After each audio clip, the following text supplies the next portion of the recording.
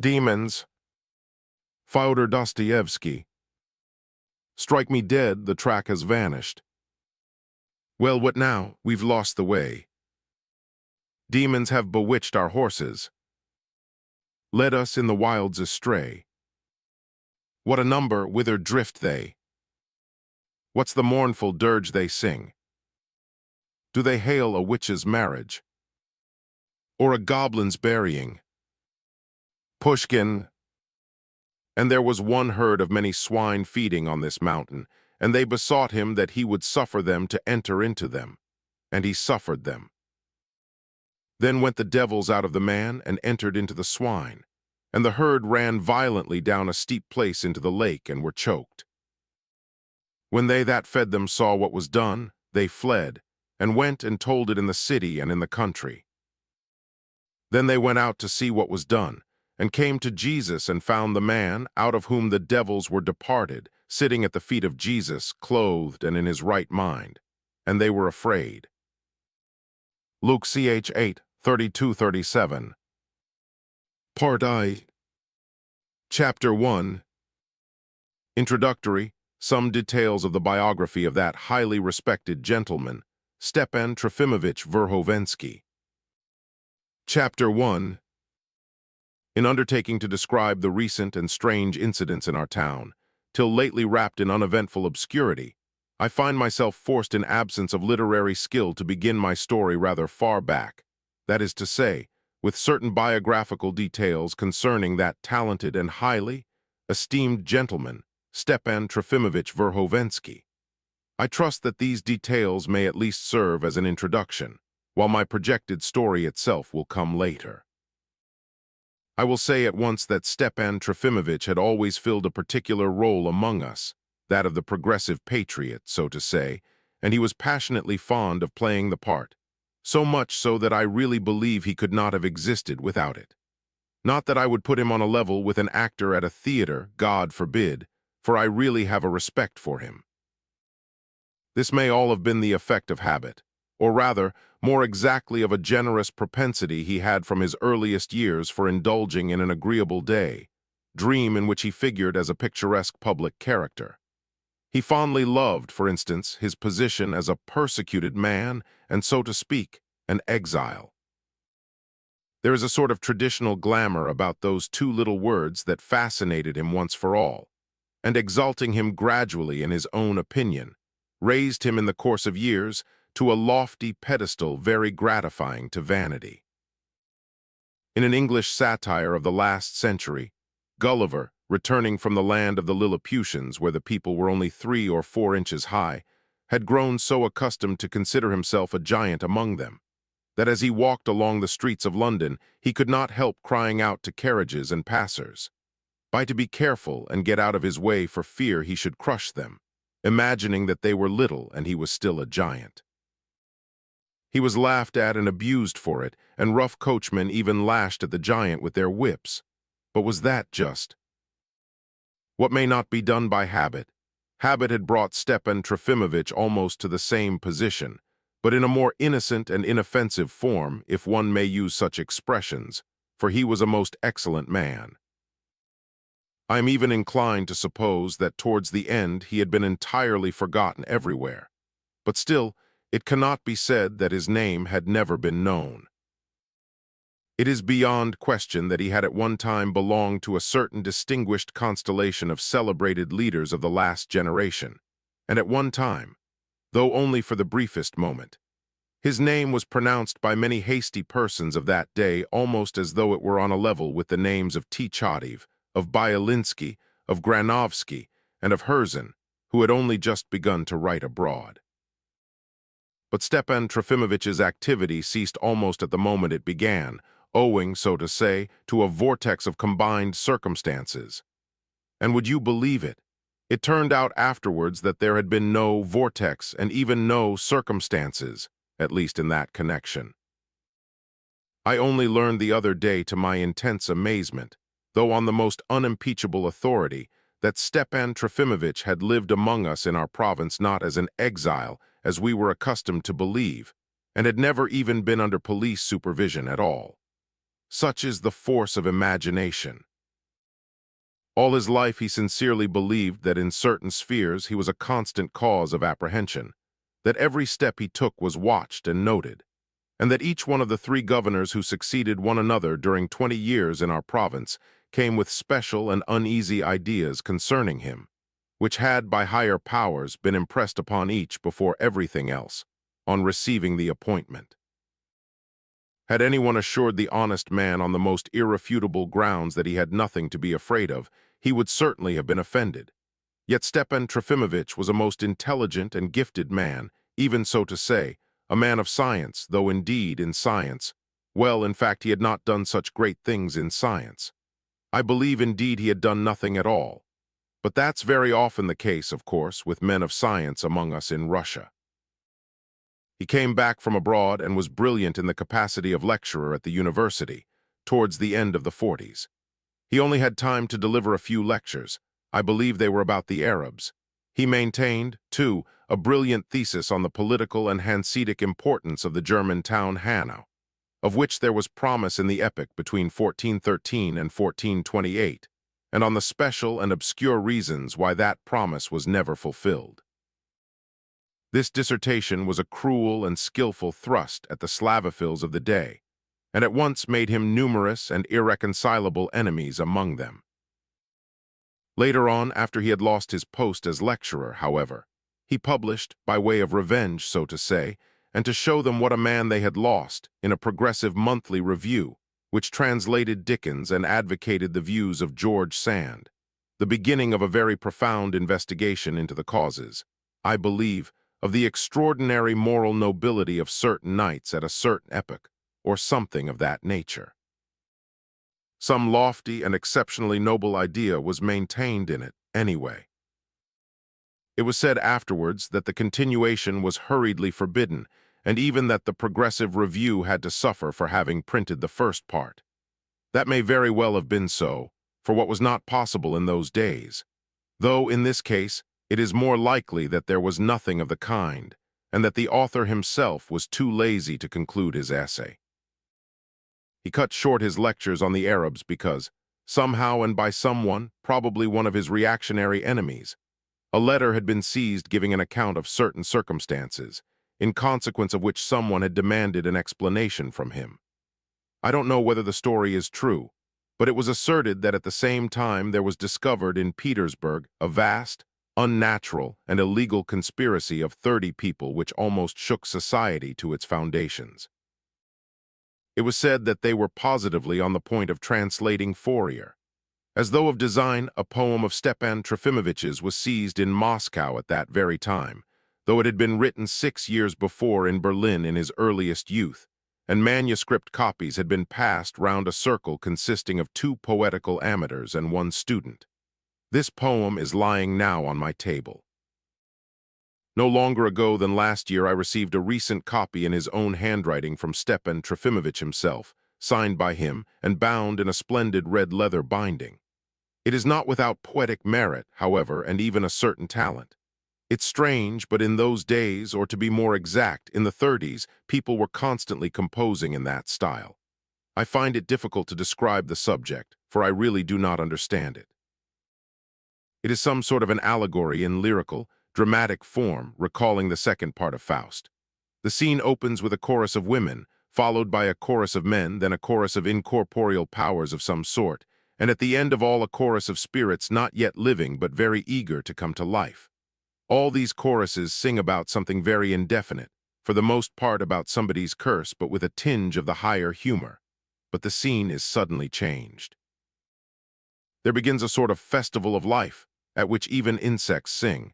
A tortoise comes on the scene with certain sacramental Latin words, and even if I remember aright, a mineral sings about something that is a quite inanimate object.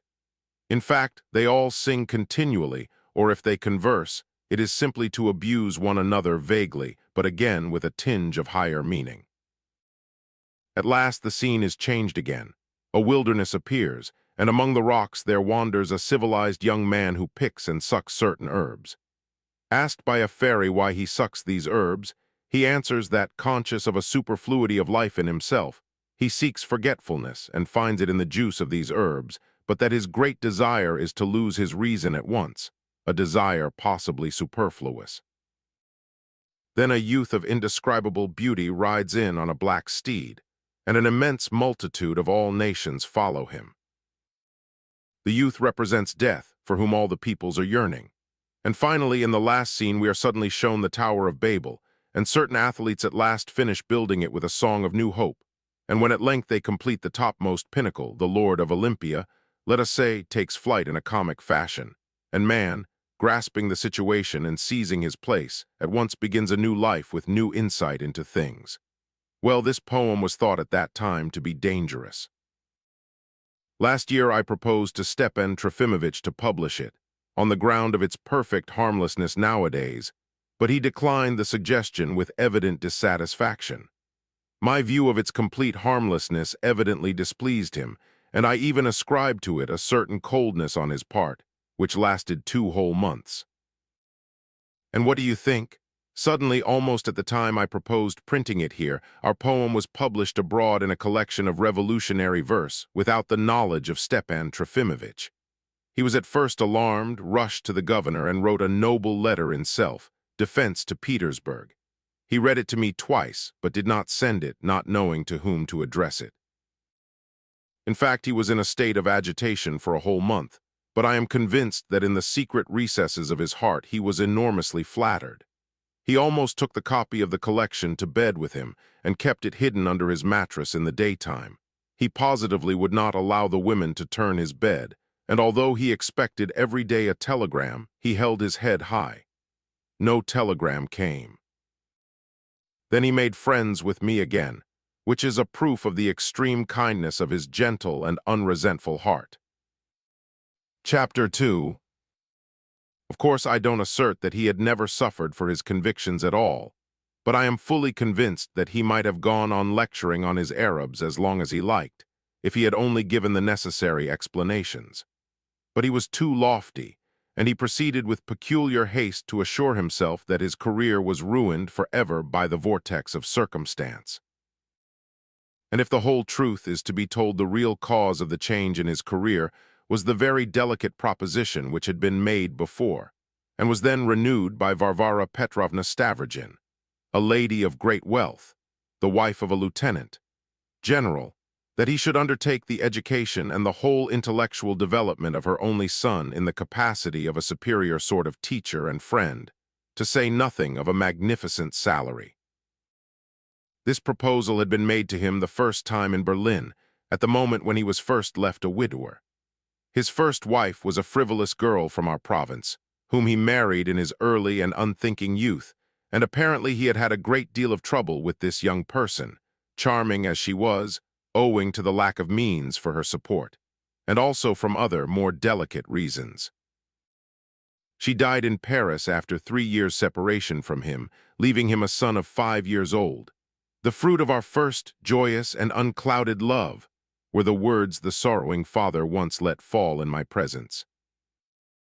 The child had from the first been sent back to Russia, where he was brought up in the charge of distant cousins in some remote region. Stepan Trofimovich had declined Varvara Petrovna's proposal on that occasion and had quickly married again, before the year was over, a taciturn Berlin girl, and what makes it more strange, there was no particular necessity for him to do so. But apart from his marriage there were, it appears, other reasons for his declining the situation. He was tempted by the resounding fame of a professor, celebrated at that time, and he in his turn hastened to the lecturer's chair for which he had been preparing himself to try his eagle wings in flight. But now with singed wings he naturally remembered the proposition which even then had made him hesitate. The sudden death of his second wife, who did not live a year with him, settled the matter decisively. To put it plainly, it was all brought about by the passionate sympathy and priceless, so to speak, classic friendship of Varvara Petrovna, if one may use such an expression of friendship. He flung himself into the arms of this friendship, and his position was settled for more than 20 years. I use the expression flung himself into the arms of, but God forbid that anyone should fly to idle and superfluous conclusions. These embraces must be understood only in the most loftily moral sense. The most refined and delicate tie united these two beings, both so remarkable forever. The post of tutor was the more readily accepted too, as the property, a very small one, left to Stepan Trofimovich by his first wife was close to Vorshniki, the Stavrogins' magnificent estate on the outskirts of our provincial town. Besides, in the stillness of his study, far from the immense burden of university work, it was always possible to devote himself to the service of science and to enrich the literature of his country with erudite studies. These works did not appear. But on the other hand, it did appear possible to spend the rest of his life, more than 20 years, a reproach incarnate, so to speak, to his native country, in the words of a popular poet. Reproach incarnate, thou didst stand erect before thy fatherland, O liberal idealist. But the person to whom the popular poet referred may perhaps have had the right to adopt that pose for the rest of his life if he had wished to do so, though it must have been tedious. Our Stepan Trofimovich was, to tell the truth, only an imitator compared with such people. Moreover, he had grown weary of standing erect and often lay down for a while.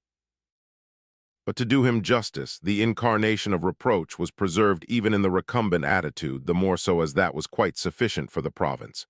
You should have seen him at our club when he sat down to cards.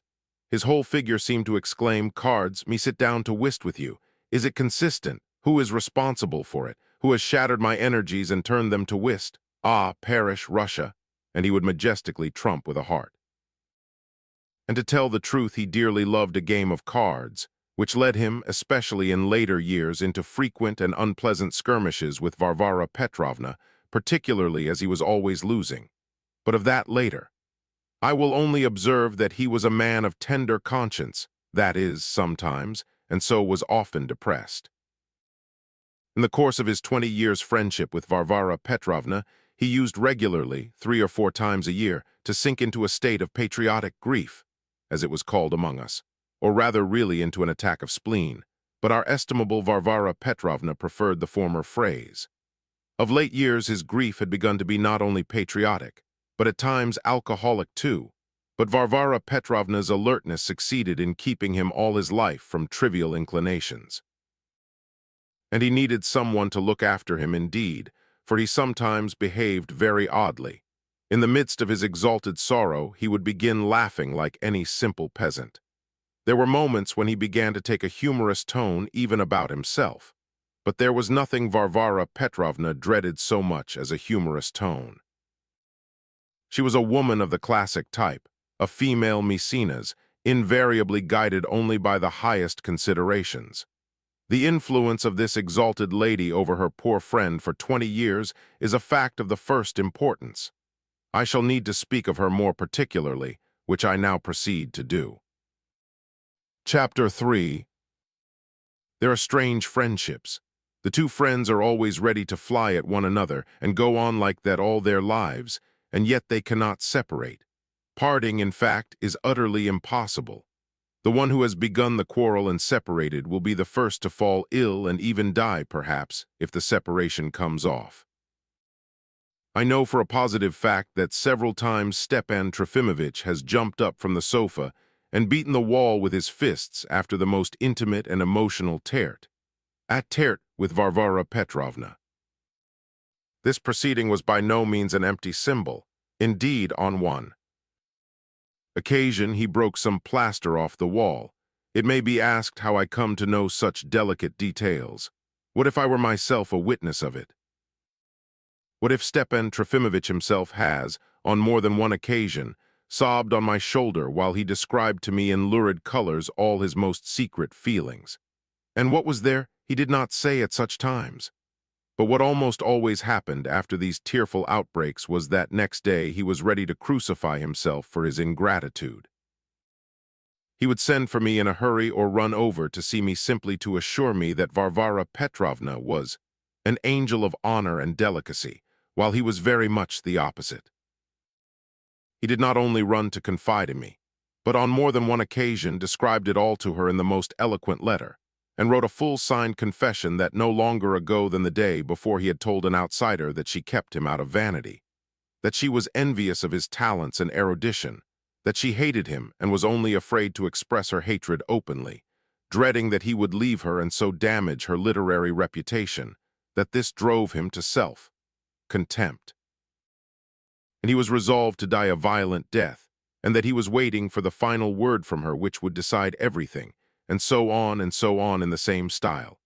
You can fancy after this what an hysterical pitch the nervous outbreaks of this most innocent of all 50-year-old infants sometimes reached. I once read one of these letters after some quarrel between them, arising from a trivial matter, but growing venomous as it went on. I was horrified and besought him not to send it. I must more honorable duty. I shall die if I don't confess. Everything, everything, he answered almost in delirium, and he did send the letter. That was the difference between them, that Varvara Petrovna never would have sent such a letter. It is true that he was passionately fond of writing. He wrote to her though he lived in the same house, and during hysterical interludes he would write 2 letters a day. I know for a fact that she always read these letters with the greatest attention, even when she received 2 a day, and after reading them she put them away in a special drawer, sorted and annotated. Moreover, she pondered them in her heart. But she kept her friend all day without an answer, met him as though there were nothing the matter, exactly as though nothing special had happened the day before. By degrees she broke him in so completely that at last he did not himself dare to allude to what had happened the day before, and only glanced into her eyes at times.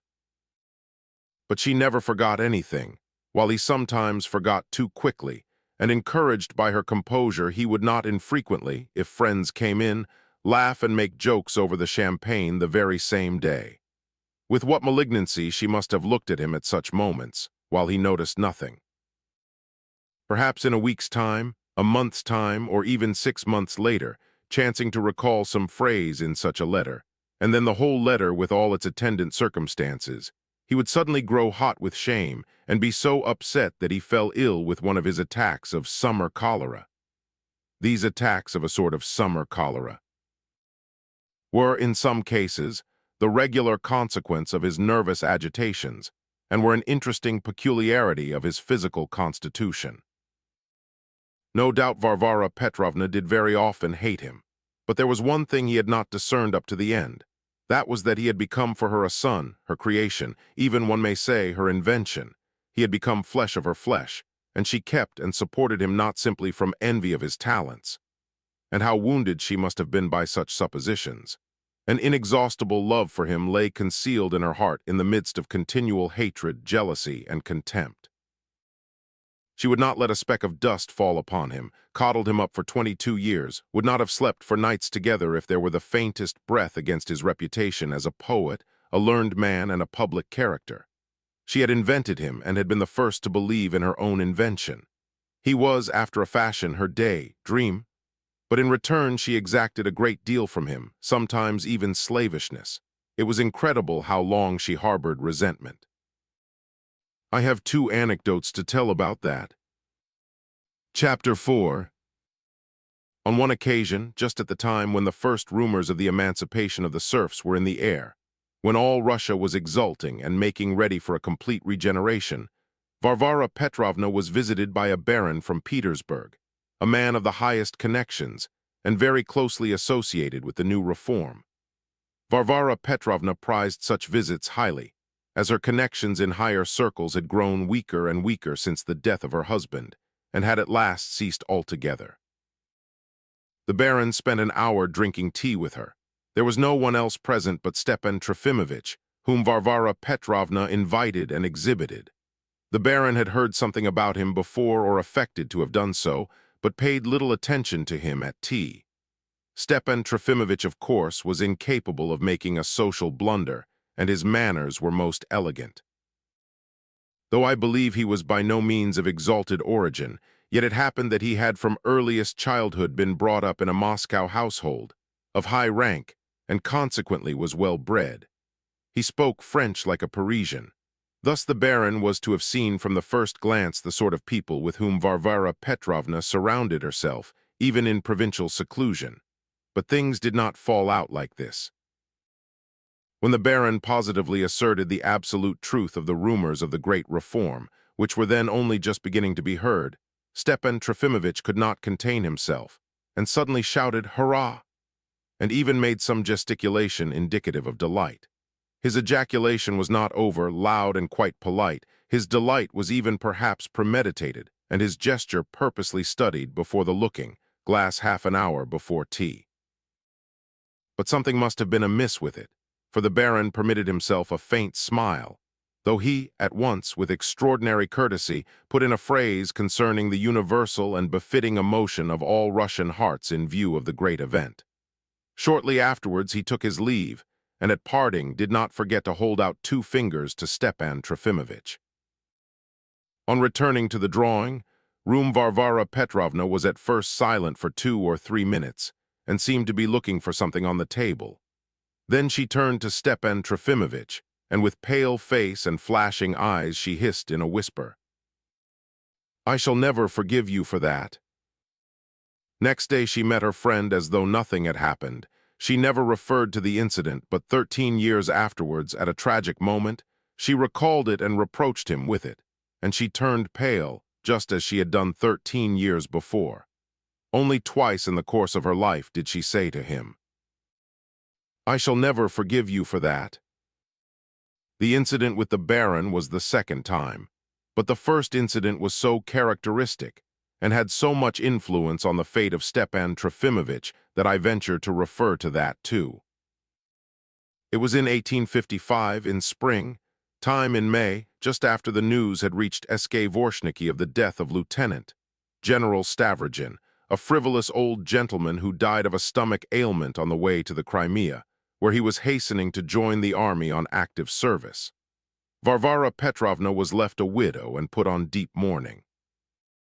She could not, it is true, deplore his death very deeply, since, for the last 4 years, she had been completely separated from him owing to incompatibility of temper, and was giving him an allowance.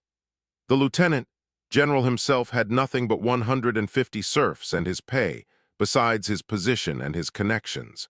All the money in Vorshniki belonged to Varvara Petrovna, the only daughter of a very rich contractor. Yet she was shocked by the suddenness of the news and retired into complete solitude. Stepan Trofimovich, of course, was always at her side. May was in its full beauty. The evenings were exquisite. The wild cherry was in flower. The 2 friends walked every evening in the garden and used to sit till nightfall in the arbor and pour out their thoughts and feelings to one another. They had poetic moments. Under the influence of the change in her position, Varvara Petrovna talked more than usual. She, as it were, clung to the heart of her friend, and this continued for several evenings. A strange idea suddenly came over Stepan Trofimovich. Was not the inconsolable widow reckoning upon him, and expecting from him, when her mourning was over, the offer of his hand? A cynical idea, but the very loftiness of a man's nature sometimes increases a disposition to cynical ideas, if only from the many-sidedness of his culture. He began to look more deeply into it, and thought it seemed like it. He pondered. Her fortune is immense, of course, but Varvara Petrovna certainly could not be called a beauty. She was a tall, yellow, bony woman with an extremely long face, suggestive of a horse. Stepan Trofimovich hesitated more and more. He was tortured by doubts. He positively shed tears of indecision once or twice. He wept not infrequently. In the evenings, that is to say in the arbor, his countenance involuntarily began to express something capricious and ironical, something coquettish, and at the same time condescending. This is apt to happen as it were by accident, and the more gentlemanly the man, the more noticeable it is. Goodness only knows what one is to think about it, but it's most likely that nothing had begun working in her heart that could have fully justified Stepan Trofimovich's suspicions. Moreover, she would not have changed her name, Stavrogin, for his name, famous as it was. Perhaps there was nothing in it but the play of femininity on her side, the manifestation of an unconscious feminine yearning so natural in some extremely feminine types. However, I won't answer for it. The depths of the female heart have not been explored to this day. But I must continue. It is to be supposed that she soon inwardly guessed the significance of her friend's strange expression. She was quick and observant, and he was sometimes extremely guileless. But the evenings went on as before, and their conversations were just as poetic and interesting. And behold, on one occasion at nightfall, after the most lively and poetical conversation, they parted affectionately, warmly pressing each other's hands at the steps of the lodge where Stepan Trofimovich slept. Every summer he used to move into this little lodge which stood adjoining the huge seigneurial house of Vorshniki, almost in the garden. He had only just gone in, and in restless hesitation taken a cigar, and not having yet lighted it, was standing weary and motionless before the open window, gazing at the light feathery white clouds gliding around the bright moon, when suddenly a faint rustle made him start and turn round. Varvara Petrovna, whom he had left only 4 minutes earlier, was standing before him again. Her yellow face was almost blue. Her lips were pressed tightly together and twitching at the corners. For 10 full seconds she looked him in the eyes in silence with a firm, relentless gaze, and suddenly whispered rapidly, "I shall never forgive you for this."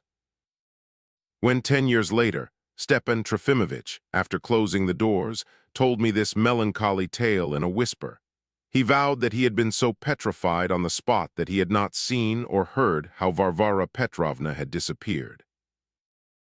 As she never once afterwards alluded to the incident, and everything went on as though nothing had happened, he was all his life inclined to the idea that it was all an hallucination, a symptom of illness, the more so as he was actually taken ill that very night and was indisposed for a fortnight, which, by the way, cut short the interviews in the arbor. But in spite of his vague theory of hallucination, he seemed every day, all his life, to be expecting the continuation, and so to say, the denouement of this affair. He could not believe that that was the end of it, and if so, he must have looked strangely sometimes at his friend. Chapter 5. She had herself designed the costume for him which he wore for the rest of his life. It was elegant and characteristic, a long black frock, coat buttoned almost to the top but stylishly cut, a soft hat in summer, a straw hat with a wide brim, a white batiste cravat with a full bow and hanging ends, a cane with a silver knob. His hair flowed onto his shoulders. It was dark brown and only lately had begun to get a little gray. He was clean-shaven. He was said to have been very handsome in his youth, and to my mind he was still an exceptionally impressive figure even in old age. Besides, who can talk of old age at 53? From his special pose as a patriot, however, he did not try to appear younger, but seemed rather to pride himself on the solidity of his age. And dressed as described, tall and thin with flowing hair, he looked almost like a patriarch, or even more like the portrait of the poet Kukelnik, engraved in the edition of his works published in 1830 or thereabouts.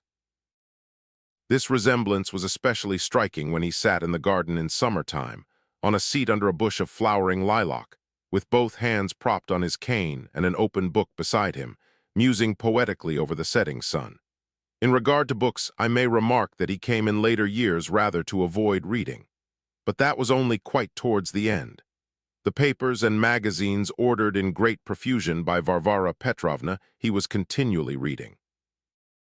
He never lost interest in the successes of Russian literature either, though he always maintained a dignified attitude with regard to them. He was at one time engrossed in the study of our home and foreign politics, but he soon gave up the undertaking with a gesture of despair. It sometimes happened that he would take de Tocqueville with him into the garden while he had a Paul de Kock in his pocket. But these are trivial matters. I must observe in parenthesis about the portrait of Kukelnik. The engraving had first come into the hands of Varvara Petrovna when she was a girl in a high-class boarding school in Moscow. She fell in love with the portrait at once, after the habit of all girls at school who fall in love with anything they come across, as well as with their teachers, especially the drawing and writing masters. What is interesting in this, though, is not the characteristics of girls, but the fact that even at 50 Varvara Petrovna kept the engraving among her most intimate and treasured possessions, so that perhaps it was only on this account that she had designed for Stepan Trofimovich a costume somewhat like the poet's in the engraving. But that, of course, is a trifling matter too. For the first years, or more accurately, for the first half of the time he spent with Varvara Petrovna, Stepan Trofimovich was still planning a book, and every day seriously prepared to write it. But during the later period, he must have forgotten even what he had done. More and more frequently he used to say to us, "I seem to be ready for work, my materials are collected, yet the work doesn't get done. Nothing is done." And he would bow his head dejectedly. No doubt this was calculated to increase his prestige in our eyes as a martyr to science, but he himself was longing for something else. "They have forgotten me. I'm no use to anyone," broke from him more than once. This intensified depression took special hold of him towards the end of the 50s. Varvara Petrovna realized at last that it was a serious matter. Besides, she could not endure the idea that her friend was forgotten and useless. To distract him, and at the same time to renew his fame, she carried him off to Moscow, where she had fashionable acquaintances in the literary and scientific world. But it appeared that Moscow, too, was unsatisfactory.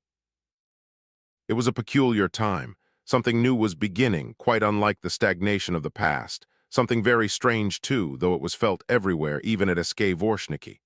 Rumors of all sorts reached us. The facts were generally more or less well known, but it was evident that in addition to the facts there were certain ideas accompanying them, and what's more, a great number of them. And this was perplexing. It was impossible to estimate and find out exactly what was the drift of these ideas. Varvara Petrovna was prompted by the feminine composition of her character to a compelling desire to penetrate the secret of them. She took to reading newspapers and magazines, prohibited publications printed abroad, and even the revolutionary manifestos which were just beginning to appear at the time. She was able to procure them all. But this only set her head in a whirl. She fell to writing letters. She got few answers, and they grew more incomprehensible as time went on. Stepan Trofimovich was solemnly called upon to explain these ideas to her once for all, but she remained distinctly dissatisfied with his explanations. Stepan Trofimovich's view of the general movement was supercilious in the extreme. In his eyes, all it amounted to was that he was forgotten and of no use. At last his name was mentioned, at first in periodicals published abroad as that of an exiled martyr, and immediately afterwards in Petersburg as that of a former star in a celebrated constellation. He was even for some reason compared with Radishchev. Then someone printed the statement that he was dead and promised an obituary notice of him. Stepan Trofimovich instantly perked up and assumed an air of immense dignity.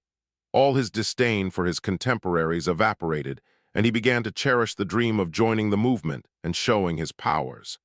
Varvara Petrovna's faith in everything instantly revived, and she was thrown into a violent ferment. It was decided to go to Petersburg without a moment's delay, to find out everything on the spot, to go into everything personally, and, if possible, to throw themselves heart and soul into the new movement. Among other things, she announced that she was prepared to found a magazine of her own, and henceforward to devote her whole life to it. Seeing what it had come to, Stepan Trofimovich became more condescending than ever, and on the journey began to behave almost patronizingly to Varvara Petrovna, which she at once laid up in her heart against him. She had, however, another very important reason for the trip, which was to renew her connections in higher spheres. It was necessary, as far as she could, to remind the world of her existence, or at any rate to make an attempt to do so. The ostensible object of the journey was to see her only son, who was just finishing his studies at a Petersburg lyceum.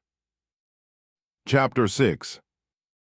They spent almost the whole winter season in Petersburg, but by Lent everything burst like a rainbow-colored soap bubble.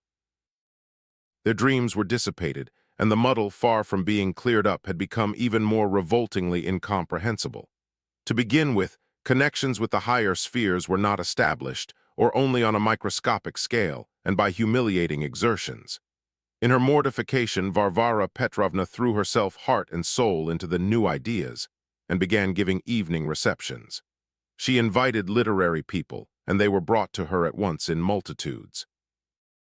Afterwards they came of themselves without invitation, one brought another. Never had she seen such literary men. They were incredibly vain, but quite open in their vanity, as though they were performing a duty by the display of it. Some, but by no means all of them, even turned up intoxicated, seeming, however, to detect in this a peculiar, only recently discovered merit. They were all strangely proud of something. On every face was written that they had only just discovered some extremely important secret. They abused one another and took credit to themselves for it. It was rather difficult to find out what they had written exactly, but among them there were critics, novelists, dramatists, satirists, and exposers of abuses. Stepan Trofimovich penetrated into their very highest circle from which the movement was directed. Incredible heights had to be scaled to reach this group, but they gave him a cordial welcome, though, of course, no one of them had ever heard of him or knew anything about him except that he represented an idea.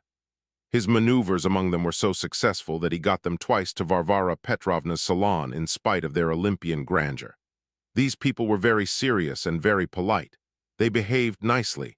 The others were evidently afraid of them, but it was obvious that they had no time to spare. 2 or 3 former literary celebrities who happened to be in Petersburg, and with whom Varvara Petrovna had long maintained a most refined correspondence, came also.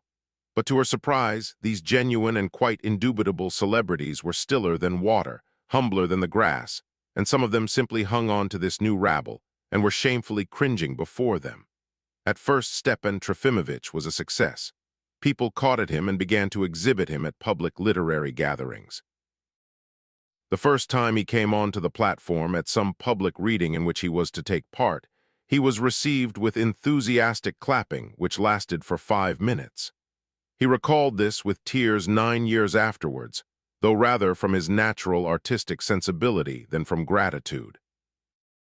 "I swear and I'm ready to bet," he declared, but only to me and in secret, that not one of that audience knew anything whatever about me. A noteworthy admission. He must have had a keen intelligence, since he was capable of grasping his position so clearly even on the platform, even in such a state of exaltation. It also follows that he had not a keen intelligence if 9 years afterwards he could not recall it without mortification. He was made to sign 2 or 3 collective protests against what he did not know. He signed them. Varvara Petrovna, too, was made to protest against some disgraceful action, and she signed too. The majority of these new people, however, though they visited Varvara Petrovna, felt themselves for some reason called upon to regard her with contempt and with undisguised irony. Stepan Trofimovich hinted to me at bitter moments afterwards that it was from that time she had been envious of him. She saw, of course, that she could not get on with these people, yet she received them eagerly, with all the hysterical impatience of her sex, and what is more, she expected something. At her parties she talked little, although she could talk, but she listened the more. They talked of the abolition of the censorship, and of phonetic spelling, of the substitution of the Latin characters for the Russian alphabet, of someone's having been sent into exile the day before, of some scandal, of the advantage of splitting Russia into nationalities united in a free federation, of the abolition of the army and the navy, of the restoration of Poland as far as the Dnieper, of the peasant reforms, and of the manifestos of the abolition of the hereditary principle of the family. Of children and of priests, of women's rights, of Krivsky's house, for which no one ever seemed able to forgive Mr. Krivsky, and so on and so on. It was evident that in this mob of new people there were many impostors, but undoubtedly there were also many honest and very attractive people, in spite of some surprising characteristics in them. The honest ones were far more difficult to understand than the coarse and dishonest, but it was impossible to tell which was being made a tool of by the other. When Varvara Petrovna announced her idea of founding a magazine, people flocked to her in even larger numbers, but charges of being a capitalist and an exploiter of labor were showered upon her to her face. The rudeness of these accusations was only equaled by their unexpectedness. The aged General Ivan Ivanovich Drozdov, an old friend and comrade of the late General Stavrogin's, known to us all here as an extremely stubborn and irritable, though very estimable man in his own way, of course, who ate a great deal, and was dreadfully afraid of atheism, quarreled at one of Varvara Petrovna's parties with a distinguished young man. The latter at the first word exclaimed, "You must be a general if you talk like that," meaning that he could find no word of abuse worse than general. Ivan Ivanovitch flew into a terrible passion. "Yes, sir, I am a general and a lieutenant general, and I have served my czar, and you, sir, are a puppy and an infidel." An outrageous scene followed. Next day the incident was exposed in print, and they began getting up a collective protest against Varvara Petrovna's disgraceful conduct in not having immediately turned the general out. In an illustrated paper, there appeared a malignant caricature in which Varvara Petrovna, Stepan Trofimovich, and General Drozdov were depicted as three reactionary friends. There were verses attached to this caricature written by a popular poet especially for the occasion. I may observe for my own part that many persons of generals' rank certainly have an absurd habit of saying, "I have served my Tsar," just as though they had not the same Tsar as all the rest of us, their simple fellow subjects, but had a special Tsar of their own. It was impossible, of course, to remain any longer in Petersburg, all the more so as Stepan Trofimovich was overtaken by a complete fiasco. He could not resist talking of the claims of art, and they laughed at him more loudly as time went on. At his last lecture he thought to impress them with patriotic eloquence, hoping to touch their hearts, and reckoning on the respect inspired by his persecution. He did not attempt to dispute the uselessness and absurdity of the word fatherland, acknowledged the pernicious influence of religion, but firmly and loudly declared that boots were of less consequence than Pushkin, of much less indeed. He was hissed so mercilessly that he burst into tears there and then on the platform. Varvara Petrovna took him home more dead than alive. "On m'a traité comme un vieux bonnet de cotton," he babbled senselessly. She was looking after him all night, giving him laurel drops and repeating to him till daybreak, "You will still be of use, you will still make your mark, you will be appreciated in another place." Early next morning 5 literary men called on Varvara Petrovna, 3 of them complete strangers, whom she had never set eyes on before. With a stern air, they informed her that they had looked into the question of her magazine and had brought her their decision on the subject. Varvara Petrovna had never authorized anyone to look into or decide anything concerning her magazine. Their decision was that, having founded the magazine, she should at once hand it over to them with the capital to run it, on the basis of a co-operative society. She herself was to go back to Vorshniki, not forgetting to take with her Stepan Trofimovich, who was out of date. From delicacy, they agreed to recognize the right of property in her case, and to send her every year a 1/6 part of the net profits.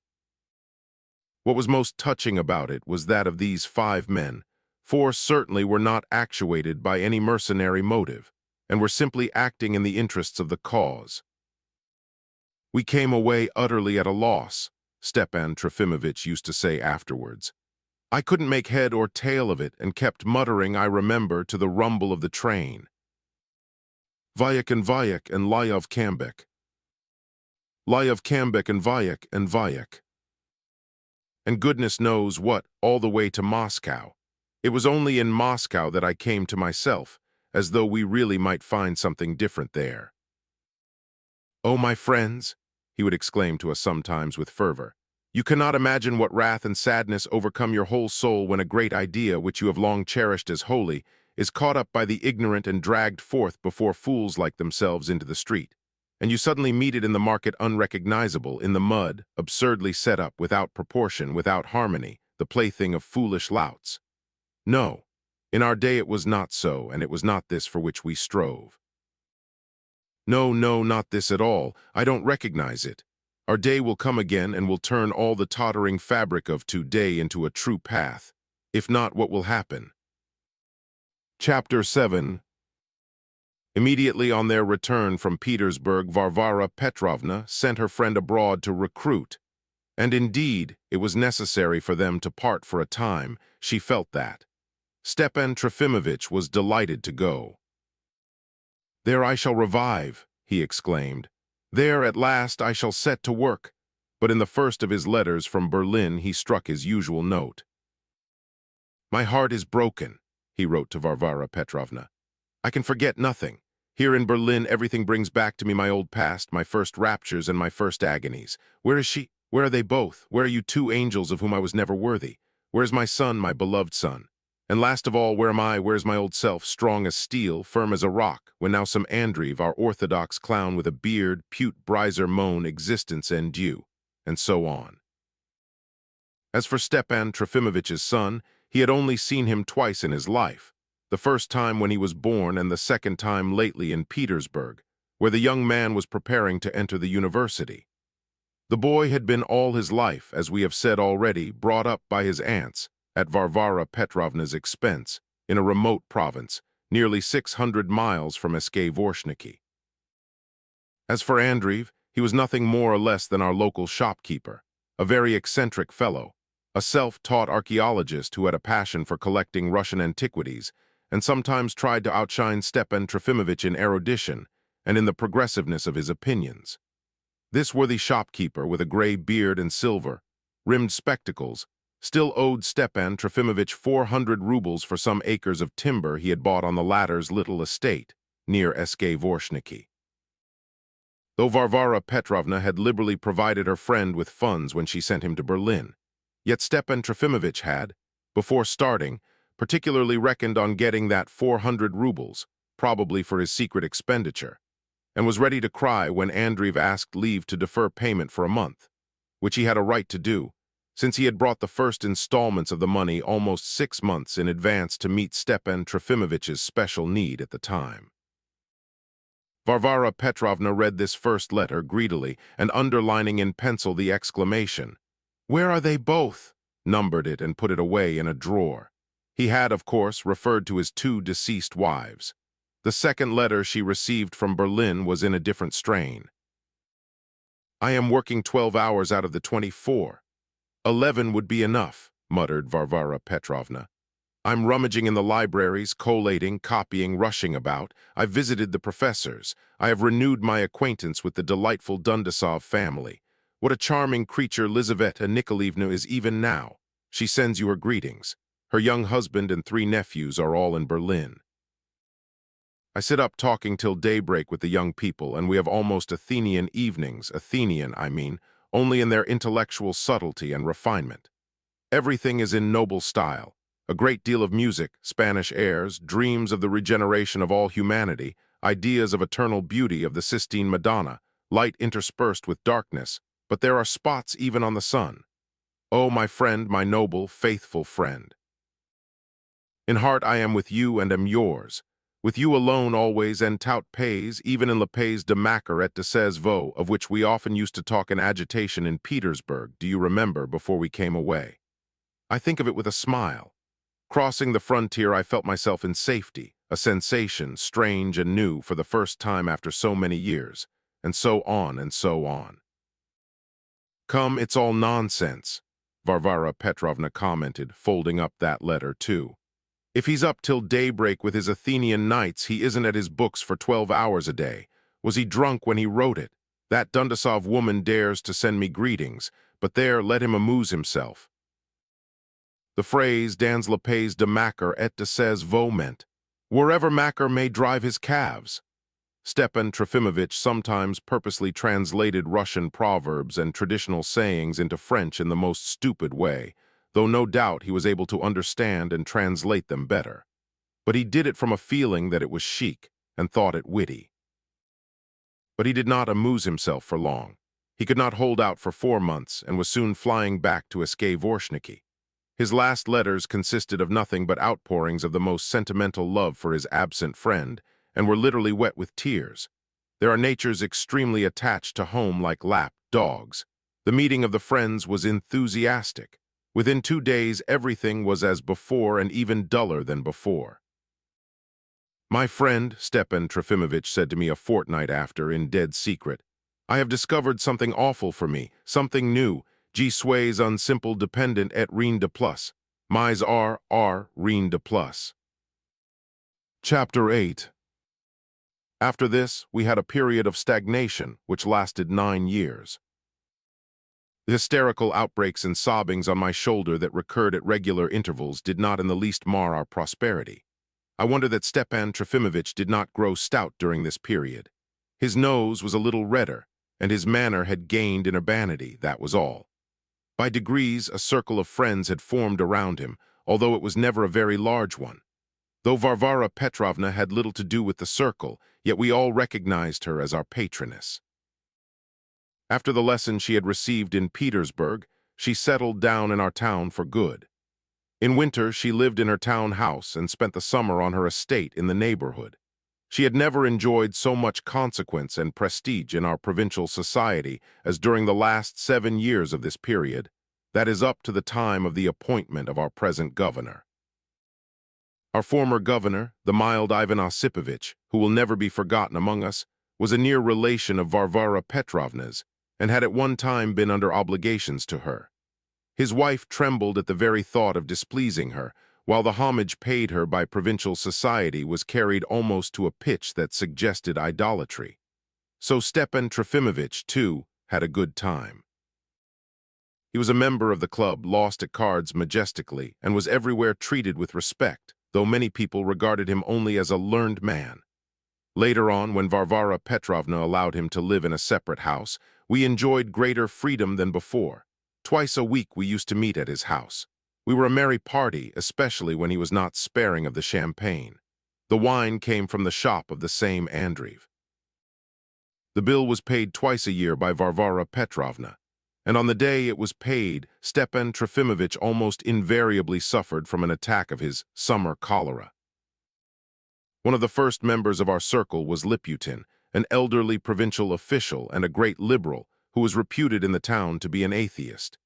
He had married for the second time a young and pretty wife with a dowry, and had besides 3 grown-up daughters. He brought up his family in the fear of God and kept a tight hand over them. He was extremely stingy, and out of his salary had bought himself a house and amassed a fortune. He was an uncomfortable sort of man and had not been in the service.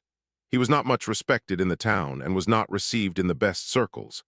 Moreover, he was a scandal monger and had more than once had to smart for his backbiting, for which he had been badly punished by an officer and again by a country gentleman, the respectable head of a family.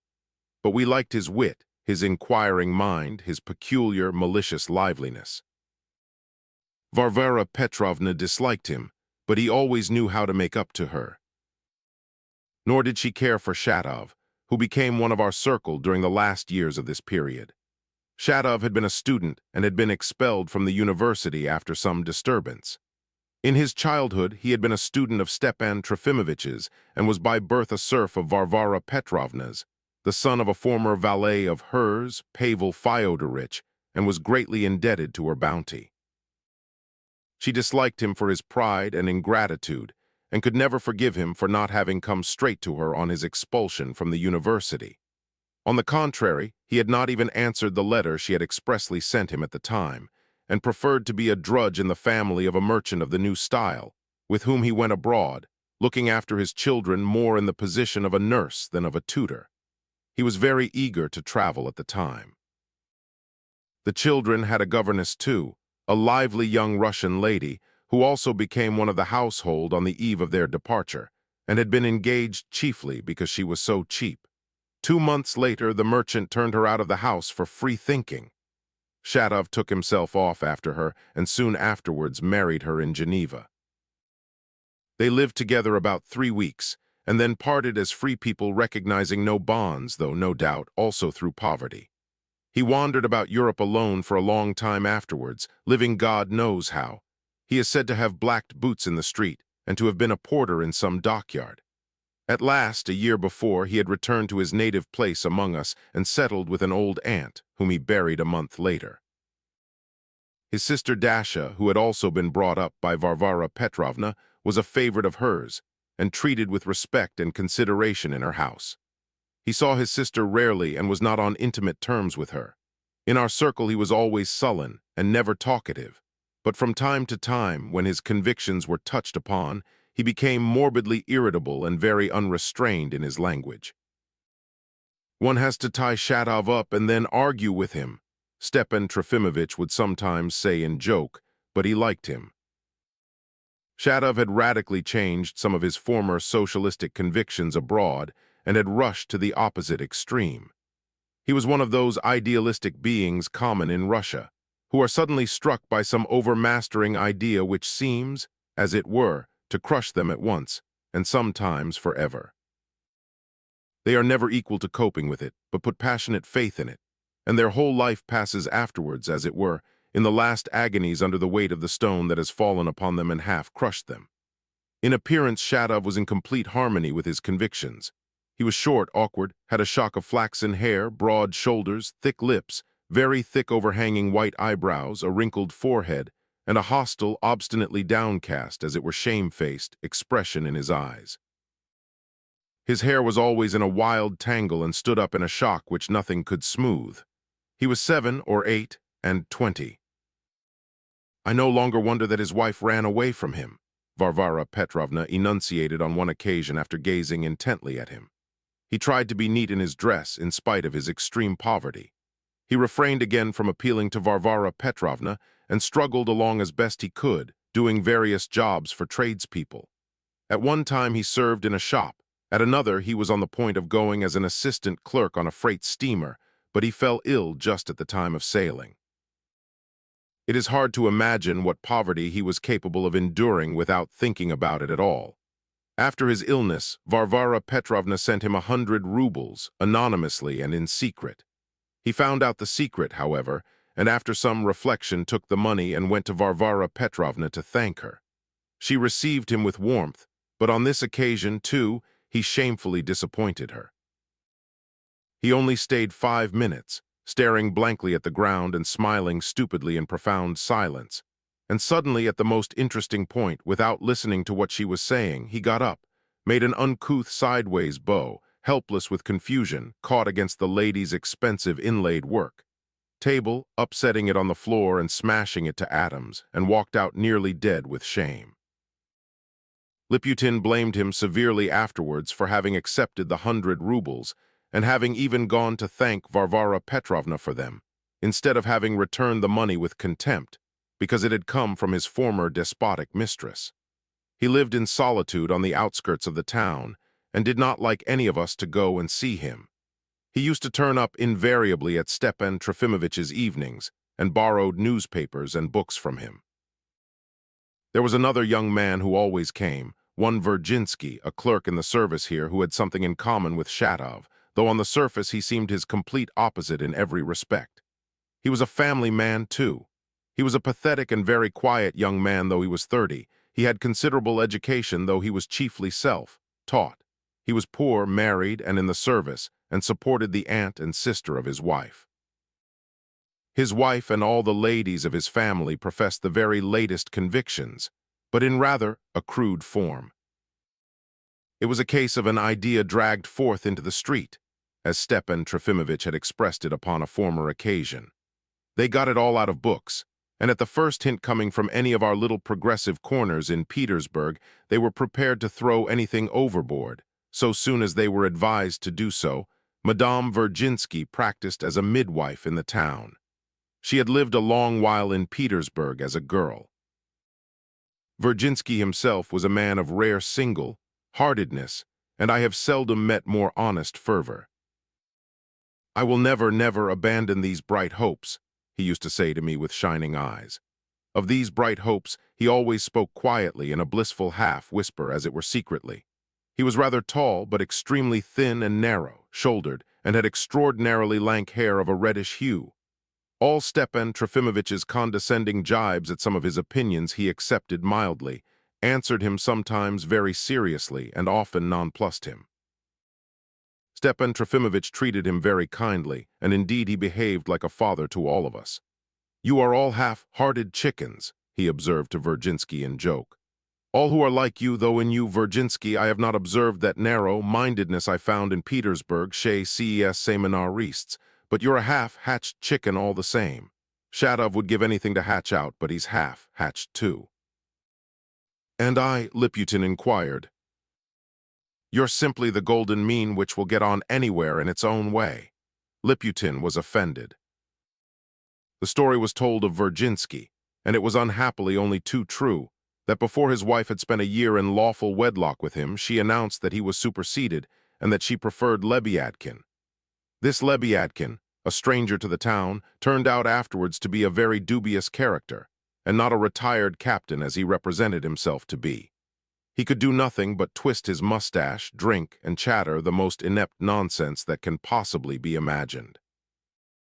This fellow, who was utterly lacking in delicacy, at once settled in his house, glad to live at another man's expense, ate and slept there, and came, in the end, to treating the master of the house with condescension.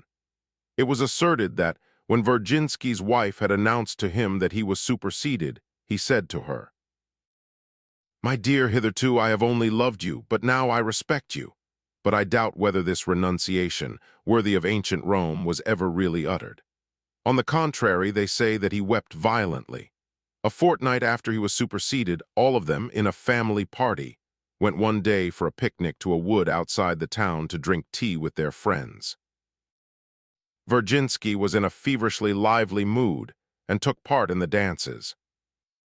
But suddenly, without any preliminary quarrel, he seized the giant Lebyadkin with both hands, by the hair, just as the latter was dancing a can. Consolo pushed him down and began dragging him along with shrieks, shouts, and tears. The giant was so panic-stricken that he did not attempt to defend himself, and hardly uttered a sound all the time he was being dragged along. But afterwards he resented it with all the heat of an honorable man. Virginsky spent a whole night on his knees begging his wife's forgiveness. But this forgiveness was not granted, as he refused to apologize to Lebyadkin.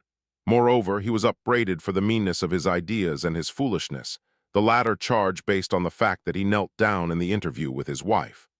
The captain soon disappeared and did not reappear in our town till quite lately, when he came with his sister and with entirely different aims, but of him later. It was no wonder that the poor young husband sought our society and found comfort in it, but he never spoke of his home, life to us. On one occasion only, returning with me from Stepan Trofimovich's, he made a remote allusion to his position, but clutching my hand at once, he cried ardently, "It's of no consequence. It's only a personal incident. It's no hindrance to the cause, not the slightest." Stray guests visited our circle too. A Jew, called Lyamshin, and a Captain Kardusov came. An old gentleman of inquiring mind used to come at one time, but he died. Liputin brought an exiled Polish priest called Slontsevsky, and for a time we received him on principle, but afterwards we didn't keep it up. Chapter 9. At one time it was reported about the town that our little circle was a hotbed of nihilism, profligacy, and godlessness, and the rumor gained more and more strength. And yet we did nothing but indulge in the most harmless, agreeable, typically Russian, light-hearted liberal chatter. The higher liberalism and the higher liberal, that is, a liberal without any definite aim, is only possible in Russia. Stepan Trofimovich, like every witty man, needed a listener, and besides that, he needed the consciousness that he was fulfilling the lofty duty of disseminating ideas. And finally, he had to have someone to drink champagne with, and over the wine to exchange light-hearted views of a certain sort about Russia and the Russian spirit, about God in general, and the Russian God in particular, to repeat for the 100th time the same Russian scandalous stories that everyone knew and everyone repeated. We had no distaste for the gossip of the town, which often, indeed, led us to the most severe and loftily moral verdicts. We fell into generalizing about humanity, made stern reflections on the future of Europe and mankind in general, authoritatively predicted that after Caesarism, France would at once sink into the position of a second-rate power, and were firmly convinced that this might terribly easily and quickly come to pass. We had long ago predicted that the Pope would play the part of a simple archbishop in a united Italy, and were firmly convinced that this 1,000-year-old question had, in our age of humanitarianism, industry, and railways, become a trifling matter. But of course, Russian higher liberalism could not look at the question in any other way. Stepan Trofimovich sometimes talked of art, and very well, though rather abstractly. He sometimes spoke of the friends of his youth, all names noteworthy in the history of Russian progress. He talked of them with emotion and reverence, though sometimes with envy. If we were very much bored, the Jew, Lyamshin, a little post office clerk, a wonderful performer on the piano, sat down to play and in the intervals would imitate a pig, a thunderstorm, a confinement with the first cry of the baby, and so on and so on. It was only for this that he was invited, indeed. If we had drunk a great deal, and that did happen sometimes, though not often, we flew into raptures, and even on one occasion sang the Marseillaise in chorus to the accompaniment of Liamshin, though I don't know how it went off. The great day, the 19th of February, we welcomed enthusiastically, and for a long time beforehand drank toasts in its honor. But that was long ago, before the advent of Shatov or Virginsky, when Stepan Trofimovich was still living in the same house with Varvara Petrovna. For some time before the great day, Stepan Trofimovich fell into the habit of muttering to himself well-known, though rather far-fetched, lines which must have been written by some liberal landowner of the past. The peasant with his axe is coming, something terrible will happen. Something of that sort, I don't remember the exact words. Varvara Petrovna overheard him on one occasion, and crying, "Nonsense, nonsense," she went out of the room in a rage. Liputin, who happened to be present, observed malignantly to Stepan Trofimovich, "It'll be a pity if their former serfs really do some mischief to messieurs less landowners to celebrate the occasion," and he drew his forefinger round his throat. "Cher ami," Stepan Trofimovich observed, "believe me that this," he repeated the gesture, "will never be of any use to our landowners nor to any of us in general.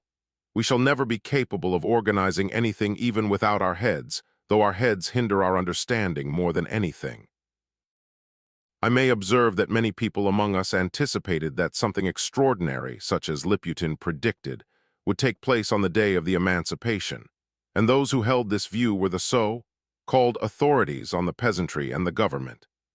I believe Stepan Trofimovich shared this idea, so much so that almost on the eve of the great day, he began asking Varvara Petrovna's leave to go abroad.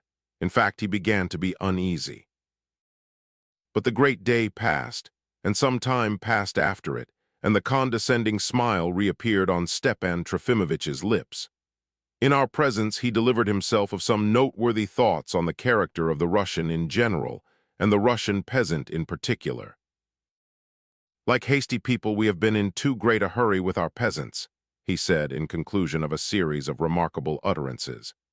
"We have made them the fashion, and a whole section of writers have for several years treated them as though they were newly discovered curiosities. We have put laurel wreaths on lousy heads. The Russian village has given us only Kamarinsky in 1,000 years."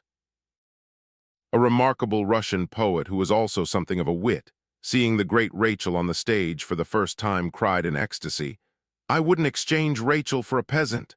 I am prepared to go further. I would give all the peasants in Russia for one Rachel. It's high time to look things in the face more soberly, and not to mix up our national rustic pitch with bouquet de l'impératrice." Liputin agreed at once, but remarked that one had to perjure oneself and praise the peasant all the same for the sake of being progressive, that even ladies in good society shed tears reading Poor Anton, and that some of them even wrote from Paris to their bailiffs that they were, henceforward, to treat the peasants as humanely as possible. It happened, and as ill luck would have it just after the rumors of the Anton Petrov affair had reached us, that there was some disturbance in our province too, only about 10 miles from Eskavoroshniki, so that a detachment of soldiers was sent down in a hurry. This time Stepan Trofimovich was so much upset that he even frightened us. He cried out at the club that more troops were needed, that they ought to be telegraphed for from another province. He rushed off to the governor to protest that he had no hand in it, begged him not to allow his name on account of old associations to be brought into it, and offered to write about his protest to the proper quarter in Petersburg. Fortunately, it all passed over quickly and ended in nothing, but I was surprised at Stepan Trofimovich at the time. 3 years later, as everyone knows, people were beginning to talk of nationalism, and public opinion first came upon the scene. Stepan Trofimovich laughed a great deal.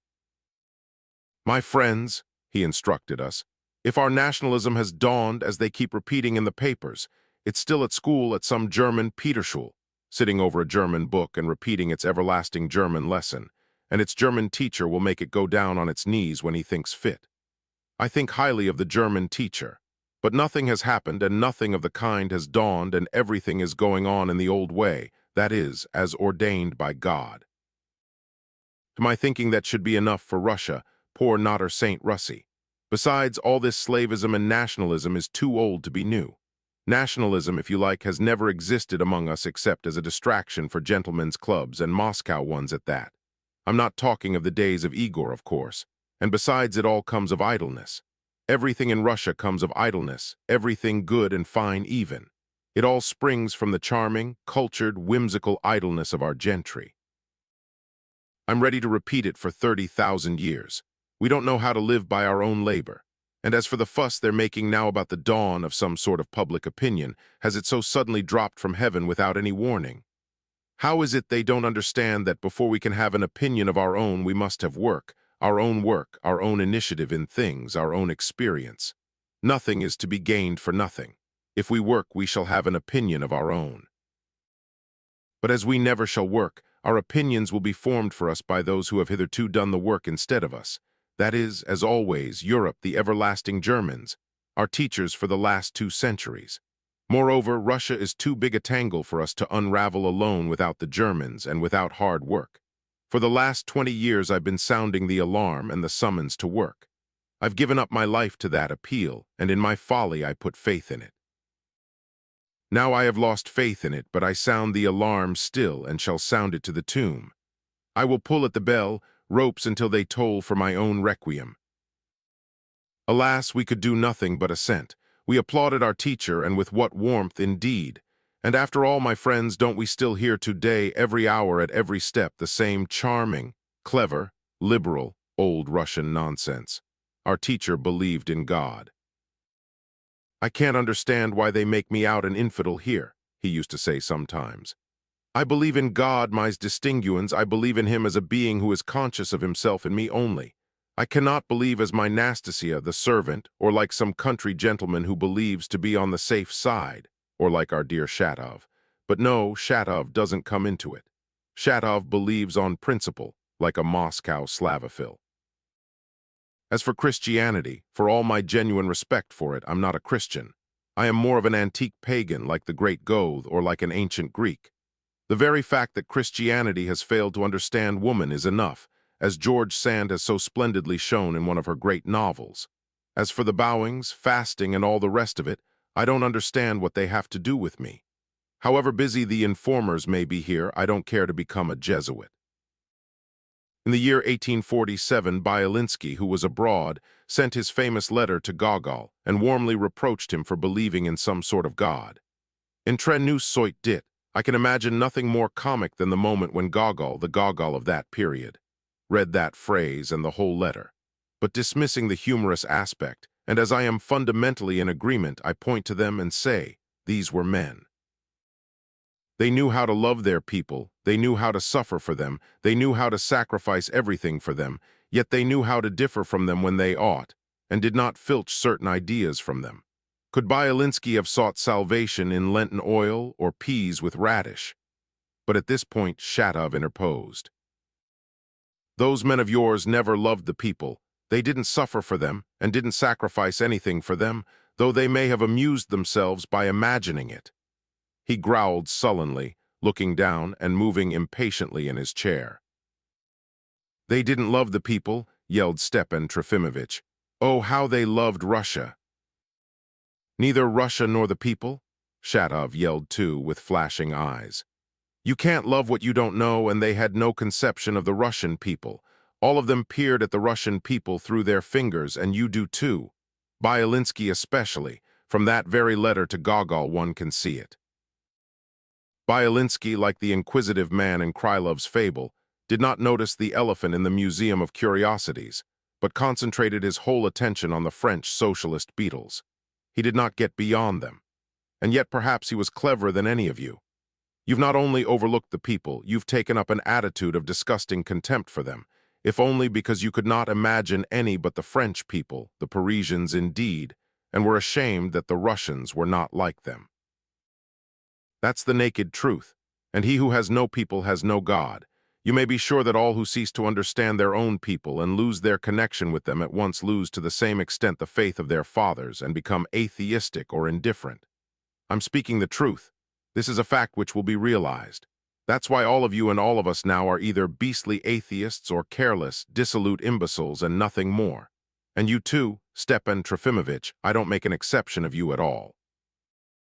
In fact, it is on your account I am speaking. Let me tell you that. As a rule, after uttering such monologues, which happened to him pretty frequently, Shatov snatched up his cap and rushed to the door in the full conviction that everything was now over, and that he had cut short all friendly relations with Stepan Trofimovich forever. But the latter always succeeded in stopping him in time. "Hadn't we better make it up, Shatov, after all these endearments?" he would say, benignly holding out his hand to him from his chair. Shatov, clumsy and bashful, disliked sentimentality. Externally he was rough, but inwardly I believe he had great delicacy. Although he often went too far, he was the first to suffer for it. Muttering something between his teeth in response to Stepan Trofimovich's appeal, and shuffling with his feet like a bear, he gave a sudden and unexpected smile, put down his cap, and sat down in the same chair as before with his eyes stubbornly fixed on the ground. Wine was, of course, brought in, and Stepan Trofimovich proposed some suitable toast, for instance the memory of some leading man of the past. Chapter 2. Prince Harry Matchmaking. Chapter 1. There was another being in the world to whom Varvara Petrovna was as much attached as she was to Stepan Trofimovich, her only son, Nikolay Vsyevolodovich Stavrogin. It was to undertake his education that Stepan Trofimovich had been engaged. The boy was at that time 8 years old, and his frivolous father, General Stavrogin, was already living apart from Varvara Petrovna, so that the child grew up entirely in his mother's care. To do Stepan Trofimovich justice, he knew how to win his pupil's heart. The whole secret of this lay in the fact that he was a child himself. I was not there in those days, and he continually felt the want of a real friend. He did not hesitate to make a friend of this little creature as soon as he had grown a little older. It somehow came to pass quite naturally that there seemed to be no discrepancy of age between them. More than once he awaked his 10 or 11-year-old friend at night, simply to pour out his wounded feelings and weep before him, or to tell him some family secret without realizing that this was an outrageous proceeding. They threw themselves into each other's arms and wept. The boy knew that his mother loved him very much, but I doubt whether he cared much for her. She talked little to him and did not often interfere with him, but he was always morbidly conscious of her intent, searching eyes fixed upon him. Yet the mother confided his whole instruction and moral education to Stepan Trofimovich. At that time her faith in him was unshaken. One can't help believing that the tutor had rather a bad influence on his pupil's nerves. When at 16 he was taken to a lyceum, he was fragile, looking and pale, strangely quiet and dreamy. Later on he was distinguished by great physical strength. One must assume, too, that the friends went on weeping at night, throwing themselves in each other's arms, though their tears were not always due to domestic difficulties. Stepan Trofimovich succeeded in reaching the deepest chords in his pupil's heart, and had aroused in him a vague sensation of that eternal, sacred yearning which some elect souls can never give up for cheap gratification when once they have tasted and known it. There are some connoisseurs who prize this yearning more than the most complete satisfaction of it, if such were possible. But in any case, it was just as well that the pupil and the preceptor were, though none too soon, parted. For the first 2 years the lad used to come home from the lyceum for the holidays. While Varvara Petrovna and Stepan Trofimovich were staying in Petersburg, he was sometimes present at the literary evenings at his mother's. He listened and looked on. He spoke little, and was quiet and shy as before. His manner to Stepan Trofimovich was as affectionately attentive as ever, but there was a shade of reserve in it. He unmistakably avoided distressing, lofty subjects or reminiscences of the past. By his mother's wish he entered the army on completing the school course, and soon received a commission in one of the most brilliant regiments of the Horse Guards. He did not come to show himself to his mother in his uniform, and his letters from Petersburg began to be infrequent. Varvara Petrovna sent him money without stint, though after the emancipation the revenue from her estate was so diminished that at first her income was less than half what it had been before. She had, however, a considerable sum laid by through years of economy. She took great interest in her son's success in the highest Petersburg society. Where she had failed, the wealthy young officer with expectations succeeded. He renewed acquaintances which she had hardly dared to dream of, and was welcomed everywhere with pleasure. But very soon rather strange rumors reached Varvara Petrovna. The young man had suddenly taken to riotous living with a sort of frenzy. Not that he gambled or drank too much. There was only talk of savage recklessness, of running over people in the street with his horses, of brutal conduct to a lady of good society with whom he had a liaison and whom he afterwards publicly insulted. There was a callous nastiness about this affair. It was added, too, that he had developed into a regular bully, insulting people for the mere pleasure of insulting them. Varvara Petrovna was greatly agitated and distressed. Stepan Trofimovich assured her that this was only the first riotous effervescence of a too richly endowed nature, that the storm would subside, and that this was only like the youth of Prince Harry, who caroused with Falstaff, Poins, and Mrs. Quickly, as described by Shakespeare. This time Varvara Petrovna did not cry out, "Nonsense, nonsense," as she was very apt to do in later years in response to Stepan Trofimovich. On the contrary, she listened very eagerly, asked him to explain this theory more exactly, took up Shakespeare herself, and with great attention read the immortal Chronicle. But it did not comfort her, and indeed she did not find the resemblance very striking. With feverish impatience she awaited answers to some of her letters. She had not long to wait for them. The fatal news soon reached her that Prince Harry had been involved in 2 duels almost at once, was entirely to blame for both of them, had killed one of his adversaries on the spot and had maimed the other and was awaiting his trial in consequence. The case ended in his being degraded to the ranks, deprived of the rights of a nobleman, and transferred to an infantry line regiment, and he only escaped worse punishment by special favor. In 1863, he somehow succeeded in distinguishing himself. He received a cross, was promoted to be a non-commissioned officer, and rose rapidly to the rank of an officer. During this period, Varvara Petrovna dispatched perhaps hundreds of letters to the capital, full of prayers and supplications. She even stooped to some humiliation in this extremity. After his promotion, the young man suddenly resigned his commission, but he did not come back to Dvorniki again and gave up writing to his mother altogether. They learned by roundabout means that he was back in Petersburg, but that he was not to be met in the same society as before. He seemed to be in hiding. They found out that he was living in strange company, associating with the dregs of the population of Petersburg, with slip-shod government clerks, discharged military men, beggars of the higher class, and drunkards of all sorts. That he visited their filthy families, spent days and nights in dark slums and all sorts of low haunts, that he had sunk very low, that he was in rags, and that apparently he liked it. He did not ask his mother for money. He had his own little estate, once the property of his father, General Stavrogin, which yielded at least some revenue, and which, it was reported, he had let to a German from Saxony. At last his mother besought him to come to her, and Prince Harry made his appearance in our town. I had never set eyes on him before, but now I got a very distinct impression of him. He was a very handsome young man of 25, and I must own I was impressed by him. I had expected to see a dirty ragamuffin sodden with drink and debauchery. He was on the contrary the most elegant gentleman I had ever met, extremely well dressed, with an air and manner only to be found in a man accustomed to culture and refinement. I was not the only person surprised.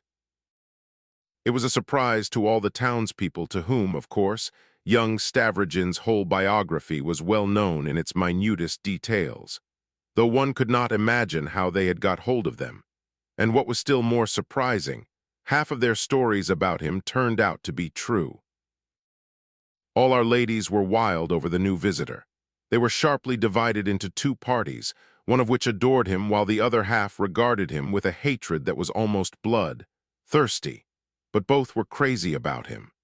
Some of them were particularly fascinated by the idea that he had perhaps a fateful secret hidden in his soul. Others were positively delighted at the fact that he was a murderer. It appeared, too, that he had had a very good education and was indeed a man of considerable culture. No great acquirements were needed, of course, to astonish us. But he could judge also of very interesting everyday affairs, and what was of the utmost value, he judged of them with remarkable good sense. I must mention as a peculiar fact that almost from the first day we all of us thought him a very sensible fellow. He was not very talkative. He was elegant without exaggeration, surprisingly modest, and at the same time bold and self-reliant as none of us were. Our dandies gazed at him with envy and were completely eclipsed by him. His face, too, impressed me. His hair was of a peculiarly intense black. His light-colored eyes were peculiarly light and calm. His complexion was peculiarly soft and white. The red in his cheeks was too bright and clear. His teeth were like pearls and his lips like coral. One would have thought that he must be a paragon of beauty, yet at the same time there seemed something repellent about him. It was said that his face suggested a mask. So much was said, though. Among other things, they talked of his extraordinary physical strength. He was rather tall. Varvara Petrovna looked at him with pride, yet with continual uneasiness. He spent about 6 months among us, listless, quiet, rather morose. He made his appearance in society, and with unfailing propriety performed all the duties demanded by our provincial etiquette. He was related on his father's side to the governor, and was received by the latter as a near kinsman. But a few months passed, and the wild beast showed his claws. I may observe, by the way, in parenthesis, that Ivan Osipovich, our dear mild governor, was rather like an old woman, though he was of good family and highly connected, which explains the fact that he remained so long among us, though he steadily avoided all the duties of his office. From his munificence and hospitality, he ought rather to have been a marshal of nobility of the good old days than a governor in such busy times as ours. It was always said in the town that it was not he, but Varvara Petrovna who governed the province. Of course, this was said sarcastically. However, it was certainly a falsehood, and indeed, much wit was wasted on the subject among us. On the contrary, in later years, Varvara Petrovna purposely and consciously withdrew from anything like a position of authority, and in spite of the extraordinary respect in which she was held by the whole province, voluntarily confined her influence within strict limits set up by herself. Instead of these higher responsibilities, she suddenly took up the management of her estate, and within 2 or 3 years, raised the revenue from it almost to what it had yielded in the past. Giving up her former romantic impulses, trips to Petersburg, plans for founding a magazine, and so on, she began to be careful and to save money. She kept even Stepan Trofimovich at a distance, allowing him to take lodgings in another house, a change for which he had long been worrying her under various pretexts. Little by little, Stepan Trofimovich began to call her a prosaic woman, or more jestingly, my prosaic friend. I need hardly say he only ventured on such jests in an extremely respectful form, and on rare and carefully chosen occasions. All of us in her intimate circle felt, Stepan Trofimovich more acutely than any of us, that her son had come to her almost, as it were, as a new hope, and even as a sort of new aspiration. Her passion for her son dated from the time of his successes in Petersburg society and grew more intense from the moment that he was degraded in the army. Yet she was evidently afraid of him and seemed like a slave in his presence. It could be seen that she was afraid of something vague and mysterious which she could not have put into words, and she often stole searching glances at Nicholas, scrutinizing him reflectively, and behold, the wild beast suddenly showed his claws. Chapter 2. Suddenly, apropos of nothing, our prince was guilty of incredible outrages upon various persons, and what was most striking, these outrages were utterly unheard of, quite inconceivable, unlike anything commonly done, utterly silly and mischievous, quite unprovoked and objectless. One of the most respected of our club members on our committee of management, Pyotr Pavlovich Gaganov, an elderly man of high rank in the service, had formed the innocent habit of declaring vehemently on all sorts of occasions, "No, you can't lead me by the nose," Well, there is no harm in that. But one day at the club, when he brought out this phrase in connection with some heated discussion in the midst of a little group of members, all persons of some consequence, Nikolai Vsevolodovich, who was standing on one side, alone and unnoticed, suddenly went up to Pyotr Pavlovitch, took him unexpectedly and firmly with 2 fingers by the nose, and succeeded in leading him 2 or 3 steps across the room. He could have had no grudge against Mr. Gaganov. It might be thought to be a mere schoolboy prank, though of course a most unpardonable one. Yet, describing it afterwards, people said that he looked almost dreamy at the very instant of the operation, as though he had gone out of his mind. But that was recalled and reflected upon long afterwards. In the excitement of the moment, all they recalled was the minute after, when he certainly saw it all as it really was, and far from being confused, smiled gaily and maliciously, without the slightest regret. There was a terrific outcry. He was surrounded. Nikolai Vsevolodovich kept turning round, looking about him, answering nobody and glancing curiously at the persons exclaiming around him.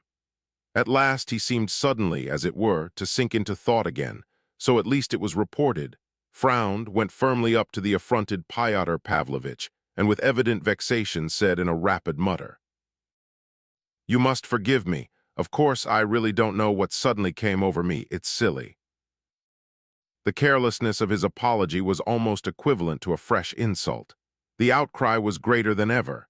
Nikolai Vsevolodovich shrugged his shoulders and went away. All this was very stupid, to say nothing of its gross indecency. A calculated and premeditated indecency, as it seemed at first sight, and therefore a premeditated and utterly brutal insult to our whole society. So it was taken to be by everyone. We began by promptly and unanimously striking young Stavrogin's name off the list of club members. Then it was decided to send an appeal in the name of the whole club to the governor, begging him at once, without waiting for the case to be formally tried in court, to use the administrative power entrusted to him to restrain this dangerous ruffian, this dueling bully from the capital, and so protect the tranquility of all the gentry of our town from injurious encroachments. It was added with angry resentment that a law might be found to control even Mr. Stavrogin. This phrase was prepared by way of a thrust at the governor on account of Varvara Petrovna. They elaborated it with relish. As ill luck would have it, the governor was not in the town at the time. He had gone to a little distance to stand godfather to the child of a very charming lady, recently left a widow in an interesting condition. But it was known that he would soon be back. In the meanwhile, they got up a regular ovation for the respected and insulted gentleman. People embraced and kissed him. The whole town called upon him. It was even proposed to give a subscription dinner in his honor, and they only gave up the idea at his earnest request, reflecting possibly at last that the man had after all been pulled by the nose and that was really nothing to congratulate him upon. Yet, how had it happened? How could it have happened? It is remarkable that no one in the whole town put down this savage act to madness. They must have been predisposed to expect such actions from Nikolai Vsevolodovich, even when he was sane. For my part, I don't know to this day how to explain it, in spite of the event that quickly followed and apparently explained everything and conciliated everyone. I will add also that, 4 years later, in reply to a discreet question from me about the incident at the club, Nikolai Vsevolodovich answered, frowning, "I wasn't quite well at the time." But there is no need to anticipate events. The general outburst of hatred with which everyone fell upon the ruffian and dueling bully from the capital also struck me as curious. They insisted on seeing an insolent design and deliberate intention to insult our whole society at once. The truth was no one liked the fellow, but on the contrary, he had set everyone against him, and one wonders how. Up to the last incident, he had never quarreled with anyone, nor insulted anyone, but was as courteous as a gentleman in a fashion plate, if only the latter were able to speak. I imagine that he was hated for his pride. Even our ladies, who had begun by adoring him, railed against him now more loudly than the men. Varvara Petrovna was dreadfully overwhelmed. She confessed afterwards to Stepan Trofimovitch that she had had a foreboding of all this long before, that every day for the last 6 months she had been expecting, just something of that sort. A remarkable admission on the part of his own mother. "It's begun," she thought to herself with a shudder. The morning after the incident at the club, she cautiously but firmly approached the subject with her son, but the poor woman was trembling all over in spite of her firmness. She had not slept all night and even went out early to Stepan Trofimovitch's lodgings to ask his advice, and shed tears there, a thing which she had never been known to do before anyone. She longed for Nicholas to say something to her, to deign to give some explanation. Nikolay, who was always so polite and respectful to his mother, listened to her for some time, scowling but very seriously. He suddenly got up without saying a word, kissed her hand, and went away. That very evening, as though by design, he perpetrated another scandal. It was of a more harmless and ordinary character than the first. Yet, owing to the state of the public mind, it increased the outcry in the town. Our friend Liputin turned up and called on Nikolay Vsevolodovitch immediately after the latter's interview with his mother, and earnestly begged for the honor of his company at a little party he was giving for his wife's birthday that evening. Varvara Petrovna had long watched with a pang at her heart her son's taste for such low company, but she had not dared to speak of it to him. He had made several acquaintances besides Liputin in the third rank of our society, and even in lower depths. He had a propensity for making such friends. He had never been in Liputin's house before, though he had met the man himself. He guessed that Liputin's invitation now was the consequence of the previous day's scandal, and that as a local liberal he was delighted at the scandal, genuinely believing that that was the proper way to treat stewards at the club, and that it was very well done.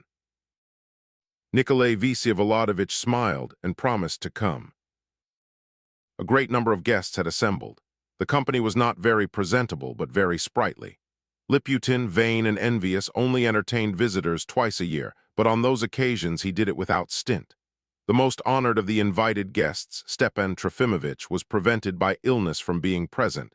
Tea was handed, and there were refreshments and vodka in plenty. Cards were played at 3 tables, and while waiting for supper, the young people got up a dance. Nikolay Vsevolodovitch led out Madame Liputin, a very pretty little woman who was dreadfully shy of him, took 2 turns round the room with her, sat down beside her, drew her into conversation, and made her laugh. Noticing at last how pretty she was when she laughed, he suddenly, before all the company, seized her round the waist and kissed her on the lips 2 or 3 times with great relish. The poor frightened lady fainted. Nikolay Vsevolodovitch took his hat and went up to the husband, who stood petrified in the middle of the general excitement. Looking at him, he too became confused and, muttering hurriedly, "Don't be angry," went away. Liputin ran after him in the entry, gave him his fur coat with his own hands, and saw him down the stairs, bowing. But next day a rather amusing sequel followed this comparatively harmless prank, a sequel from which Liputin gained some credit, and of which he took the fullest possible advantage. At 10 o'clock in the morning, Liputin's servant Agafia, an easy, mannered, lively, rosy, cheeked peasant woman of 30, made her appearance at Stavrogin's house with a message for Nikolay Vsevolodovitch. She insisted on seeing his honor himself. He had a very bad headache, but he went out. Varvara Petrovna succeeded in being present when the message was given. "Sergei Vassilievich," Liputin's name, Agafia rattled off briskly, "bade me first of all give you his respectful greetings and ask after your health, what sort of night your honor spent after yesterday's doings, and how your honor feels now after yesterday's doings." Nikolay Vsevolodovitch smiled. "Give him my greetings and thank him, and tell your master from me, Agafia, that he's the most sensible man in the town." "And he told me to answer that," Agafia caught him up still more briskly, "that he knows that without your telling him and wishes you the same." "Really, but how could he tell what I should say to you?" "I can't say in what way he could tell, but when I had set off and had gone right down the street, I heard something, and there he was, running after me without his cap. I say, Agafia, if by any chance he says to you, 'Tell your master that he has more sense than all the town,' you tell him at once, don't forget. The master himself knows that very well and wishes you the same." Chapter 3. At last the interview with the governor took place too. Our dear, mild Ivan Osipovich had only just returned and only just had time to hear the angry complaint from the club. There was no doubt that something must be done, but he was troubled. The hospitable old man seemed also rather afraid of his young kinsman. He made up his mind, however, to induce him to apologize to the club and to his victim in satisfactory form, and if required, by letter, and then to persuade him to leave us for a time, traveling, for instance, to improve his mind in Italy or in fact anywhere abroad. In the waiting room in which on this occasion he received Nikolai Vsevolodovich, who had been at other times privileged as a relation to wander all over the house unchecked. Alyosha Telyatnikov, a clerk of refined manners, who was also a member of the governor's household, was sitting in a corner opening envelopes at a table, and in the next room, at the window nearest to the door, a stout and sturdy colonel, a former friend and colleague of the governor, was sitting alone reading the Golos. Paying no attention, of course, to what was taking place in the waiting room. In fact, he had his back turned. Ivan Osipovich approached the subject in a roundabout way, almost in a whisper, but kept getting a little muddled. Nikolai looked anything but cordial, not at all as a relation should. He was pale and sat looking down and continually moving his eyebrows as though trying to control acute pain. "You have a kind heart and a generous one, Nicholas," the old man put in among other things. "You're a man of great culture, you've grown up in the highest circles, and here too your behavior has hitherto been a model, which has been a great consolation to your mother, who is so precious to all of us. And now again everything has appeared in such an unaccountable light, so detrimental to all. I speak as a friend of your family, as an old man who loves you sincerely and a relation, at whose words you cannot take offense. Tell me, what drives you to such reckless proceedings so contrary to all accepted rules and habits? What can be the meaning of such acts which seem almost like outbreaks of delirium?" Nikolai listened with vexation and impatience. All at once there was a gleam of something sly and mocking in his eyes. "I'll tell you what drives me to it," he said sullenly, and looking round him he bent down to Ivan Osipovich's ear. The refined Alyosha Telyatnikov moved 3 steps farther away towards the window, and the colonel coughed over the Golos. Poor Ivan Osipovich hurriedly and trustfully inclined his ear. He was exceedingly curious. And then something utterly incredible, though on the other side only too unmistakable, took place. The old man suddenly felt that, instead of telling him some interesting secret, Nikolai had seized the upper part of his ear between his teeth and was nipping it rather hard. He shuddered, and breath failed him. "Nicholas, this is beyond a joke," he moaned mechanically in a voice not his own. Alyosha and the colonel had not yet grasped the situation. Besides, they couldn't see, and fancied up to the end that the two were whispering together. And yet the old man's desperate face alarmed them. They looked at one another with wide, open eyes, not knowing whether to rush to his assistance as agreed or to wait. Nikolai noticed this perhaps and bit the harder. "Nicholas, Nicholas," his victim moaned again, "come, you've had your joke, that's enough." In another moment the poor governor would certainly have died of terror, but the monster had mercy on him and let go his ear. The old man's deadly terror lasted for a full minute, and it was followed by a sort of fit. Within half an hour Nikolai was arrested and removed for the time to the guard room, where he was confined in a special cell with a special sentinel at the door. This decision was a harsh one, but our mild governor was so angry that he was prepared to take the responsibility even if he had to face Varvara Petrovna.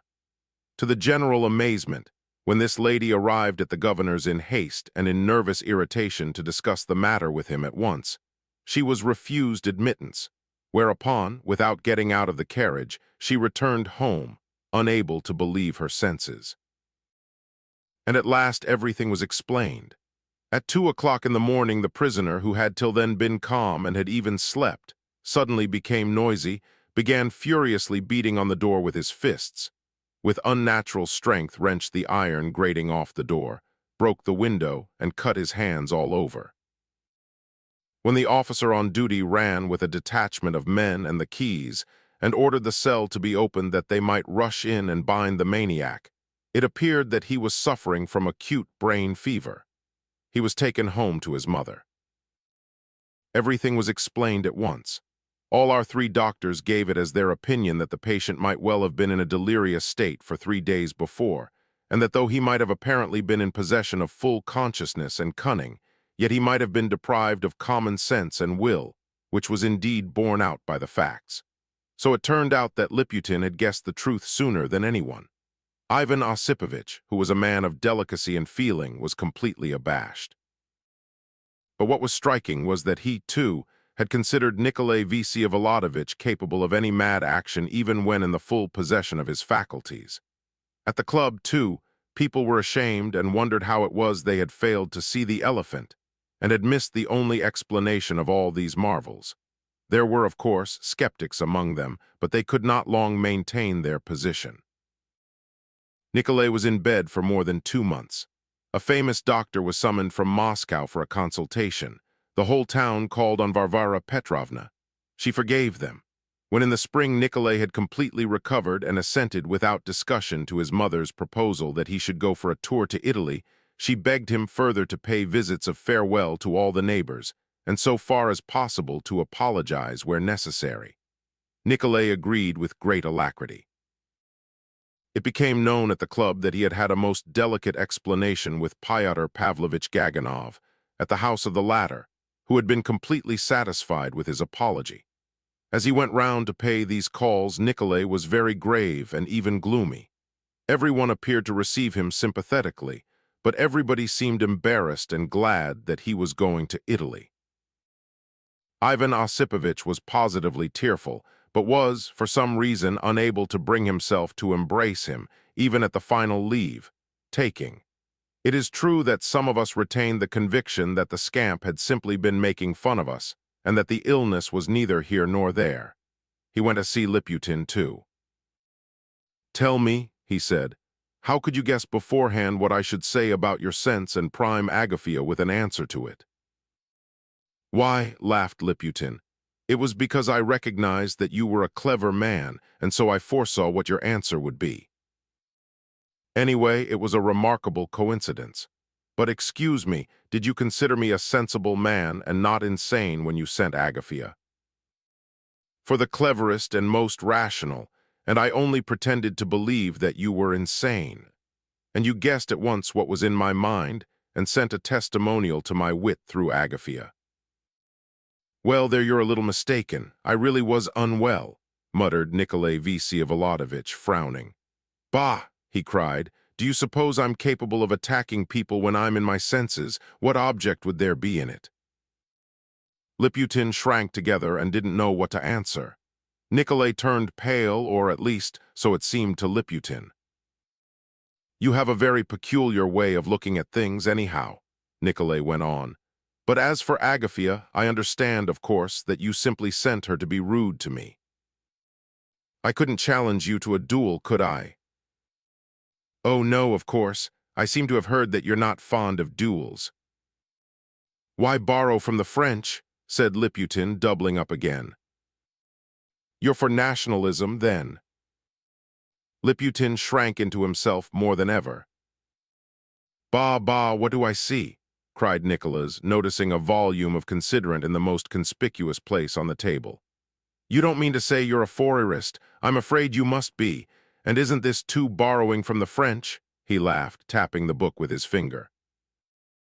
"No, that's not taken from the French," Liputin cried with positive fury, jumping up from his chair. "That is taken from the universal language of humanity, not simply from the French. From the language of the universal social republic and harmony of mankind, let me tell you, not simply from the French." "Foo, hang it all, there's no such language," laughed Nikolai. "Sometimes a trifle will catch the attention and exclusively absorb it for a time. Most of what I have to tell of young Stavrogin will come later. But I will note now as a curious fact that of all the impressions made on him by his stay in our town, the one most sharply imprinted on his memory was the unsightly and almost abject figure of the little provincial official, the coarse and jealous family despot, the miserly money lender who picked up the candle, ends and scraps left from dinner, and was at the same time a passionate believer in some visionary future, social harmony, who at night gloated in ecstasies over fantastic pictures of a future phalanstery, in the approaching realization of which, in Russia and in our province, he believed as firmly as in his own existence, and that in the very place where he had saved up to buy himself a little home, where he had married for the second time, getting a dowry with his bride, where perhaps for 100 miles round there was not one man, himself included, who was the very least like a future member of the universal human republic and social harmony. God knows how these people come to exist, Nikolay wondered, recalling sometimes the unlooked for Fourierist. Chapter 4. Our prince traveled for over 3 years, so that he was almost forgotten in the town. We learned from Stepan Trofimovich that he had traveled all over Europe, that he had even been in Egypt and had visited Jerusalem, and then had joined some scientific expedition to Iceland, and he actually did go to Iceland. It was reported, too, that he had spent one winter attending lectures in a German university. He did not write often to his mother, twice a year or even less, but Varvara Petrovna was not angry or offended at this. She accepted submissively and without repining the relations that had been established once for all between her son and herself. She fretted for her Nicholas and dreamed of him continually. She kept her dreams and lamentations to herself. She seemed to have become less intimate even with Stepan Trofimovich. She was forming secret projects and seemed to have become more careful about money than ever. She was more than ever given to saving money and being angry at Stepan Trofimovich's losses at cards. At last, in the April of this year, she received a letter from Paris from Praskovia Ivanovna Drozdov, the widow of the general and the friend of Varvara Petrovna's childhood.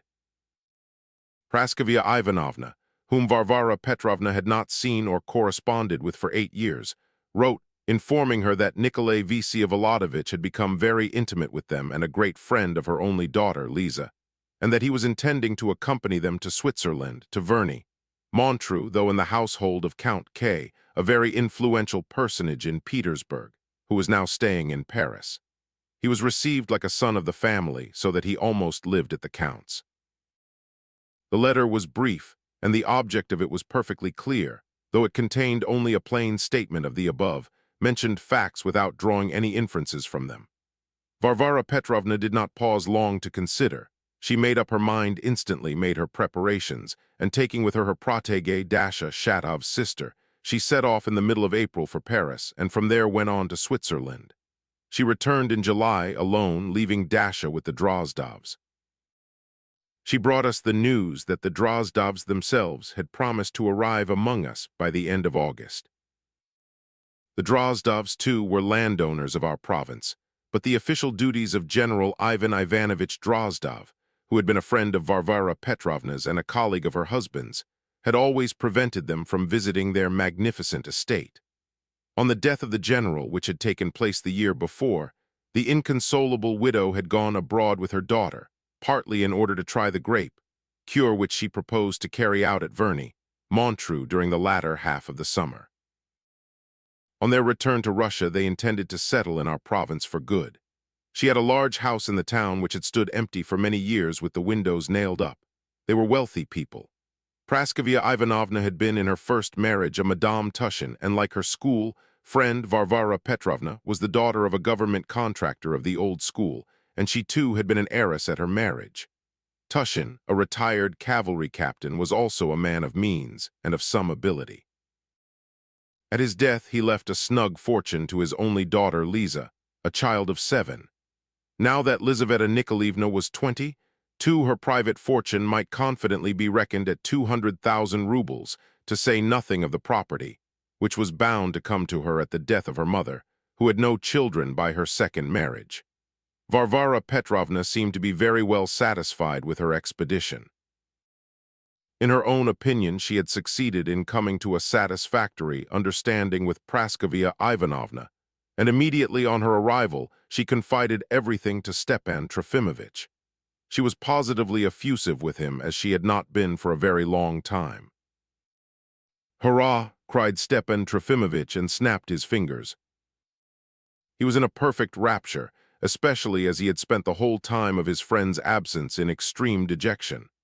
On setting off, she had not even taken leave of him properly, and had said nothing of her plan to that old woman, dreading, perhaps, that he might chatter about it.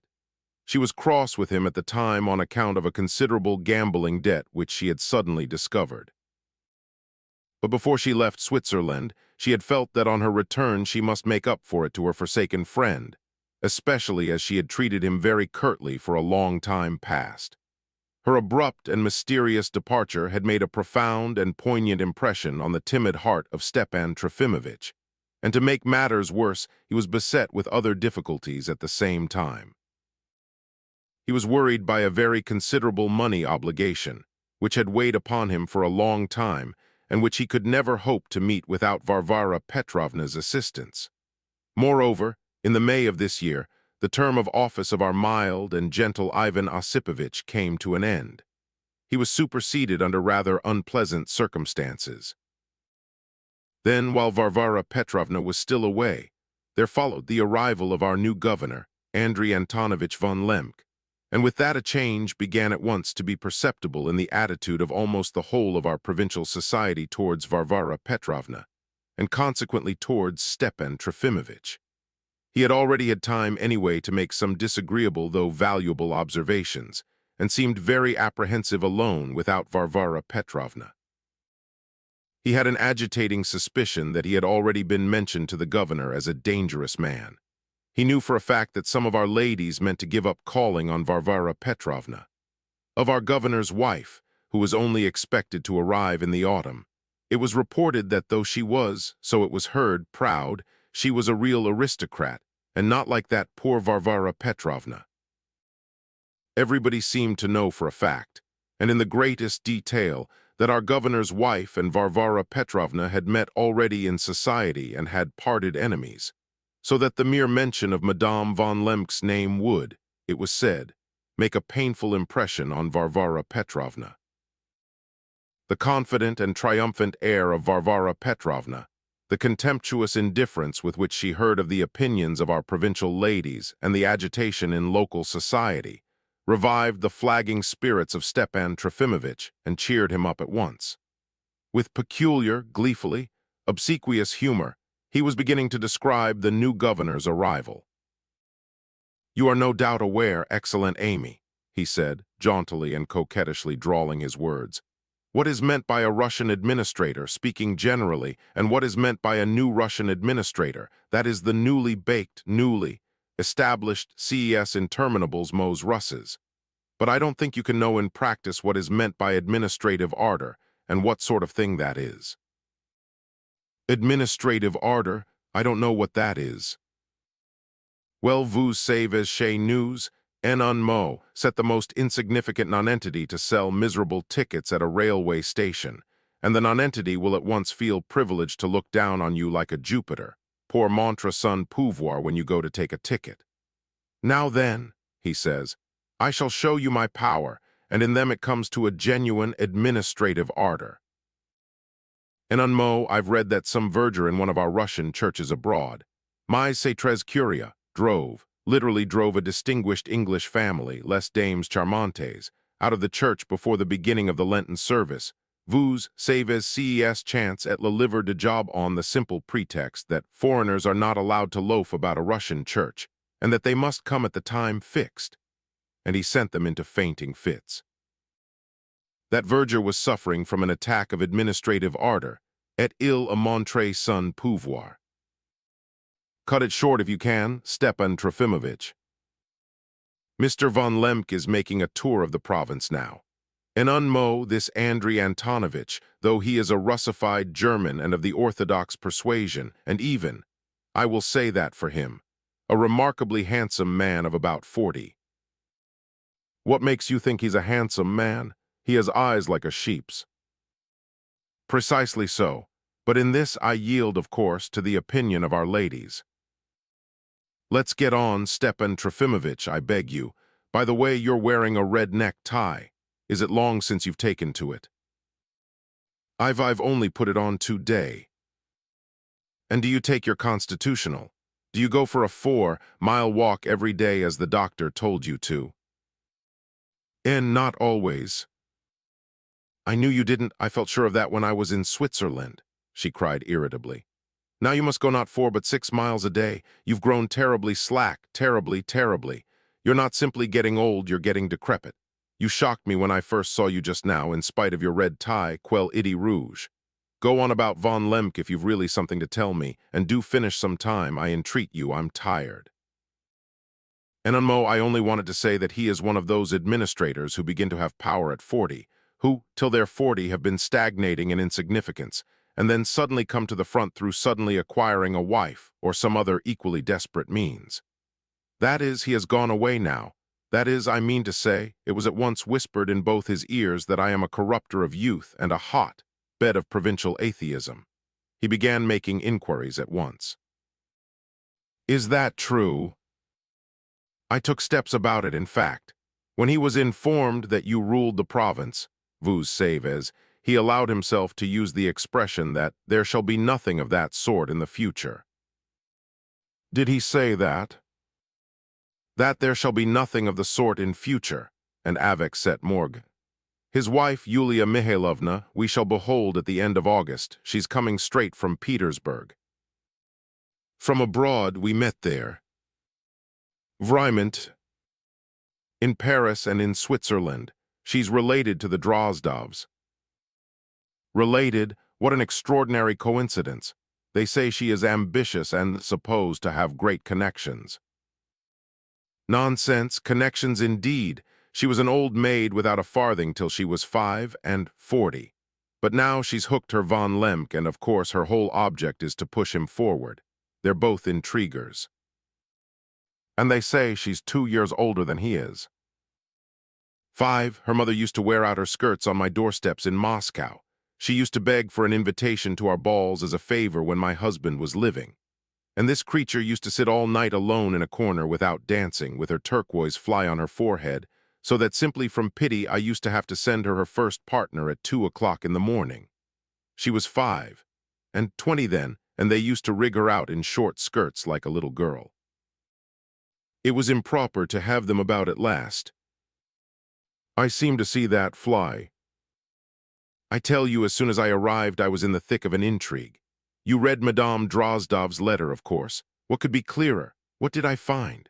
That fool Praskovia herself, she always was a fool, looked at me as much as to ask why I'd come. You can fancy how surprised I was. I looked round, and there was that Lemke woman at her tricks, and that cousin of hers, old Drozdov's nephew. It was all clear. You may be sure I changed all that in a twinkling, and Praskovia is on my side again. But what an intrigue! In which you came off victor, however, Bismarck. Without being a Bismarck, I'm equal to falseness and stupidity wherever I meet it, falseness and Praskovia's folly. I don't know when I've met such a flabby woman, and what's more, her legs are swollen, and she's a good-natured simpleton, too. What can be more foolish than a good-natured simpleton? A spiteful fool, ma bonne Amy. A spiteful fool is still more foolish, Stepan Trofimovich protested magnanimously. You're right, perhaps. Do you remember Lisa? Charmante infant. But she's not an infant now, but a woman, and a woman of character. She's a generous, passionate creature, and what I like about her, she stands up to that confiding fool, her mother. There was almost a row over that cousin. Bah, and of course he's no relation of Lizaveta Nikolaevna's at all. Has he designs on her? You see, he's a young officer, not by any means talkative, modest in fact. I always want to be just. I fancy he is opposed to the intrigue himself and isn't aiming at anything, and it was only the von Lemke's tricks. He had a great respect for Nicola's. You understand, it all depends on Lisa, but I left her on the best of terms with Nicola's, and he promised he would come to us in November. So it's only the von Lemke who is intriguing, and Praskovia is a blind woman. She suddenly tells me that all my suspicions are fancy. I told her to her face she was a fool. I am ready to repeat it at the day of judgment. And if it hadn't been for Nicola's begging me to leave it for a time, I wouldn't have come away without unmasking that false woman. She's been trying to ingratiate herself with Count K through Nicola's. She wants to come between mother and son. but Liza's on our side, and I came to an understanding with Praskovia. Do you know that Karmazinov is a relation of hers? What, a relation of Madame von Lemke? Yes, of hers, distant. Karmazinov, the novelist. Yes, the writer. Why does it surprise you? Of course he considers himself a great man, stuck-up creature. She's coming here with him, now she's making a fuss of him out there. She's got a notion of setting up a sort of literary society here. He's coming for a month, he wants to sell his last piece of property here. I very nearly met him in Switzerland and was very anxious not to, though I hope he will deign to recognize me.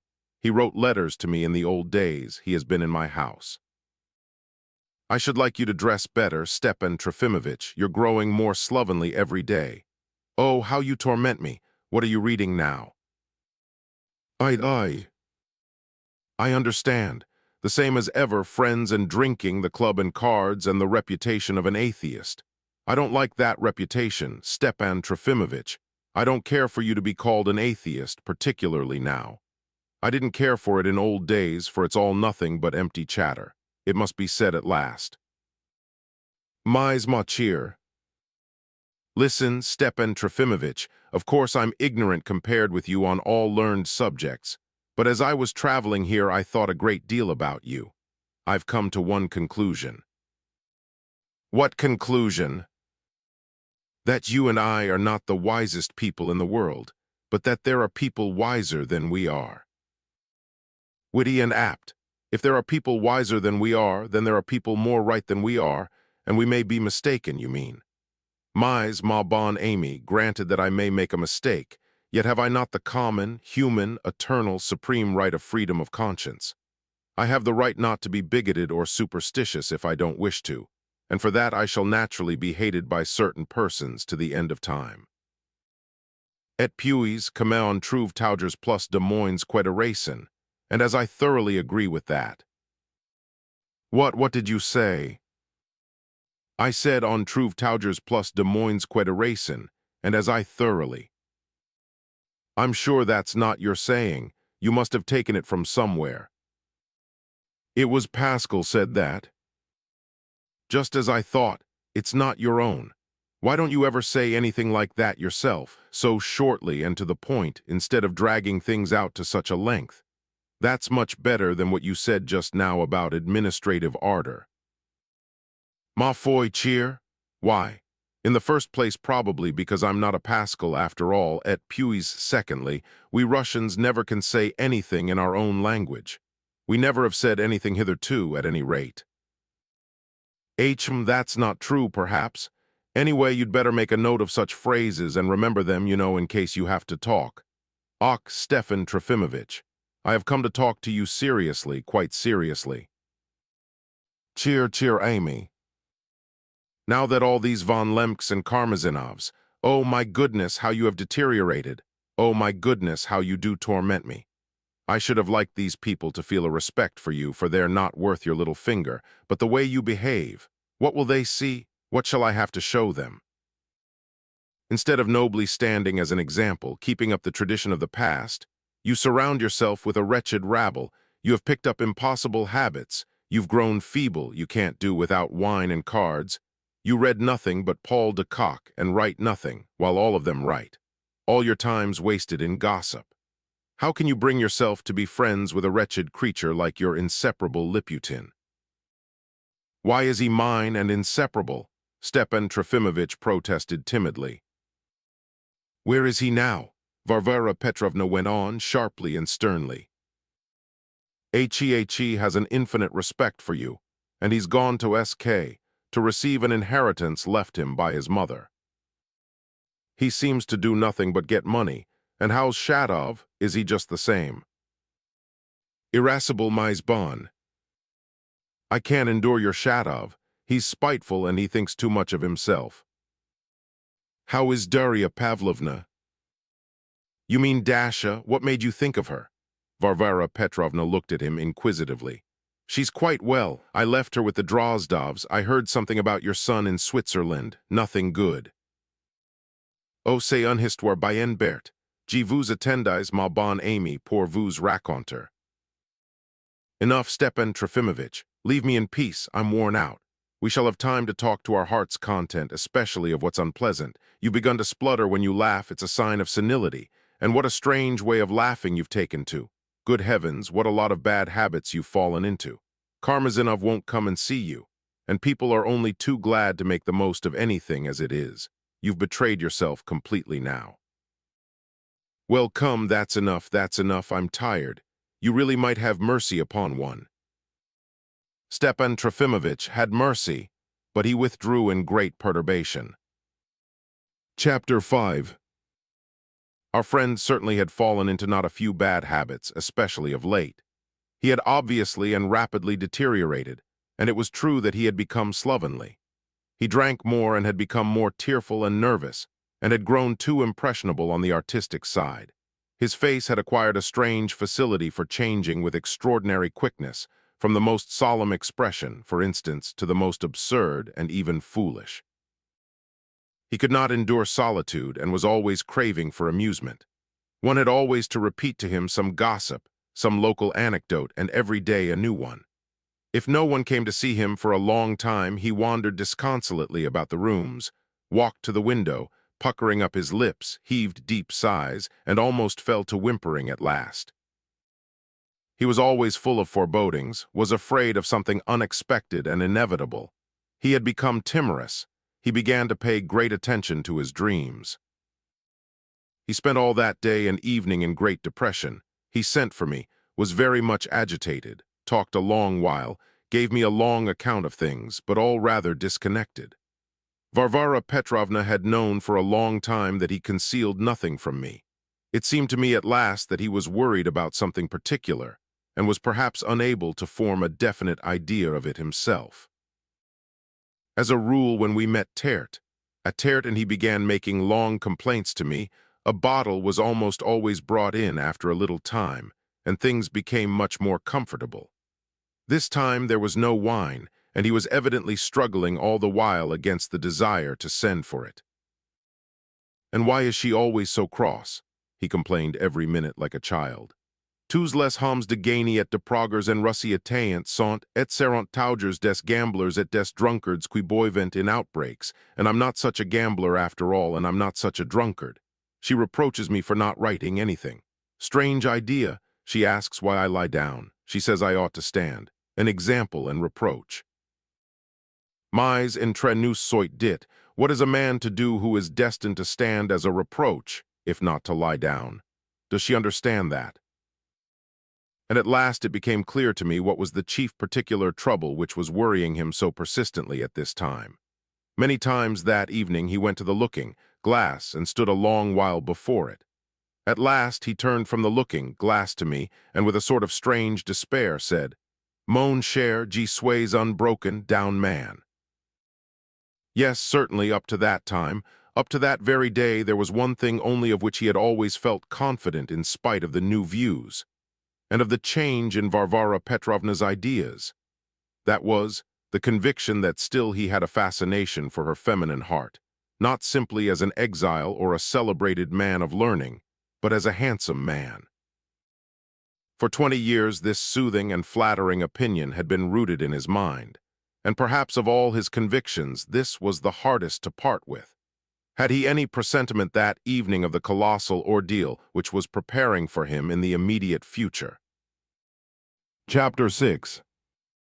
I will now enter upon the description of that almost forgotten incident with which my story, properly speaking, begins. At last, at the very end of August, the Drozdovs returned. Their arrival made a considerable sensation in local society and took place shortly before their relation, our new governor's wife, made her long, expected appearance. But of all these interesting events I will speak later. For the present I will confine myself to saying that Praskovia Ivanovna brought Varvara Petrovna, who was expecting her so impatiently, a most perplexing problem. Nikolay had parted from them in July, and meeting Count K. on the Rhine had set off with him and his family for Petersburg. N.B. The Count's 3 daughters were all of marriageable age. "Lizaveta is so proud and obstinate that I could get nothing out of her," Praskovia Ivanovna said in conclusion. But I saw for myself that something had happened between her and Nikolay Vsevolodovich. I don't know the reasons, but I fancy, my dear Varvara Petrovna, that you will have to ask your Daria Pavlovna for them. To my thinking, Lisa was offended. I'm glad. I can tell you that I've brought you back your favorite at last and handed her over to you. It's a weight off my mind." These venomous words were uttered with remarkable irritability. It was evident that the flabby woman had prepared them and gloated beforehand over the effect they would produce. But Varvara Petrovna was not the woman to be disconcerted by sentimental effects and enigmas. She sternly demanded the most precise and satisfactory explanations. Praskovia Ivanovna immediately lowered her tone and even ended by dissolving into tears and expressions of the warmest friendship. This irritable but sentimental lady, like Stepan Trofimovich, was forever yearning for true friendship, and her chief complaint against her daughter Lizaveta Nikolaevna was just that her daughter was not a friend to her. But from all her explanations and outpourings, nothing certain could be gathered, but that there actually had been some sort of quarrel between Lisa and Nikolay. But of the nature of the quarrel, Praskovia Ivanovna was obviously unable to form a definite idea. As for her imputations against Daria Pavlovna, she not only withdrew them completely in the end, but even particularly begged Varvara Petrovna to pay no attention to her words, because they had been said in irritation. In fact, it had all been left very far from clear, suspicious indeed. According to her account, the quarrel had arisen from Lisa's obstinate and ironical character. Nikolay Vsevolodovich is proud, too, and though he was very much in love, yet he could not endure sarcasm and began to be sarcastic himself. Soon afterwards, we made the acquaintance of a young man, the nephew, I believe, of your professor, and indeed the surname's the same. The son, not the nephew, Varvara Petrovna corrected her. Even in old days, Praskovia Ivanovna had been always unable to recall Stepan Trofimovich's name, and had always called him the professor. Well, his son then, so much the better. Of course, it's all the same to me. An ordinary young man, very lively and free in his manners, but nothing special in him. Well then, Lisa herself did wrong. She made friends with the young man with the idea of making Nikolay Vsevolodovich jealous. I don't see much harm in that. It's the way of girls, quite usual, even charming in them. Only instead of being jealous, Nikolay Vsevolodovich made friends with the young man himself, just as though he saw nothing and didn't care. This made Lisa furious. The young man soon went away. He was in a great hurry to get somewhere, and Lisa took to picking quarrels with Nikolay Vsevolodovich at every opportunity. She noticed that he used sometimes to talk to Dasha, and well, she got in such a frantic state that even my life wasn't worth living, my dear. The doctors have forbidden my being irritated, and I was so sick of their lake they make such a fuss about, it simply gave me toothache. I had such rheumatism. It's stated in print that the Lake of Geneva does give people the toothache. It's a feature of the place. Then Nikolay Vsevolodovich suddenly got a letter from the Countess, and he left us at once. He packed up in one day. They parted in a friendly way, and Lisa became very cheerful and frivolous and laughed a great deal seeing him off. Only that was all put on. When he had gone, she became very thoughtful, and she gave up speaking of him altogether and wouldn't let me mention his name. And I should advise you, dear Varvara Petrovna, not to approach the subject with Lisa. You'll only do harm. But if you hold your tongue, she'll begin to talk of it herself, and then you'll learn more. I believe they'll come together again, if only Nikolay Vsevolodovich doesn't put off coming, as he promised. I'll write to him at once. If that's how it was, there was nothing in the quarrel, all nonsense. And I know Daria too well, it's nonsense. I'm sorry for what I said about Dashenka. I did wrong. Their conversations were quite ordinary, and they talked out loud, too. But it all upset me so much at the time, my dear. And Lisa, I saw, got on with her again as affectionately as before. That very day, Varvara Petrovna wrote to Nikolay and begged him to come, if only 1 month, earlier than the date he had fixed. But yet she still felt that there was something unexplained and obscure in the matter. She pondered over it all the evening and all night. Praskovia's opinions seemed to her too innocent and sentimental. Praskovia has always been too sentimental from the old school days upwards, she reflected. Nicholas is not the man to run away from a girl's taunts. There's some other reason for it if there really has been a breach between them. That officer's here, though, they've brought him with them. As a relation, he lives in their house. And as for Daria, Praskovia was in too much haste to apologize. She must have kept something to herself, which she wouldn't tell me. By the morning, Varvara Petrovna had matured a project for putting a stop once for all to one misunderstanding at least. A project amazing in its unexpectedness. What was in her heart when she conceived it? It would be hard to decide, and I will not undertake to explain beforehand all the incongruities of which it was made up. I simply confine myself as chronicler to recording events precisely as they happened, and it is not my fault if they seem incredible. Yet I must once more testify that by the morning there was not the least suspicion of Dasha left in Varvara Petrovna's mind, though in reality there never had been any. She had too much confidence in her. Besides, she could not admit the idea that Nicholas could be attracted by her Daria. Next morning, when Daria Pavlovna was pouring out tea at the table, Varvara Petrovna looked for a long while intently at her, and perhaps for the 20th time since the previous day, repeated to herself, "It's all nonsense." All she noticed was that Dasha looked rather tired, and that she was even quieter and more apathetic than she used to be. After their morning tea, according to their invariable custom, they sat down to needlework. Varvara Petrovna demanded from her a full account of her impressions abroad, especially of nature, of the inhabitants, of the towns, the customs, their arts and commerce, of everything she had time to observe. She asked no questions about the Drozdovs or how she had got on with them. Dasha, sitting beside her at the work table helping her with the embroidery, talked for half an hour in her even, monotonous, but rather weak voice.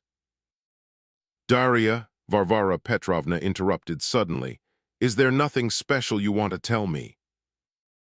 "No, nothing," said Dasha after a moment's thought, and she glanced at Varvara Petrovna with her light, colored eyes. "Nothing on your soul, on your heart, or your conscience?" "Nothing," Dasha repeated quietly, but with a sort of sullen firmness.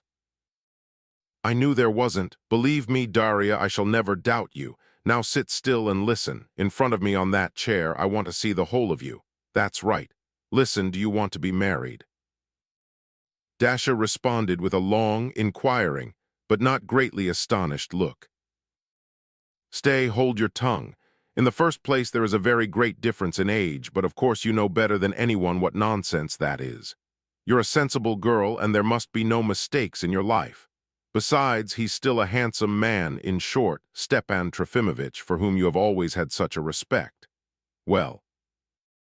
Dasha looked at her still more inquiringly, and this time not simply with surprise. She blushed perceptibly.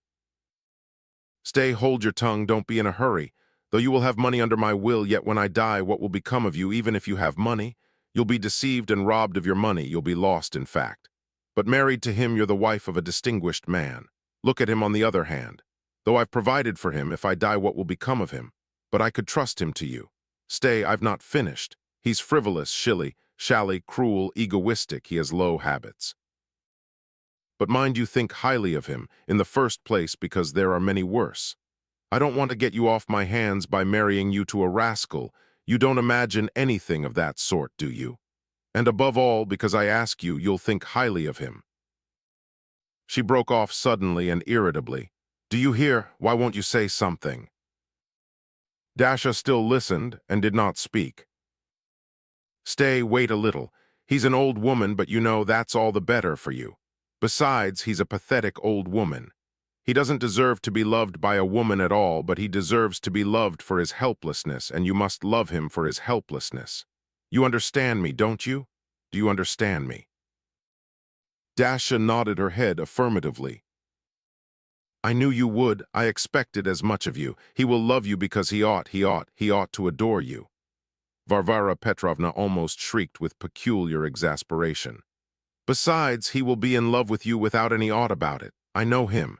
And another thing, I shall always be here. You may be sure I shall always be here. He will complain of you, he'll begin to say things against you behind your back, he'll whisper things against you to any stray person he meets, he'll be forever whining and whining.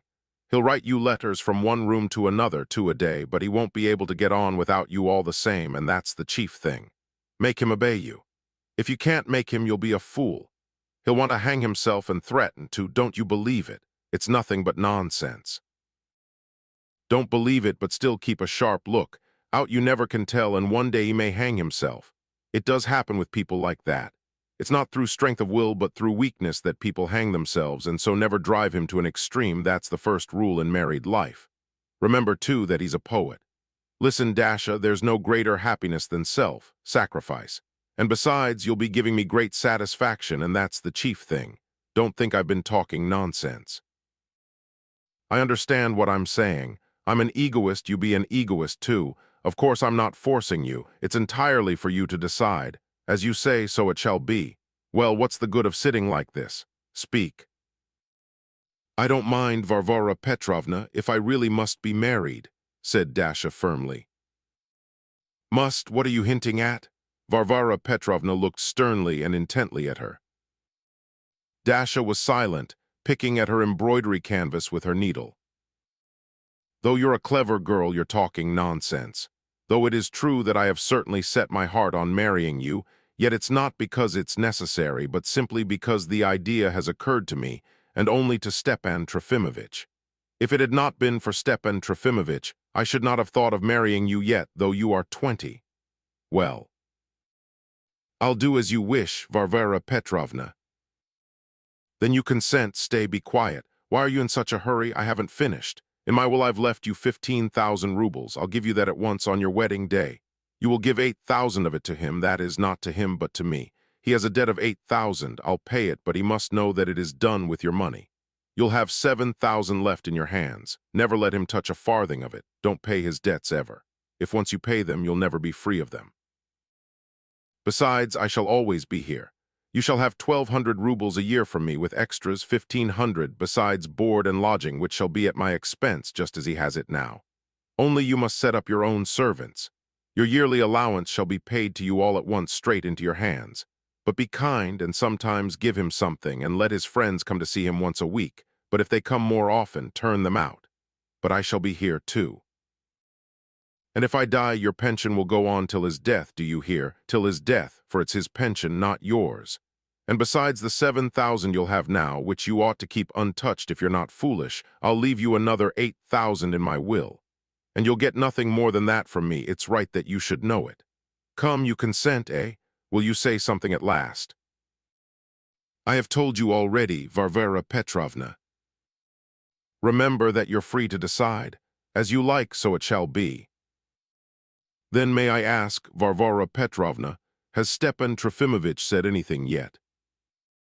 No, he hasn't said anything. He doesn't know, but he will speak directly. She jumped up at once and threw on a black shawl. Dasha flushed a little again and watched her with questioning eyes. Varvara Petrovna turned suddenly to her with a face flaming with anger. You're a fool, she swooped down on her like a hawk. An ungrateful fool. What's in your mind? Can you imagine that I'd compromise you in any way in the smallest degree? Why, he shall crawl on his knees to ask you. He must be dying of happiness. That's how it shall be arranged. Why, you know that I'd never let you suffer. Or do you suppose he'll take you for the sake of that 8,000 and that I'm hurrying off to sell you? You're a fool. You're all ungrateful fools. Give me my umbrella. And she flew off to walk by the wet brick pavements and the wooden planks to Stepan Trofimovich's. Chapter 7. It was true that she would never have let Dasha suffer. On the contrary, she considered now that she was acting as her benefactress. The most generous and legitimate indignation was glowing in her soul when, as she put on her shawl, she caught fixed upon her the embarrassed and mistrustful eyes of her protégée. She had genuinely loved the girl from her childhood upwards.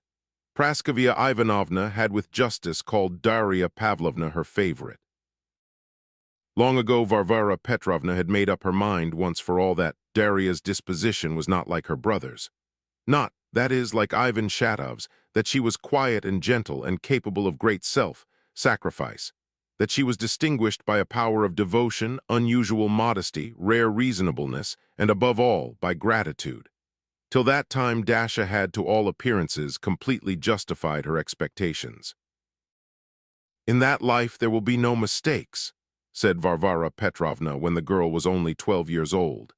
and as it was characteristic of her to attach herself doggedly and passionately to any dream that fascinated her, any new design, any idea that struck her as noble, she made up her mind at once to educate Dasha as though she were her own daughter. She at once set aside a sum of money for her and sent for a governess, Miss Criggs, who lived with them until the girl was 16, but she was for some reason suddenly dismissed. Teachers came for her from the high school, among them a real Frenchman who taught Dasha French. He too was suddenly dismissed, almost turned out of the house. A poor lady, a widow of good family, taught her to play the piano, yet her chief tutor was Stepan Trofimovich. In reality, he first discovered Dasha. He began teaching the quiet child even before Varvara Petrovna had begun to think about her. I repeat again, it was wonderful how children took to him. Lizaveta Nikolaevna Tushin had been taught by him from the age of 8 till 11. Stepan Trofimovich took no fees, of course, for his lessons, and would not on any account have taken payment from the Drozdovs. But he fell in love with the charming child, and used to tell her poems of a sort about the creation of the world, about the earth, and the history of humanity. His lectures about the primitive peoples and primitive man were more interesting than the Arabian Nights. Lisa, who was ecstatic over these stories, used to mimic Stepan Trofimovich very funnily at home. He heard of this and once peeped in on her unawares. Lisa, overcome with confusion, flung herself into his arms and shed tears. Stepan Trofimovich wept too with delight. But Lisa soon after went away and only Dasha was left. When Dasha began to have other teachers, Stepan Trofimovich gave up his lessons with her and by degrees left off noticing her.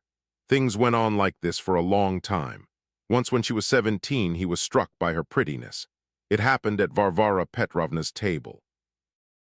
He began to talk to the young girl, was much pleased with her answers, and ended by offering to give her a serious and comprehensive course of lessons on the history of Russian literature. Varvara Petrovna approved and thanked him for his excellent idea, and Dasha was delighted. Stepan Trofimovich proceeded to make special preparations for the lectures, and at last they began. They began with the most ancient period. The first lecture went off enchantingly. Varvara Petrovna was present. When Stepan Trofimovich had finished, and as he was going informed his pupil that the next time he would deal with the story of the expedition of Igor, Varvara Petrovna suddenly got up and announced that there would be no more lessons. Stepan Trofimovich winced, but said nothing, and Dasha flushed crimson. It put a stop to the scheme, however. This had happened just 3 years before Varvara Petrovna's unexpected fancy. Poor Stepan Trofimovich was sitting alone, free from all misgivings. Plunged in mournful reveries, he had for some time been looking out of the window to see whether any of his friends were coming. But nobody would come. It was drizzling. It was turning cold. He would have to have the stove heated. He sighed. Suddenly a terrible apparition flashed upon his eyes. Varvara Petrovna in such weather and at such an unexpected hour to see him. And on foot. He was so astounded that he forgot to put on his coat and received her as he was in his everlasting pink, wadded dressing jacket. "Ma bonne Amy," he cried faintly to greet her. "You're alone, I'm glad. I can't endure your friends. How you do smoke. Heavens, what an atmosphere. You haven't finished your morning tea and it's nearly 12 o'clock. It's your idea of bliss disorder. You take pleasure in dirt. What's that torn paper on the floor? Nastasia, Nastasia. What is your Nastasia about? Open the window, the casement, the doors, fling everything wide open, and we'll go into the drawing room. I've come to you on a matter of importance, and you sweep up, my good woman, for once in your life." "They make such a muck," Nastasia whined in a voice of plaintive exasperation. "Well, you must sweep it up 15 times a day. You've a wretched drawing room." When they had gone into the drawing room. "Shut the door properly, she'll be listening. You must have it repapered. Didn't I send a paper hanger to you with patterns? Why didn't you choose one? Sit down and listen. Do sit down, I beg you. Where are you off to? Where are you off to? Where are you off to?" "I'll be back directly," Stepan Trofimovich cried from the next room. "Here I am again." "Ah, you've changed your coat." She scanned him mockingly. He had flung his coat on over the dressing jacket. "Well, certainly that's more suited to our subject. Do sit down, I entreat you." She told him everything at once, abruptly and impressively. She hinted at the 8,000 of which he stood in such terrible need. She told him in detail of the dowry. Stepan Trofimovich sat trembling, opening his eyes wider and wider. He heard it all, but he could not realize it clearly. He tried to speak, but his voice kept breaking. All he knew was that everything would be as she said, that to protest and refuse to agree would be useless, and that he was a married man irrevocably. "Mais ma bonne Amy," for the third time, and at my age and to such a child. He brought out at last, "Mais c'est une enfant." A child who is 20 years old, thank God. Please don't roll your eyes, I entreat you, you're not on the stage. You're very clever and learned, but you know nothing at all about life. You will always want a nurse to look after you. I shall die, and what will become of you? She will be a good nurse to you. She's a modest girl, strong-willed, reasonable. Besides, I shall be here too, I shan't die directly. She's fond of home, she's an angel of gentleness. This happy thought came to me in Switzerland. Do you understand if I tell you myself that she is an angel of gentleness? She screamed with sudden fury. Your house is dirty, she will bring in order, cleanliness. Everything will shine like a mirror. Good gracious, do you expect me to go on my knees to you with such a treasure, to enumerate all the advantages, to court you? Why, you ought to be on your knees. Oh, you shallow, faint-hearted man. But I'm an old man. What do your 53 years matter? 50 is the middle of life, not the end of it. You are a handsome man, and you know it yourself. You know, too, what a respect she has for you. If I die, what will become of her? But married to you she'll be at peace, and I shall be at peace. You have renown, a name, a loving heart. You receive a pension which I look upon as an obligation. You will save her, perhaps, you will save her. In any case, you will be doing her an honor. You will form her for life, you will develop her heart, you will direct her ideas. How many people come to grief nowadays because their ideas are wrongly directed? By that time, your book will be ready, and you will at once set people talking about you again. I am, in fact, he muttered, at once flattered by Varvara Petrovna's adroit insinuations. I was just preparing to sit down to my tales from Spanish history. Well, there you are, it's just come right. But have you spoken to her? Don't worry about her, and there's no need for you to be inquisitive. Of course, you must ask her yourself, entreat her to do you the honor, you understand. But don't be uneasy, I shall be here. Besides, you love her. Stepan Trofimovich felt giddy. The walls were going round. There was one terrible idea underlying this to which he could not reconcile himself. Excellent Amy, his voice quivered suddenly. I could never have conceived that you would make up your mind to give me in marriage to another woman. You're not a girl, Stepan Trofimovich. Only girls are given in marriage. You are taking a wife, Varvara Petrovna hissed malignantly. Oui, j'ai pris un mot pour un autre, mais c'est égal. He gazed at her with a hopeless air. I see that c'est égal, she muttered contemptuously through her teeth. Good heavens, why he's going to faint. Nastasia, Nastasia, water.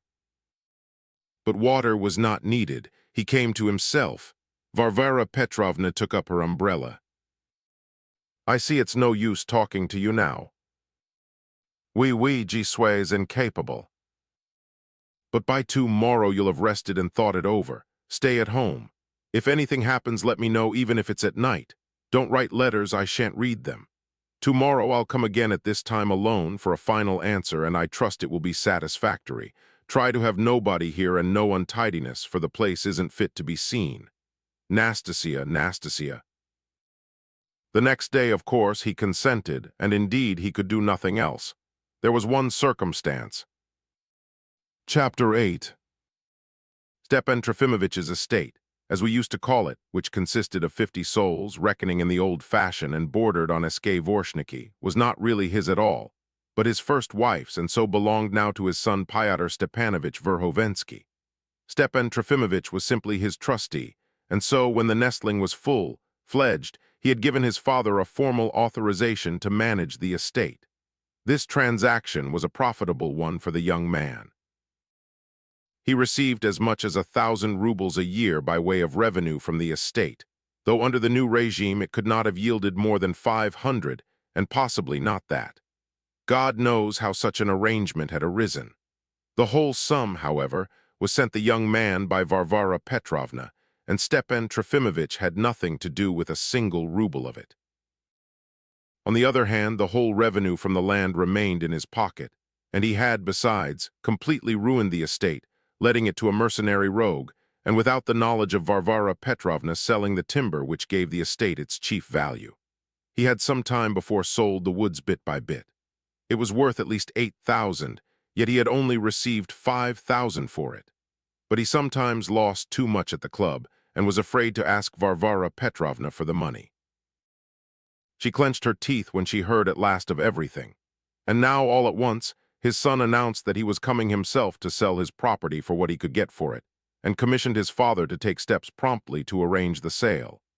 It was clear that Stepan Trofimovich, being a generous and disinterested man, felt ashamed of his treatment of C-Cher and Fant, whom he had seen for the last time 9 years before as a student in Petersburg. The estate might originally have been worth 13 or 14,000. Now it was doubtful whether anyone would give 5 for it. No doubt Stepan Trofimovich was fully entitled by the terms of the trust to sell the wood, and taking into account the incredibly large yearly revenue of 1,000 rubles which had been sent punctually for so many years, he could have put up a good defense of his management. But Stepan Trofimovich was a generous man of exalted impulses. A wonderfully fine inspiration occurred to his mind. When Petrusha returned, to lay on the table before him the maximum price of 15,000 rubles without a hint at the sums that had been sent him hitherto, and warmly, and with tears to press C-Cher Fils to his heart, and so to make an end of all accounts between them. He began cautiously and indirectly unfolding this picture before Varvara Petrovna. He hinted that this would add a peculiarly noble note to their friendship, to their idea. This would set the parents of the last generation, and people of the last generation generally, in such a disinterested and magnanimous light in comparison with the new frivolous and socialistic younger generation. He said a great deal more, but Varvara Petrovna was obstinately silent. At last she informed him airily that she was prepared to buy their estate, and to pay for it the maximum price, that is, 6 or 7,000, though 4 would have been a fair price for it. Of the remaining 8,000 which had vanished with the woods, she said not a word. This conversation took place a month before the match was proposed to him. Stepan Trofimovich was overwhelmed and began to ponder. There might in the past have been a hope that his son would not come after all. An outsider, that is to say, might have hoped so. Stepan Trofimovich, as a father, would have indignantly rejected the insinuation that he could entertain such a hope. Anyway, queer rumors had hitherto been reaching us about Petrusha. To begin with, on completing his studies at the university 6 years before, he had hung about in Petersburg without getting work. Suddenly we got the news that he had taken part in issuing some anonymous manifesto and that he was implicated in the affair. Then he suddenly turned up abroad in Switzerland at Geneva. He had escaped, very likely.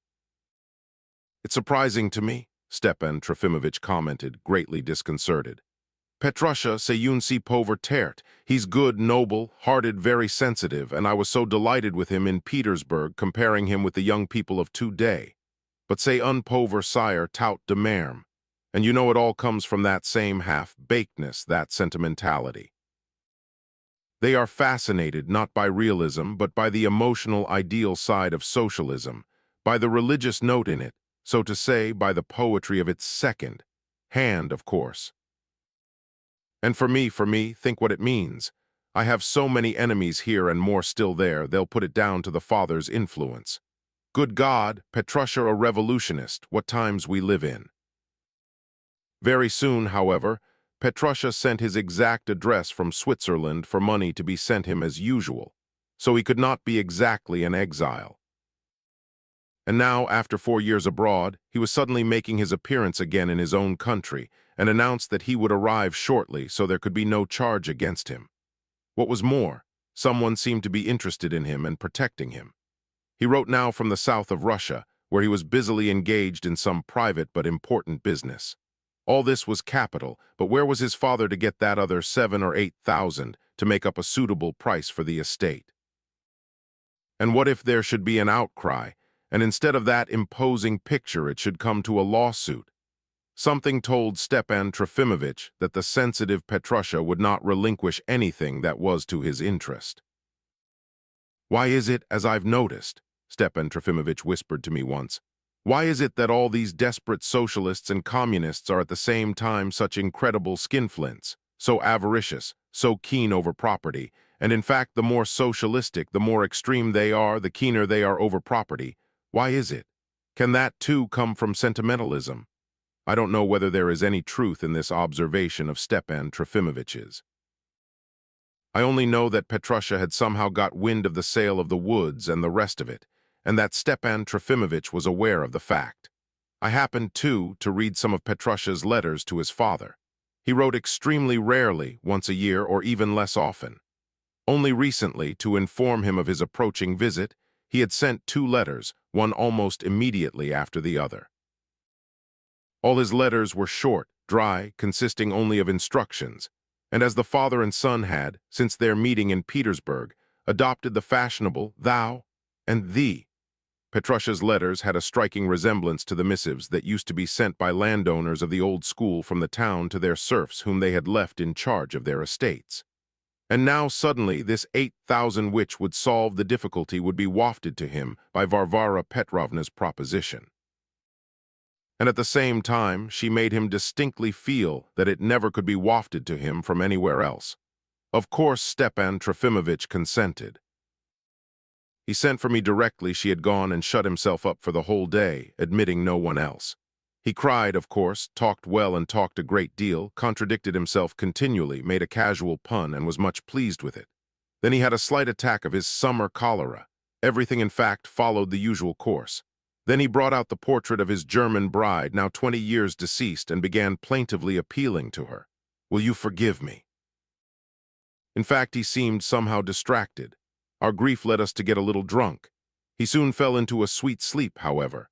Next morning he tied his cravat in masterly fashion, dressed with care, and went frequently to look at himself in the glass.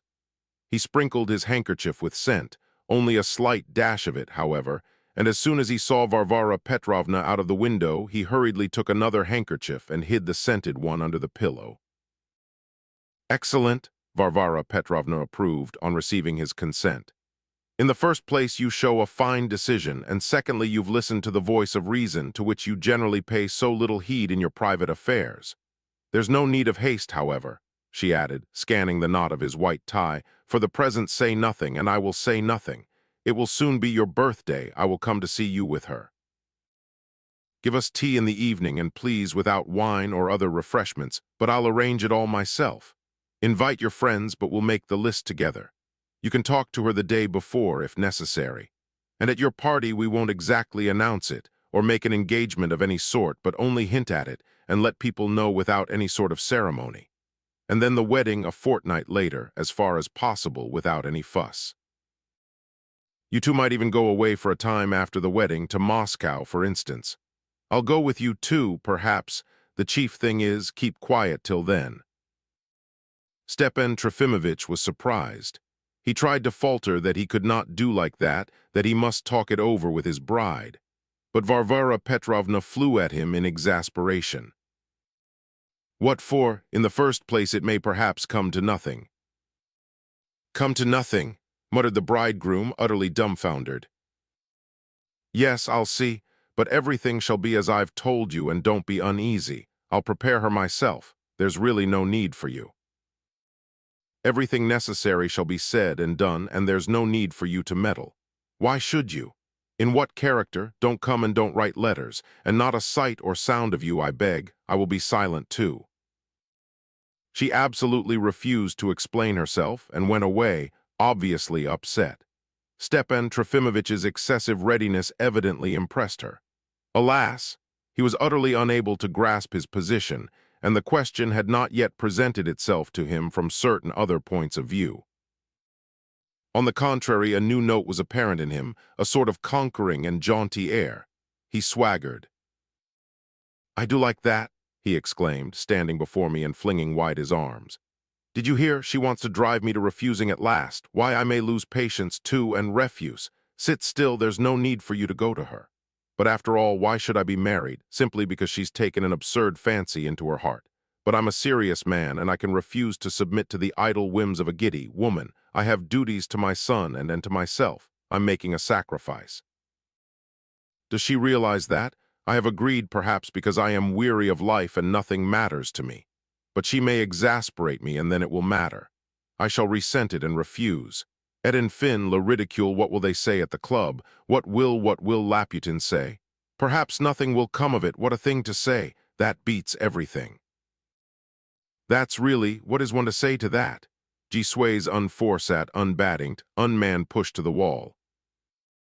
And at the same time, a sort of capricious complacency, something frivolous and playful, could be seen in the midst of all these plaintive exclamations. In the evening we drank too much again. Chapter 3. The Sins of Others. Chapter 1. About a week had passed, and the position had begun to grow more complicated. I may mention in passing that I suffered a great deal during that unhappy week, as I scarcely left the side of my affianced friend, in the capacity of his most intimate confidant. What weighed upon him most was the feeling of shame, though we saw no one all that week, and sat indoors alone. But he was even ashamed before me, and so much so that the more he confided to me, the more vexed he was with me for it. He was so morbidly apprehensive that he expected that everyone knew about it already, the whole town, and was afraid to show himself, not only at the club, but even in his circle of friends.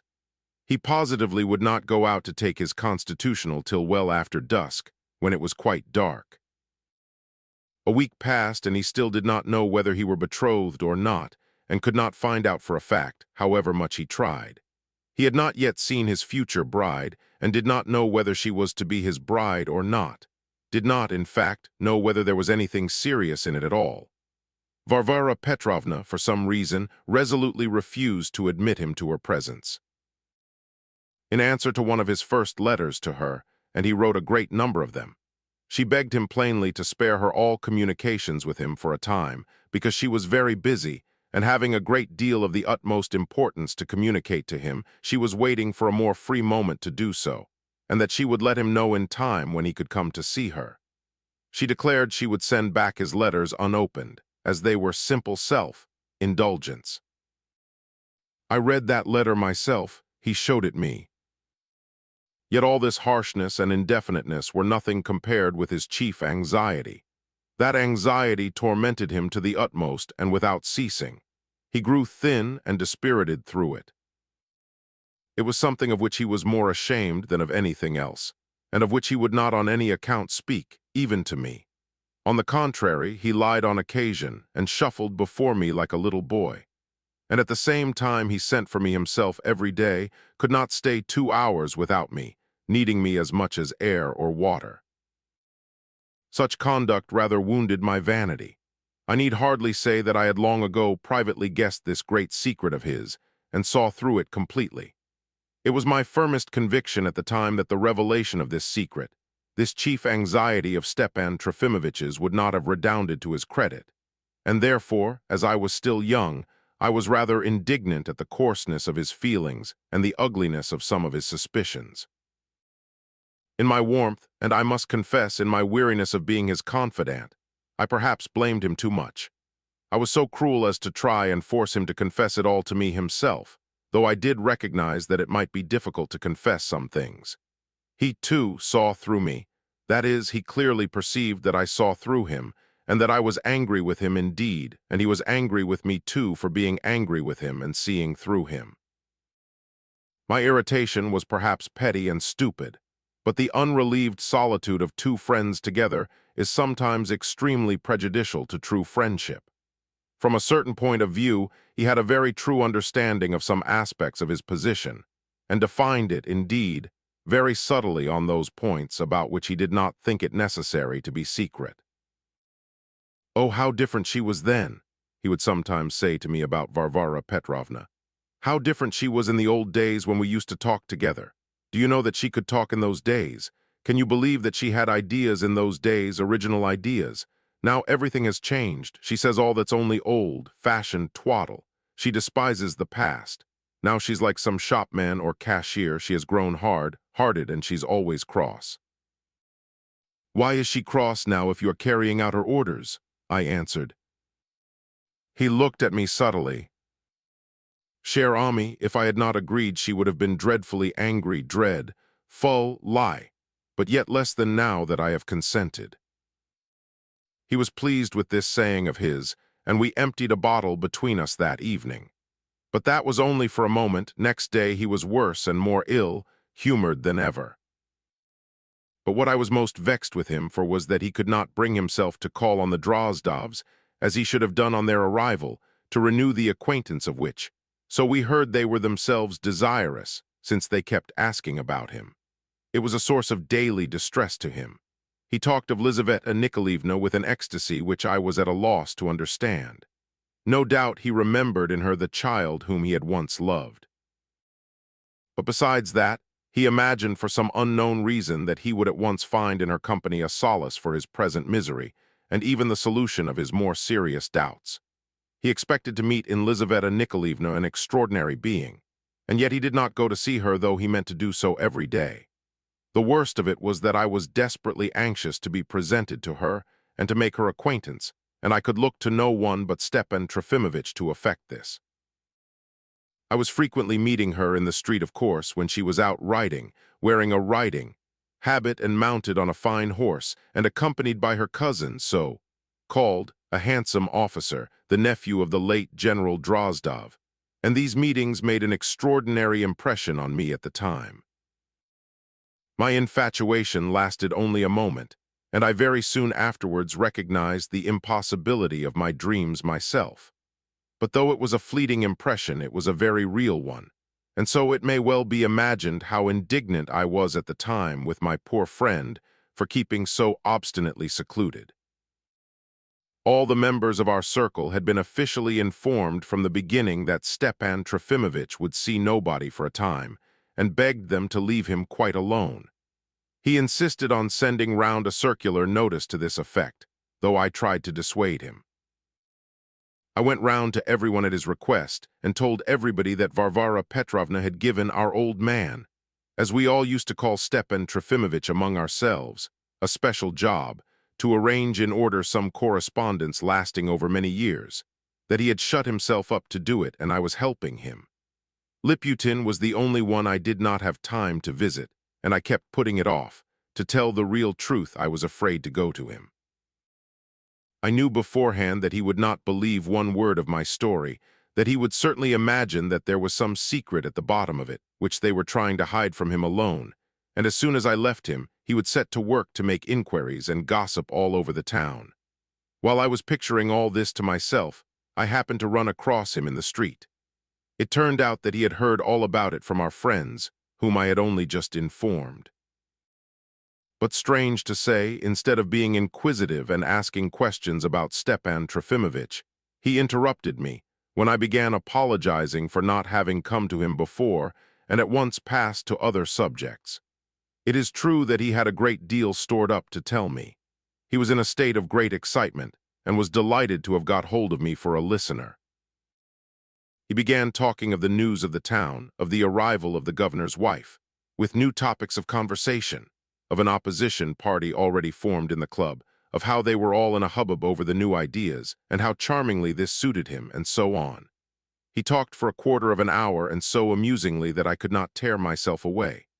Though I could not endure him, yet I must admit he had the gift of making one listen to him, especially when he was very angry at something. This man was, in my opinion, a regular spy from his very nature. At every moment he knew the very latest gossip and all the trifling incidents of our town, especially the unpleasant ones, and it was surprising to me how he took things to heart that were sometimes absolutely no concern of his. It always seemed to me that the leading feature of his character was envy. When I told Stepan Trofimovitch the same evening of my meeting Liputin that morning and our conversation, the latter, to my amazement, became greatly agitated and asked me the wild question, "Does Liputin know or not?" I began trying to prove that there was no possibility of his finding it out so soon, and that there was nobody from whom he could hear it. But Stepan Trofimovitch was not to be shaken. "Well, you may believe it or not," he concluded unexpectedly at last, But I'm convinced that he not only knows every detail of our position, but that he knows something else besides, something neither you nor I know yet, and perhaps never shall, or shall only know when it's too late, when there's no turning back." I said nothing, but these words suggested a great deal. For 5 whole days after that we did not say one word about Liputin. It was clear to me that Stepan Trofimovitch greatly regretted having let his tongue run away with him, and having revealed such suspicions before me. Chapter 2. One morning on the 7th or 8th day after Stepan Trofimovitch had consented to become engaged, about 11 o'clock, when I was hurrying as usual to my afflicted friend, I had an adventure on the way. I met Karmazinov, the great writer, as Liputin called him. I had read Karmazinov from a child. His novels and tales were well known to the past and even to the present generation. I reveled in them. They were the great enjoyment of my childhood and youth. Afterwards, I grew rather less enthusiastic over his work. I did not care so much for the novels with a purpose which he had been writing of late as for his first, early works, which were so full of spontaneous poetry, and his latest publications I had not liked at all. Speaking generally, if I may venture to express my opinion on so delicate a subject, all these talented gentlemen of the middling sort who are sometimes in their lifetime accepted almost as geniuses, pass out of memory quite suddenly and without a trace when they die. And what's more, it often happens that even during their lifetime, as soon as a new generation grows up and takes the place of the one in which they have flourished, they are forgotten and neglected by everyone in an incredibly short time. This somehow happens among us quite suddenly, like the shifting of the scenes on the stage. Oh, it's not at all the same as with Pushkin, Gogol, Molière, Voltaire, all those great men who really had a new original word to say. It's true, too, that these talented gentlemen of the middling sort in the decline of their venerable years usually write themselves out in the most pitiful way, though they don't observe the fact themselves. It happens not infrequently that a writer who has been for a long time credited with extraordinary profundity and expected to exercise a great and serious influence on the progress of society, betrays in the end such poverty, such insipidity in his fundamental ideas that no one regrets that he succeeded in writing himself out so soon. But the old gray beards don't notice this and are angry. Their vanity sometimes, especially towards the end of their career, reaches proportions that may well provoke wonder.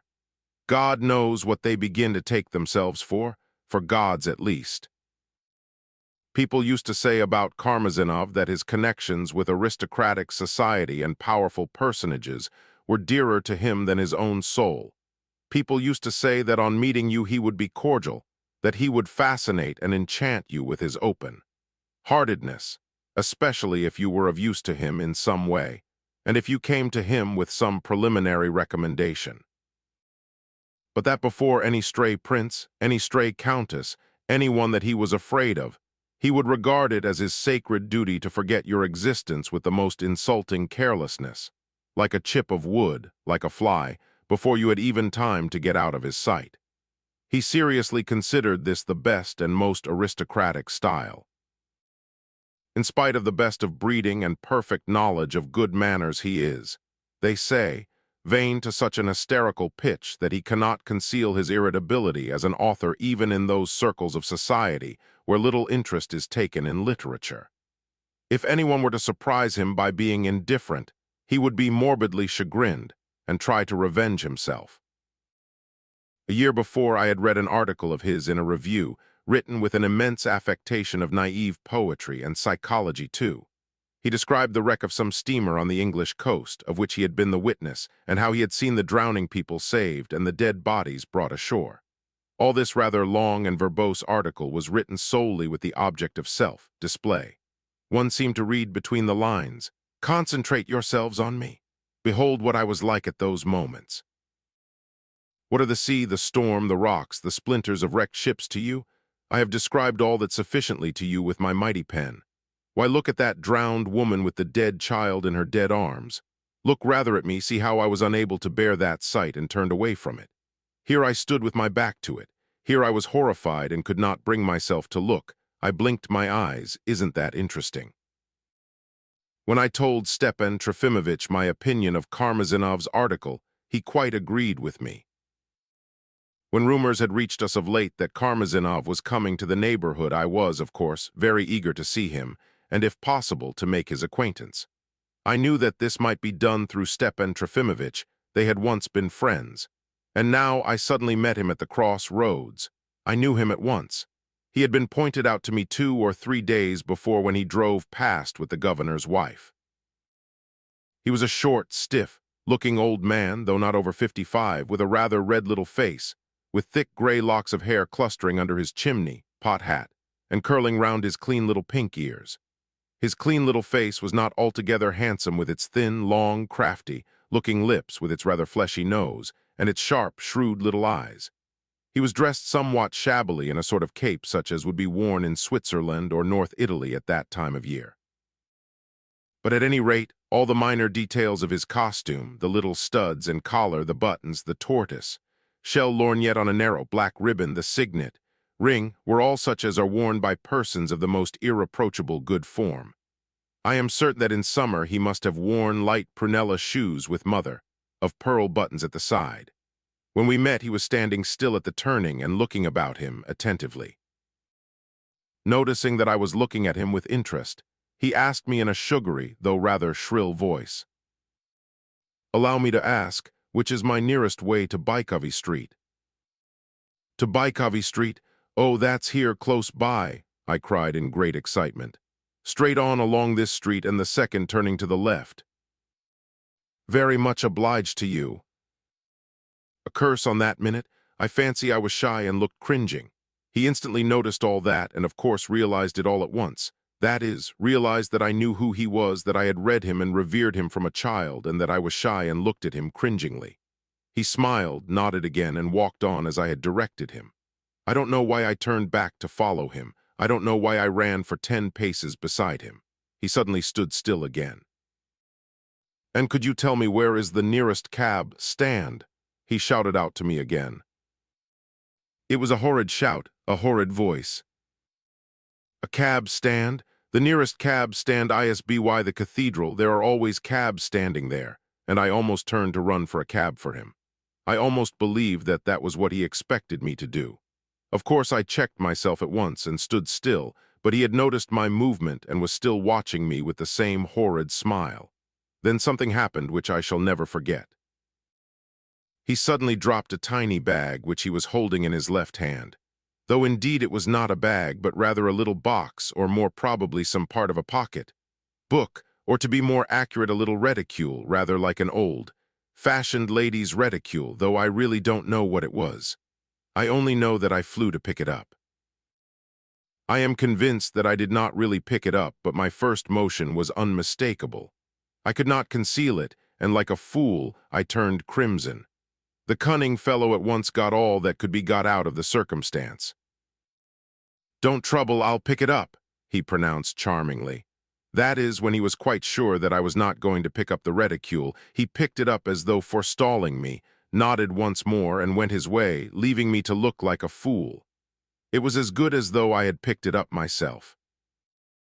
For 5 minutes I considered myself utterly disgraced forever. But as I reached Stepan Trofimovich's house, I suddenly burst out laughing. The meeting struck me as so amusing that I immediately resolved to entertain Stepan Trofimovich with an account of it, and even to act the whole scene to him. Chapter 3. But this time, to my surprise, I found an extraordinary change in him. He pounced on me with a sort of avidity. It is true, as soon as I went in and began listening to me, but with such a distracted air that at first he evidently did not take in my words. But as soon as I pronounced the name of Karmazinov, he suddenly flew into a frenzy. "Don't speak of him, don't pronounce that name," he exclaimed, almost in a fury. "Here, look, read it, read it." He opened the drawer and threw on the table 3 small sheets of paper, covered with a hurried pencil scrawl, all from Varvara Petrovna. The first letter was dated the day before yesterday, the second had come yesterday, and the last that day, an hour before. Their contents were quite trivial, and all referred to Karmazinov and betrayed the vain and fussy uneasiness of Varvara Petrovna and her apprehension that Karmazinov might forget to pay her a visit. Here is the first one dating from 2 days before. Probably there had been one also 3 days before, and possibly another 4 days before as well. If he deigns to visit you today, not a word about me, I beg, not the faintest hint. Don't speak of me, don't mention me. V.S. The letter of the day before. If he decides to pay you a visit this morning, I think the most dignified thing would be not to receive him. That's what I think about it. I don't know what you think. V.S. 2 days the last. I feel sure that you're in a regular litter and clouds of tobacco smoke. I'm sending you Maria and Fomushka. They'll tidy you up in half an hour. And don't hinder them, but go and sit in the kitchen while they clear up. I'm sending you a Baccara rug and 2 china vases. I've long been meaning to make you a present of them, and I'm sending you my tenniers, too, for a time. You can put the vases in the window and hang the tenniers on the right under the portrait of Goethe. It will be more conspicuous there, and it's always light there in the morning. If he does turn up at last, receive him with the utmost courtesy, but try and talk of trifling matters, of some intellectual subject, and behave as though you had seen each other lately. Not a word about me. Perhaps I may look in on you in the evening. V.S. P.S. If he does not come today, he won't come at all. I read and was amazed that he was in such excitement over such trifles. Looking at him inquiringly, I noticed that he had had time while I was reading to change the everlasting white tie he always wore for a red one. His hat and stick lay on the table. He was pale, and his hands were positively trembling. I don't care a hang about her anxieties, he cried frantically in response to my inquiring look. GMN fiche, she has the face to be excited about Karmazinov, and she does not answer my letters. Here's my unopened letter which she sent me back yesterday, here on the table under the book, under Elham Quirit. What is it to me that she's wearing herself out over Nikolay? GMN fiche et G proclame ma liberté, o diable la Karmazinov, o diable la Lemk. I've hidden the vases in the entry and the tenniers in the chest of drawers, and I have demanded that she is to see me at once. Do you hear? I've insisted. I've sent her just such a scrap of paper, a pencil scrawl unsealed by Nastasia, and I'm waiting. I want Daria Pavlovna to speak to me with her own lips before the face of heaven, or at least before you. Vous me secondares en est, si pas comme ami et témoin. I don't want to have to blush, to lie. I don't want secrets. I won't have secrets in this matter. Let them confess everything to me openly, frankly, honorably, and then perhaps I may surprise the whole generation by my magnanimity. Am I a scoundrel or not, my dear sir? He concluded suddenly, looking menacingly at me, as though I'd considered him a scoundrel. I offered him a sip of water. I had never seen him like this before. All the while he was talking, he kept running from one end of the room to the other, but he suddenly stood still before me in an extraordinary attitude. Can you suppose, he began again with hysterical haughtiness, looking me up and down, can you imagine that I, Stepan Verhovensky, cannot find in myself the moral strength to take my bag, my beggar's bag, and laying it on my feeble shoulders to go out at the gate and vanish forever, when honor and the great principle of independence demand it? It's not the first time that Stepan Verhovensky has had to repel despotism by moral force, even though it be the despotism of a crazy woman. That is, the most cruel and insulting despotism which can exist on earth.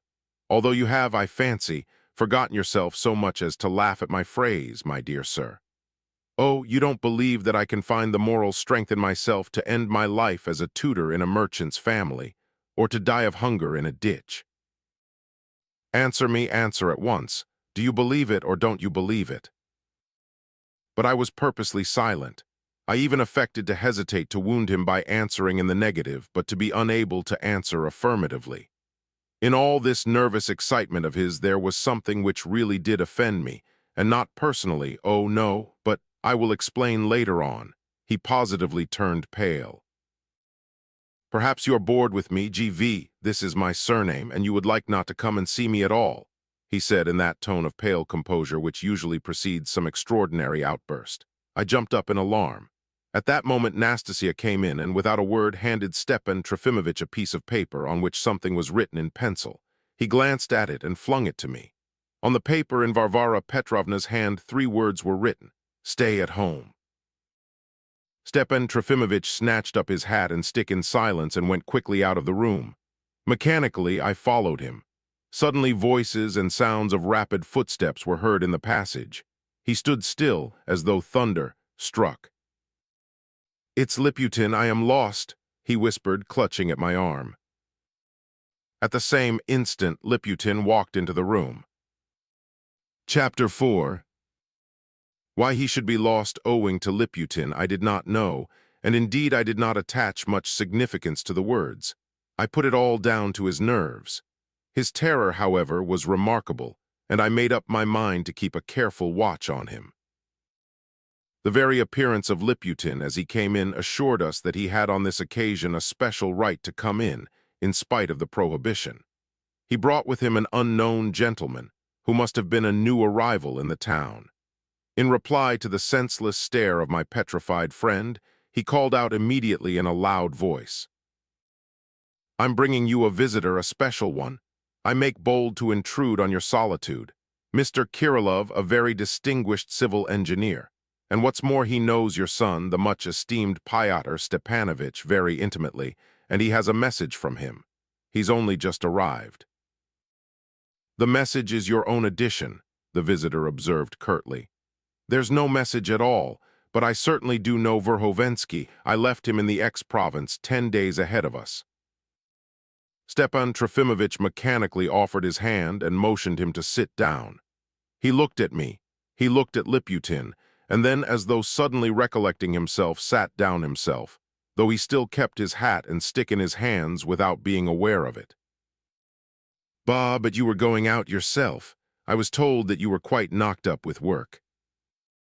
"Yes, I'm ill, and you see, I meant to go for a walk.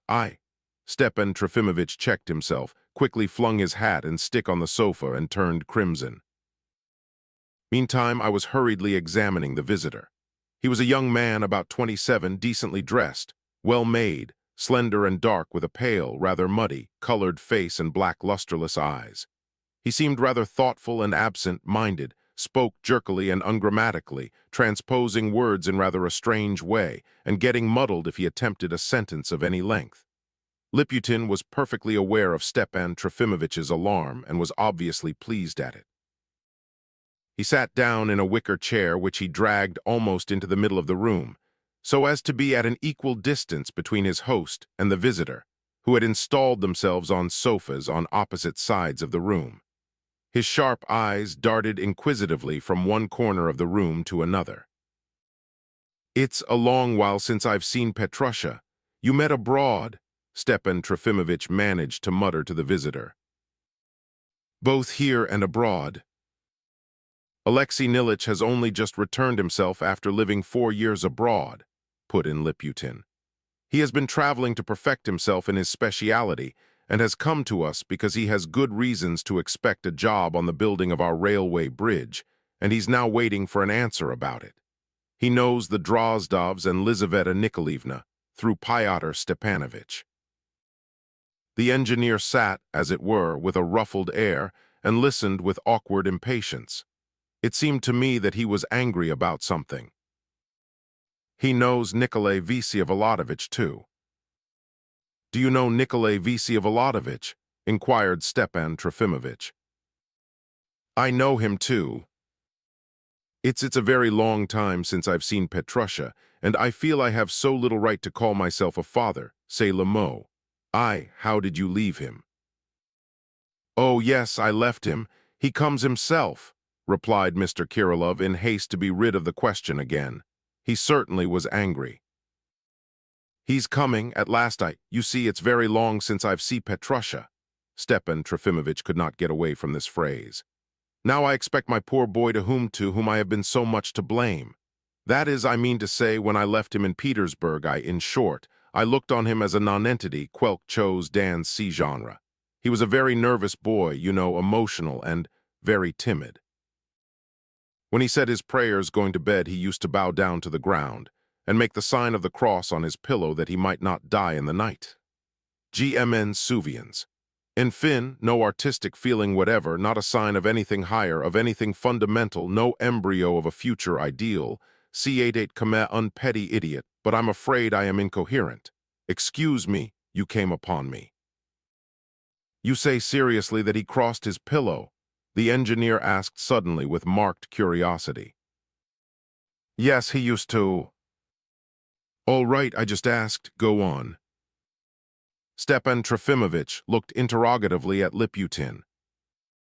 I'm very grateful to you for your visit, but I must confess I'm not in a condition, just now, but allow me to ask where you are lodging. At Filipov's in Bogovlensky Street. Ach, that's where Shatov lives, I observed involuntarily. Just so, in the very same house, cried Liputin. Only Shatov lodges above in the attic while he's down below at Captain Lebyadkin's. He knows Shatov too, and he knows Shatov's wife. He was very intimate with her abroad. Comment, do you really know anything about that unhappy marriage to Pover Ami and that woman? Cried Stepan Trofimovich, carried away by sudden feeling. You are the first man I've met who has known her personally, and if only. What nonsense, the engineer snapped out, flushing all over. How you add to things, Liputin. I've not seen Shatov's wife. I've only once seen her in the distance and not at all close. I know Shatov. Why do you add things of all sorts? He turned round sharply on the sofa, clutched his hat, then laid it down again, and settling himself down once more as before, fixed his angry black eyes on Stepan Trofimovich with a sort of defiance. I was at a loss to understand such strange irritability. Excuse me, Stepan Trofimovich observed impressively. I understand that it may be a very delicate subject. No sort of delicate subject in it, and indeed it's shameful, and I didn't shout at you that it's nonsense, but at Liputin because he adds things. Excuse me if you took it to yourself. I know Shatov, but I don't know his wife at all. I don't know her at all. I understand. And if I insisted, it's only because I'm very fond of our poor friend, not our irascible Ami, and have always taken an interest in him. In my opinion, that man changed his former, possibly over, youthful but yet sound ideas too abruptly. And now he says all sorts of things about Nader St. Russie to such a degree that I've long explained this upheaval in his whole constitution. I can only call it that, to some violent shock in his family life, and in fact to his unsuccessful marriage. I who know my poor Russia like the fingers on my hand, and have devoted my whole life to the Russian people, I can assure you that he does not know the Russian people, and what's more. I don't know the Russian people at all either, and I haven't time to study them, the engineer snapped out again, and again he turned sharply on the sofa. Stepan Trofimovich was pulled up in the middle of his speech. He is studying them, interposed Liputin. He has already begun the study of them, and is writing a very interesting article dealing with the causes of the increase of suicide in Russia, and generally speaking, the causes that lead to the increase or decrease of suicide in society. He has reached amazing results. The engineer became dreadfully excited. You have no right at all, he muttered wrathfully. I'm not writing an article. I'm not going to do silly things. I asked you confidentially, quite by chance. There's no article at all. I'm not publishing, and you haven't the right. Liputin was obviously enjoying himself.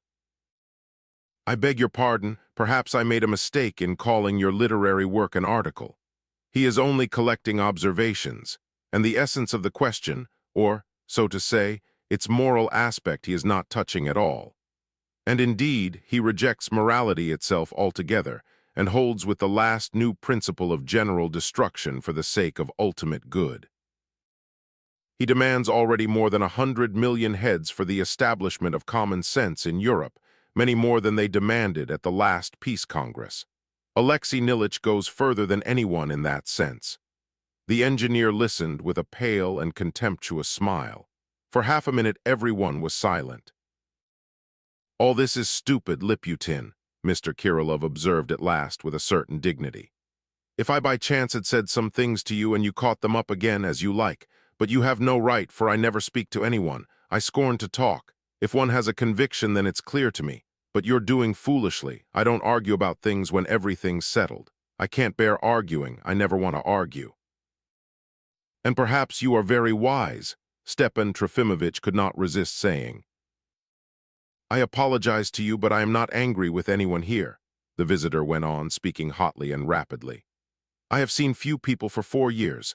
For 4 years I have talked little and have tried to see no one for my own objects which do not concern anyone else for 4 years. Liputin found this out and is laughing. I understand and don't mind. I'm not ready to take offense, only annoyed at his liberty. And if I don't explain my ideas to you, he concluded unexpectedly, scanning us all with resolute eyes, it's not at all that I'm afraid of your giving information to the government. That's not so. Please do not imagine nonsense of that sort. No one made any reply to these words. We only looked at each other. Even Liputin forgot to snigger. Gentlemen, I'm very sorry, Stepan Trofimovich got up resolutely from the sofa, but I feel ill and upset. Excuse me. Och, that's for us to go, Mr. Kirillov started, snatching up his cap. It's a good thing you told us. I'm so forgetful. He rose and with a good-natured air went up to Stepan Trofimovich, holding out his hand. I'm sorry you're not well, and I came. I wish you every success among us, answered Stepan Trofimovich, shaking hands with him heartily and without haste. I understand that if, as you say, you have lived so long abroad, cutting yourself off from people for objects of your own and forgetting Russia, you must inevitably look with wonder on us who are Russians to the backbone, and we must feel the same about you. My Selapassera. I'm only puzzled at one thing. You want to build our bridge, and at the same time you declare that you hold with the principle of universal destruction. They won't let you build our bridge. What's that you said? Och, I say, Kirillov cried, much struck, and he suddenly broke into the most frank and good-humored laughter. For a moment his face took a quite childlike expression, which I thought suited him particularly. Liputin rubbed his hand with delight at Stepan Trofimovich's witty remark. I kept wondering to myself why Stepan Trofimovich was so frightened of Liputin, and why he had cried out, "I am lost," when he heard him coming. Chapter 5. We were all standing in the doorway. It was the moment when hosts and guests hurriedly exchange the last and most cordial words, and then part to their mutual gratification. The reason he's so cross today, Liputin dropped all at once, as it were casually, when he was just going out of the room, is because he had a disturbance today with Captain Lebyadkin over his sister. Captain Lebyadkin thrashes that precious sister of his, the mad girl, every day with a whip, a real Cossack whip, every morning and evening. So Alexei Nilitch has positively taken the lodge so as not to be present. Well, good-bye. A sister, an invalid, with a whip, Stepan Trofimovich cried out, as though he had suddenly been lashed with a whip himself. What sister? What Lebyadkin? All his former terror came back in an instant. Lebyadkin? Oh, that's the retired captain. He used only to call himself a lieutenant before. Oh, what is his rank to me? What sister? Good heavens! You say Lebyadkin, but there used to be a Lebyadkin here. That's the very man. Our Lebyadkin at Virginsky's, you remember. But he was caught with forged papers. Well, now he's come back. He's been here almost 3 weeks and under the most peculiar circumstances. Why, but he's a scoundrel. As though no one could be a scoundrel among us. Liputin grinned suddenly, his knavish little eyes seeming to peer into Stepan Trofimovich's soul. Good heavens, I didn't mean that at all, though I quite agree with you about that, with you particularly. But what then, what then? What did you mean by that? You certainly meant something by that. Why, it's all so trivial. This captain, to all appearances, went away from us at that time, not because of the forged papers, but simply to look for his sister, who was in hiding from him somewhere, it seems. Well, and now he's brought her, and that's the whole story. Why do you seem frightened, Stepan Trofimovich? I only tell this from his drunken chatter, though he doesn't speak of it himself when he's sober. He's an irritable man, and so to speak, aesthetic in a military style, only he has bad taste. And this sister is lame as well as mad. She seems to have been seduced by someone, and Mr. Lebyadkin has, it seems, for many years received a yearly grant from the seducer by way of compensation for the wound to his honor, so it would seem at least from his chatter, though I believe it's only drunken talk. It's simply his brag. Besides, that sort of thing is done much cheaper. But that he has a sum of money is perfectly certain. 10 days ago he was walking barefoot, and now I've seen hundreds in his hands. His sister has fits of some sort every day. She shrieks, and he keeps her in order with the whip. You must inspire a woman with respect, he says. What I can't understand is how Shatov goes on living above him. Alexei Nilich has only been 3 days with them. They were acquainted in Petersburg, and now he's taken the lodge to get away from the disturbance. Is this all true? Said Stepan Trofimovich, addressing the engineer. You do gossip a lot, Liputin, the latter muttered wrathfully. Mysteries, secrets. Where have all these mysteries and secrets among us sprung from? Stepan Trofimovich could not refrain from exclaiming. The engineer frowned, flushed red, shrugged his shoulders, and went out of the room. Alexei Nilich positively snatched the whip out of his hand, broke it and threw it out of the window, and they had a violent quarrel, added Liputin. Why are you chattering, Liputin? It's stupid. What for? Alexei Nilich turned again instantly. Why be so modest and conceal the generous impulses of one's soul? That is, of your soul. I'm not speaking of my own. How stupid it is and quite unnecessary. Lebyadkin's stupid and quite worthless, and no use to the cause, and utterly mischievous. Why do you keep babbling all sorts of things? I'm going.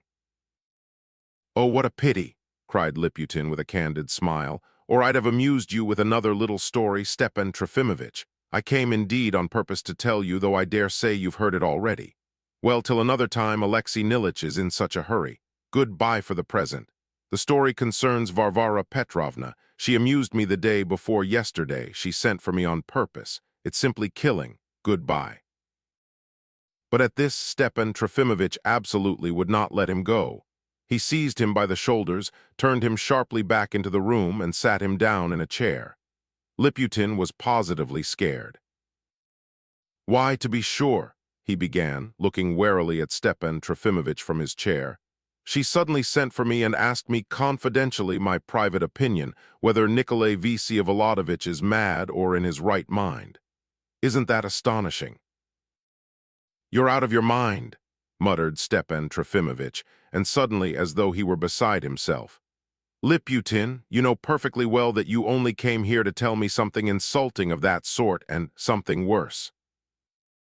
In a flash, I recalled his conjecture that Liputin knew not only more than we did about our affair, but something else which we should never know. Upon my word, Stepan Trofimovich, muttered Liputin, seeming greatly alarmed, upon my word. Hold your tongue and begin. I beg you, Mr. Kirillov, to come back too and be present. I earnestly beg you. Sit down, and you, Liputin, begin directly, simply and without any excuses. If I had only known it would upset you so much, I wouldn't have begun at all. And of course, I thought you knew all about it from Varvara Petrovna herself. You didn't think that at all. Begin, I tell you. Only do me the favor to sit down yourself, or how can I sit here when you are running about before me in such excitement? I can't speak coherently. Stepan Trofimovich restrained himself and sank impressively into an easy chair. The engineer stared gloomily at the floor.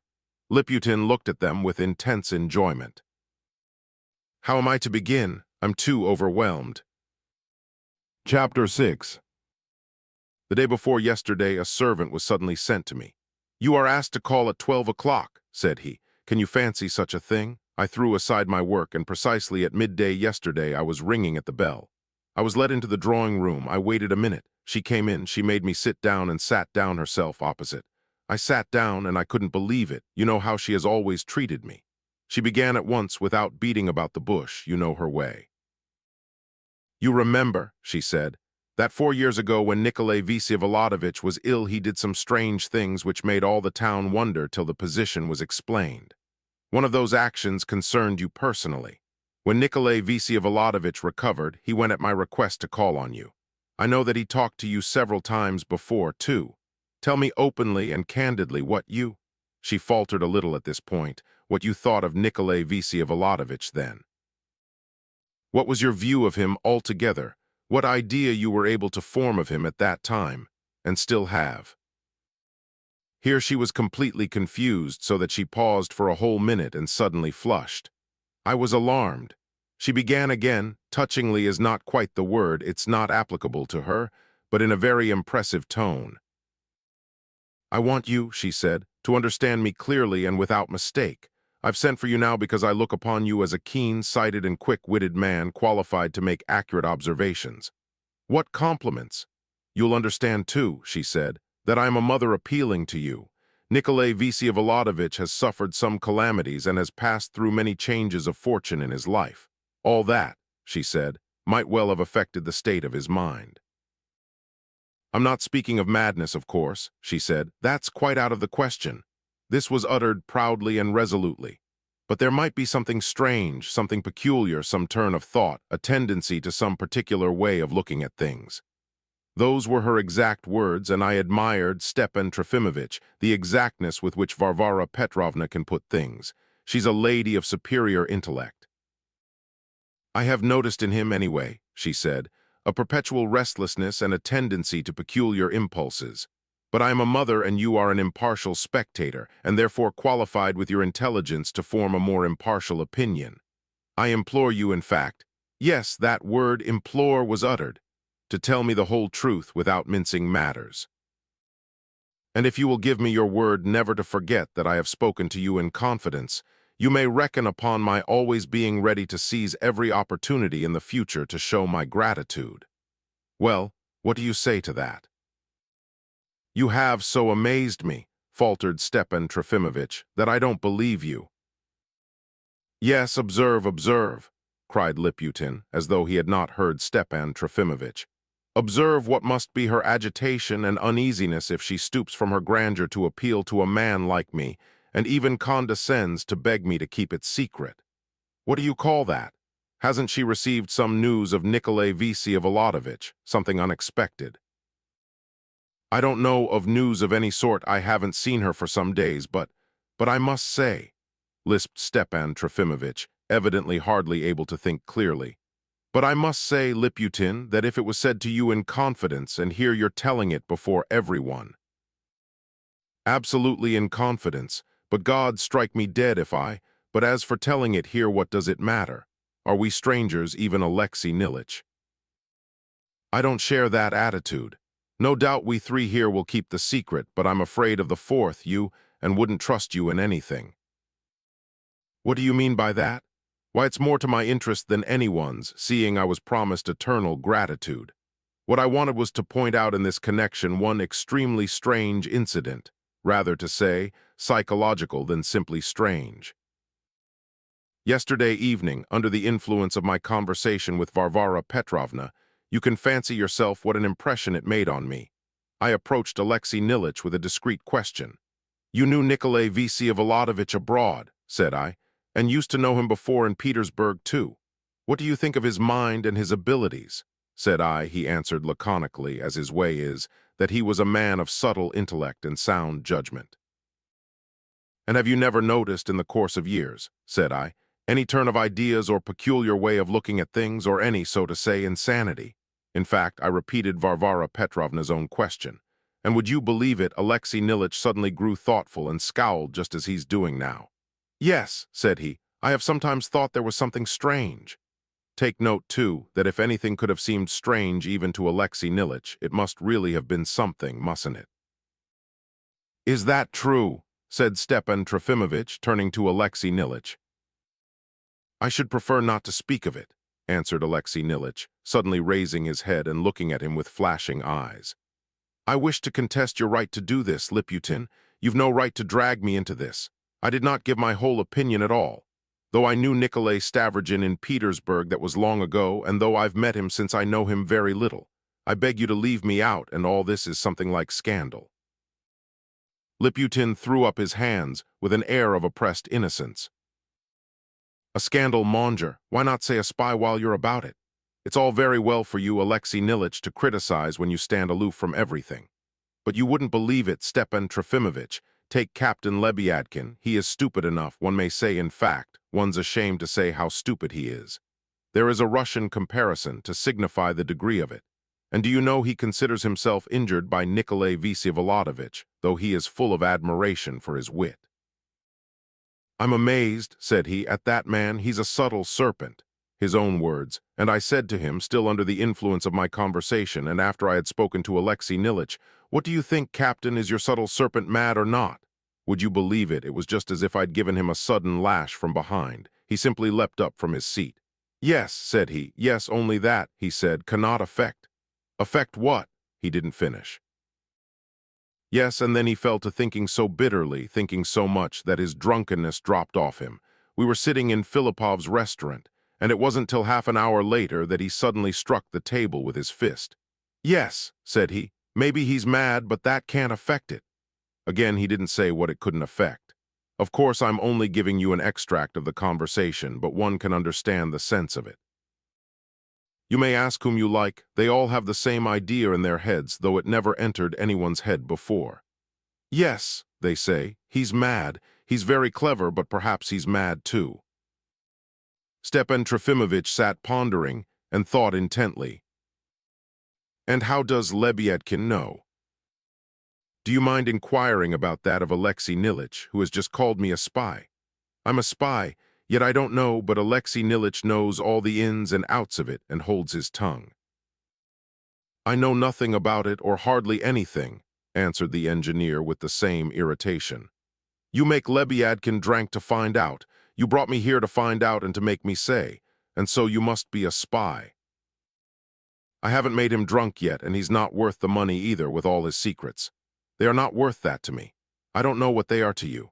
On the contrary, he is scattering the money, though 12 days ago he begged 15 kopecks of me, and he treats me to champagne, not I him. But you've given me an idea, and if there should be occasion, I will make him drunk, just to get to the bottom of it, and maybe I shall find out all your little secrets. Liputin snapped back spitefully. Stepan Trofimovich looked in bewilderment at the two disputants. Both were giving themselves away, and what's more, were not standing on ceremony. The thought crossed my mind that Liputin had brought this Alexei Nilich to us with the simple object of drawing him into a conversation through a third person for purposes of his own, his favorite maneuver. Alexei Nilich knows Nikolai Vsevolodovich quite well, he went on irritably, only he conceals it. And as to your question about Captain Lebyadkin, he made his acquaintance before any of us did, 6 years ago in Petersburg, in that obscure, if one may so express it, epoch in the life of Nikolai Vsevolodovich, before he had dreamed of rejoicing our hearts by coming here. Our prince, one must conclude, surrounded himself with rather a queer selection of acquaintances. It was at that time, it seems, that he made acquaintance with this gentleman here. Take care, Liputin. I warn you, Nikolai Vsevolodovich meant to be here soon himself, and he knows how to defend himself. Why warn me? I am the first to cry out that he is a man of the most subtle and refined intelligence, and I quite reassured Varvara Petrovna yesterday on that score. It's his character, I said to her, that I can't answer for. Lebyadkin said the same thing yesterday. A lot of harm has come to me from his character, he said. Stepan Trofimovich, it's all very well for you to cry out about slander and spying, and at the very time observe that you wring it all out of me, and with such immense curiosity too. Now Varvara Petrovna went straight to the point yesterday. You have had a personal interest in the business, she said. That's why I appeal to you. I should say so. What need to look for motives when I've swallowed a personal insult from His Excellency before the whole society of the place? I should think I have grounds to be interested, not merely for the sake of gossip. He shakes hands with you one day, and next day, for no earthly reason, he returns your hospitality by slapping you on the cheeks in the face of all decent society, if the fancy takes him out of sheer wantonness. And what's more, the fair sex is everything for them, these butterflies and meddlesome cocks. Grand gentlemen with little wings like the ancient Cupids, lady, killing Pechorins. It's all very well for you, Stepan Trofimovich, a confirmed bachelor, to talk like that, stick up for His Excellency and call me a slanderer. But if you married a pretty young wife, as you're still such a fine fellow, then I dare say you'd bolt your door against our prince and throw up barricades in your house. Why, if only that Mademoiselle Lebiadkin, who is thrashed with a whip, were not mad and bandy. Legged, by Jove, I should fancy she was the victim of the passions of our general, and that it was from him that Captain Lebiadkin had suffered in his family dignity, as he expresses it himself. Only perhaps that is inconsistent with his refined taste, though indeed even that's no hindrance to him. Every berry is worth picking if only he's in the mood for it. You talk of slander, but I'm not crying this aloud though the whole town is ringing with it. I only listen and assent. That's not prohibited. The town's ringing with it. What's the town ringing with? That is, Captain Lebiadkin is shouting for all the town to hear, and isn't that just the same as the market place ringing with it? How am I to blame? I interest myself in it only among friends, for after all I consider myself among friends here. He looked at us with an innocent air. Something's happened, only consider. They say His Excellency has sent 300 rubles from Switzerland by a most honorable young lady, and so to say, modest orphan, whom I have the honor of knowing, to be handed over to Captain Lebiadkin. And Lebiadkin, a little later, was told as an absolute fact also by a very honorable and therefore trustworthy person, I won't say whom, that not 300 but 1,000 rubles had been sent. And so Lebiadkin keeps crying out, the young lady has grabbed 700 rubles belonging to me, and he's almost ready to call in the police. He threatens to anyway, and he's making an uproar all over the town. This is vile, vile of you, cried the engineer, leaping up suddenly from his chair. But I say, you are yourself the honorable person who brought word to Lebiadkin from Nikolai Vsevolodovitch that 1,000 rubles were sent, not 300. Why, the captain told me so himself when he was drunk. It's an unhappy misunderstanding. Someone's made a mistake and it's led to, it's nonsense and it's base of you. But I'm ready to believe that it's nonsense, and I'm distressed at the story, for, take it as you will, a girl of an honorable reputation is implicated first over the 700 rubles, and secondly in unmistakable intimacy with Nikolai Vsevolodovitch. For how much does it mean to His Excellency to disgrace a girl of good character, or put to shame another man's wife, like that incident with me? If he comes across a generous, hearted man, he'll force him to cover the sins of others under the shelter of his honorable name. That's just what I had to put up with. I'm speaking of myself. Be careful, Liputin. Stepan Trofimovich got up from his easy chair and turned pale. Don't believe it, don't believe it. Somebody has made a mistake and Lebiadkin's drunk, exclaimed the engineer in indescribable excitement. It will all be explained, but I can't, and I think it's low, and that's enough.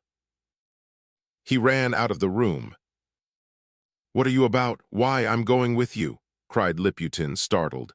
He jumped up and ran after Alexei Nilitch. Chapter 7. Stepan Trofimovich stood a moment reflecting, looked at me as though he did not see me, took up his hat and stick and walked quietly out of the room. I followed him again, as before. As we went out of the gate, noticing that I was accompanying him, he said, "Oh yes, you may serve as a witness de l'accident. Vous m'accompagnerez en est, si pas." Stepan Trofimovich, surely you're not going there again? Think what may come of it. With a pitiful and distracted smile, a smile of shame and utter despair, and at the same time of a sort of strange ecstasy, he whispered to me, standing still for an instant, I can't marry to cover another man's sins. These words were just what I was expecting. At last that fatal sentence that he had kept hidden from me was uttered aloud after a whole week of shuffling and pretense. I was positively enraged. And you, Stepan Verhovensky, with your luminous mind, your kind heart, can harbor such a dirty, such a low idea, and could before Liputin came. He looked at me, made no answer, and walked on in the same direction. I did not want to be left behind. I wanted to give Varvara Petrovna my version. I could have forgiven him if he had simply, with his womanish feint, Heartedness believed Liputin, but now it was clear that he had thought of it all himself long before, and that Liputin had only confirmed his suspicions and poured oil on the flames. He had not hesitated to suspect the girl from the very first day, before he had any kind of grounds, even Liputin's words, to go upon. Varvara Petrovna's despotic behavior he had explained to himself as due to her haste to cover up the aristocratic misdoings of her precious Nicholas by marrying the girl to an honorable man. I longed for him to be punished for it. "Oh, Dieu qui est si grand et si bon, oh, who will comfort me?" he exclaimed, halting suddenly again after walking 100 paces. "Come straight home and I'll make everything clear to you," I cried, turning him by force towards home. "It's he, Stepan Trofimovitch, it's you, you!" A fresh, joyous young voice rang out like music behind us. We had seen nothing, but a lady on horseback suddenly made her appearance beside us, Lizaveta Nikolaevna with her invariable companion. She pulled up her horse. Come here quickly," she called to us loudly and merrily. "It's 12 years since I've seen him, and I know him while do you really not know me?" Stepan Trofimovitch clasped the hand held out to him and kissed it reverently. He gazed at her as though he were praying and could not utter a word. "Knows me and is glad, Mavriky Nikolaevich, he's delighted to see me. Why is it you haven't been to see us all this fortnight? Auntie tried to persuade me you were ill and must not be disturbed, but I know Auntie tells lies. I kept stamping and swearing at you, but I had made up my mind, quite made up my mind, that you should come to me first. That was why I didn't send to you. Heavens, why he hasn't changed a bit." She scrutinized him, bending down from the saddle. "He's absurdly unchanged. Oh yes, he has wrinkles, a lot of wrinkles, round his eyes and on his cheeks some gray hair, but his eyes are just the same. And have I changed? Have I changed? Why don't you say something?" I remembered at that moment the story that she had been almost ill when she was taken away to Petersburg at 11 years old, and that she had cried during her illness and asked for Stepan Trofimovitch. He faltered now in a voice breaking with joy. "I was just crying out, 'Who will comfort me?' And I heard your voice. I look on it as a miracle et j'y commence à croire. En qui est là, how et qui est si grand et si bon, you see I know all your lectures by heart. Mavriky Nikolaevich, what faith he used to preach to me then, en qui est si grand et si bon. And do you remember your story of how Columbus discovered America and they all cried out, 'Land, land!' My nurse Alyona Frolovna says I was light, headed at night afterwards and kept crying out, 'Land, land!' in my sleep. And do you remember how you told me the story of Prince Hamlet? And do you remember how you described to me how the poor emigrants were transported from Europe to America? And it was all untrue. I found out afterwards how they were transited. But what beautiful fibs he used to tell me then, Mavriky Nikolaevich. They were better than the truth. Why do you look at Mavriky Nikolaevich like that? He is the best and finest man on the face of the globe, and you must like him just you do me. Il fait tout ce que j'ai vu. But dear Stepan Trofimovitch, you must be unhappy again since you cry out in the middle of the street asking who will comfort you. Unhappy, aren't you? Aren't you?" "Now I'm happy." "Aunt is horrid to you?" she went on without listening. "She's just the same as ever, cross, unjust, and always our precious aunt. And do you remember how you threw yourself into my arms in the garden and I comforted you and cried, 'Don't be afraid of Mavriky Nikolaevich. He has known all about you, everything, for ever so long. You can weep on his shoulder as long as you like, and he'll stand there as long as you like. Lift up your hat, take it off altogether for a minute, lift up your head, stand on tiptoe. I want to kiss you on the forehead as I kissed you for the last time when we parted. Do you see that young lady's admiring us out of the window? Come closer, closer. Heavens, how gray he is." And bending over in the saddle, she kissed him on the forehead. "Come now to your home. I know where you live. I'll be with you directly in a minute. I'll make you the first visit, you stubborn man, and then I must have you for a whole day at home. You can go and make ready for me." And she galloped off with her cavalier. We returned. Stepan Trofimovitch sat down on the sofa and began to cry. "Dia," he exclaimed, "en fin une minute de bonheur." Not more than 10 minutes afterwards, she reappeared according to her promise, escorted by her Mavriky Nikolaevich. Vous êtes le bonheur, vous arrivez en même temps. He got up to meet her.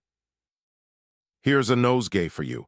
I rode just now to Madame Chevalier's. She has flowers all the winter for name, days. Here's Mavriky Nikolaevich, please make friends.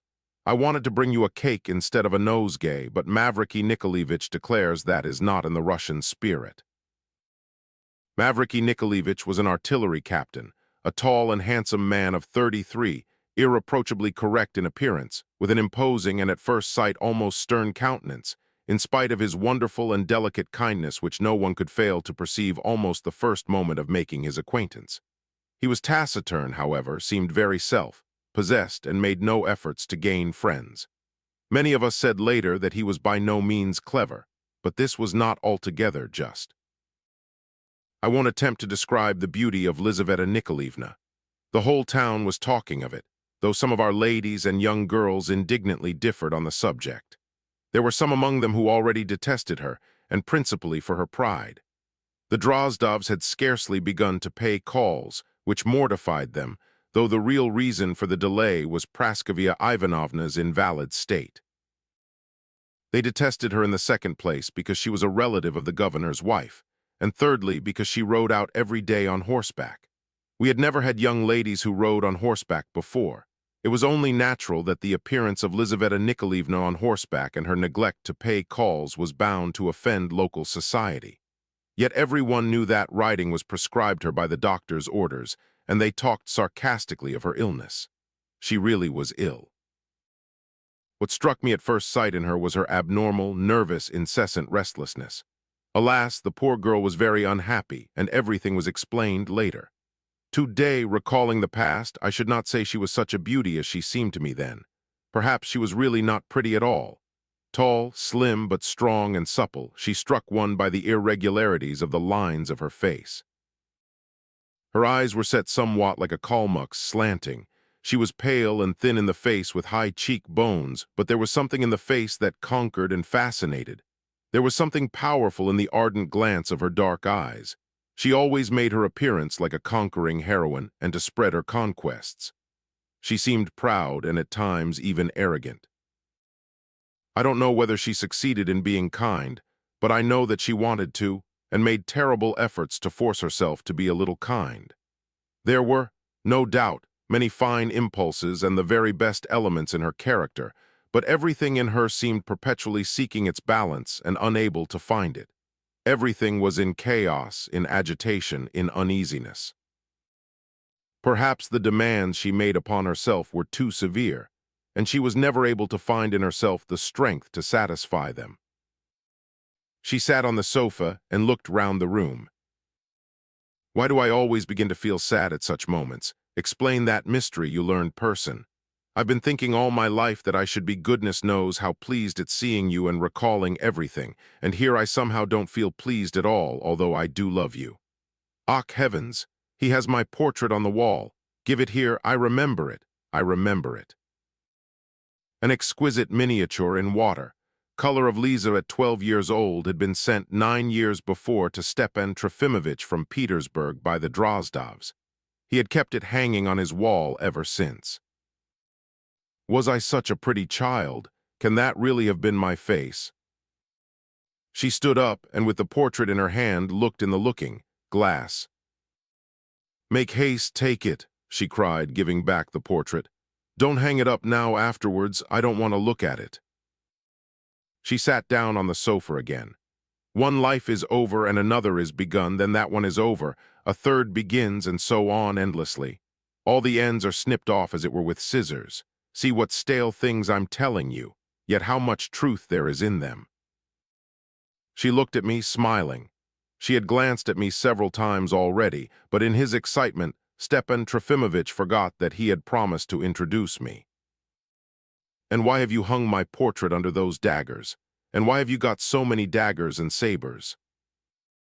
He had as a fact hanging on the wall, I don't know why, 2 crossed daggers and above them a genuine Circassian saber. As she asked this question, she looked so directly at me that I wanted to answer, but hesitated to speak. Stepan Trofimovich grasped the position at last and introduced me. I know, she said. I'm delighted to meet you. Mother has heard a great deal about you, too. Let me introduce you to Mavriky Nikolaevich, too. He's a splendid person. I had formed a funny notion of you already. You're Stepan Trofimovich's confidant, aren't you? I turned rather red. "Ach, forgive me, please. I used quite the wrong word, not funny at all, but only—" She was confused and blushed. "Why be ashamed, though, at your being a splendid person? Well, it's time we were going, Mavriky Nikolaevich. Stepan Trofimovich, you must be with us in half an hour. Mercy, what a lot we shall talk. Now I'm your confidant, and about everything, you understand." Stepan Trofimovich was alarmed at once. "Oh, Mavriky Nikolaevich knows everything, don't mind him." "What does he know?" "Why, what do you mean?" she cried in astonishment. "Bah, why it's true then that they're hiding it. I wouldn't believe it. And they're hiding Dasha too. Aunt wouldn't let me go in to see Dasha today. She says she's got a headache." But how did you find out?" "My goodness, like everyone else, that needs no cunning." "But does everyone else?" "Why, of course. Mother, it's true, heard it first through Alyona Frolovna, my nurse. Your Nastasia ran round to tell her. You told Nastasia, didn't you? She says you told her yourself." I did once speak," Stepan Trofimovich faltered, crimsoning all over. "But I only hinted, J8 I see nerve you et malade et puis." She laughed. "And your confidant didn't happen to be at hand, and Nastasia turned up. Well, that was enough, and the whole town's full of her cronies. Come, it doesn't matter, let them know it's all the better. Make haste and come to us, we dine early. Oh, I forgot," she added, sitting down again. "Listen, what sort of person is Shatov?" "Shatov? He's the brother of Daria Pavlovna." "I know he's her brother. What a person you are, really," she interrupted impatiently. "I want to know what he's like, what sort of man he is." "C'est un pense cru dice. C'est le meilleur et le plus irascible homme du monde." "I've heard that he's rather queer, but that wasn't what I meant. I've heard that he knows 3 languages, one of them English, and can do literary work. In that case, I've a lot of work for him. I want someone to help me, and the sooner the better. Would he take the work or not? He's been recommended to me." "Oh, most certainly he will. Et vous ferez un bienfait." "I'm not doing it as a bienfait. I need someone to help me." "I know Shatov pretty well," I said, "and if you will trust me with a message to him, I'll go to him this minute. Tell him to come to me at 12 o'clock tomorrow morning." "Capital, thank you. Mavriky Nikolaevich, are you ready?" They went away. I ran at once, of course, to Shatov. "Mon ami," said Stepan Trofimovich, overtaking me on the steps. "Be sure to be at my lodging at 10 or 11 o'clock when I come back. Oh, I've acted very wrongly in my conduct to you and to everyone." Chapter 8. I did not find Shatov at home. I ran round again 2 hours later. He was still out. At last, at 8 o'clock, I went to him again, meaning to leave a note if I did not find him. Again, I failed to find him. His lodging was shut up, and he lived alone without a servant of any sort. I did think of knocking at Captain Lebyadkin's down below to ask about Shatov, but it was all shut up below, too, and there was no sound or light, as though the place were empty.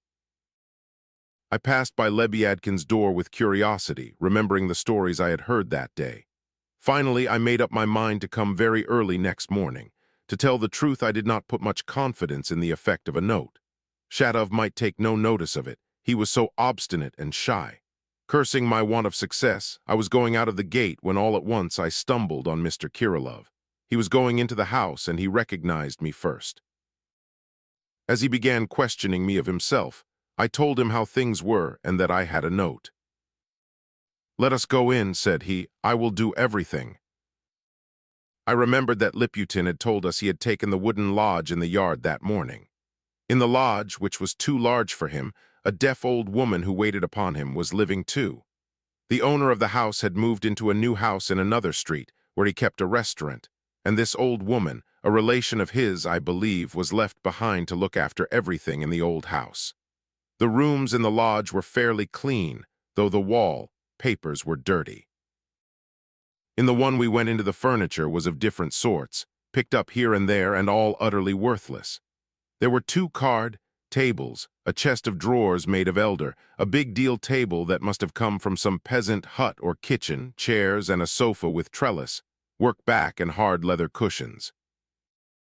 In one corner there was an old, fashioned icon in front of which the old woman had lighted a lamp before we came in, and on the walls hung 2 dingy oil paintings, one a portrait of the Tsar Nikola's eye, painted apparently between 1820 and 1830, the other the portrait of some bishop.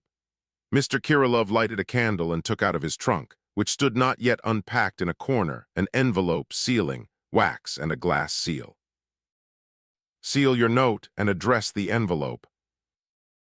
I would have objected that this was unnecessary, but he insisted. When I had addressed the envelope, I took my cap. "I was thinking you'd have tea," he said. "I have bought tea, will you?" I could not refuse. The old woman soon brought in the tea, that is, a very large tea, pot of boiling water, a little tea, pot full of strong tea, 2 large earthenware cups, coarsely decorated, a fancy loaf, and a whole deep saucer of lump sugar. "I love tea at night," said he. "I walk much and drink it till daybreak. Abroad tea at night is inconvenient." "You go to bed at daybreak." "Always for a long while. I eat little, always tea." Liputin sly but impatient. I was surprised at his wanting to talk. I made up my mind to take advantage of the opportunity. "There were unpleasant misunderstandings this morning," I observed. He scowled. "That's foolishness, that's great nonsense. All this is nonsense because Lebyadkin is drunk. I did not tell Liputin, but only explained the nonsense because he got it all wrong. Liputin has a great deal of fantasy. He built up a mountain out of nonsense. I trusted Liputin yesterday." "And me today," I said, laughing. "But you see, you knew all about it already this morning. Liputin is weak or impatient or malicious or he's envious." The last word struck me. You've mentioned so many adjectives, however, that it would be strange if one didn't describe him. Or all at once. Yes, and that's what Liputin really is. He's a chaos. He was lying this morning when he said you were writing something, wasn't he? "Why should he?" he said, scowling again and staring at the floor. I apologized and began assuring him that I was not inquisitive. He flushed. He told the truth. "I am writing, only that's no matter." We were silent for a minute. He suddenly smiled with the childlike smile I had noticed that morning. "He invented that about heads himself out of a book and told me first himself and understands badly. But I only seek the causes why men dare not kill themselves, that's all. And it's all no matter." "How do you mean they don't dare? Are there so few suicides?" "Very few." "Do you really think so?" He made no answer, got up, and began walking to and fro, lost in thought. "What is it restrains people from suicide, do you think?" I asked. He looked at me absent-mindedly, as though trying to remember what we were talking about. I don't know much yet. 2 prejudices restrain them, 2 things, only 2, one very little, the other very big." "What is the little thing?" "Pain." "Pain, can that be of importance at such a moment?" "Of the greatest. There are 2 sorts. Those who kill themselves either from great sorrow or from spite or being mad or no matter what, they do it suddenly. They think little about the pain but kill themselves suddenly. But some do it from reason, they think a great deal." "Why are there people who do it from reason?" "Very many. If it were not for superstition, there would be more, very many all." "What all?" He did not answer. "But aren't there means of dying without pain?" Imagine, he stopped before me, imagine a stone as big as a great house. It hangs and you are under it. If it falls on you on your head, will it hurt you? A stone as big as a house? Of course it would be fearful. I speak not of the fear. Will it hurt? A stone as big as a mountain weighing millions of tons. Of course it wouldn't hurt. but really stand there, and while it hangs you will fear very much that it will hurt. The most learned man, the greatest doctor, all will be very much frightened. Everyone will know that it won't hurt, and everyone will be afraid that it will hurt. Well, and the second cause, the big one. The other world. You mean punishment. That's no matter. The other world, only the other world. Are there no atheists, such as don't believe in the other world at all? Again, he did not answer. You judge from yourself, perhaps. Everyone cannot judge except from himself, he said, reddening. There will be full freedom when it will be just the same to live or not to live. That's the goal for all. The goal, but perhaps no one will care to live then. No one, he pronounced with decision. Man fears death because he loves life. That's how I understand it, I observed, and that's determined by nature. That's abject, and that's where the deception comes in. His eyes flashed. Life is pain, life is terror, and man is unhappy. Now all is pain and terror. Now man loves life because he loves pain and terror, and so they have done according. Life is given now for pain and terror, and that's the deception. Now man is not yet what he will be. There will be a new man, happy and proud. For whom it will be the same to live or not to live, he will be the new man. He who will conquer pain and terror will himself be a god, and this god will not be. Then this God does exist according to you. He does not exist, but he is. In the stone there is no pain, but in the fear of the stone is the pain. God is the pain of the fear of death. He who will conquer pain and terror will become himself a god. Then there will be a new life, a new man. Everything will be new. Then they will divide history into two parts, from the gorilla to the annihilation of God, and from the annihilation of God to the gorilla, to the transformation of the earth and of man physically. Man will be God and will be transformed physically, and the world will be transformed, and things will be transformed, and thoughts and all feelings. What do you think? Will man be changed physically then? If it will be just the same living or not living, all will kill themselves, and perhaps that's what the change will be. That's no matter. They will kill deception. Everyone who wants the supreme freedom must dare to kill himself. He who dares to kill himself has found out the secret of the deception. There is no freedom beyond. That is all, and there is nothing beyond. He who dares kill himself is God. Now everyone can do so that there shall be no God and shall be nothing. But no one has once done it yet. There have been millions of suicides. But always not for that. Always with terror and not for that object. Not to kill fear. He who kills himself only to kill fear will become a god at once. He won't have time, perhaps, I observed. That's no matter, he answered softly with calm pride, almost disdain. I'm sorry that you seem to be laughing, he added half a minute later. It seems strange to me that you were so irritable this morning, and are now so calm, though you speak with warmth. This morning, it was funny this morning, he answered with a smile. I don't like scolding and I never laugh, he added mournfully. Yes, you don't spend your nights very cheerfully over your tea. I got up and took my cap. You think not? He smiled with some surprise. Why, no, I don't know. He was suddenly confused. I know not how it is with the others, and I feel that I cannot do as others. Everybody thinks and then at once thinks of something else. I can't think of something else. I think all my life of one thing. God has tormented me all my life. He ended up suddenly with astonishing expansiveness.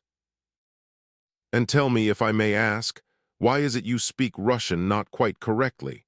Surely you haven't forgotten it after 5 years abroad. Don't I speak correctly? I don't know. No, it's not because of abroad. I have talked like that all my life. It's no matter to me. Another question, a more delicate one. I quite believe you that you're disinclined to meet people and talk very little. Why have you talked to me now? To you, this morning you sat so nicely and you, but it's all no matter. You are like my brother, very much, extremely, he added, flushing. He has been dead 7 years. He was older very, very much. I suppose he had a great influence on your way of thinking. And no, he said little, he said nothing. I'll give your note. He saw me to the gate with a lantern to lock it after me. Of course he's mad, I decided. In the gateway, I met with another encounter. Chapter 9. I had only just lifted my leg over the high barrier across the bottom of the gateway, when suddenly a strong hand clutched at my chest. "Who's this?" roared a voice. "A friend or an enemy? Own up." "He's one of us," Liputin's voice squealed nearby. "It's Mr. G.V., a young man of classical education, in touch with the highest society." "I love him if he's in society, Clause C. That means he's high, lie-ed, you-cated. The retired Captain Ignat Lebyadkin at the service of the world and his friends if they're true ones, the scoundrels." Captain Lebyadkin, a stout, fleshy man over 6 feet in height, with curly hair and a red face, was so extremely drunk that he could scarcely stand up before me and articulated with difficulty. I had seen him before, however, in the distance. "And this one?" he roared again, noticing Kirillov, who was still standing with the lantern. He raised his fist but let it fall again at once. "I forgive you for your learning. Ignat Lebyadkin High Ed, you cated." A bomb of love with stinging smart exploded in Ignaty's heart. In anguish dire I weep again. The arm that at Sevastopol I lost in bitter pain. Not that I ever was at Sevastopol or ever lost my arm, but you know what rhyme is. He pushed up to me with his ugly, tipsy face. "He is in a hurry, he is going home," Liputin tried to persuade him. "He'll tell Lizaveta Nikolaevna tomorrow." "Lizaveta," he yelled again, "stay, don't go." A variation. Among the Amazons a star. Upon her steed she flashes by, and smiles upon me from afar. The child of Eris to cross sigh. To a starry Amazon. You know that's a hymn. It's a hymn if you're not an ass. The duffers, they don't understand, stay. He caught hold of my coat, though I pulled myself away with all my might. "Tell her I'm a knight and the soul of honor, and as for that Dasha, I'd pick her up and chuck her out. She's only a serf, she daren't." At this point he fell down, for I pulled myself violently out of his hands and ran into the street. Liputin clung on to me. "Alexei Nilitch will pick him up. Do you know what I've just found out from him?" he babbled in desperate haste. "Did you hear his verses? He sealed those verses to the starry Amazon in an envelope and is going to send them tomorrow to Lizaveta Nikolaevna, signed with his name in full. What a fellow." "I bet you suggested it to him yourself." "You'll lose your bet," laughed Liputin. "He's in love like a cat, and do you know it began with hatred. He hated Lizaveta Nikolaevna at first so much for riding on horseback that he almost swore aloud at her in the street. Yes, he did abuse her. Only the day before yesterday he swore at her when she rode by. Luckily she didn't hear. And suddenly today, poetry. Do you know he means to risk a proposal? Seriously, seriously. I wonder at you, Liputin. Whenever there's anything nasty going on, you're always on the spot, taking a leading part in it," I said angrily. "You're going rather far, Mr. G.V. Isn't your poor little heart quaking, perhaps, in terror of a rival?" "What?" I cried, standing still. "Well, now to punish you I won't say anything more, and wouldn't you like to know, though? Take this alone, that lout is not a simple captain now, but a landowner of our province, and rather an important one, too, for Nikolay Vsevolodovich sold him all his estate the other day, formerly of 200 serfs. And as God's above, I'm not lying. I've only just heard it, but it was from a most reliable source. And now you can ferret it out for yourself. I'll say nothing more. Goodbye." Chapter 10. Stepan Trofimovich was awaiting me with hysterical impatience. It was an hour since he had returned. I found him in a state resembling intoxication. For the first 5 minutes at least I thought he was drunk. Alas, the visit to the Drozdovs had been the finishing stroke. "Mon ami, I have completely lost the thread, lies. I love and respect that angel as before, just as before. But it seems to me they both asked me simply to find out something from me.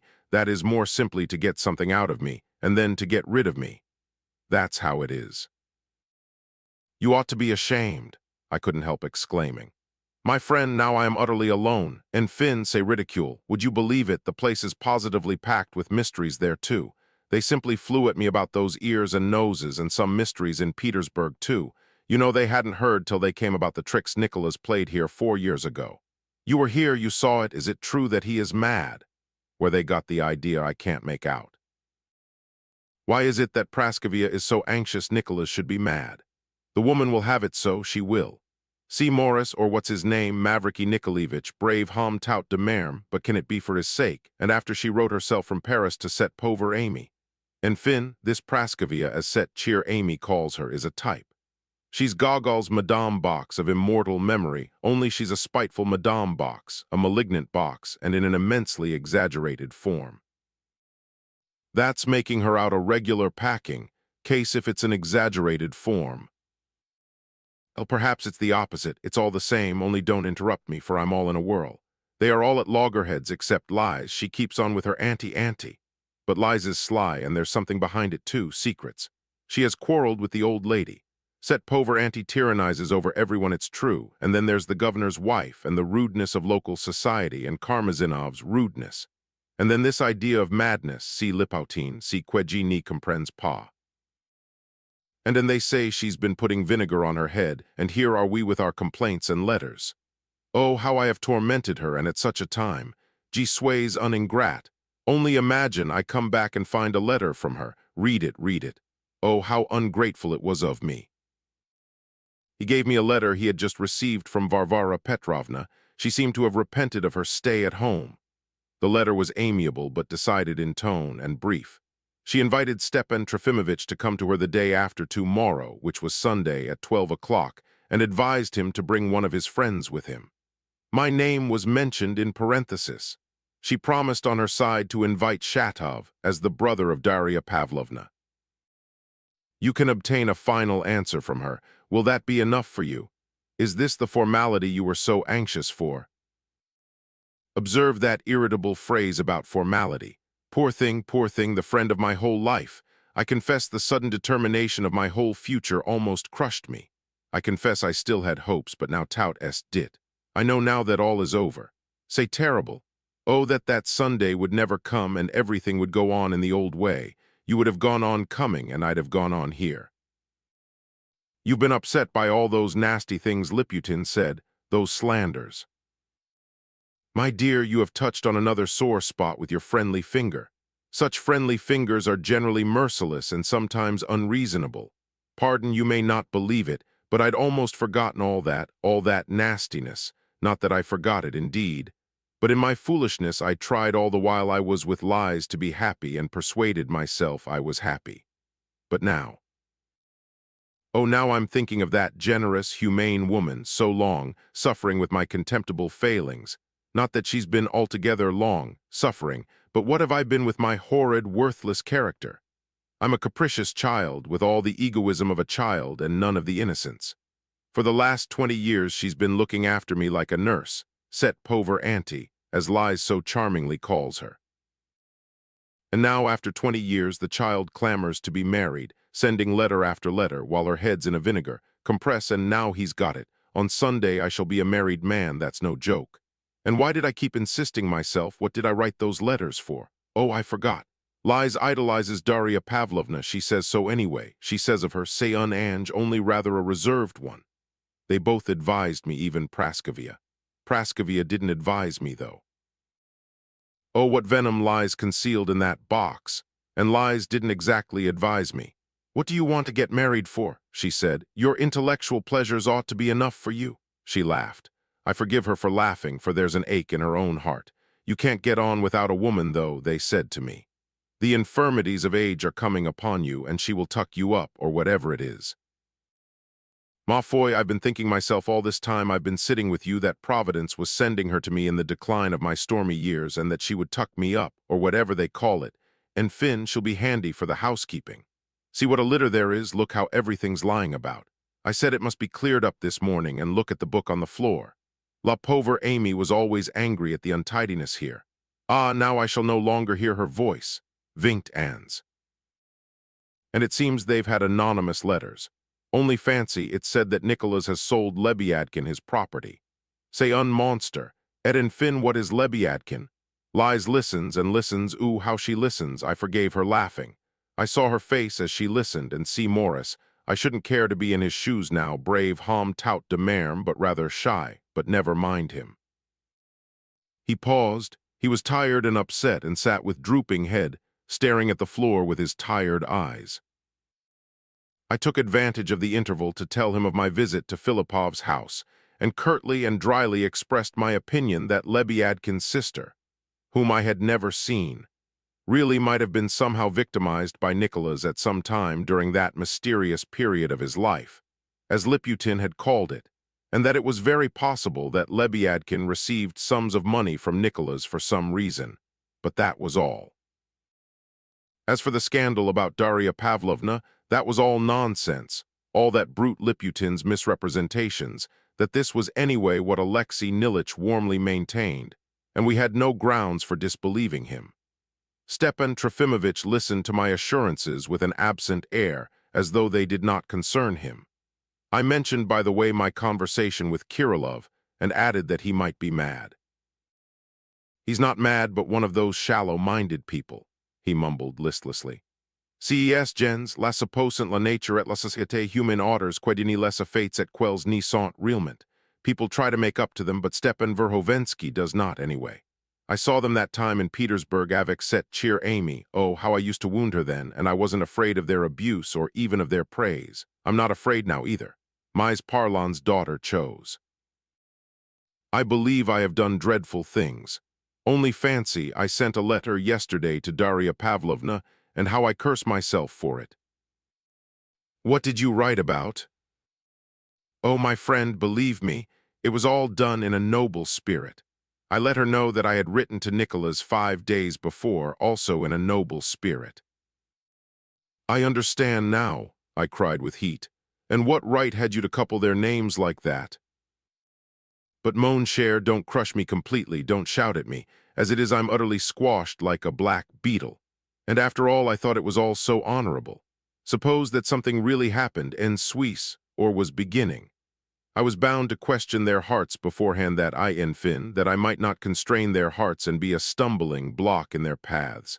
I acted simply from honorable feeling. Oh heavens, what a stupid thing you've done, I cried involuntarily. Yes, yes, he assented with positive eagerness. You have never said anything more, just c88 Bert mais queffaire, tout est dit. I shall marry her just the same, even if it be to cover another's sins. So there was no object in writing, was there? You're at that idea again. Oh, you won't fright me with your shouts now.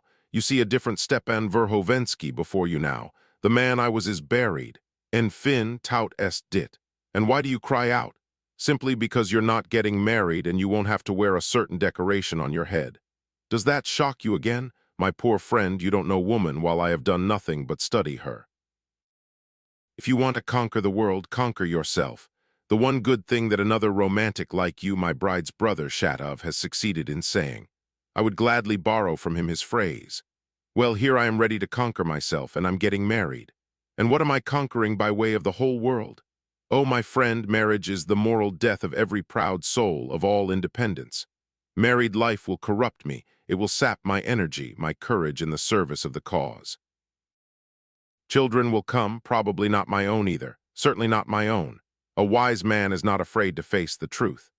Liputin proposed this morning putting up barricades to keep out Nicholas. Liputin's a fool.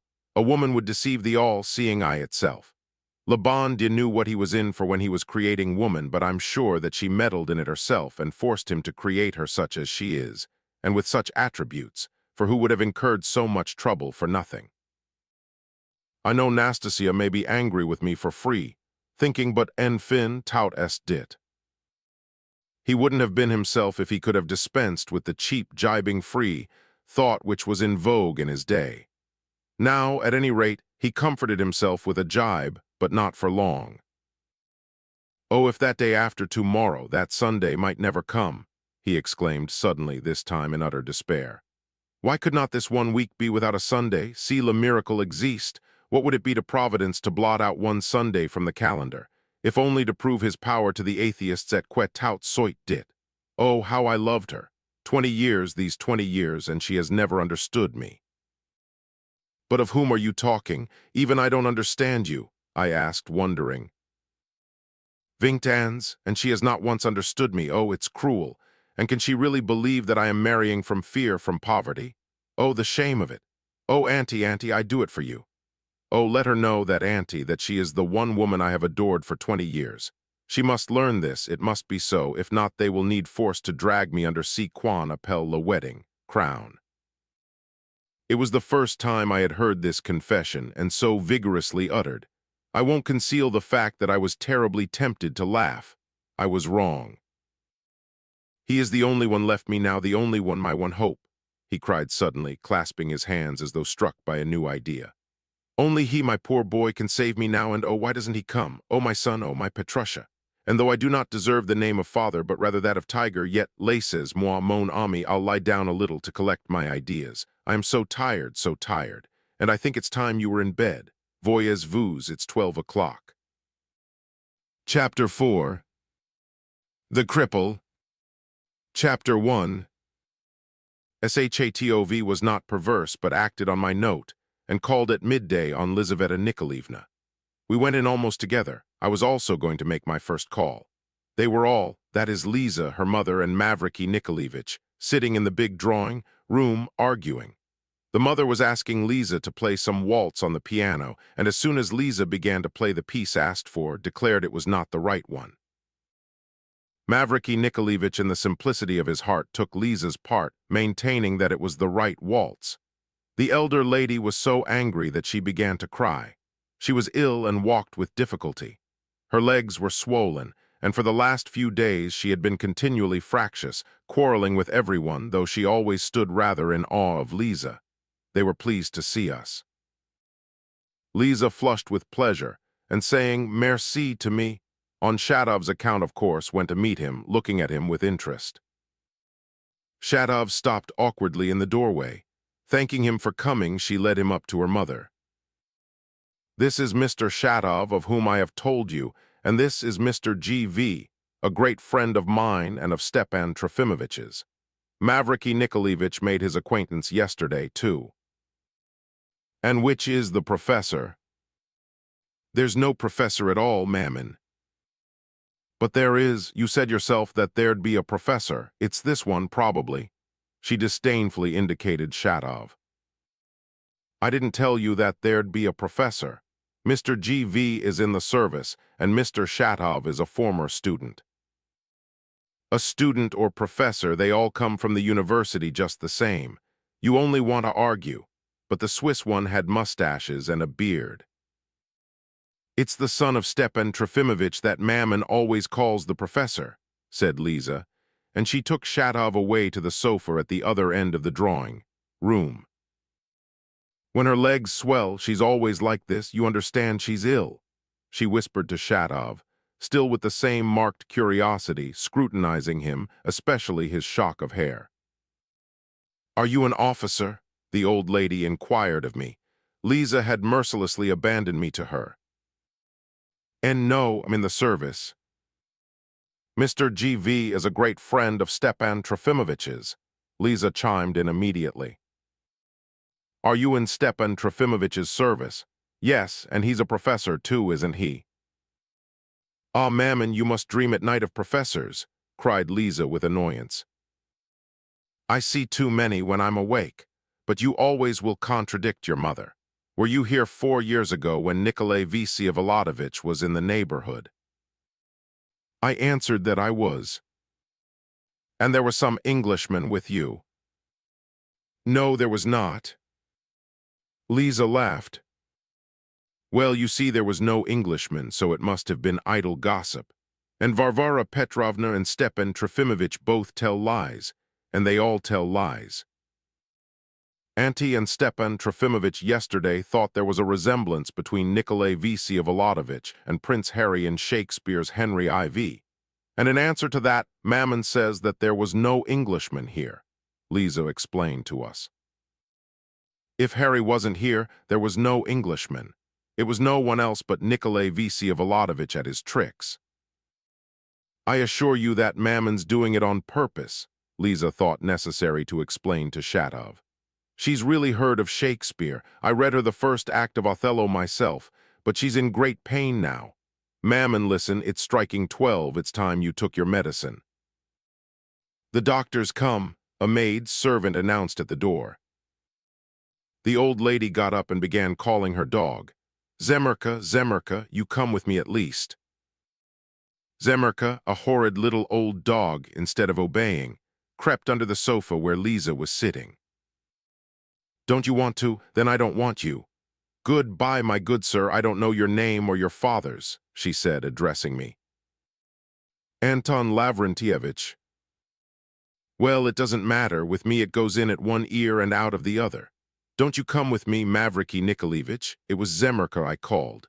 Thank God I can still walk without help, and tomorrow I shall go for a drive. She walked angrily out of the drawing room. Anton Lavrentievich, will you talk meanwhile to Mavriky Nikolaevich? I assure you you'll both be gainers by getting to know one another better, said Lisa, and she gave a friendly smile to Mavriky Nikolaevich, who beamed all over as she looked at him. There was no help for it. I remained to talk to Mavriky Nikolaevich. Chapter 2. Lizaveta Nikolaevna's business with Shatov turned out, to my surprise, to be really only concerned with literature. I had imagined, I don't know why, that she had asked him to come with some other object. We, Mavriky Nikolaevich and I, that is, seeing that they were talking aloud and not trying to hide anything from us, began to listen, and at last they asked our advice. It turned out that Lizaveta Nikolaevna was thinking of bringing out a book which she thought would be of use, but being quite inexperienced, she needed someone to help her. The earnestness with which she began to explain her plan to Shatov quite surprised me. She must be one of the new people, I thought. She has not been to Switzerland for nothing. Shatov listened with attention, his eyes fixed on the ground, showing not the slightest surprise that a giddy young lady in society should take up work that seemed so out of keeping with her. Her literary scheme was as follows. Numbers of papers and journals are published in the capitals and the provinces of Russia, and every day a number of events are reported in them. The year passes, the newspapers are everywhere folded up and put away in cupboards, or are torn up and become litter, or are used for making parcels or wrapping things. Numbers of these facts make an impression and are remembered by the public, but in the course of years they are forgotten. Many people would like to look them up, but it is a labor for them to embark upon this sea of paper, often knowing nothing of the day or place or even year in which the incident occurred. Yet if all the facts for a whole year were brought together into one book, on a definite plan, and with a definite object under headings with references, arranged according to months and days, such a compilation might reflect the characteristics of Russian life for the whole year, even though the facts published are only a small fraction of the events that take place. Instead of a number of newspapers, there would be a few fat books. That's all, observed Shatov. But Lizaveta Nikolaevna clung to her idea, in spite of the difficulty of carrying it out and her inability to describe it. It ought to be one book, and not even a very thick one, she maintained. But even if it were thick, it would be clear, for the great point would be the plan and the character of the presentation of facts. Of course, not all would be collected and reprinted. The decrees and acts of government, local regulations, laws, all such facts, however important, might be altogether omitted from the proposed publication. They could leave out a great deal and confine themselves to a selection of events more or less characteristic of the moral life of the people, of the personal character of the Russian people at the present moment. Of course, everything might be put in. Strange incidents, fires, public subscriptions, anything good or bad, every speech or word, perhaps even floodings of the rivers, perhaps even some government decrees, but only such things to be selected as are characteristic of the period. Everything would be put in with a certain view, a special significance and intention, with an idea which would illuminate the facts looked at in the aggregate, as a whole. And finally, the book ought to be interesting even for light reading, apart from its value as a work of reference. It would be, so to say, a presentation of the spiritual, moral, inner life of Russia for a whole year. We want everyone to buy it. We want it to be a book that will be found on every table, Lisa declared. I understand that all lies in the plan, and that's why I apply to you, she concluded. She grew very warm over it, and although her explanation was obscure and incomplete, Shatov began to understand. So it would amount to something with a political tendency, a selection of facts with a special tendency, he muttered, still not raising his head. Not at all. We must not select with a particular bias, and we ought not to have any political tendency in it. Nothing but impartiality, that will be the only tendency. But a tendency would be no harm, said Shatov with a slight movement, and one can hardly avoid it if there is any selection at all. The very selection of facts will suggest how they are to be understood. Your idea is not a bad one. Then such a book is possible, cried Lisa delightedly. We must look into it and consider. It's an immense undertaking. One can't work it out on the spur of the moment. We need experience. And when we do publish the book, I doubt whether we shall find out how to do it. Possibly after many trials, but the thought is alluring. It's a useful idea. He raised his eyes at last, and they were positively sparkling with pleasure. He was so interested. Was it your own idea? He asked Lisa in a friendly and, as it were, bashful way. The idea's no trouble, you know. It's the plan is the trouble, Lisa smiled. I understand very little. I am not very clever, and I only pursue what is clear to me myself. Pursue? Perhaps that's not the right word, Lisa inquired quickly. The word is all right. I meant nothing. I thought while I was abroad that even I might be of some use. I have money of my own lying idle. Why shouldn't I work for the common cause? Besides, the idea somehow occurred to me all at once of itself. I didn't invent it at all and was delighted with it. But I saw at once that I couldn't get on without someone to help because I am not competent to do anything of myself. My helper, of course, would be the co-editor of the book. We would go halves. You would give the plan and the work. Mine would be the original idea and the means for publishing it. Would the book pay its expenses, do you think? If we hit on a good plan, the book will go. I warn you that I am not doing it for profit, but I am very anxious that the book should circulate and should be very proud of making a profit. Well, but how do I come in? Why, I invite you to be my fellow worker to go halves. You will think out the plan. How do you know that I am capable of thinking out the plan? People have talked about you to me, and here I've heard. I know that you are very clever and are working for the cause and think a great deal. Fyodor Stepanovich Verhovensky spoke about you in Switzerland, she added hurriedly. He's a very clever man, isn't he? Shatov stole a fleeting, momentary glance at her, but dropped his eyes again.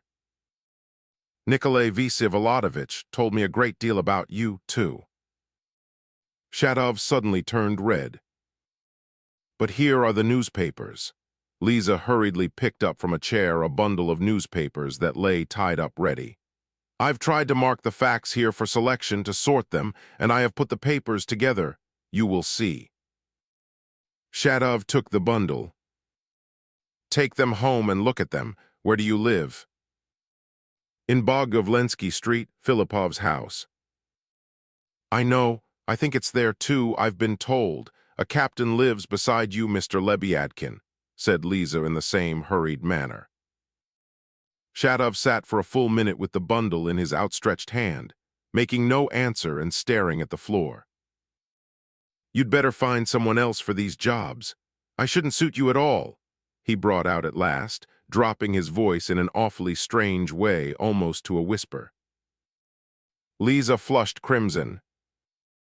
What jobs are you speaking of? Mavriky Nikolaevich, she cried, please bring that letter here. I too followed Mavriky Nikolaevich to the table. Look at this, she turned suddenly to me, unfolding the letter in great excitement. Have you ever seen anything like it? Please read it aloud. I want Mr. Shatov to hear it too. With no little astonishment, I read aloud the following missive. To the perfection, Miss Tushin. Gracious Lady, Lizaveta Nikolaevna. Oh, she's a sweet queen. Lizaveta Tushin. When on side, saddle she gallops by, and in the breeze her fair tresses fly. Or when with her mother in church she bows low, and on devout faces a red flush doth flow. Then for the joys of lawful wedlock I aspire, and follow her and her mother with tears of desire. Composed by an unlearned man in the midst of a discussion. Gracious Lady, I pity myself above all men that I did not lose my arm at Sevastopol, not having been there at all, but served all the campaign delivering paltry provisions, which I look on as a degradation. You are a goddess of antiquity, and I am nothing, but have had a glimpse of infinity. Look on it as a poem and no more, for after all, poetry is nonsense and justifies what would be considered impudence in prose. Can the sun be angry with the infusoria if the latter composes verses to her from the drop of water, where there is a multitude of them if you look through the microscope? Even the club for promoting humanity to the larger animals in top society in Petersburg, which rightly feels compassion for dogs and horses, despises the brief infusoria making no reference to it whatever, because it is not big enough. I'm not big enough either. The idea of marriage might seem droll, but soon I shall have property worth 200 souls through a misanthropist whom you ought to despise. I can tell a lot, and I can undertake to produce documents that would mean Siberia. Don't despise my proposal. A letter from an infusoria is of course in verse. Captain Lebyadkin, your most humble friend. And he has time no end. That was written by a man in a drunken condition, a worthless fellow, I cried indignantly. I know him. That letter I received yesterday, Lisa began to explain, flushing and speaking hurriedly. I saw myself at once that it came from some foolish creature, and I haven't yet shown it to Mammon for fear of upsetting her more. But if he is going to keep on like that, I don't know how to act. Mavriky Nikolaevich wants to go out and forbid him to do it. As I have looked upon you as a colleague, she turned to Shatov, and as you live there, I wanted to question you so as to judge what more is to be expected of him. He's a drunkard and a worthless fellow, Shatov muttered with apparent reluctance. Is he always so stupid? No, he's not stupid at all when he's not drunk. I used to know a general who wrote verses exactly like that, I observed, laughing. One can see from the letter that he is clever enough for his own purposes, Mavriky Nikolaevich, who had till then been silent, put in unexpectedly. He lives with some sister, Lisa queried. Yes, with his sister. They say he tyrannizes over her, is that true? Shatov looked at Lisa again, scowled and muttering, What business is it of mine? Moved towards the door. Ah, stay, cried Lisa in a flutter. Where are you going? We have so much still to talk over. What is there to talk over? I'll let you know tomorrow. Why, the most important thing of all, the printing press. Do believe me that I am not in jest, that I really want to work in good earnest, Lisa assured him in growing agitation. If we decide to publish it, where is it to be printed? You know it's a most important question, for we shan't go to Moscow for it, and the printing press here is out of the question for such a publication. I made up my mind long ago to set up a printing press of my own, in your name perhaps, and I know Mammon will allow it so long as it is in your name. How do you know that I could be a printer? Shatov asked sullenly. Why, Pyotr Stepanovich told me of you in Switzerland and referred me to you as one who knows the business and able to set up a printing press. He even meant to give me a note to you from himself, but I forgot it. Shatov's face changed, as I recollect now. He stood for a few seconds longer, then went out of the room. Lisa was angry. Does he always go out like that? She asked, turning to me. I was just shrugging my shoulders when Shatov suddenly came back. went straight up to the table and put down the roll of papers he had taken. "I'm not going to be your helper, I haven't the time." Why, I think you are angry," Lisa asked him in a grieved and imploring voice. The sound of her voice seemed to strike him. For some moments he looked at her intently, as though trying to penetrate to her very soul. "No matter," he muttered softly, "I don't want to." And he went away altogether. Lisa was completely overwhelmed, quite disproportionately in fact, so it seemed to me. "Wonderfully queer man," Mavriky Nikolaevich observed aloud. Chapter 3. He certainly was queer, but in all this there was a very great deal not clear to me. There was something underlying it all.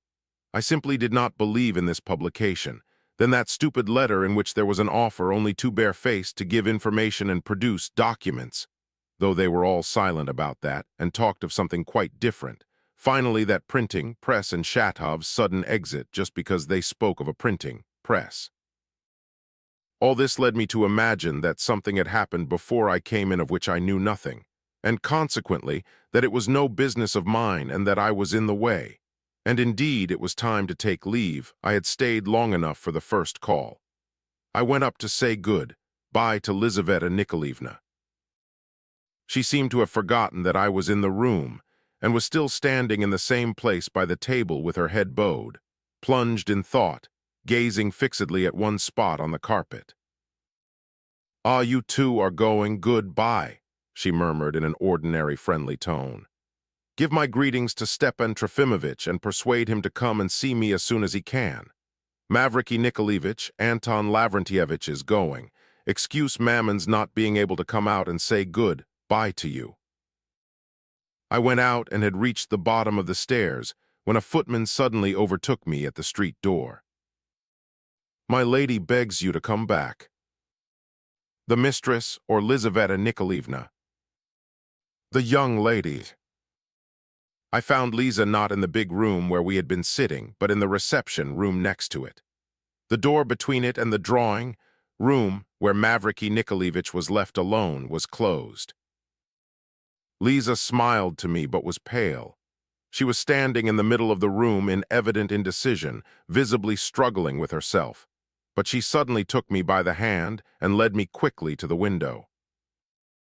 "I want to see her at once," she whispered, bending upon me a burning, passionate, impatient glance which would not admit a hint of opposition. "I must see her with my own eyes, and I beg you to help me." She was in a perfect frenzy and in despair. "Who is it you want to see, Lizaveta Nikolaevna?" I inquired in dismay. "That Lebyadkin's sister, that lame girl. Is it true that she's lame?" I was astounded. "I have never seen her, but I've heard that she's lame. I heard it yesterday," I said with hurried readiness and also in a whisper. "I must see her, absolutely. Could you arrange it today?" I felt dreadfully sorry for her. "That's utterly impossible, and besides, I should not know at all how to set about it," I began persuading her. "I'll go to Shatov. If you don't arrange it by 2, tomorrow I'll go to her by myself alone, for Mavriky Nikolaevich has refused. I rest all my hopes on you, and I've no one else. I spoke stupidly to Shatov. I'm sure that you are perfectly honest and perhaps ready to do anything for me, only arrange it." I felt a passionate desire to help her in every way. "This is what I'll do," I said after a moment's thought. "I'll go myself today and will see her for sure, for sure. I will manage so as to see her. I give you my word of honor. Only let me confide in Shatov. Tell him that I do desire it and that I can't wait any longer, but that I wasn't deceiving him just now. He went away perhaps because he's very honest and he didn't like my seeming to deceive him. I wasn't deceiving him. I really do want to edit books and found a printing press." "He is honest, very honest," I assented warmly. "If it's not arranged by 2, tomorrow, though, I shall go myself whatever happens, and even if everyone were to know." "I can't be with you before 3 o'clock tomorrow," I observed after a moment's deliberation. "At 3 o'clock then. Then it was true what I imagined yesterday at Stepan Trofimovich's, that you are rather devoted to me, she said with a smile, hurriedly pressing my hand to say good-bye and hurrying back to the forsaken Mavriky Nikolaevich. I went out weighed down by my promise and unable to understand what had happened. I had seen a woman in real despair, not hesitating to compromise herself by confiding in a man she hardly knew. Her womanly smile at a moment so terrible for her and her hint that she had noticed my feelings the day before sent a pang to my heart. But I felt sorry for her, very sorry. That was all. Her secrets became at once something sacred for me, and if anyone had begun to reveal them to me now, I think I should have covered my ears and should have refused to hear anything more. I only had a presentiment of something, yet I was utterly at a loss to see how I could do anything. What's more, I did not even yet understand exactly what I had to arrange. An interview, but what sort of an interview? And how could I bring them together? My only hope was Shatov, though I could be sure that he wouldn't help me in any way. But all the same, I hurried to him. Chapter 4. I did not find him at home till past 7 o'clock that evening. To my surprise, he had visitors with him, Alexei Nilitch, and another gentleman I hardly knew, one Shigolov, the brother of Virginsky's wife. This gentleman must, I think, have been staying about 2 months in the town. I don't know where he came from. I had only heard that he had written some sort of article in a progressive Petersburg magazine. Virginsky had introduced me casually to him in the street. I had never in my life seen in a man's face so much despondency, gloom, and moroseness. He looked as though he were expecting the destruction of the world, and not at some indefinite time in accordance with prophecies, which might never be fulfilled, but quite definitely, as though it were to be the day after tomorrow at 25 minutes past 10. We hardly said a word to one another on that occasion, but had simply shaken hands like two conspirators. I was most struck by his ears, which were of unnatural size, long, broad, and thick, sticking out in a peculiar way. His gestures were slow and awkward. If Liputin had imagined that a phalanstery might be established in our province, this gentleman certainly knew the day and the hour when it would be founded. He made a sinister impression on me. I was the more surprised at finding him here, as Shatov was not fond of visitors. I could hear from the stairs that they were talking very loud, all three at once, and I fancy they were disputing, but as soon as I went in, they all ceased speaking. They were arguing, standing up, but now they all suddenly sat down so that I had to sit down too. There was a stupid silence that was not broken for fully 3 minutes. Though Shigolov knew me, he affected not to know me, probably not from hostile feelings, but for no particular reason. Alexei Nilitch and I bowed to one another in silence, and for some reason did not shake hands. Shigolov began at last looking at me sternly and frowningly, with the most naive assurance that I should immediately get up and go away. At last Shatov got up from his chair and the others jumped up at once. They went out without saying good-bye. Shigolov only said in the doorway to Shatov, who was seeing him out, "Remember that you are bound to give an explanation." "Hang your explanation, and who the devil am I bound to?" said Shatov. He showed them out and fastened the door with the latch. "Snipes," he said, looking at me with a sort of wry smile. His face looked angry, and it seemed strange to me that he spoke first. When I had been to see him before, which was not often, it had usually happened that he sat scowling in a corner, answered ill, humoredly and only completely thawed, and began to talk with pleasure after a considerable time. Even so, when he was saying good-bye, he always scowled, and let one out as though he were getting rid of a personal enemy. "I had tea yesterday with that Alexei Nilitch," I observed. "I think he's mad on atheism." "Russian atheism has never gone further than making a joke," growled Shatov, putting up a new candle in place of an end that had burnt out. "No, this one doesn't seem to me a joker. I think he doesn't know how to talk, let alone trying to make jokes. Men made of paper. It all comes from flunkyism of thought," Shatov observed calmly, sitting down on a chair in the corner and pressing the palms of both hands on his knees. "There's hatred in it too," he went on after a minute's pause. They'd be the first to be terribly unhappy if Russia could be suddenly reformed, even to suit their own ideas, and became extraordinarily prosperous and happy. They'd have no one to hate then, no one to curse, nothing to find fault with. There is nothing in it but an immense animal hatred for Russia which has eaten into their organism. And it isn't a case of tears unseen by the world under cover of a smile. There has never been a falser word said in Russia than about those unseen tears, he cried, almost with fury. Goodness only knows what you're saying, I laughed. Oh, you're a moderate liberal, said Shatov, smiling too. Do you know, he went on suddenly, I may have been talking nonsense about the flunkyism of thought. You will say to me, no doubt directly, it's you who are the son of a flunky, but I'm not a flunky. I wasn't dreaming of such a thing. What are you saying? You need not apologize. I'm not afraid of you.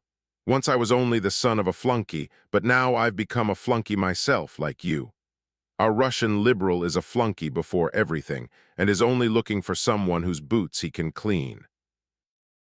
What boots, what allegory is this? Allegory indeed. You are laughing, I see. Stepan Trofimovich said truly that I lie under a stone, crushed but not killed, and do nothing but wriggle. It was a good comparison of his. Stepan Trofimovich declares that you are mad over the Germans, I laughed. We've borrowed something from them anyway. We took 20 kopecks, but we gave up 100 rubles of our own. We were silent a minute.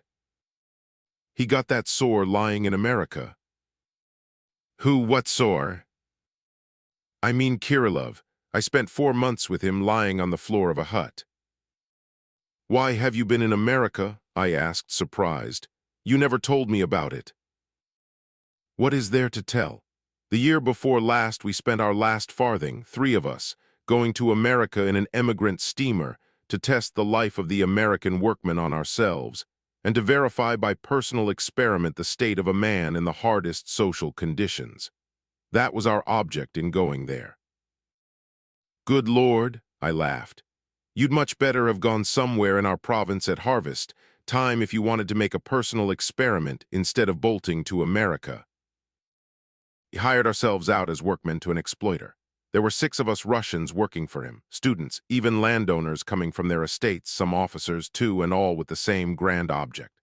Well, so we worked, sweated, wore ourselves out. Kirillov and I were exhausted at last, fell ill, went away, we couldn't stand it. Our employer cheated us when he paid us off. Instead of $30, as he had agreed, he paid me 8 and Kirillov 15. He beat us too more than once. So then we were left without work, Kirillov and I, and we spent 4 months lying on the floor in that little town. He thought of one thing and I thought of another. You don't mean to say your employer beat you? In America, how you must have sworn at him. Not a bit of it. On the contrary, Kirillov and I made up our minds from the first that we Russians were like little children beside the Americans, and that one must be born in America, or at least live for many years with Americans to be on a level with them. And do you know, if we were asked $1 for a thing worth a farthing, we used to pay it with pleasure, in fact with enthusiasm. We approved of everything: spiritualism, lynch, law, revolvers, tramps.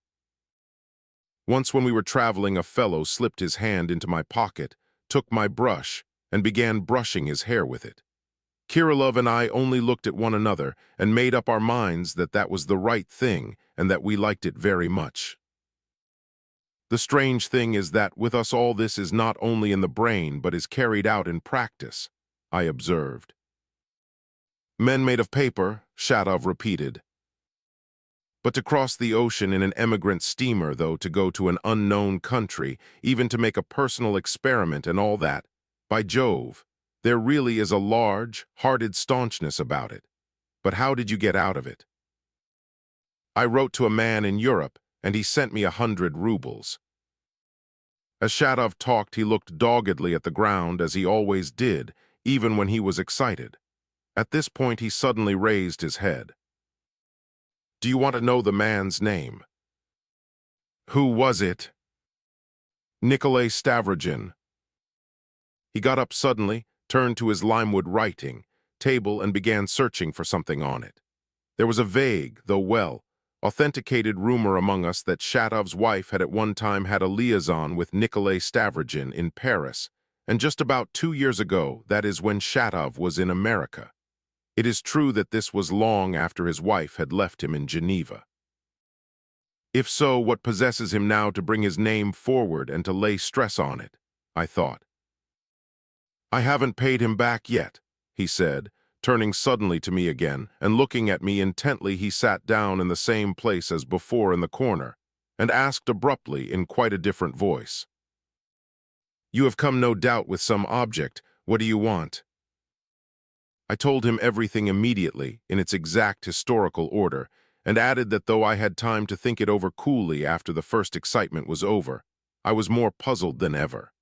I saw that it meant something very important to Lizaveta Nikolaevna.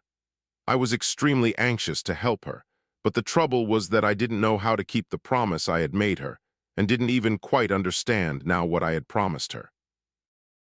Then I assured him impressively once more that she had not meant to deceive him, and had had no thought of doing so, that there had been some misunderstanding, and that she had been very much hurt by the extraordinary way in which he had gone off that morning. He listened very attentively.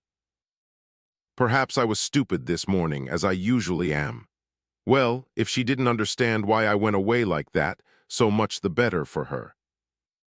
He got up, went to the door, opened it, and began listening on the stairs. Do you want to see that person yourself? That's just what I wanted, but how is it to be done? I cried, delighted. Let's simply go down while she's alone. When he comes in, he'll beat her horribly if he finds out we've been there. I often go in on the sly. I went for him this morning when he began beating her again. What do you mean? I dragged him off her by the hair. He tried to beat me, but I frightened him, and so it ended. I'm afraid he'll come back drunk and won't forget it. He'll give her a bad beating because of it. We went downstairs at once. The Lebyadkins' door was shut but not locked, and we were able to go in. Their lodging consisted of 2 nasty little rooms with smoke, begrimed walls on which the filthy wall-paper literally hung in tatters. It had been used for some years as an eating house until Filipov, the tavern keeper, moved to another house. The other rooms below what had been the eating house were now shut up, and these 2 were all the Lebyadkins had. The furniture consisted of plain benches and deal tables, except for an old chair that had lost its arms. In the second room there was the bedstead that belonged to Emil. Lebyadkin standing in the corner covered with a chintz quilt.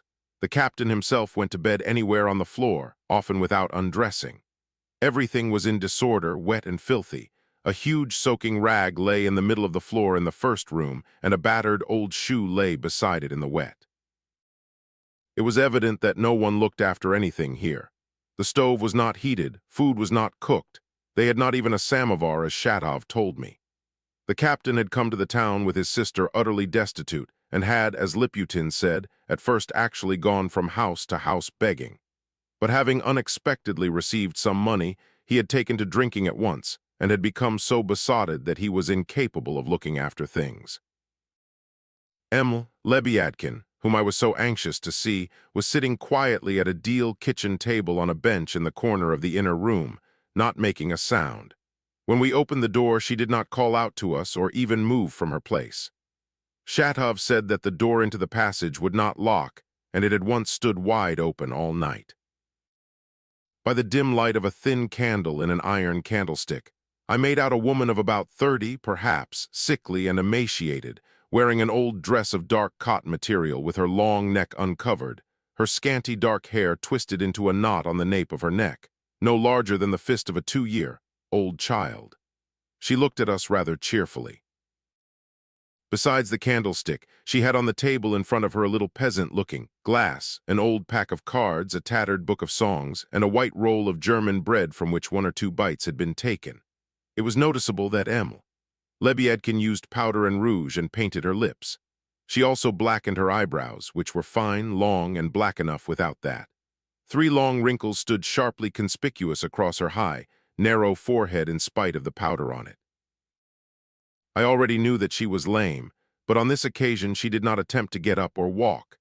At some time, perhaps in early youth, that wasted face may have been pretty, but her soft, gentle gray eyes were remarkable even now. There was something dreamy and sincere in her gentle, almost joyful expression. This gentle, serene joy, which was reflected also in her smile, astonished me after all I had heard of the Cossack whip and her brother's violence. Strange to say, instead of the oppressive repulsion and almost dread one usually feels in the presence of these creatures afflicted by God, I felt it almost pleasant to look at her from the first moment, and my heart was filled afterwards with pity in which there was no trace of aversion. This is how she sits literally for days together, utterly alone, without moving. She tries her fortune with the cards or looks in the looking-glass, said Shatov, pointing her out to me from the doorway. He doesn't feed her, you know.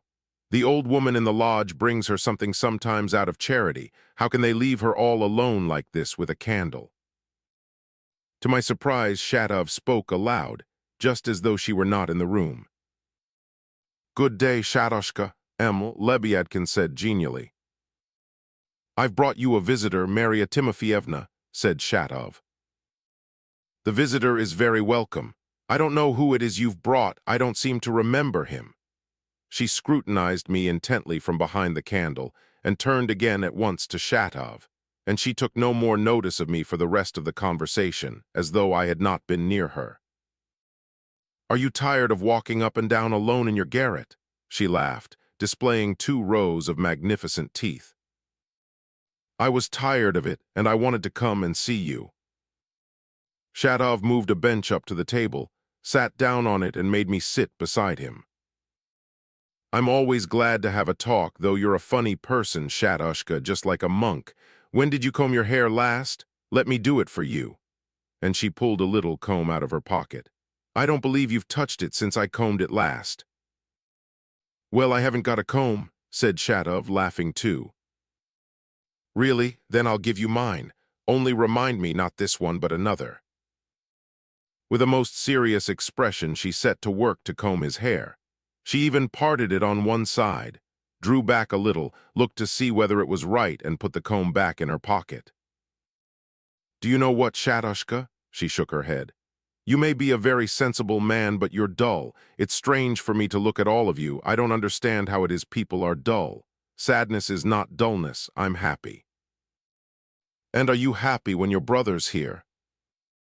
"You mean Lebyadkin? He's my footman, and I don't care whether he's here or not. I call to him, 'Lebyadkin, bring the water,' or 'Lebyadkin, bring my shoes,' and he runs. Sometimes one does wrong and can't help laughing at him." "That's just how it is," said Shatov, addressing me aloud without ceremony. "She treats him just like a footman. I've heard her myself calling to him, 'Lebyadkin, give me some water,' and she laughed as she said it.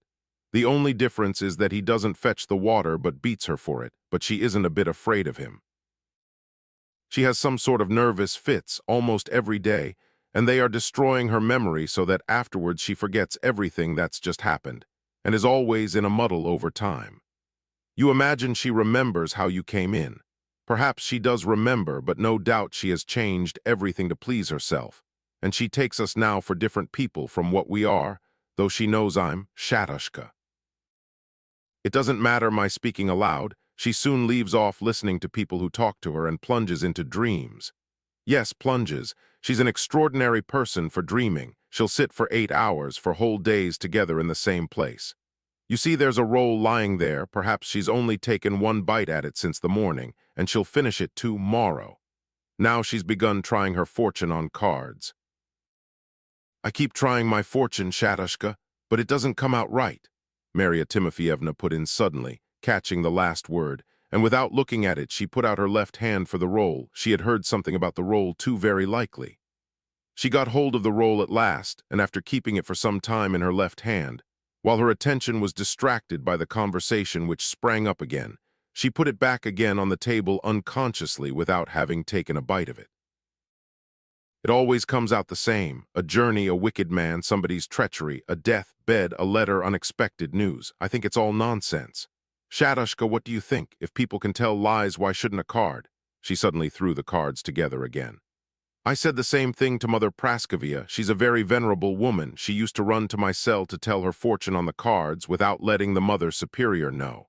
Yes, and she wasn't the only one who came to me. They sigh and shake their heads at me. They talk it over while I laugh. Where are you going to get a letter from, Mother Praskovia? I say, when you haven't had one for 12 years. Her daughter had been taken away to Turkey by her husband, and for 12 years there had been no sight nor sound of her. Only I was sitting the next evening at tea with the Mother Superior. She was a princess by birth. There was some lady there too, a visitor, a great dreamer, and a little monk from Athos was sitting there too, a rather absurd man to my thinking. What do you think, Shatushka? That monk from Athos had brought Mother Praskovia a letter from her daughter in Turkey that morning. So much for the Knave of Diamonds, unexpected news. We were drinking our tea, and the monk from Athos said to the Mother Superior, "Blessed Mother Superior, God has blessed your convent above all things in that you preserve so great a treasure in its precincts," said he. "What treasure is that?" asked the Mother Superior. "The Mother Lizaveta the Blessed." This Lizaveta the Blessed was enshrined in the nunnery wall, in a cage 7 feet long and 5 feet high, and she had been sitting there for 17 years in nothing but a hempen shift, summer and winter, and she always kept pecking at the hempen cloth with a straw or a twig of some sort, and she never said a word, and never combed her hair or washed for 17 years. In the winter they used to put a sheepskin in for her, and every day a piece of bread and a jug of water. The pilgrims gaze at her, sigh and exclaim, and make offerings of money. "A treasure you've pitched on," answered the Mother Superior. She was angry. She disliked Lizaveta dreadfully. Lizaveta only sits there out of spite, out of pure obstinacy. It is nothing but hypocrisy. I didn't like this. I was thinking at the time of shutting myself up too. "I think," said I, "that God and nature are just the same thing." They all cried out with one voice at me, "Well now." The Mother Superior laughed, whispered something to the lady and called me up, petted me, and the lady gave me a pink ribbon. "Would you like me to show it to you?" And the monk began to admonish me, but he talked so kindly, so humbly, and so wisely, I suppose. I sat and listened. "Do you understand?" he asked. "No," I said, "I don't understand a word, but leave me quite alone." Ever since then they've left me in peace, Shatushka.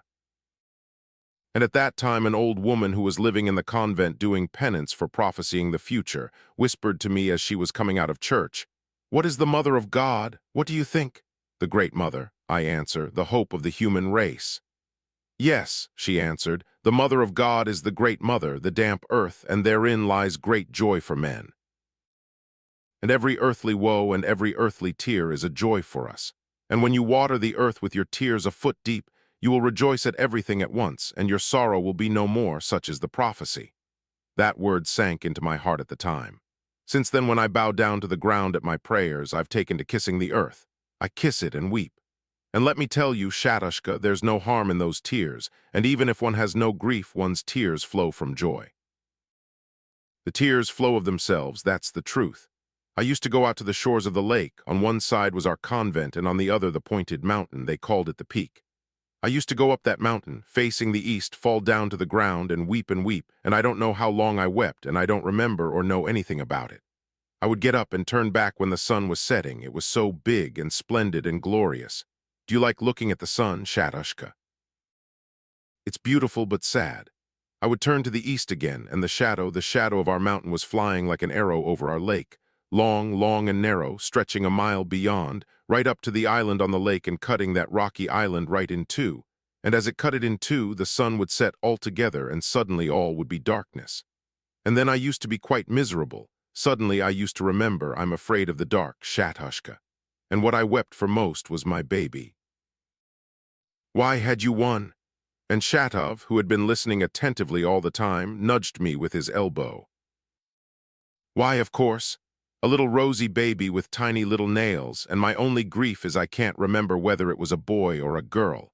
Sometimes I remember it was a boy, and sometimes it was a girl. And when he was born, I wrapped him in cambric and lace, and put pink ribbons on him, strewed him with flowers, got him ready, said prayers over him. I took him away christened and carried him through the forest, and I was afraid of the forest, and I was frightened. And what I weep for most is that I had a baby and I never had a husband." "Perhaps you had one?" Shatov queried cautiously. "You're absurd, Shatushka, with your reflections. Perhaps I had, but what's the use of my having had one if it's just the same as though I hadn't? There's an easy riddle for you. Guess it, she laughed. Where did you take your baby? I took it to the pond, she said with a sigh. Shatov nudged me again. And what if you never had a baby, and all this is only a wild dream? You ask me a hard question, Shatushka, she answered dreamily without a trace of surprise at such a question.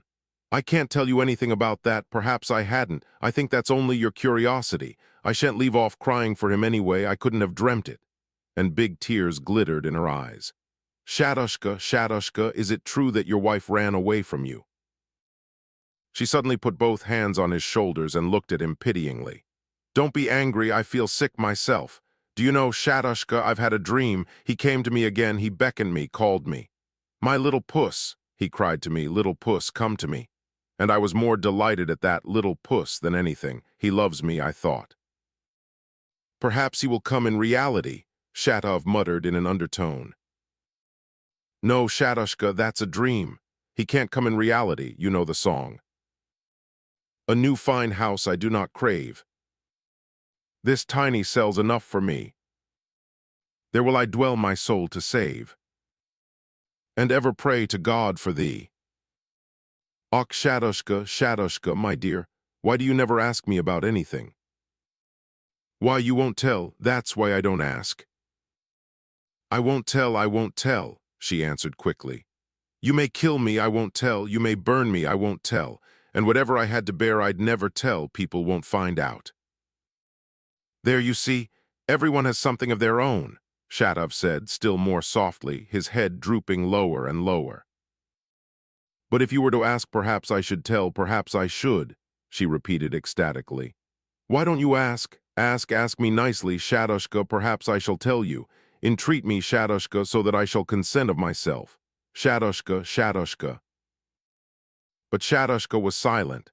There was complete silence lasting a minute. Tears slowly trickled down her painted cheeks.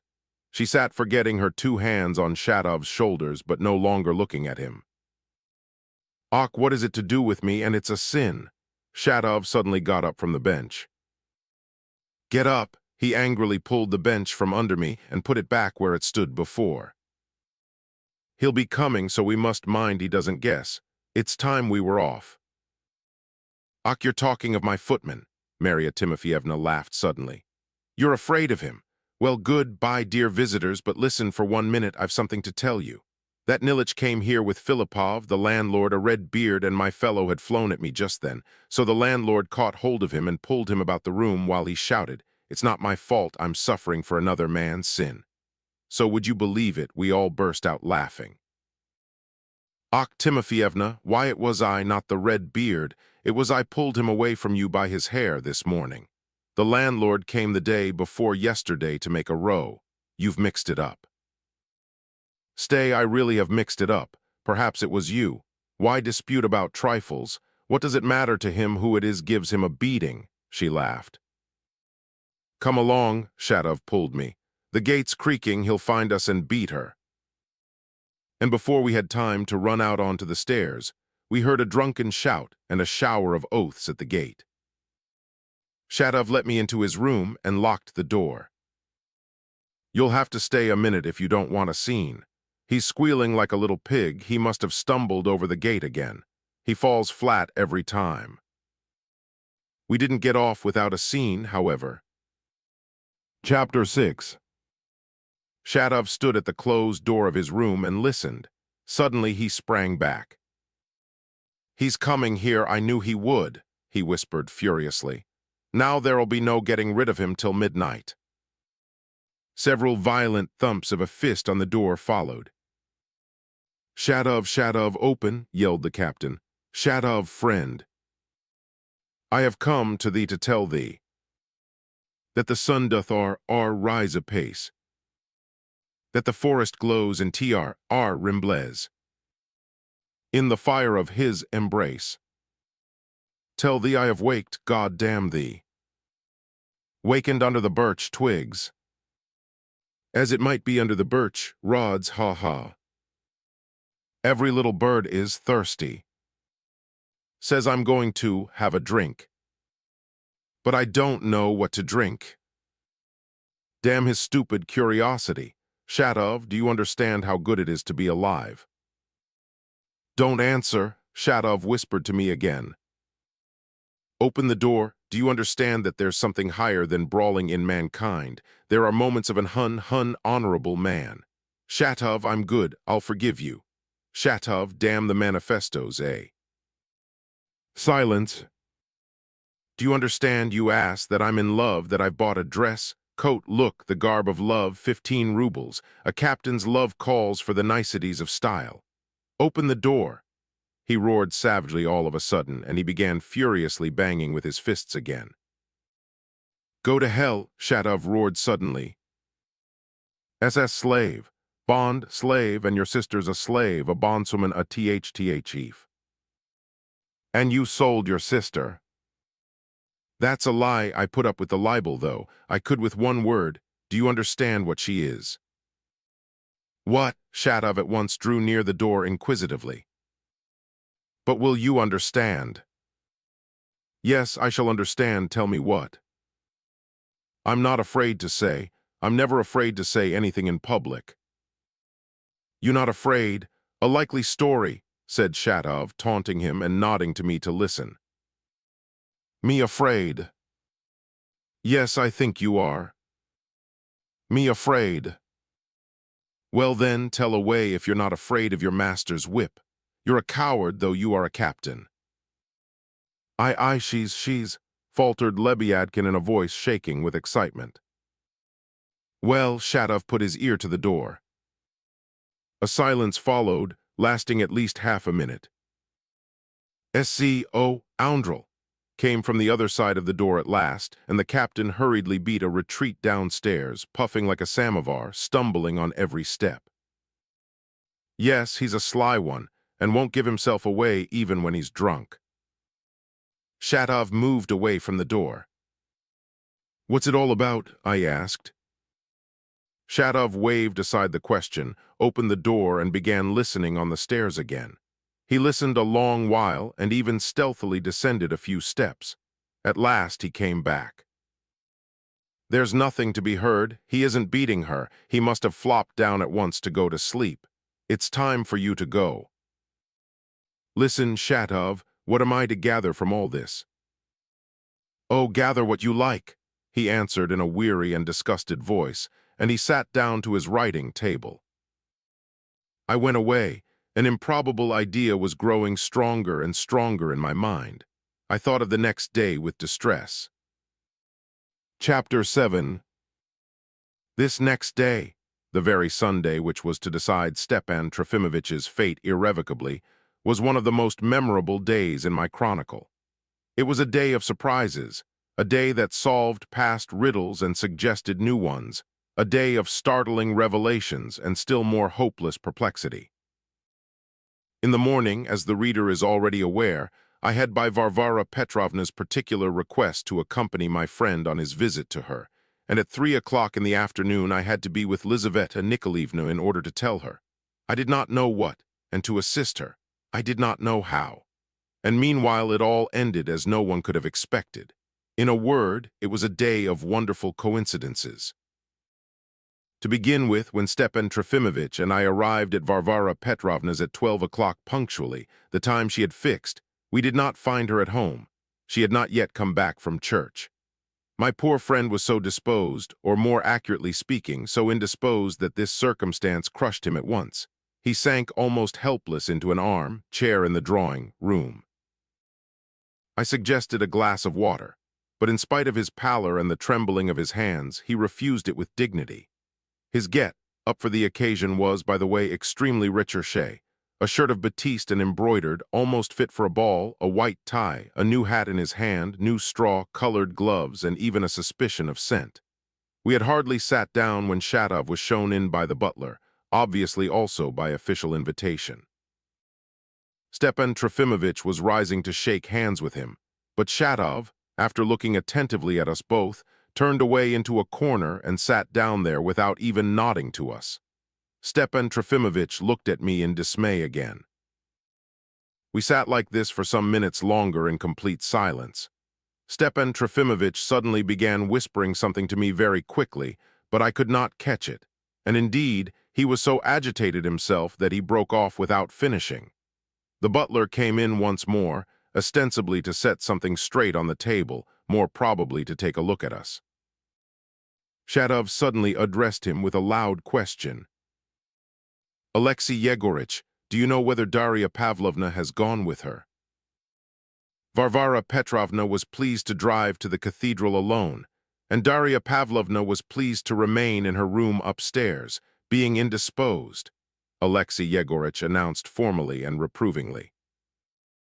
My poor friend again stole a hurried and agitated glance at me, so that at last I turned away from him. Suddenly a carriage rumbled at the entrance, and some commotion at a distance in the house made us aware of the lady's return. We all leapt up from our easy chairs, but again a surprise awaited us. We heard the noise of many footsteps, so our hostess must have returned not alone, and this certainly was rather strange, since she had fixed that time herself. Finally, we heard someone come in with strange rapidity as though running, in a way that Varvara Petrovna could not have come in. And all at once she almost flew into the room, panting and extremely agitated. After her a little later and much more quickly Lizaveta Nikolaevna came in, and with her, hand in hand, Maria Timofeyevna Lebyadkin. If I had seen this in my dreams, even then I should not have believed it.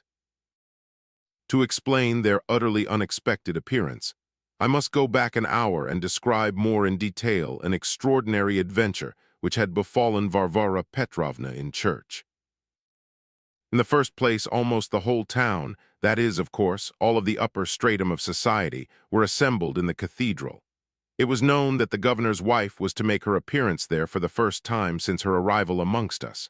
I must mention that there were already rumors that she was a free thinker and a follower of the new principles. All the ladies were also aware that she would be dressed with magnificence and extraordinary elegance. And so the costumes of our ladies were elaborate and gorgeous for the occasion. Only Varvara Petrovna was modestly dressed in black as she always was and had been for the last 4 years. She had taken her usual place in church in the first row on the left, and a footman in livery had put down a velvet cushion for her to kneel on. Everything, in fact, had been as usual. But it was noticed, too, that all through the service she prayed with extreme fervor. It was even asserted afterwards when people recalled it, that she had had tears in her eyes. The service was over at last, and our chief priest, Father Pavel, came out to deliver a solemn sermon. We liked his sermons and thought very highly of them. We used even to try to persuade him to print them, but he never could make up his mind to. On this occasion, the sermon was a particularly long one. And behold, during the sermon, a lady drove up to the church in an old-fashioned hired droshky.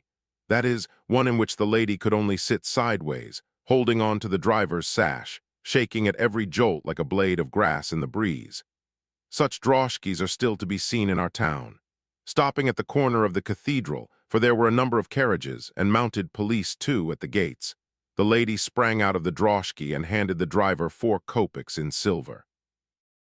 "Isn't it enough, Vanya?" she cried, seeing his grimace. "It's all I've got," she added plaintively. "Well, there, bless you. I took you without fixing the price," said the driver with a hopeless gesture, and looking at her he added as though reflecting. "And it would be a sin to take advantage of you too." Then, thrusting his leather purse into his bosom, he touched up his horse and drove off, followed by the jeers of the drivers standing near. Jeers, and wonder too, followed the lady as she made her way to the cathedral gates, between the carriages and the footmen waiting for their masters to come out. And indeed, there certainly was something extraordinary and surprising to everyone in such a person's suddenly appearing in the street among people. She was painfully thin and she limped. She was heavily powdered and rouged. Her long neck was quite bare. She had neither kerchief nor pelisse. She had nothing on but an old dark dress in spite of the cold and windy, though bright, September day. She was bareheaded and her hair was twisted up into a tiny knot, and on the right side of it was stuck an artificial rose, such as are used to dedicate cherubs sold in Palm Week. I had noticed just such a one with a wreath of paper roses in a corner under the icons when I was at Maria Timofeyevna's the day before. to put a finishing touch to it. Though the lady walked with modestly downcast eyes, there was a sly and merry smile on her face. If she had lingered a moment longer, she would perhaps not have been allowed to enter the cathedral. But she succeeded in slipping by, and entering the building, gradually pressed forward. Though it was halfway through the sermon, and the dense crowd that filled the cathedral was listening to it with absorbed and silent attention, yet several pairs of eyes glanced with curiosity and amazement at the new comer. She sank onto the floor, bowed her painted face down to it, lay there a long time unmistakably weeping. But raising her head again and getting up from her knees, she soon recovered and was diverted. Gaily and with evident and intense enjoyment, she let her eyes rove over the faces and over the walls of the cathedral. She looked with particular curiosity at some of the ladies, even standing on tip-toe to look at them, and even laughed once or twice, giggling strangely. But the sermon was over, and they brought out the cross. The governor's wife was the first to go up to the cross, but she stopped short 2 steps from it, evidently wishing to make way for Varvara Petrovna, who, on her side, moved towards it quite directly as though she noticed no one in front of her. There was an obvious and, in its way, clever malice implied in this extraordinary act of deference on the part of the governor's wife. Everyone felt this. Varvara Petrovna must have felt it too, but she went on as before, apparently noticing no one, and with the same unfaltering air of dignity kissed the cross, and at once turned to leave the cathedral. A footman in livery cleared the way for her, though everyone stepped back spontaneously to let her pass. But just as she was going out, in the porch the closely packed mass of people blocked the way for a moment. Varvara Petrovna stood still, and suddenly a strange, extraordinary creature, the woman with the paper, rose on her head, squeezed through the people, and fell on her knees before her. Varvara Petrovna, who was not easily disconcerted, especially in public, looked at her sternly and with dignity. I hasten to observe here as briefly as possible that though Varvara Petrovna had become, it was said, excessively careful and even stingy, yet sometimes she was not sparing of money, especially for benevolent objects. She was a member of a charitable society in the capital. In the last famine year she had sent 500 rubles to the chief committee for the relief of the sufferers, and people talked of it in the town. Moreover, just before the appointment of the new governor, she had been on the very point of founding a local committee of ladies to assist the poorest mothers in the town and in the province. She was severely censured among us for ambition, but Varvara Petrovna's well-known strenuousness, and at the same time her persistence, nearly triumphed over all obstacles. The society was almost formed, and the original idea embraced a wider and wider scope in the enthusiastic mind of the foundress. She was already dreaming of founding a similar society in Moscow, and the gradual expansion of its influence over all the provinces of Russia. And now, with the sudden change of governor, everything was at a standstill, and the new governor's wife had, it was said, already uttered in society some biting, and what was worse, apt and sensible remarks about the impracticability of the fundamental idea of such a committee, which was, with additions of course, repeated to Varvara Petrovna.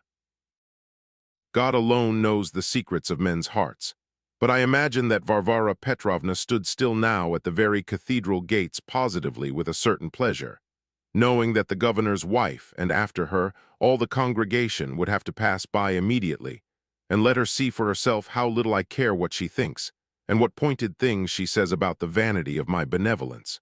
So much for all of you. "What is it, my dear? What are you asking?" said Varvara Petrovna, looking more attentively at the kneeling woman before her, who gazed at her with a fearfully panic-stricken, shame-faced, but almost reverent expression, and suddenly broke into the same strange giggle. "What does she want? Who is she?" Varvara Petrovna bent an imperious and inquiring gaze on all around her. Everyone was silent. "You are unhappy. You are in need of help." "I am in need. I have come," faltered the unhappy creature in a voice broken with emotion. "I have come only to kiss your hand." Again she giggled. With the childish look with which little children caress someone, begging for a favor, she stretched forward to seize Varvara Petrovna's hand, but as though panic-stricken drew her hands back. "Is that all you have come for?" said Varvara Petrovna with a compassionate smile. But at once she drew her mother-of-pearl purse out of her pocket, took out a 10-ruble note and gave it to the unknown. The latter took it. Varvara Petrovna was much interested and evidently did not look upon her as an ordinary low-class beggar. "I say she gave her 10 rubles, someone said in the crowd. "Let me kiss your hand," faltered the unknown, holding tight in the fingers of her left hand the corner of the 10-ruble note which fluttered in the draft. Varvara Petrovna frowned slightly and with a serious, almost severe face held out her hand. The cripple kissed it with reverence. Her grateful eyes shone with positive ecstasy. At that moment the governor's wife came up, and a whole crowd of ladies and high officials flocked after her. The governor's wife was forced to stand still for a moment in the crush. Many people stopped. "You are trembling. Are you cold?" Varvara Petrovna observed suddenly, and flinging off her pelisse which a footman caught in mid-air, she took from her own shoulders a very expensive black shawl, and with her own hands wrapped it round the bare neck of the still kneeling woman. "But get up from your knees, I beg you." The woman got up. "Where do you live? Is it possible no one knows where she lives?" Varvara Petrovna glanced round impatiently again. But the crowd was different now. She saw only the faces of acquaintances, people in society, surveying the scene, some with severe astonishment, others with sly curiosity and at the same time guileless eagerness for a sensation, while others positively laughed. "I believe her name's Lebyadkin," a good-natured person volunteered at last in answer to Varvara Petrovna. It was our respectable and respected merchant Andreev, a man in spectacles with a gray beard, wearing Russian dress and holding a high round hat in his hands. "They live in the Filipovs' house in Bogovlensky Street." "Lebyadkin, Filipov's house? I have heard something. Thank you, Nikon Semyonich, but who is this Lebyadkin?" "He calls himself a captain, a man, it must be said, not over-careful in his behavior. And no doubt this is his sister. She must have escaped from under control," Nikon Semyonich went on, dropping his voice and glancing significantly at Varvara Petrovna. "I understand. Thank you, Nikon Semyonich. Your name is Emil Lebyadkin." "No, my name's not Lebyadkin." "Then perhaps your brother's name is Lebyadkin." "My brother's name is Lebyadkin." "This is what I'll do. I'll take you with me now, my dear, and you shall be driven from me to your family. Would you like to go with me?" "Ach, I should," cried Emil Lebyadkin, clasping her hands. Auntie, take me with you too," the voice of Lizaveta Nikolaevna cried suddenly. I must observe that Lizaveta Nikolaevna had come to the cathedral with the governor's wife, while Praskovia Ivanovna had by the doctor's orders gone for a drive in her carriage, taking Mavriky Nikolaevich to entertain her. Liza suddenly left the governor's wife and ran up to Varvara Petrovna. "My dear, you know I'm always glad to have you, but what will your mother say?" Varvara Petrovna began majestically, but she became suddenly confused, noticing Liza's extraordinary agitation. Auntie, I must come with you," Liza implored, kissing Varvara Petrovna. "Mais qu'avez vous donc lies?" the governor's wife asked with expressive wonder. "Ah, forgive me, darling, cheer cousin, I'm going to Auntie's." Liza turned in passing to her unpleasantly surprised cheer cousin and kissed her twice. "And tell Mammon to follow me to Auntie's directly. Mammon fully meant to come and see you. She said so this morning herself, I forgot to tell you," Liza pattered on. "I beg your pardon, don't be angry, Julie, cheer cousin Auntie, I'm ready." "If you don't take me with you, Auntie, I'll run after your carriage screaming," she whispered rapidly and despairingly in Varvara Petrovna's ear. It was lucky that no one heard. Varvara Petrovna positively staggered back and bent her penetrating gaze on the mad girl. That gaze settled everything. She made up her mind to take Liza with her. "We must put an end to this," broke from her lips. "Very well, I'll take you with pleasure, Liza," she added aloud, "if Yulia Mihailovna is willing to let you come, of course." With a candid air and straightforward dignity, she addressed the governor's wife directly. "Oh, certainly, I don't want to deprive her of such a pleasure, especially as I am myself." Yulia Mihailovna lisped with amazing affability. "I myself know well what a fantastic, willful little head it is." Yulia Mihailovna gave a charming smile.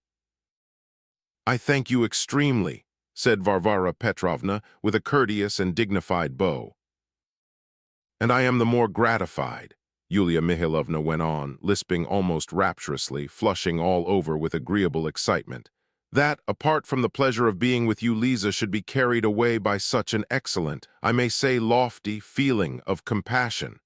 She glanced at the unhappy creature, and at the very portal of the temple. "Such a feeling does you honor," Varvara Petrovna approved magnificently. Yulia Mihailovna impulsively held out her hand, and Varvara Petrovna with perfect readiness touched it with her fingers. The general effect was excellent. The faces of some of those present beamed with pleasure. Some bland and insinuating smiles were to be seen. In short, it was made manifest to everyone in the town that it was not Yulia Mihailovna who had up till now neglected Varvara Petrovna in not calling upon her, but on the contrary that Varvara Petrovna had kept Yulia Mihailovna within bounds at a distance, while the latter would have hastened to pay her a visit, going on foot perhaps if necessary, had she been fully assured that Varvara Petrovna would not turn her away. And Varvara Petrovna's prestige was enormously increased. "Get in, my dear." Varvara Petrovna motioned Emil, Lebyadkin towards the carriage which had driven up. The unhappy creature hurried gleefully to the carriage door, and there the footman lifted her in. "What, you're lame?" cried Varvara Petrovna, seeming quite alarmed, and she turned pale. Everyone noticed it at the time, but did not understand it. The carriage rolled away. Varvara Petrovna's house was very near the cathedral. Lisa told me afterwards that Miss Lebyadkin laughed hysterically for the 3 minutes that the drive lasted, while Varvara Petrovna sat, as though in a mesmeric sleep. Lisa's own expression. Chapter 5. The Subtle Serpent. Chapter 1. Viera Pietiroviene rang the bell and threw herself into an easy chair by the window. "Sit here, my dear." She motioned Maria Timofeyevna to a seat in the middle of the room by a large round table. "Stepan Trofimovich, what is the meaning of this? See, look at this woman, what is the meaning of it?" I, faltered Stepan Trofimovich. But a footman came in. "A cup of coffee at once, we must have it as quickly as possible. Keep the horses." "Mais cheer at excellent Amy, Dan's quelling quietude," Stepan Trofimovich exclaimed in a dying voice. "Ach, French, I can see at once that it's the highest society," cried Maria Timofeyevna, clapping her hands, ecstatically preparing herself to listen to a conversation in French. Varvara Petrovna stared at her almost in dismay. We all sat in silence, waiting to see how it would end. Shatov did not lift up his head, and Stepan Trofimovich was overwhelmed with confusion as though it were all his fault. The perspiration stood out on his temples. I glanced at Lisa. She was sitting in the corner almost beside Shatov. Her eyes darted keenly from Varvara Petrovna to the cripple and back again. Her lips were drawn into a smile, but not a pleasant one. Varvara Petrovna saw that smile. Meanwhile, Maria Timofeyevna was absolutely transported. With evident enjoyment and without a trace of embarrassment, she stared at Varvara Petrovna's beautiful drawing. Room. The furniture, the carpets, the pictures on the walls, the old fashion-painted ceiling, the great bronze crucifix in the corner, the china lamp, the albums, the objects on the table. "And you're here too, Shatoshka," she cried suddenly. "Only fancy, I saw you a long time ago, but I thought it couldn't be you. How could you come here?" And she laughed gaily. "You know this woman," said Varvara Petrovna, turning to him at once. "I know her," muttered Shatov. He seemed about to move from his chair, but remained sitting. "What do you know of her? Make haste, please." "Oh, well," he stammered with an incongruous smile. "You see for yourself." "What do I see? Come now, say something." She lives in the same house as I do, with her brother an officer. Well, Shatov stammered again. It's not worth talking about, he muttered, and relapsed into determined silence. He positively flushed with determination. Of course one can expect nothing else from you, said Varvara Petrovna indignantly. It was clear to her now that they all knew something, and at the same time that they were all scared, that they were evading her questions, and anxious to keep something from her. The footman came in and brought her, on a little silver tray, the cup of coffee she had so specially ordered, but at a sign from her moved with it at once towards Marya Timofyevna. You were very cold just now, my dear. Make haste and drink it and get warm. Merci. Marya Timofyevna took the cup and at once went off into a giggle at having said merci to the footman. But meeting Varvara Petrovna's reproving eyes, she was overcome with shyness and put the cup on the table. Auntie, surely you're not angry, she faltered with a sort of flippant playfulness. W-H-A-T, Varvara Petrovna started and drew herself up in her chair. I'm not your aunt, what are you thinking of? Marya Timofyevna, not expecting such an angry outburst, began trembling all over in little convulsive shudders, as though she were in a fit, and sank back in her chair. I thought that was the proper way, she faltered, gazing open-eyed at Varvara Petrovna. Lisa called you that. What Lisa? Why, this young lady here, said Marya Timofyevna, pointing with her finger. So she's Lisa already.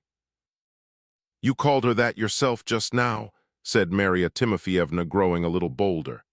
And I dreamed of a beauty like that, she added, laughing as it were accidentally. Varvara Petrovna reflected and grew calmer. She even smiled faintly at Marya Timofyevna's last words. The latter, catching her smile, got up from her chair, and limping went timidly towards her. Take it, I forgot to give it back. Don't be angry with my rudeness. She took from her shoulders the black shawl that Varvara Petrovna had wrapped round her. Put it on again at once, and you can keep it always. Go and sit down, drink your coffee, and please don't be afraid of me, my dear. Don't worry yourself. I am beginning to understand you.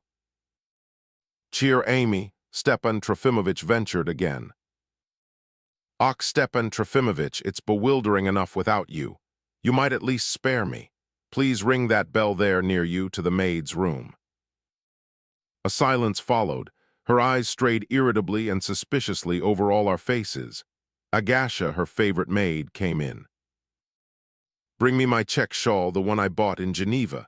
What's Darya Pavlovna doing? She's not very well, madam. Go and ask her to come here. Say that I want her particularly, even if she's not well. At that instant there was again, as before, an unusual noise of steps and voices in the next room, and suddenly Praskovia Ivanovna, panting and distracted, appeared in the doorway. She was leaning on the arm of Mavriky Nikolaevich. Ach, heavens, I could scarcely drag myself here. Lisa, you mad girl, how you treat your mother, she squeaked, concentrating in that squeak, as weak and irritable people are wont to do, all her accumulated irritability. Varvara Petrovna, I've come for my daughter. Varvara Petrovna looked at her from under her brows, half rose to meet her, and scarcely concealing her vexation brought out. Good morning, Praskovia Ivanovna. Please be seated. I knew you would come. Chapter 2. There could be nothing surprising to Praskovia Ivanovna in such a reception. Varvara Petrovna had from childhood upwards treated her old school friend tyrannically, and under a show of friendship almost contemptuously. And this was an exceptional occasion, too. During the last few days there had almost been a complete rupture between the two households, as I have mentioned incidentally already. The reason of this rupture was still a mystery to Varvara Petrovna, which made it all the more offensive. But the chief cause of offense was that Praskovia Ivanovna had succeeded in taking up an extraordinarily supercilious attitude towards Varvara Petrovna.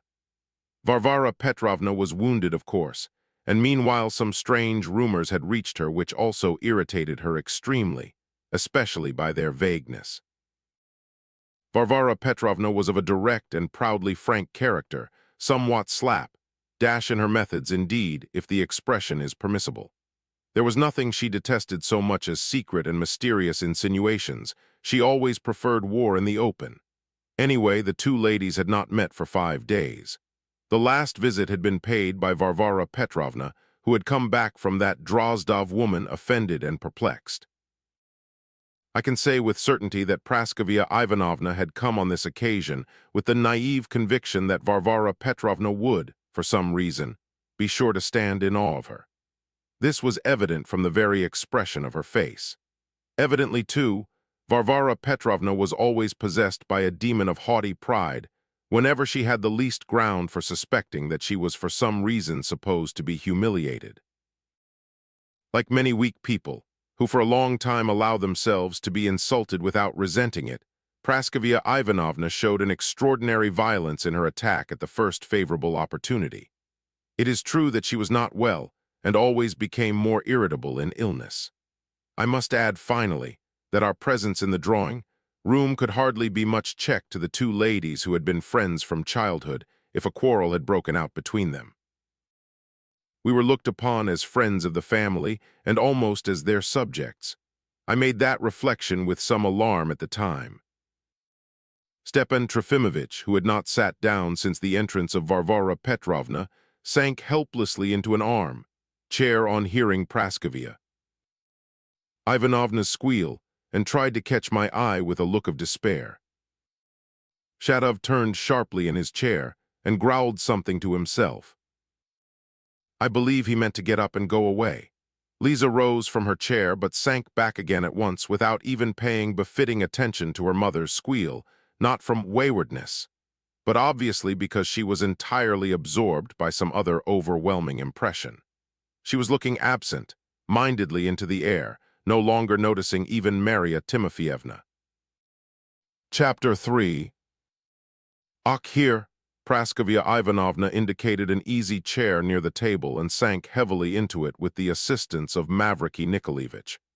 "I wouldn't have sat down in your house, my lady, if it weren't for my legs," she added in a breaking voice.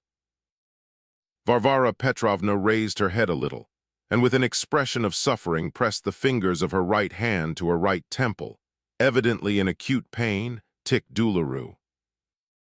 "Why so, Praskovia Ivanovna? Why wouldn't you sit down in my house?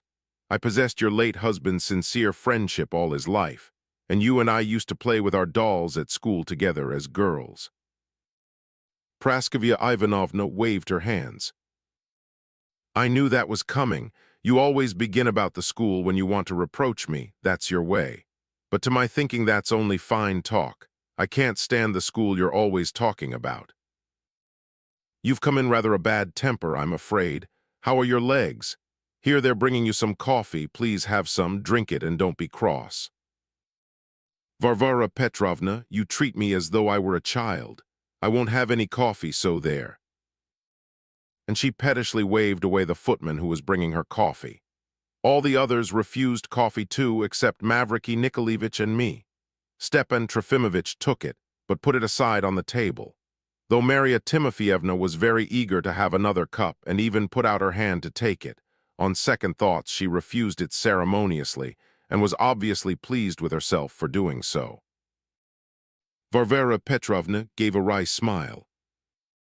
"I'll tell you what it is, Praskovia Ivanovna, my friend. You must have taken some fancy into your head again, and that's why you've come. You've simply lived on fancies all your life. You flew into a fury at the mere mention of our school. But do you remember how you came and persuaded all the class that a hussar called Shablakin had proposed to you, and how Mme.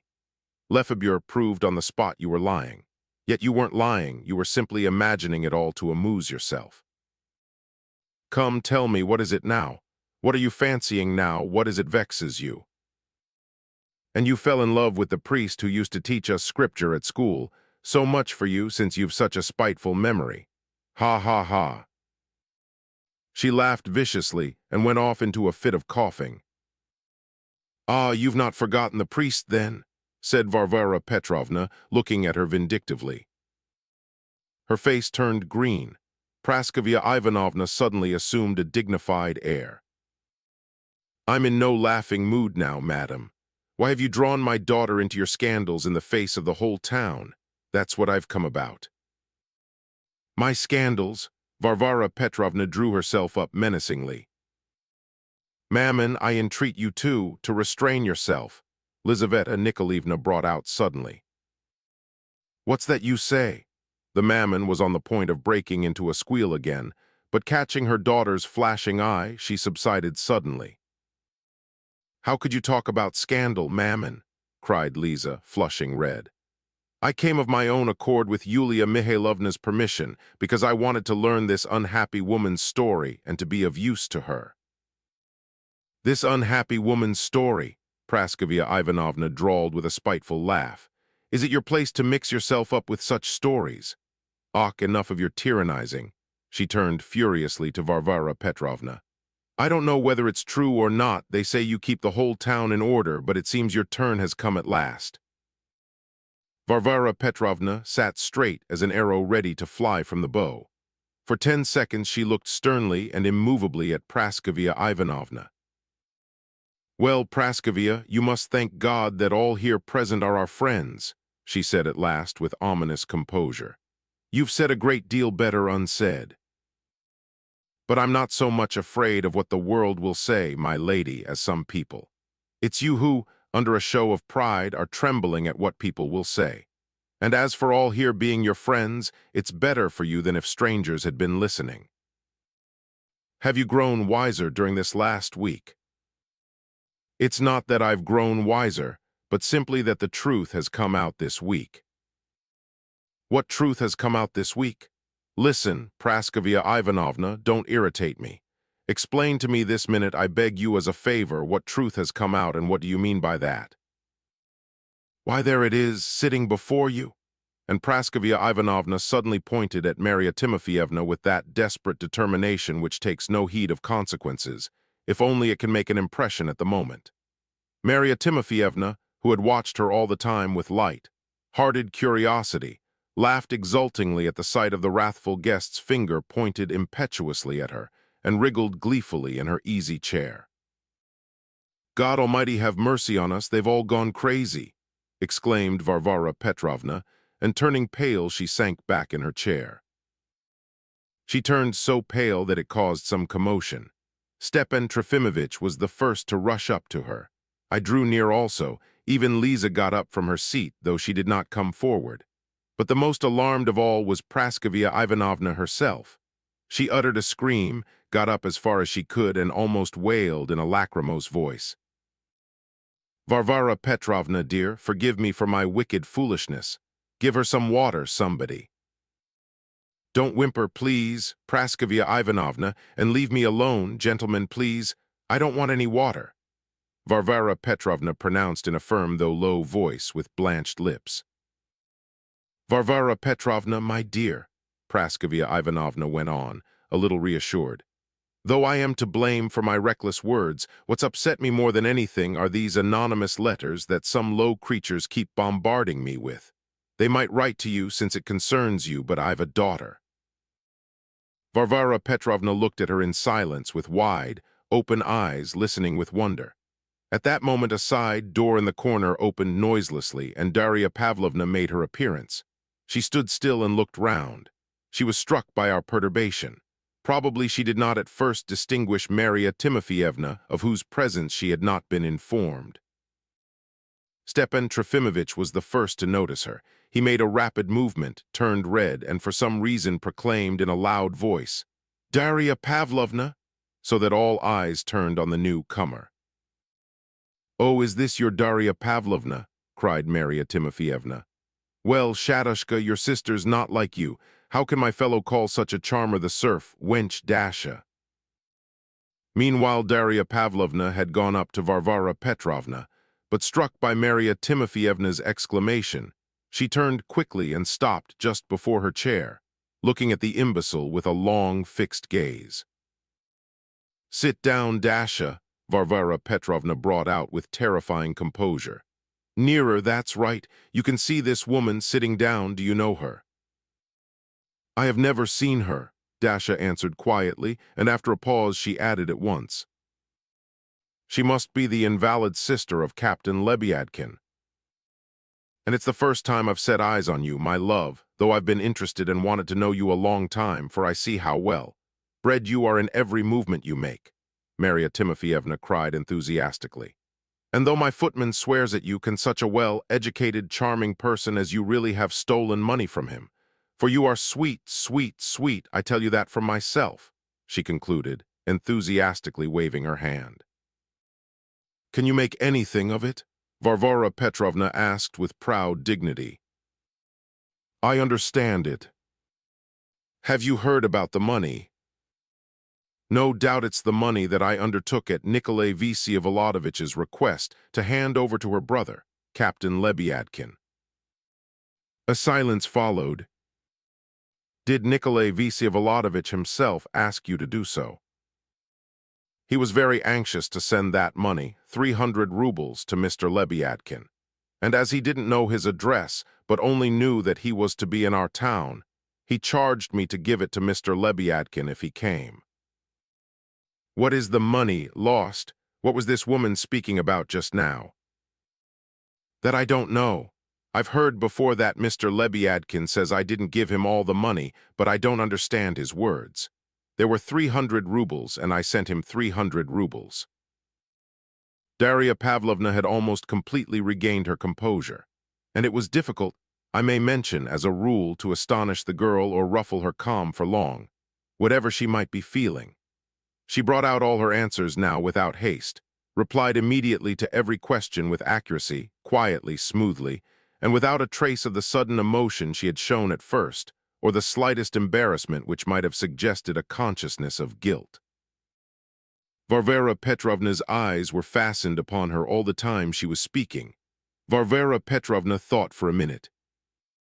If, she pronounced at last firmly, evidently addressing all present, though she only looked at Dasha, if Nikolai Vsevolodovitch did not appeal even to me but asked you to do this for him, he must have had his reasons for doing so. I don't consider I have any right to inquire into them if they are kept secret from me. But the very fact of your having taken part in the matter reassures me on that score. Be sure of that, Darya, in any case.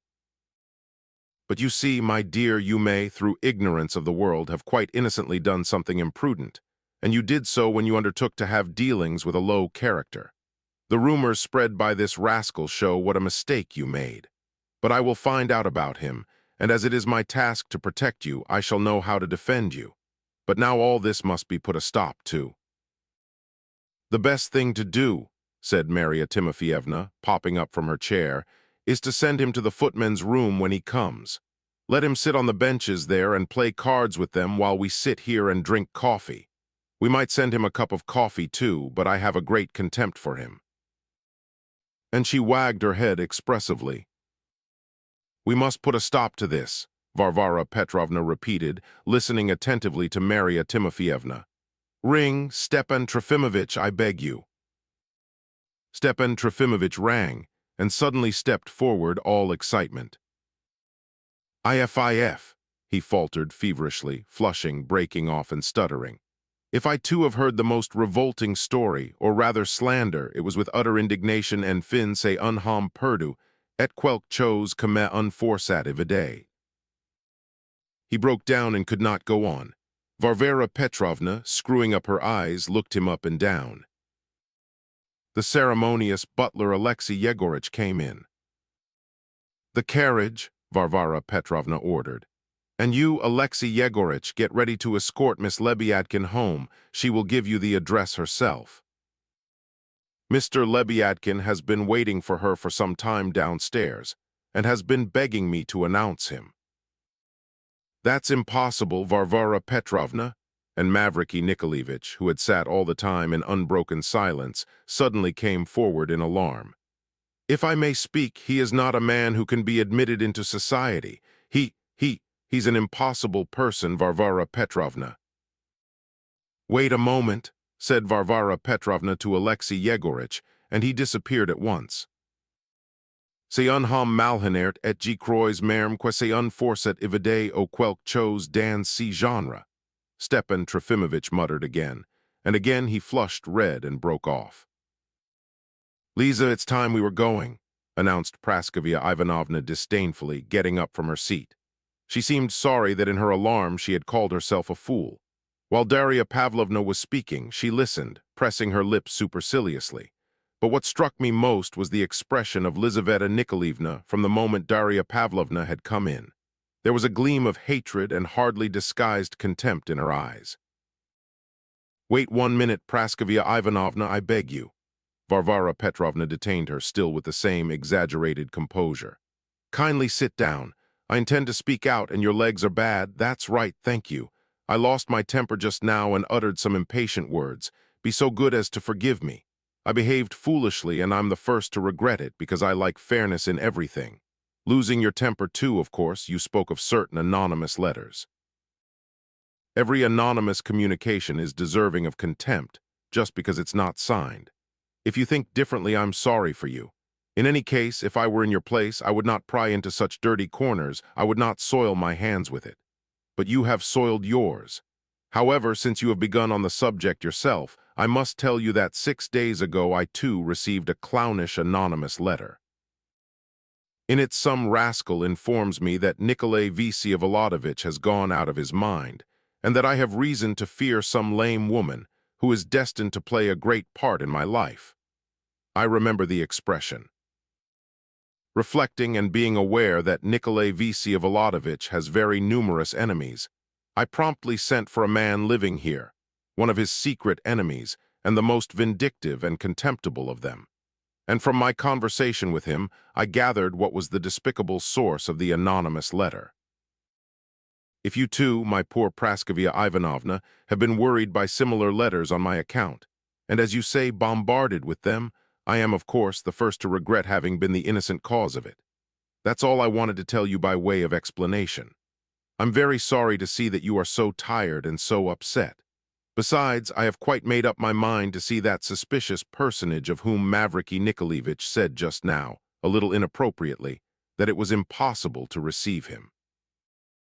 Lisa in particular need have nothing to do with it. Come to me, Lisa, my dear, let me kiss you again. Lisa crossed the room and stood in silence before Varvara Petrovna. The latter kissed her, took her hands, and holding her at arm's length, looked at her with feeling, then made the sign of the cross over her and kissed her again. "Well, good-bye, Lisa." There was almost the sound of tears in Varvara Petrovna's voice. "Believe that I shall never cease to love you whatever fate has in store for you. God be with you. I have always blessed his holy will." She would have added something more, but restrained herself and broke off.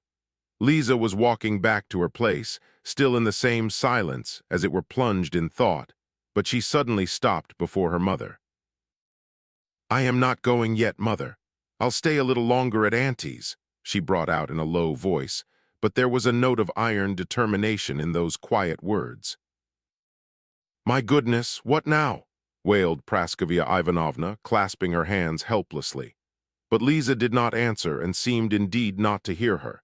She sat down in the same corner and fell to gazing into space again as before. There was a look of pride and triumph in Varvara Petrovna's face. "Mavriky Nikolaevich, I have a great favor to ask of you. Be so kind as to go and take a look at that person downstairs, and if there is any possibility of admitting him, bring him up here." Mavriky Nikolaevich bowed and went out. A moment later, he brought in Mr. Lebyadkin. Chapter 4. I have said something of this gentleman's outward appearance. He was a tall, curly-haired, thick-set fellow about 40 with a purplish, rather bloated and flabby face, with cheeks that quivered at every movement of his head, with little bloodshot eyes that were sometimes rather crafty, with mustaches and side whiskers, and with an incipient double chin, fleshy and rather unpleasant looking. But what was most striking about him was the fact that he appeared now wearing a dress, coat, and clean linen.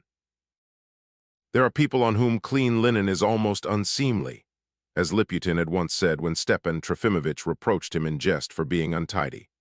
The captain had perfectly new black gloves, too, of which he held the right one in his hand, while the left, tightly stretched and unbuttoned, covered part of the huge fleshy fist in which he held a brand. New, glossy round hat, probably worn for the first time that day. It appeared, therefore, that the garb of love, of which he had shouted to Shatov the day before, really did exist. All this, that is, the dress, coat, and clean linen, had been procured by Liputin's advice with some mysterious object in view, as I found out later. There was no doubt that his coming now, in a hired carriage, was at the instigation and with the assistance of someone else. It would never have dawned on him, nor could he by himself have succeeded in dressing, getting ready and making up his mind in 3/4 of an hour, even if the scene in the porch of the cathedral had reached his ears at once. He was not drunk, but was in the dull, heavy, dazed condition of a man suddenly awakened after many days of drinking. It seemed as though he would be drunk again if one were to put one's hands on his shoulders and rock him to and fro once or twice. He was hurrying into the drawing room, but stumbled over a rug near the doorway. Marya Timofyevna was helpless with laughter. He looked savagely at her and suddenly took a few rapid steps towards Varvara Petrovna. "I have come, madam," he blared out like a trumpet blast. "Be so good, sir, as to take a seat there on that chair," said Varvara Petrovna, drawing herself up. "I shall hear you as well from there, and it will be more convenient for me to look at you from here." The captain stopped short, looking blankly before him. He turned, however, and sat down on the seat indicated close to the door. An extreme lack of confidence, and at the same time insolence and a sort of incessant irritability were apparent in the expression of his face. He was horribly scared, that was evident, but his conceit was wounded, and it might be surmised that his mortified vanity might on occasion lead him to any effrontery in spite of his cowardice. He was evidently uneasy at every movement of his clumsy person.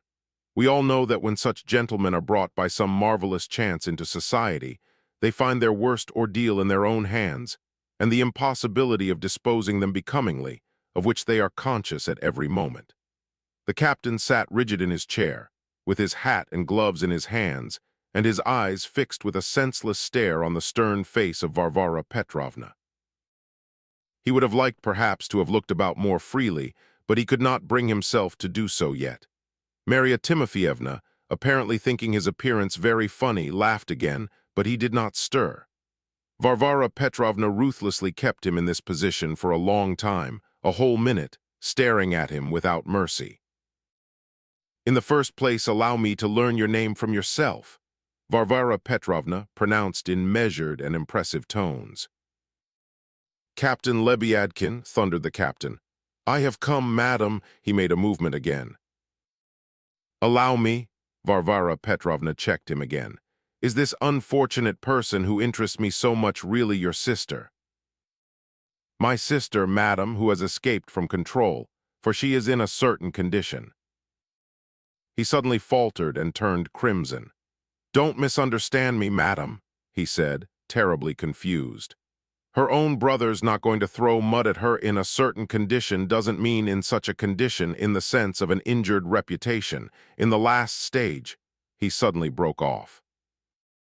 "Sir," said Varvara Petrovna, raising her head. "In this condition," he concluded suddenly, tapping the middle of his forehead with his finger. A pause followed. "And has she suffered in this way for long?" asked Varvara Petrovna with a slight drawl. "Madam, I have come to thank you for the generosity you showed in the porch, in a Russian, brotherly way." "Brotherly? I mean not brotherly, but simply in the sense that I am my sister's brother. And believe me, madam," he went on more hurriedly, turning crimson again, "I am not so uneducated as I may appear at first sight in your drawing-room. My sister and I are nothing, madam, compared with the luxury we observe here, having enemies who slander us besides. But on the question of reputation, Lebyadkin is proud, madam, and I've come to repay with thanks. Here is money, madam." At this point he pulled out a book, drew out of it a bundle of notes, and began turning them over with trembling fingers in a perfect fury of impatience. It was evident that he was in haste to explain something, and indeed it was quite necessary to do so. But probably feeling himself that his fluster with the money made him look even more foolish, he lost the last traces of self-possession. The money refused to be counted. His fingers fumbled helplessly, and to complete his shame, a green note escaped from the pocket, book, and fluttered in zigzags onto the carpet. 20 rubles, madam? He leapt up suddenly with the roll of notes in his hand, his face perspiring with discomfort. Noticing the note which had dropped on the floor, he was bending down to pick it up, but for some reason overcome by shame, he dismissed it with a wave. For your servants, madam, for the footman who picks it up. Let them remember my sister. I cannot allow that, Varvara Petrovna brought out hurriedly, even with some alarm. In that case... He bent down, picked it up, flushing crimson, and suddenly going up to Varvara Petrovna held out the notes he had counted. What's this? She cried, really alarmed at last and positively shrinking back in her chair. Mavriky Nikolaevich, Stepan Trofimovich, and I all stepped forward. Don't be alarmed, don't be alarmed. I'm not mad, by God, I'm not mad, the captain kept asseverating excitedly. Yes, sir, you're out of your senses.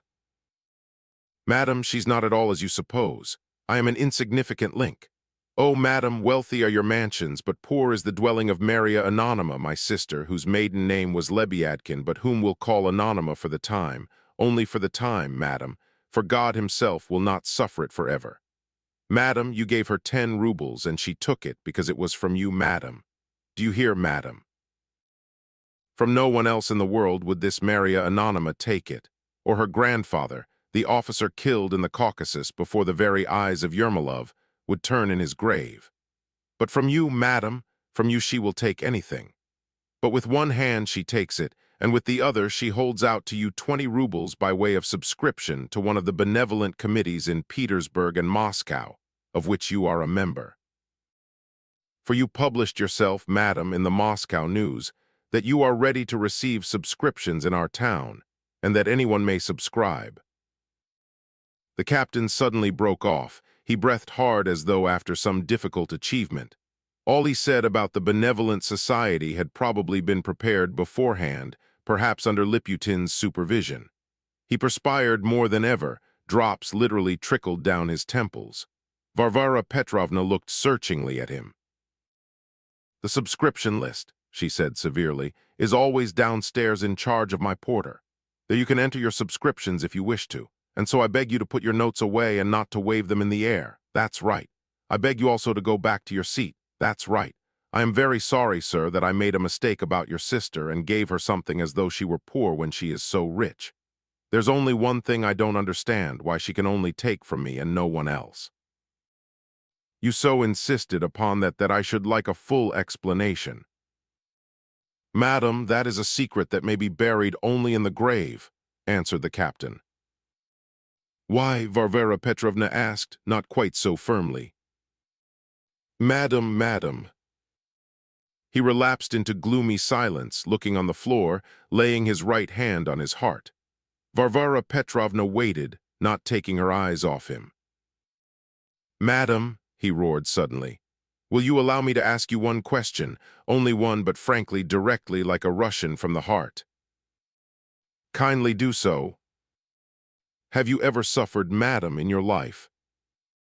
You simply mean to say that you have been or are being treated by someone. Madam, madam, he jumped up again, probably unconscious of doing so, and struck himself on the breast.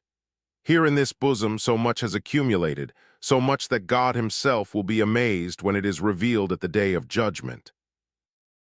A strong expression. Madam, I speak perhaps irritably.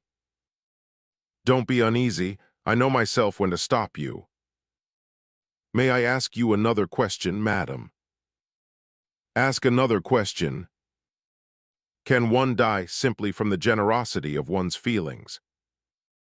I don't know, as I've never asked myself such a question. You don't know, you've never asked yourself such a question, he said with pathetic irony. Well, if that's it, if that's it. Be still, despairing heart. And he struck himself furiously on the chest. He was by now walking about the room again. It is typical of such people to be utterly incapable of keeping their desires to themselves. They have, On the contrary, an irresistible impulse to display them in all their unseemliness as soon as they arise.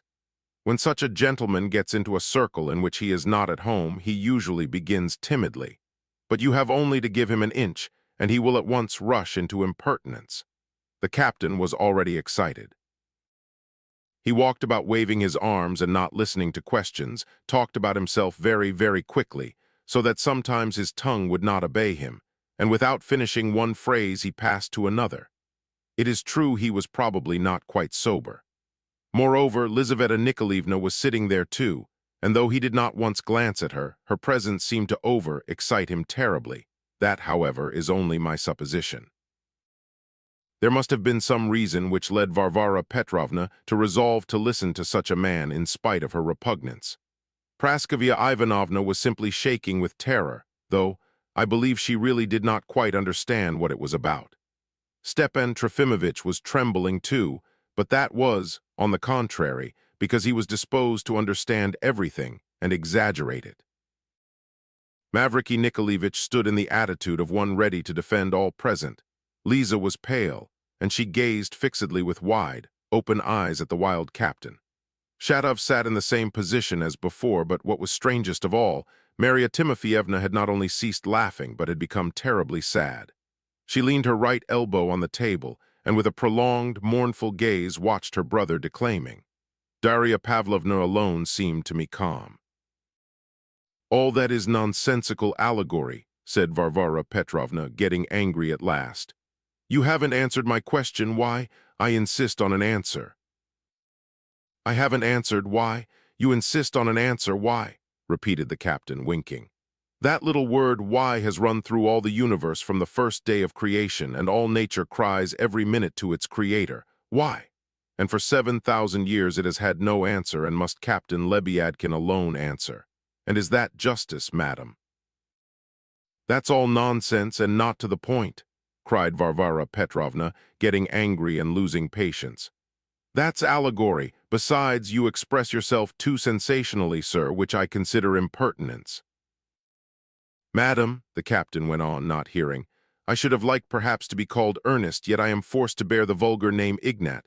Why is that, do you suppose? I should have liked to be called Prince de Monbart, yet I am only Lebyadkin, derived from a swan. Why is that? I am a poet, madam, a poet in soul, and might be getting 1,000 rubles at a time from a publisher, yet I am forced to live in a pig pail. Why? Why, madam? To my mind, Russia is a freak of nature and nothing else." From Leby to Swan, can you really say nothing more definite? I can read you the poem, The Cockroach, madam. Wa-a-tea. Madam, I'm not mad yet. I shall be mad, no doubt I shall be, but I'm not so yet. Madam, a friend of mine, a most honorable man, has written a Krylov's fable called The Cockroach. May I read it? You want to read some fable of Krylov's? No, it's not a fable of Krylov's I want to read. It's my fable, my own composition. Believe me, madam, without offense, I'm not so uneducated and depraved as not to understand that Russia can boast of a great fable. Writer, Krylov, to whom the Minister of Education has raised a monument in the summer gardens for the diversion of the young. Here, madam, you ask me why. The answer is at the end of this fable in letters of fire. Read your fable. Lived a cockroach in the world. Such was his condition.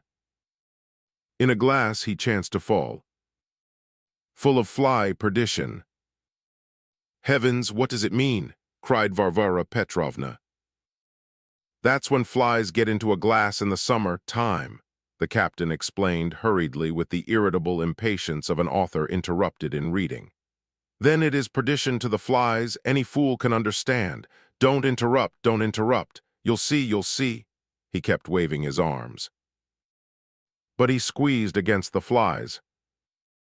They woke up and cursed him, raised to Jove their angry cries. The glass is full to bursting. In the middle of the din came along Nikifor, fine old man, and looking in.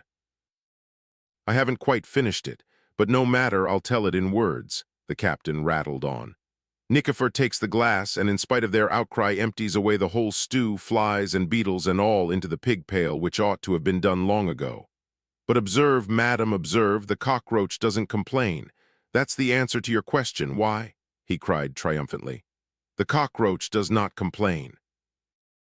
As for Nikifor, he typifies nature, he added, speaking rapidly and walking complacently about the room. Varvara Petrovna was terribly angry. And allow me to ask you about that money said to have been received from Nikolay Vsevolodovich, and not to have been given to you, about which you dared to accuse a person belonging to my household. It's a slander, roared Lebyadkin, flinging up his right hand tragically. No, it's not a slander. Madam, there are circumstances that force one to endure family disgrace rather than proclaim the truth aloud. Lebyadkin will not blab, madam. He seemed dazed. He was carried away. He felt his importance. He certainly had some fancy in his mind. By now he wanted to insult someone, to do something nasty to show his power. Ring, please, Stepan Trofimovich, Varvara Petrovna asked him. Lebyadkin's cunning, madam, he said, winking with his evil smile. He's cunning, but he too has a weak spot. He too at times is in the portals of passions, and these portals are the old military hussar's bottle, celebrated by Denis Davidov. So when he is in those portals, madam, he may happen to send a letter in verse, a most magnificent letter, but which afterwards he would have wished to take back with the tears of all his life, for the feeling of the beautiful is destroyed. But the bird has flown, you won't catch it by the tail. In those portals now, madam, Lebyadkin may have spoken about an honorable young lady in the honorable indignation of a soul revolted by wrongs, and his slanderers have taken advantage of it. But Lebyadkin is cunning, madam, and in vain a malignant wolf sits over him every minute, filling his glass and waiting for the end. Lebyadkin won't blab, and at the bottom of the bottle he always finds instead Lebyadkin's cunning. But enough, oh, enough, madam. Your splendid halls might belong to the noblest in the land, but the cockroach will not complain. Observe that he does not complain, and recognize his noble spirit. At that instant, a bell rang downstairs from the porter's room, and almost at the same moment Alexei Yegoritch appeared in response to Stepan Trofimovich's ring, which he had somewhat delayed answering. The correct old servant was unusually excited. Nikolay Vsevolodovich has graciously arrived this moment and is coming here, he pronounced, in reply to Varvara Petrovna's questioning glance. I particularly remember her at that moment. At first she turned pale, but suddenly her eyes flashed. She drew herself up in her chair with an air of extraordinary determination. Everyone was astounded indeed. The utterly unexpected arrival of Nikolay Vsevolodovich, who was not expected for another month, was not only strange from its unexpectedness, but from its fateful coincidence with the present moment. Even the captain remained standing like a post in the middle of the room with his mouth wide open, staring at the door with a fearfully stupid expression. And behold, from the next room, a very large and long apartment, came the sound of swiftly approaching footsteps, little exceedingly rapid steps. Someone seemed to be running, and that someone suddenly flew into the drawing room, not Nikolay Vsevolodovich, but a young man who was a complete stranger to all. Chapter 5. I will permit myself to halt here to sketch in a few hurried strokes this person who had so suddenly arrived on the scene. He was a young man of 27 or thereabouts, a little above the medium height, with rather long, lank, flaxen hair and with faintly defined, irregular mustache and beard. He was dressed neatly and in the fashion, though not like a dandy. At the first glance he looked round, shouldered and awkward, but yet he was not round, shouldered, and his manner was easy. He seemed a queer fish, and yet later on we all thought his manners good and his conversation always to the point. No one would have said that he was ugly, and yet no one would have liked his face. His head was elongated at the back and looked flattened at the sides, so that his face seemed pointed. His forehead was high and narrow, but his features were small. His eyes were keen, his nose was small and sharp, his lips were long and thin. The expression of his face suggested ill health, but this was misleading. He had a wrinkle on each cheek which gave him the look of a man who had just recovered from a serious illness. Yet he was perfectly well and strong, and had never been ill.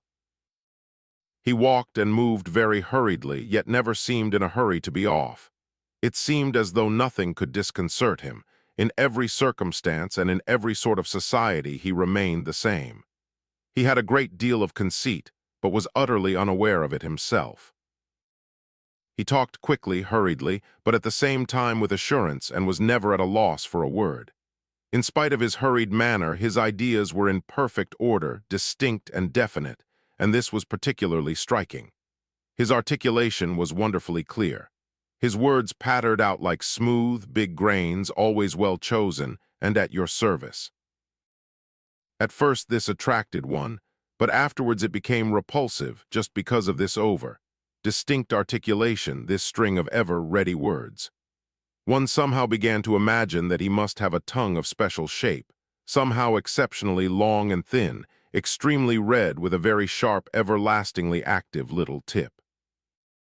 Well, this was the young man who darted now into the drawing room, and really I believe to this day that he began to talk in the next room and came in speaking. He was standing before Varvara Petrovna in a trice. "Only fancy, Varvara Petrovna," he pattered on. "I came in expecting to find he'd been here for the last quarter of an hour. He arrived an hour and a half ago. We met at Kirilov's. He set off half an hour ago meaning to come straight here and told me to come here too, a quarter of an hour later." "But who told you to come here?" Varvara Petrovna inquired. "Why, Nikolay Vsevolodovitch, surely this isn't the first you've heard of it, but his luggage must have been here a long while anyway. How is it you weren't told? Then I'm the first to bring the news. One might send out to look for him. He's sure to be here himself directly, though. And I fancy, at the moment that just fits in with some of his expectations, and as far as I can judge, at least, some of his calculations." At this point, he turned his eyes about the room and fixed them with special attention on the captain. "Ach, Lizaveta Nikolaevna, how glad I am to meet you at the very first step, delighted to shake hands with you." He flew up to Liza, who was smiling gaily, to take her proffered hand. "And I observe that my honored friend Praskovia Ivanovna has not forgotten her professor, and actually isn't cross with him, as she always used to be in Switzerland. But how are your legs here, Praskovia Ivanovna, and were the Swiss doctors right when at the consultation they prescribed your native air? What? Fomentations, that ought to do good. But how sorry I was, Varvara Petrovna," he turned rapidly to her, "that I didn't arrive in time to meet you abroad and offer my respects to you in person. I had so much to tell you, too. I did send word to my old man here, but I fancy that he did as he always does." "Petrusha," cried Stepan Trofimovitch, instantly roused from his stupefaction. He clasped his hands and flew to his son. "Pierre, mon enfant, why, I didn't know you." He pressed him in his arms, and the tears rolled down his cheeks. "Come, be quiet, be quiet. No flourishes, that's enough, please," Petrusha muttered hurriedly, trying to extricate himself from his embrace. "I've always sinned against you, always." "Well, that's enough. We can talk of that later. I knew you'd carry on. Come, be a little more sober, please." "But it's 10 years since I've seen you." "The less reason for demonstrations." "Mon enfant." "Come, I believe in your affection, I believe in it. Take your arms away. You see, you're disturbing other people. Ah, here's Nikolay Vsevolodovitch. Keep quiet, please." Nikolay Vsevolodovitch was already in the room. He came in very quietly and stood still for an instant in the doorway, quietly scrutinizing the company. I was struck by the first sight of him, just as I had been 4 years before when I saw him for the first time. I had not forgotten him in the least. But I think there are some countenances which always seem to exhibit something new which one has not noticed before, every time one meets them, though one may have seen them 100 times already. Apparently he was exactly the same as he had been 4 years before. He was as elegant, as dignified, he moved with the same air of consequence as before, indeed he looked almost as young. His faint smile had just the same official graciousness and complacency. His eyes had the same stern, thoughtful, and, as it were, preoccupied look.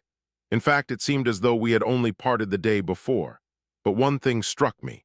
In old days, though he had been considered handsome, his face was like a mask, as some of our sharp-tongued ladies had expressed it. Now, I don't know why he impressed me at once as absolutely, incontestably beautiful, so that no one could have said that his face was like a mask. Wasn't it perhaps that he was a little paler and seemed rather thinner than before? Or was there, perhaps, the light of some new idea in his eyes? "Nikolay Vsevolodovitch!" cried Varvara Petrovna, drawing herself up but not rising from her chair. "Stop a minute!" She checked his advance with a peremptory gesture. But to explain the awful question which immediately followed that gesture and exclamation, a question which I should have imagined to be impossible even in Varvara Petrovna, I must ask the reader to remember what that lady's temperament had always been, and the extraordinary impulsiveness she showed at some critical moments. I beg him to consider also that in spite of the exceptional strength of her spirit and the very considerable amount of common sense and practical, so to say business, tact she possessed, there were moments in her life in which she abandoned herself altogether, entirely, and, if it's permissible to say so, absolutely without restraint. I beg him to take into consideration also that the present moment might really be for her one of those in which all the essence of life, of all the past and all the present, perhaps, too, all the future, is concentrated, as it were, focused. I must briefly recall, too, the anonymous letter of which she had spoken to Praskovia Ivanovna with so much irritation, though I think she said nothing of the latter part of it. Yet it perhaps contained the explanation of the possibility of the terrible question with which she suddenly addressed her son. "Nikolay Vsevolodovitch," she repeated, rapping out her words in a resolute voice in which there was a ring of menacing challenge. "I beg you to tell me at once, without moving from that place. Is it true that this unhappy cripple, here she is, here, look at her, is it true that she is your lawful wife?" I remember that moment only too well. He did not wink an eyelash, but looked intently at his mother. Not the faintest change in his face followed. At last he smiled, a sort of indulgent smile, and without answering a word went quietly up to his mother, took her hand, raised it respectfully to his lips, and kissed it. And so great was his invariable and irresistible ascendancy over his mother that even now she could not bring herself to pull away her hand. She only gazed at him, her whole figure one concentrated question, seeming to betray that she could not bear the suspense another moment. But he was still silent. When he had kissed her hand, he scanned the whole room once more, and moving, as before, without haste went towards Marya Timofyevna. It is very difficult to describe people's countenances at certain moments. I remember, for instance, that Marya Timofyevna, breathless with fear, rose to her feet to meet him and clasped her hands before her, as though beseeching him. And at the same time I remember the frantic ecstasy which almost distorted her face, an ecstasy almost too great for any human being to bear. Perhaps both were there, both the terror and the ecstasy. But I remember moving quickly towards her. I was standing not far off, for I fancied she was going to faint. "You should not be here," Nikolay Vsevolodovitch said to her in a caressing and melodious voice, and there was the light of an extraordinary tenderness in his eyes. He stood before her in the most respectful attitude, and every gesture showed sincere respect for her. The poor girl faltered impulsively in a half-whisper. "But may I kneel down to you now?" "No, you can't do that." He smiled at her magnificently, so that she too laughed joyfully at once. In the same melodious voice, coaxing her tenderly as though she were a child, he went on gravely. "Only think that you are a girl, and that though I'm your devoted friend, I'm an outsider, not your husband, nor your father, nor your betrothed. Give me your arm and let us go. I will take you to the carriage, and if you will let me, I will see you all the way home." She listened and bent her head as though meditating. "Let's go," she said with a sigh, giving him her hand. But at that point a slight mischance befell her. She must have turned carelessly, resting on her lame leg, which was shorter than the other. She fell sideways into the chair, and if the chair had not been there would have fallen on to the floor. He instantly seized and supported her, and holding her arm firmly in his, led her carefully and sympathetically to the door. She was evidently mortified at having fallen. She was overwhelmed, blushed, and was terribly abashed. Looking dumbly on the ground, limping painfully, she hobbled after him, almost hanging on his arm. So they went out. Lisa, I saw, suddenly jumped up from her chair for some reason as they were going out, and she followed them with intent eyes till they reached the door. Then she sat down again in silence, but there was a nervous twitching in her face, as though she had touched a viper. While this scene was taking place between Nikolay Vsevolodovich and Maria Timofeyevna, everyone was speechless with amazement. One could have heard a fly. But as soon as they had gone out, everyone began suddenly talking. Chapter 6. It was very little of it talk, however. It was mostly exclamation. I've forgotten a little the order in which things happened, for a scene of confusion followed. Stepan Trofimovich uttered some exclamation in French, clasping his hands, but Varvara Petrovna had no thought for him. Even Mavriky Nikolaevich muttered some rapid, jerky comment, but Pyotr Stepanovich was the most excited of all. He was trying desperately with bold gesticulations to persuade Varvara Petrovna of something, but it was a long time before I could make out what it was. He appealed to Praskovia Ivanovna, and Lizaveta Nikolaevna too, even in his excitement, addressed a passing shout to his father. In fact, he seemed all over the room at once. Varvara Petrovna, flushing all over, sprang up from her seat and cried to Praskovia Ivanovna. "Did you hear what he said to her here just now? Did you hear it?" But the latter was incapable of replying. She could only mutter something and wave her hand. The poor woman had troubles of her own to think about. She kept turning her head towards Lisa and was watching her with unaccountable terror, but she didn't even dare to think of getting up and going away until her daughter should get up. In the meantime, the captain wanted to slip away. That I noticed. There was no doubt that he had been in a great panic from the instant that Nikolay Vsevolodovich had made his appearance. But Pyotr Stepanovich took him by the arm and would not let him go. "It is necessary, quite necessary," he pattered on to Varvara Petrovna, still trying to persuade her. He stood facing her as she was sitting down again in her easy chair, and I remember was listening to him eagerly. He had succeeded in securing her attention. "It is necessary. You can see for yourself, Varvara Petrovna, that there is a misunderstanding here, and much that is strange on the surface, and yet the thing's as clear as daylight and as simple as my finger. I quite understand that no one has authorized me to tell the story, and I dare say I look ridiculous putting myself forward.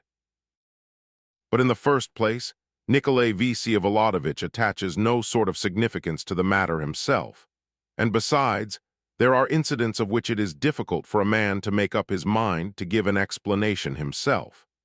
And so it's absolutely necessary that it should be undertaken by a third person, for whom it's easier to put some delicate points into words. Believe me, Varvara Petrovna, that Nikolay Vsevolodovich is not at all to blame for not immediately answering your question just now with a full explanation. It's all a trivial affair. I've known him since his Petersburg days.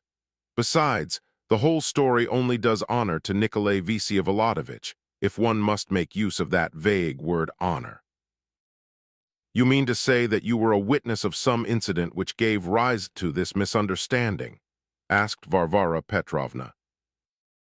"I witnessed it and took part in it," Pyotr Stepanovich hastened to declare. "If you'll give me your word that this will not wound Nikolay Vsevolodovitch's delicacy in regard to his feeling for me, from whom he never conceals anything, and if you are convinced also that your doing this will be agreeable to him." "Certainly it will be agreeable, and for that reason I consider it a particularly agreeable duty. I am convinced that he would beg me to do it himself." The intrusive desire of this gentleman, who seemed to have dropped on us from heaven to tell stories about other people's affairs, was rather strange and inconsistent with ordinary usage. But he had caught Varvara Petrovna by touching on too painful a spot. I did not know the man's character at that time, and still less his designs. "I am listening," Varvara Petrovna announced with a reserved and cautious manner.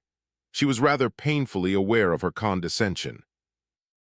"It's a short story. In fact, if you like, it's not a story at all," he rattled on, "though a novelist might work it up into a novel in an idle hour. It's rather an interesting little incident, Praskovia Ivanovna, and I am sure that Lizaveta Nikolaevna will be interested to hear it, because there are a great many things in it that are odd, if not wonderful. 5 years ago in Petersburg, Nikolay Vsyevolodovich made the acquaintance of this gentleman, this very Mr. Lebyadkin, who's standing here with his mouth open, anxious, I think, to slip away at once. Excuse me, Varvara Petrovna. I don't advise you to make your escape, though, you discharged clerk in the former commissariat department. You see, I remember you very well. Nikolay Vsyevolodovich, and I know very well what you've been up to here, and don't forget, you'll have to answer for it. I ask your pardon once more, Varvara Petrovna. In those days, Nikolay Vsyevolodovich used to call this gentleman his Falstaff. That must be, he explained suddenly, some old burlesque character at whom everyone laughs and who is willing to let everyone laugh at him if only they'll pay him for it. Nikolay Vsyevolodovich was leading at that time in Petersburg a life, so to say, of mockery. I can't find another word to describe it, because he is not a man who falls into disillusionment, and he disdained to be occupied with work at that time. I'm only speaking of that period, Varvara Petrovna. Lebyadkin had a sister, the woman who was sitting here just now. The brother and sister hadn't a corner of their own, but were always quartering themselves on different people. He used to hang about the arcades in the Gostiny Dvor, always wearing his old uniform, and would stop the more respectable-looking passers by, and everything he got from them he'd spend in drink. His sister lived like the birds of heaven. She'd help people in their corners and do jobs for them on occasion. It was a regular bedlam. I'll pass over the description of this life in corners, a life to which Nikolay Vsyevolodovich had taken. In the poorer quarters of Russian towns, a single room is often let out to several families, each of which occupies a corner. At that time, from eccentricity, I'm only talking of that period, Varvara Petrovna. As for eccentricity, that's his own expression. He does not conceal much from me. Lebyadkin, who was thrown in the way of meeting Nikolay Vsyevolodovich very often, at one time was fascinated by his appearance. He was, so to say, a diamond set in the dirty background of her life. I'm a poor hand at describing feelings, so I'll pass them over, but some of that dirty lot took to jeering at her once, and it made her sad. They always had laughed at her, but she did not seem to notice it before. She wasn't quite right in her head even then, but very different from what she is now. There's reason to believe that in her childhood she received something like an education through the kindness of a benevolent lady. Nikolay Vsyevolodovich had never taken the slightest notice of her. He used to spend his time chiefly in playing preference with a greasy old pack of cards for stakes of a quarter, farthing with clerks. But once, when she was being ill-treated, he went up without inquiring into the cause and seized one of the clerks by the collar and flung him out of a second-floor window. It was not a case of chivalrous indignation at the sight of injured innocence. The whole operation took place in the midst of roars of laughter, and the one who laughed loudest was Nikolay Vsyevolodovich himself. As it all ended without harm, they were reconciled and began drinking punch. But the injured innocent herself did not forget it. Of course, it ended in her becoming completely crazy. I repeat, I'm a poor hand at describing feelings, but a delusion was the chief feature in this case. And Nikolay Vsyevolodovich aggravated that delusion as though he did it on purpose. Instead of laughing at her, he began all at once treating Lebyadkin with sudden respect. Kirillov, who was there, a very original man, Varvara Petrovna, and very abrupt. You'll see him perhaps one day, for he's here now. Well, this Kirillov, who, as a rule, is perfectly silent, suddenly got hot and said to Nikolay Vsyevolodovich, I remember that he treated the girl as though she were a marquise, and that was doing for her altogether. I must add that Nikolay Vsyevolodovich had rather a respect for this Kirillov. What do you suppose was the answer he gave him? You imagine, Mr. Kirillov, that I am laughing at her. Get rid of that idea. I really do respect her, for she's better than any of us. And do you know, he said it in such a serious tone. Meanwhile, he hadn't really said a word to her for 2 or 3 months, except good morning and goodbye. I remember, for I was there, that she came at last to the point of looking on him almost as her betrothed who dared not elope with her, simply because he had many enemies and family difficulties, or something of the sort. There was a great deal of laughter about it. It ended in Nikolai Vsevolodovitch's making provision for her when he had to come here, and I believe he arranged to pay a considerable sum, 300 rubles a year, if not more, as a pension for her. In short, it was all a caprice, a fancy of a man prematurely weary on his side, perhaps. It may even have been, as Kirillov says, a new experiment of a blasé man, with the object of finding out what you can bring a crazy cripple to. You picked out on purpose, he said, the lowest creature a cripple, forever covered with disgrace and blows, knowing, too, that this creature was dying of comic love for you, and set to work to mystify her completely on purpose, simply to see what would come of it. Though how is a man so particularly to blame for the fancies of a crazy woman, to whom he had hardly uttered 2 sentences the whole time? There are things, Varvara Petrovna, of which it is not only impossible to speak sensibly, but it's even nonsensical to begin speaking of them at all. Well, eccentricity then, let it stand at that. Anyway, there's nothing worse to be said than that, and yet now they've made this scandal out of it. I am to some extent aware, Varvara Petrovna, of what is happening here. The speaker suddenly broke off and was turning to Lebyadkin, but Varvara Petrovna checked him. She was in a state of extreme exaltation. "Have you finished?" she asked. "Not yet. To complete my story, I should have to ask this gentleman 1 or 2 questions, if you'll allow me. You'll see the point in a minute, Varvara Petrovna. Enough afterwards, leave it for the moment, I beg you. Oh, I was quite right to let you speak. And note this, Varvara Petrovna," Fyodor Stepanovich said hastily. "Could Nikolai Vsevolodovitch have explained all this just now in answer to your question, which was perhaps too peremptory?" "Oh, yes, it was. And wasn't I right in saying that in some cases it's much easier for a third person to explain things than for the person interested?" "Yes, yes, but in one thing you were mistaken, and, I see with regret, are still mistaken." "Really, what's that?"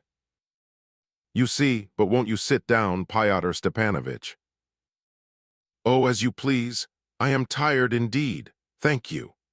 He instantly moved up an easy chair and turned it so that he had Varvara Petrovna on one side and Praskovia Ivanovna at the table on the other, while he faced Lebyadkin, from whom he did not take his eyes for 1 minute. "You are mistaken in calling this eccentricity." "Oh, if it's only that." "No, no, no, wait a little," said Varvara Petrovna, who was obviously about to say a good deal and to speak with enthusiasm. As soon as Fyodor Stepanovich noticed it, he was all attention. "No, it was something higher than eccentricity, and I assure you, something sacred even. A proud man who has suffered humiliation early in life and reached the stage of mockery, as you so subtly called it. Prince Harry, in fact, to use the capital nickname Stepan Trofimovich gave him then, which would have been perfectly correct if it were not that he is more like Hamlet, to my thinking at least."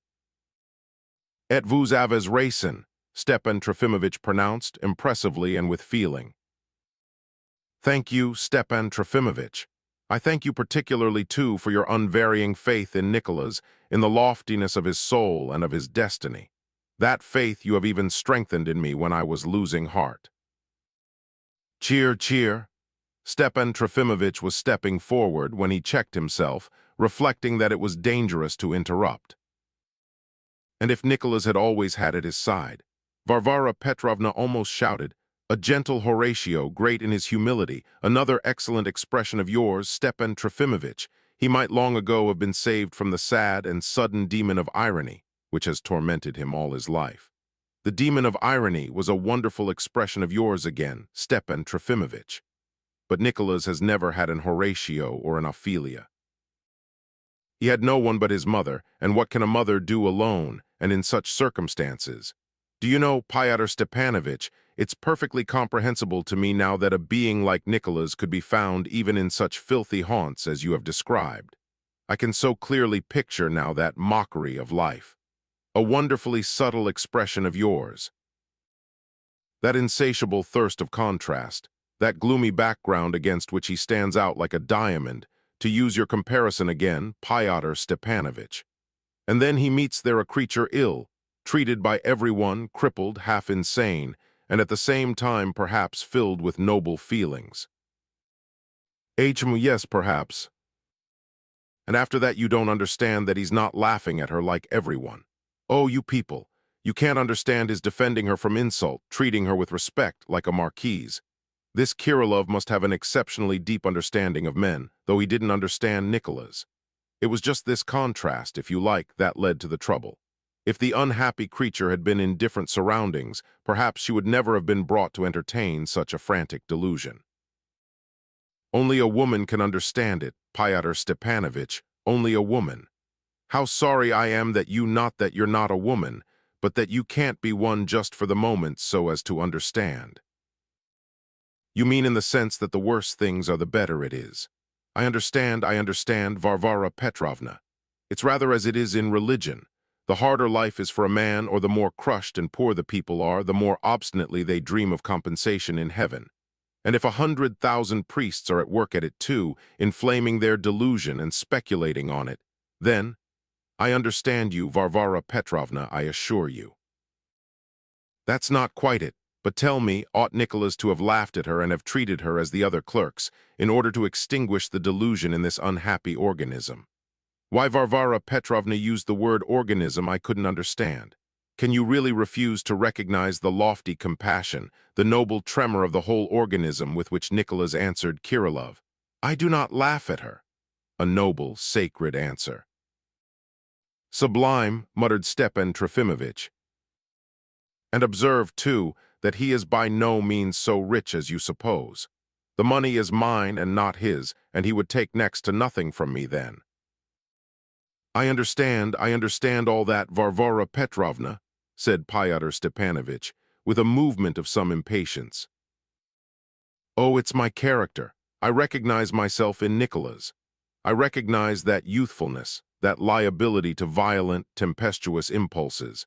And if we ever come to be friends, Fyodor Stepanovich, and for my part, I sincerely hope we may, especially as I am so deeply indebted to you, then perhaps you'll understand. Oh, I assure you I hope for it too, Fyodor Stepanovich muttered jerkily. You'll understand then the impulse which leads one in the blindness of generous feeling to take up a man who is unworthy of one in every respect. A man who utterly fails to understand one, who is ready to torture one at every opportunity, and in contradiction to everything, to exalt such a man into a sort of ideal, into a dream. To concentrate in him all one's hopes, to bow down before him, to love him all one's life, absolutely without knowing why, perhaps just because he was unworthy of it. Oh, how I've suffered all my life, Fyodor Stepanovich. Stepan Trofimovich, with a look of suffering on his face, began trying to catch my eye, but I turned away in time. And only lately, oh, how unjust I've been to Nicholas. You would not believe how they have been worrying me on all sides, all enemies and rascals and friends perhaps more than enemies. When the first contemptible anonymous letter was sent to me, Fyodor Stepanovich, you'll hardly believe it, but I had not strength enough to treat all this wickedness with contempt. I shall never forgive myself for my weakness. I had heard something of anonymous letters here already, said Fyodor Stepanovich, growing suddenly more lively, and I'll find out the writers of them, you may be sure. But you can't imagine the intrigues that have been got up here. They have even been pestering our poor Praskovia Ivanovna, and what reason can they have for worrying her? I was quite unfair to you today, perhaps, my dear Praskovia Ivanovna, she added in a generous impulse of kindliness, though not without a certain triumphant irony.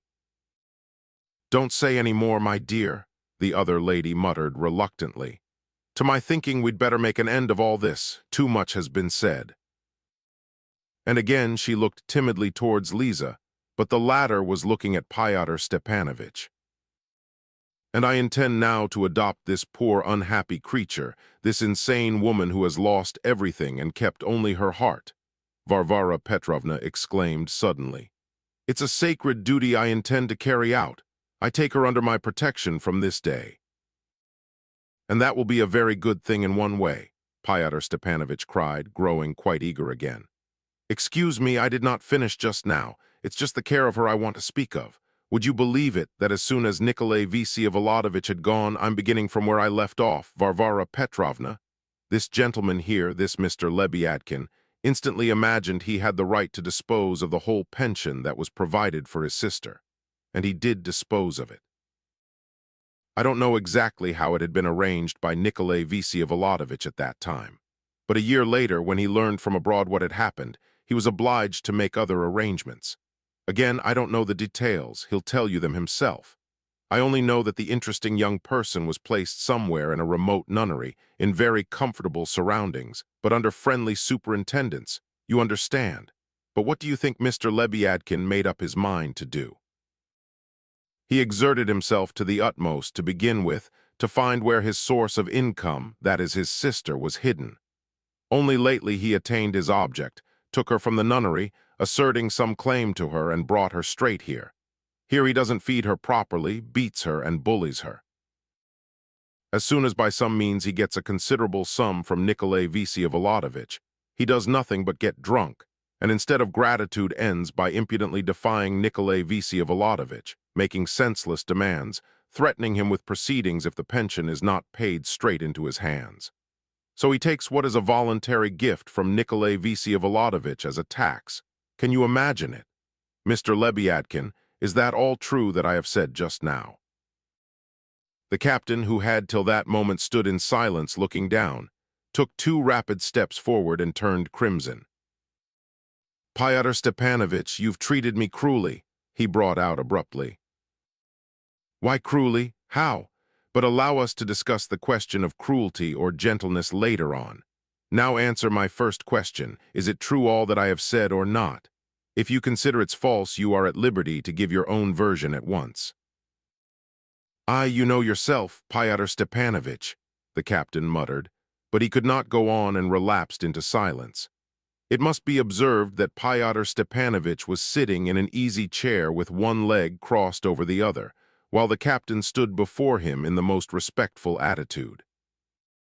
Lebyadkin's hesitation seemed to annoy Pyotr Stepanovich. A spasm of anger distorted his face. "Then you have a statement you want to make?" he said, looking subtly at the captain. "Kindly speak, we're waiting for you." "You know yourself, Pyotr Stepanovich, that I can't say anything." "No, I don't know it. It's the first time I've heard it. Why can't you speak?"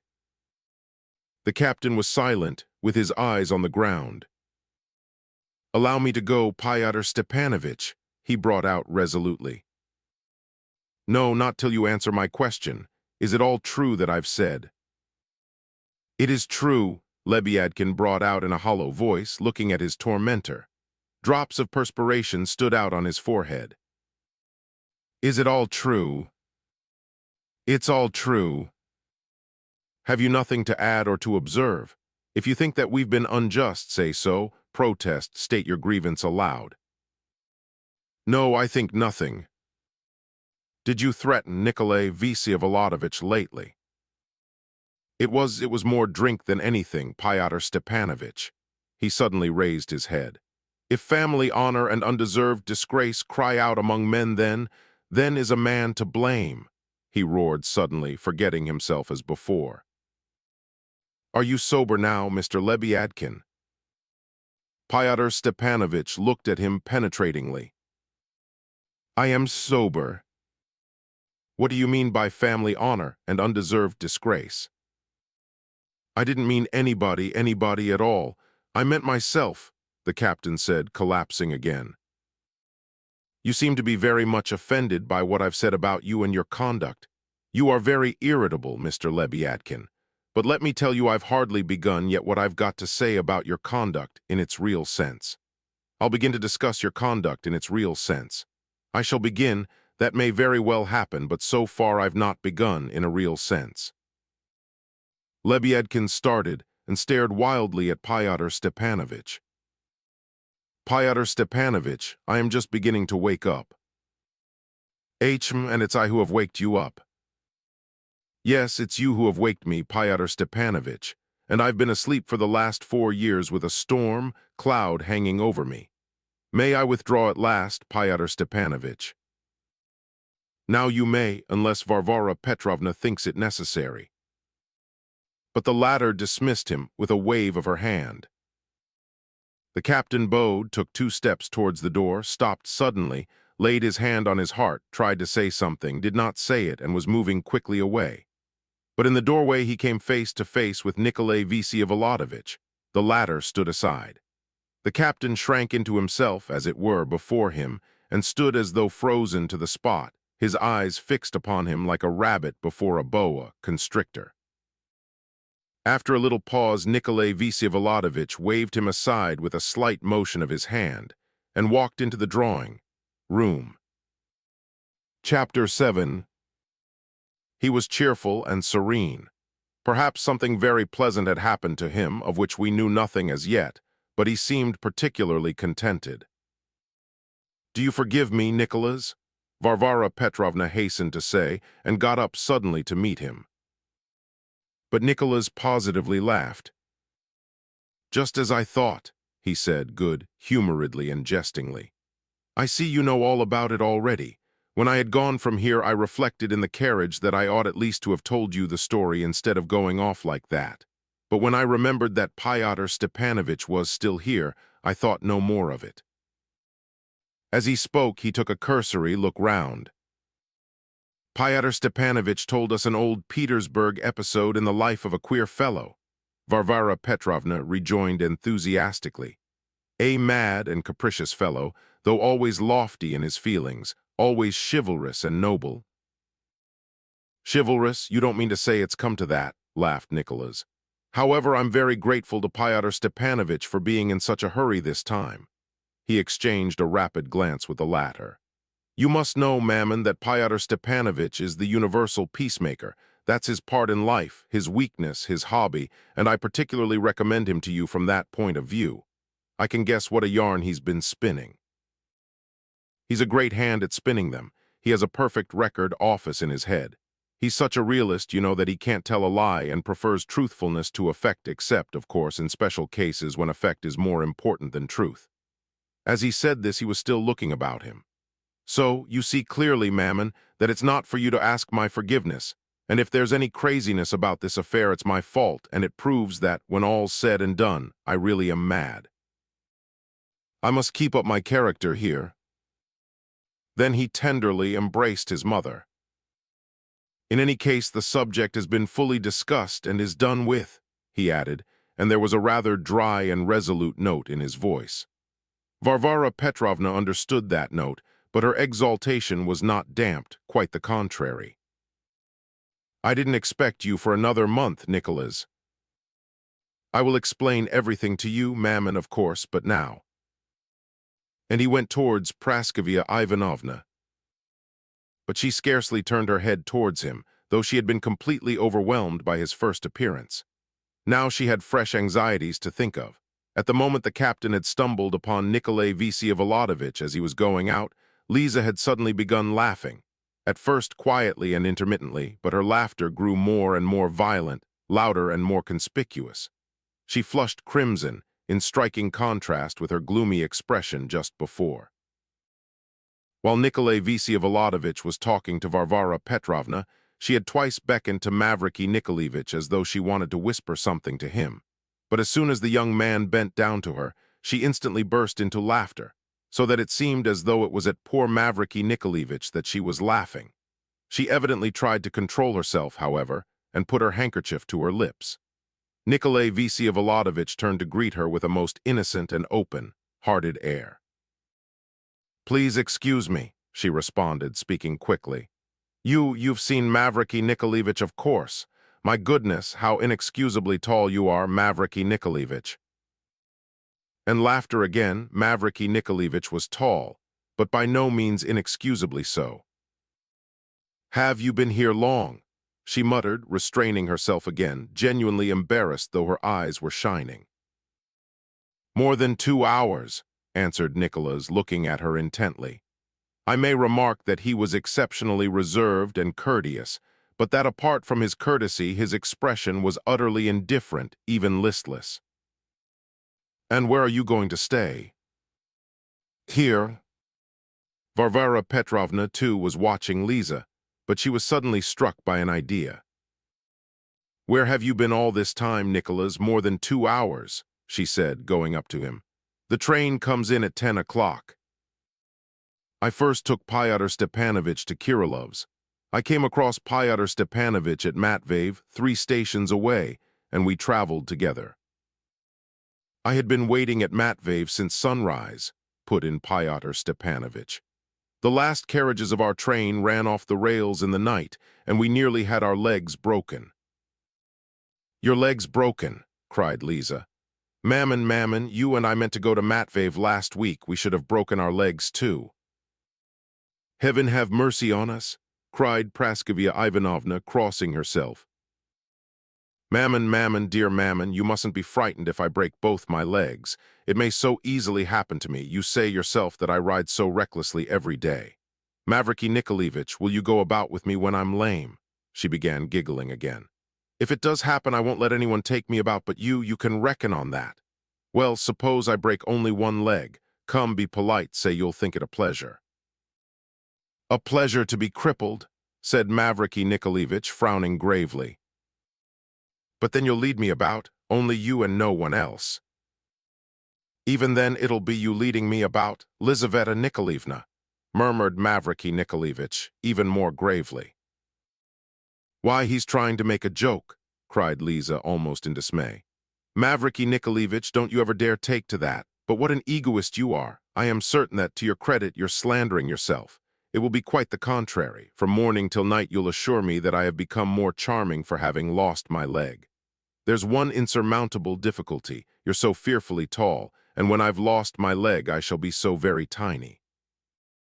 How will you be able to take me on your arm? We shall look a strange couple." And she laughed hysterically. Her jests and insinuations were feeble, but she was not capable of considering the effect she was producing. "Hysterics," Fyodor Stepanovich whispered to me. "A glass of water, make haste." He was right. A minute later everyone was fussing about. Water was brought. Lisa embraced her mother, kissed her warmly, wept on her shoulder, then drawing back and looking her in the face, she fell to laughing again. The mother too began whimpering. Varvara Petrovna made haste to carry them both off to her own rooms, going out by the same door by which Darya Pavlovna had come to us. But they were not away long, not more than 4 minutes. I'm trying to remember now every detail of these last moments of that memorable morning.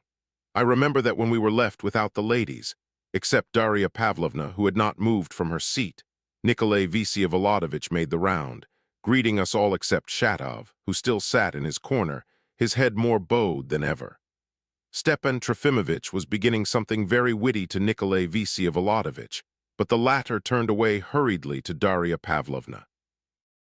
But before he reached her, Fyodor Stepanovich caught him and drew him away, almost violently, towards the window, where he whispered something quickly to him, apparently something very important to judge by the expression of his face and the gestures that accompanied the whisper. Nikolay Vsyevolodovich listened inattentively and listlessly with his official smile, and at last even impatiently, and seemed all the time on the point of breaking away. He moved away from the window just as the ladies came back. Varvara Petrovna made Lisa sit down in the same seat as before, declaring that she must wait and rest another 10 minutes, and that the fresh air would perhaps be too much for her nerves at once. She was looking after Lisa with great devotion and sat down beside her. Fyodor Stepanovich, now disengaged, skipped up to them at once and broke into a rapid and lively flow of conversation. At that point, Nikolay Vsyevolodovich at last went up to Darya Pavlovna with his leisurely step. Dasha began stirring uneasily at his approach and jumped up quickly in evident embarrassment, flushing all over her face. "I believe one may congratulate you, or is it too soon?" he brought out with a peculiar line in his face. Dasha made him some answer, but it was difficult to catch it. "Forgive my indiscretion," he added, raising his voice, "but you know I was expressly informed. Did you know about it?" Yes, I know that you were expressly informed. But I hope I have not done any harm by my congratulations, he laughed. And if Stepan Trofimovich— What's the congratulation about? Pyotr Stepanovich suddenly skipped up to them. What are you being congratulated about, Darya Pavlovna? Bah, surely that's not it. Your blush proves I've guessed right. And indeed, what else does one congratulate our charming and virtuous young ladies on? And what congratulations make them blush most readily? Well, accept mine too, then, if I've guessed right. And pay up. Do you remember when we were in Switzerland, you bet you'd never be married? Oh, yes, apropos of Switzerland, what am I thinking about? Only fancy, that's half what I came about, and I was almost forgetting it. Tell me, he turned quickly to Stepan Trofimovich, when are you going to Switzerland? I to Switzerland? Stepan Trofimovich replied, wondering and confused.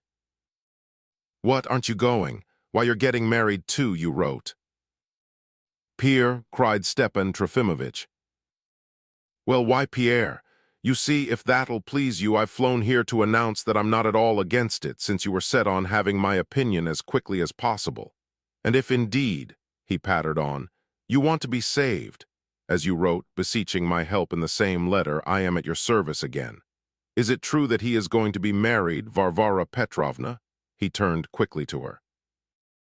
I hope I'm not being indiscreet.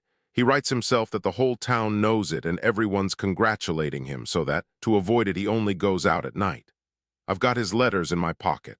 But would you believe it, Varvara Petrovna, I can't make head or tail of it.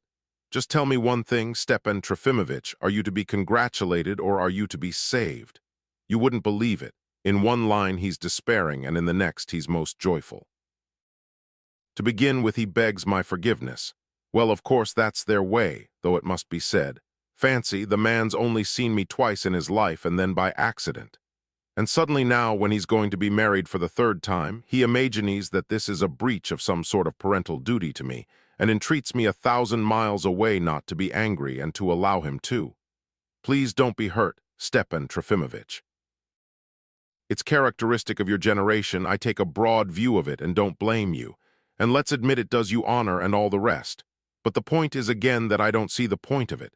There's something about some sort of sins in Switzerland. I'm getting married, he says, for my sins or on account of the sins of another, or whatever it is, sins anyway.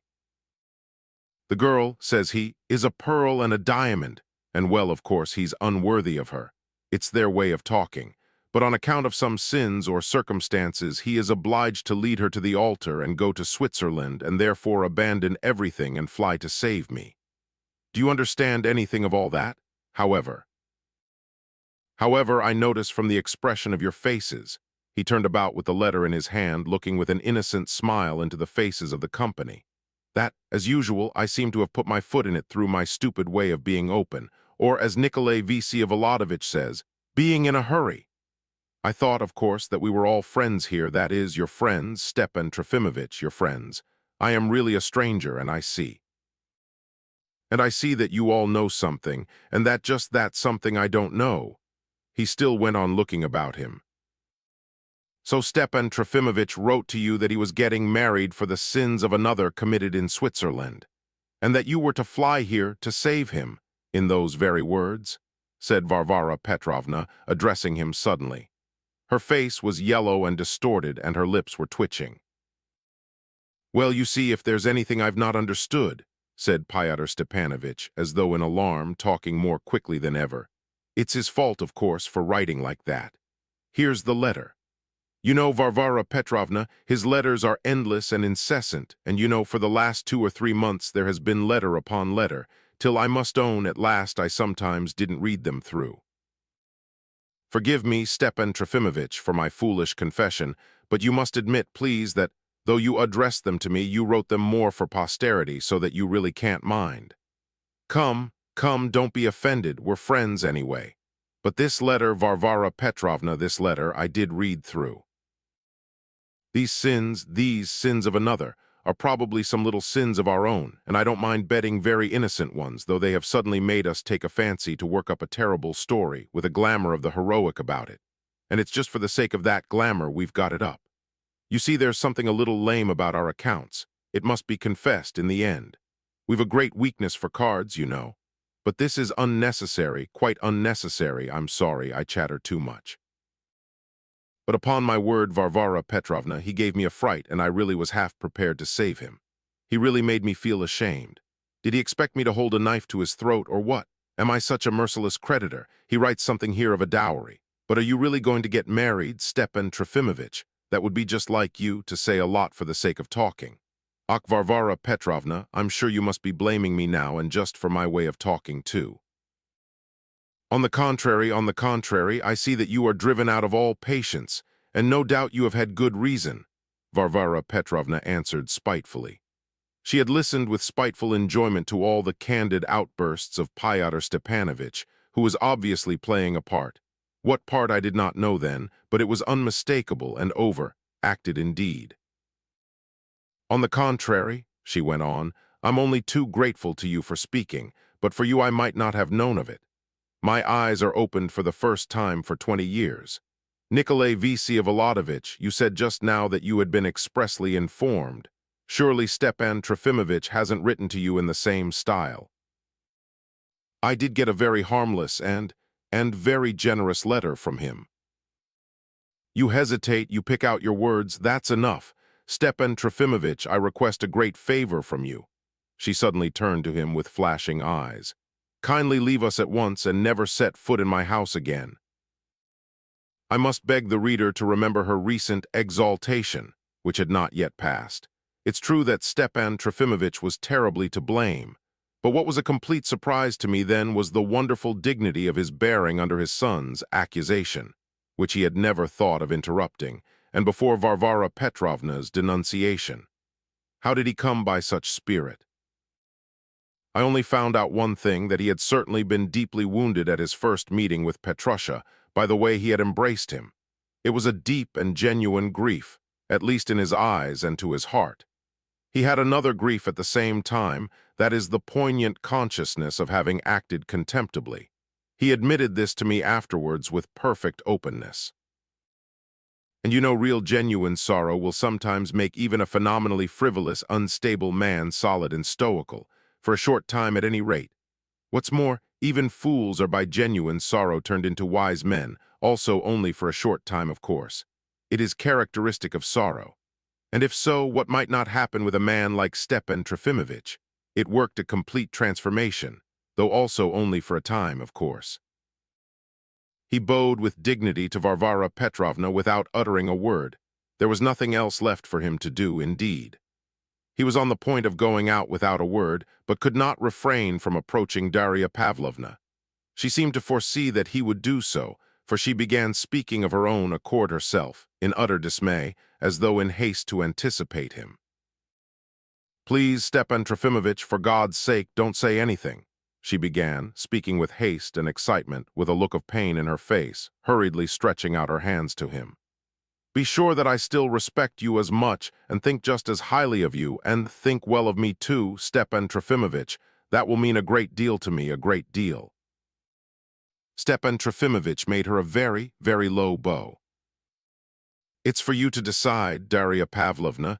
You know that you are perfectly free in the whole matter. You have been, and you are now, and you always will be, Varvara Petrovna concluded impressively. Bah, now I understand it all, cried Pyotr Stepanovich, slapping himself on the forehead. But what a position I am put in by all this. Darya Pavlovna, please forgive me. What do you call your treatment of me, eh? He said, addressing his father. Pierre, you might speak to me differently, mightn't you, my boy? Stepan Trofimovich observed quite quietly. Don't cry out, please, said Pierre with a wave of his hand. Believe me, it's all your sick old nerves, and crying out will do no good at all. You'd better tell me instead, why didn't you warn me, since you might have supposed I should speak out at the first chance? Stepan Trofimovich looked searchingly at him. Pierre, you who know so much of what goes on here, can you really have known nothing of this business and have heard nothing about it? What a set! So it's not enough to be a child in your old age, you must be a spiteful child too. Varvara Petrovna, did you hear what he said? There was a general outcry, but then suddenly an incident took place which no one could have anticipated. Chapter 8.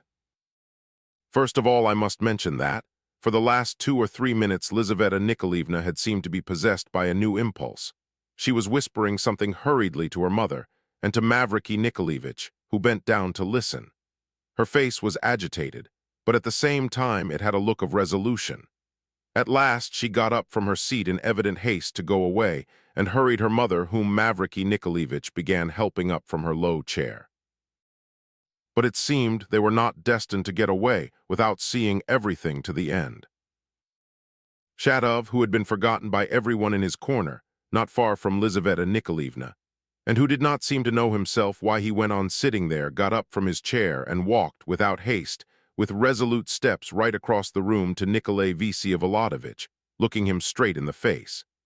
The latter noticed him approaching at some distance and faintly smiled, but when Shatov was close to him, he left off smiling. When Shatov stood still facing him with his eyes fixed on him, and without uttering a word, everyone suddenly noticed it, and there was a general hush. Pyotr Stepanovitch was the last to cease speaking. Lisa and her mother were standing in the middle of the room. So passed 5 seconds.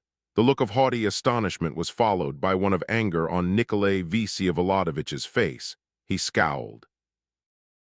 And suddenly Shatov swung his long, heavy arm, and with all his might struck him a blow in the face. Nikolay Vsyevolodovitch staggered violently. Shatov struck the blow in a peculiar way, not at all after the conventional fashion, if one may use such an expression. It was not a slap with the palm of his hand, but a blow with the whole fist, and it was a big, heavy, bony fist covered with red hairs and freckles. If the blow had struck the nose, it would have broken it. But it hit him on the cheek and struck the left corner of the lip and the upper teeth, from which blood streamed at once. I believe there was a sudden scream, perhaps Varvara Petrovna screamed, that I don't remember because there was a dead hush again. The whole scene did not last more than 10 seconds, however. Yet a very great deal happened in those seconds. I must remind the reader again that Nikolay Vsyevolodovitch's was one of those natures that know nothing of fear. At a duel, he could face the pistol of his opponent with indifference, and could take aim and kill with brutal coolness.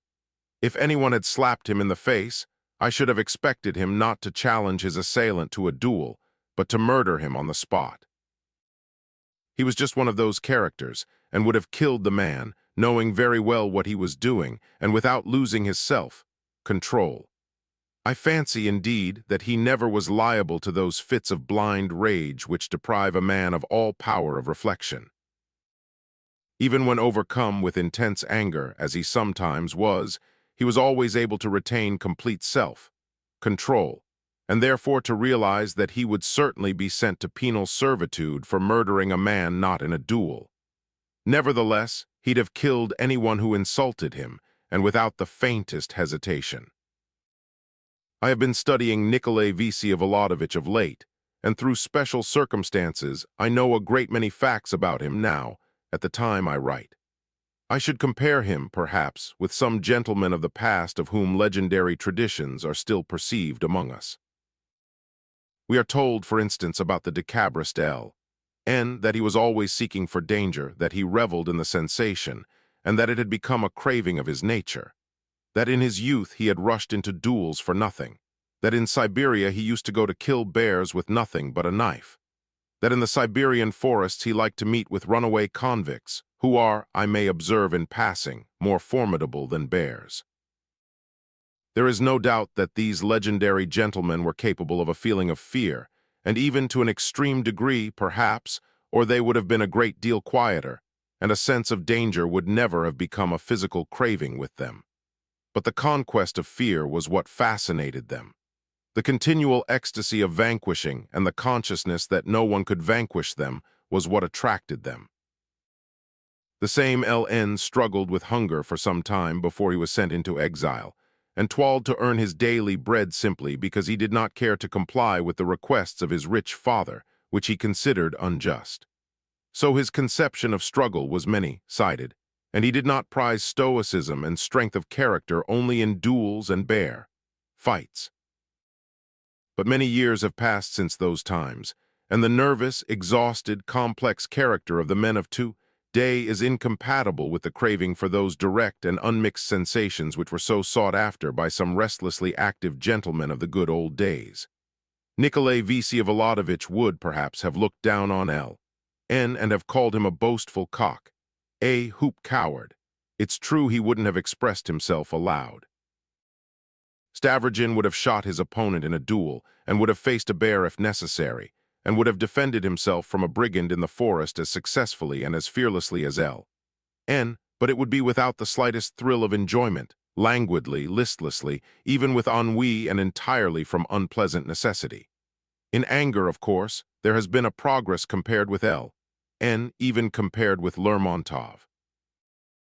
There was perhaps more malignant anger in Nikolai Vsevolodovich than in both put together, but it was a calm, cold, if one may so say, reasonable anger, and therefore the most revolting and most terrible possible. I repeat again, I considered him then, and I still consider him, now that everything is over, a man who, if he received a slap in the face or any equivalent insult, would be certain to kill his assailant at once, on the spot, without challenging him. Yet in the present case, what happened was something different and amazing.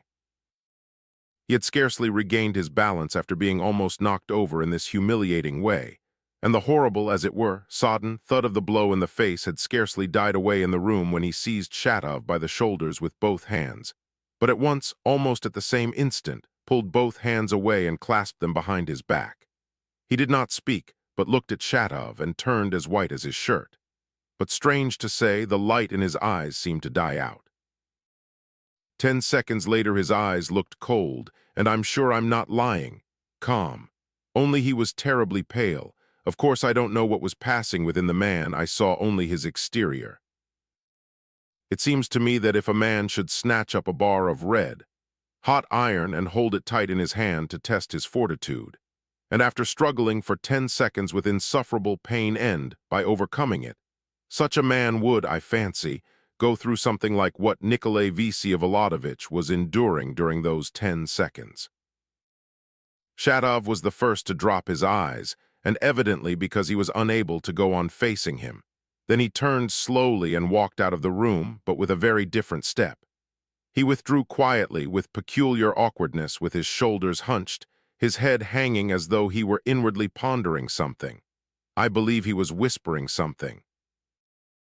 He made his way to the door carefully, without stumbling against anything or knocking anything over. He opened the door a very little way and squeezed through almost sideways.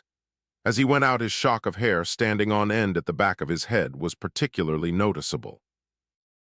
Then first of all one fearful scream was heard. I saw Lizaveta Nikolaevna seize her mother by the shoulder and Mavriky Nikolaevich by the arm and make 2 or 3 violent efforts to draw them out of the room. But she suddenly uttered a shriek and fell full length on the floor, fainting. I can hear the thud of her head on the carpet to this day. Part II. Chapter 1. Night. Chapter 1. 8 days had passed. Now that it is all over and I am writing a record of it, we know all about it. But at the time we knew nothing, and it was natural that many things should seem strange to us. Stepan Trofimovich and I, anyway, shut ourselves up for the first part of the time and looked on with dismay from a distance. I did indeed go about here and there, and as before brought him various items of news without which he could not exist. I need hardly say that there were rumors of the most varied kind going about the town in regard to the blow that Stavrogin had received, Lizaveta Nikolaevna's fainting fit, and all that happened on that Sunday. But what we wondered was, through whom the story had got about so quickly and so accurately. Not one of the persons present had any need to give away the secret of what had happened, or interest to serve by doing so. The servants had not been present. Lebyadkin was the only one who might have chattered, not so much from spite, for he had gone out in great alarm, and fear of an enemy destroys spite against him, but simply from incontinence of speech. But Lebyadkin and his sister had disappeared next day, and nothing could be heard of them. There was no trace of them at Filipov's house. They had moved, no one knew where, and seemed to have vanished. Shatov, of whom I wanted to inquire about Maria Timofyevna, would not open his door, and I believe sat locked up in his room for the whole of those 8 days, even discontinuing his work in the town. He would not see me. I went to see him on Tuesday and knocked at his door. I got no answer, but being convinced by unmistakable evidence that he was at home, I knocked a second time. Then, jumping up, apparently from his bed, he strode to the door and shouted at the top of his voice, "Shatov is not at home." With that, I went away. Stepan Trofimovich and I, not without dismay at the boldness of the supposition, though we tried to encourage one another, reached at last a conclusion. We made up our mind that the only person who could be responsible for spreading these rumors was Pyotr Stepanovich, though he himself not long after assured his father that he had found the story on everyone's lips, especially at the club, and that the governor and his wife were familiar with every detail of it. What is even more remarkable is that the next day, Monday evening, I met Liputin, and he knew every word that had been passed, so that he must have heard it first hand. Many of the ladies, and some of the leading ones, were very inquisitive about the mysterious cripple, as they called Marya Timofeyevna. There were some, indeed, who were anxious to see her and make her acquaintance, so the intervention of the persons who had been in such haste to conceal the Lebyadkins was timely. But Lizaveta Nikolaevna's fainting certainly took the foremost place in the story, and all society was interested, if only because it directly concerned Yulia Mihailovna, as the kinswoman and patroness of the young lady. And what was there they didn't say? What increased the gossip was the mysterious position of affairs. Both houses were obstinately closed. Lizaveta Nikolaevna, so they said, was in bed with brain fever. The same thing was asserted of Nikolai Vsevolodovich, with the revolting addition of a tooth knocked out and a swollen face. It was even whispered in corners that there would soon be murder among us, that Stavrogin was not the man to put up with such an insult, and that he would kill Shatov, but with the secrecy of a Corsican vendetta. People liked this idea, but the majority of our young people listened with contempt, and with an air of the most nonchalant indifference, which was, of course, assumed. The old hostility to Nikolai Vsevolodovich in the town was in general strikingly manifest. Even sober-minded people were eager to throw blame on him, though they could not have said for what. It was whispered that he had ruined Lizaveta Nikolaevna's reputation, and that there had been an intrigue between them in Switzerland. Cautious people, of course, restrained themselves, but all listened with relish. There were other things said, though not in public but in private, on rare occasions and almost in secret, extremely strange things, to which I only refer to warn my readers of them with a view to the later events of my story. Some people with knitted brows said, God knows on what foundation, that Nikolai Vsevolodovich had some special business in our province, that he had, through Count K, been brought into touch with exalted circles in Petersburg, that he was even, perhaps, in government service, and might almost be said to have been furnished with some sort of commission from someone. When very sober-minded and sensible people smiled at this rumor, observing very reasonably that a man always mixed up with scandals, and who was beginning his career among us with a swollen face, did not look like a government official. They were told in a whisper that he was employed not in the official, but, so to say, the confidential service, and that in such cases it was essential to be as little like an official as possible. This remark produced a sensation. We knew that the zemstvo of our province was the object of marked attention in the capital. I repeat, these were only flitting rumors that disappeared for a time when Nikolai Vsevolodovich first came among us. But I may observe that many of the rumors were partly due to a few brief but malicious words, vaguely and disconnectedly dropped at the club by a gentleman who had lately returned from Petersburg. This was a retired captain in the Guards, Artemy Pavlovich Gaganov.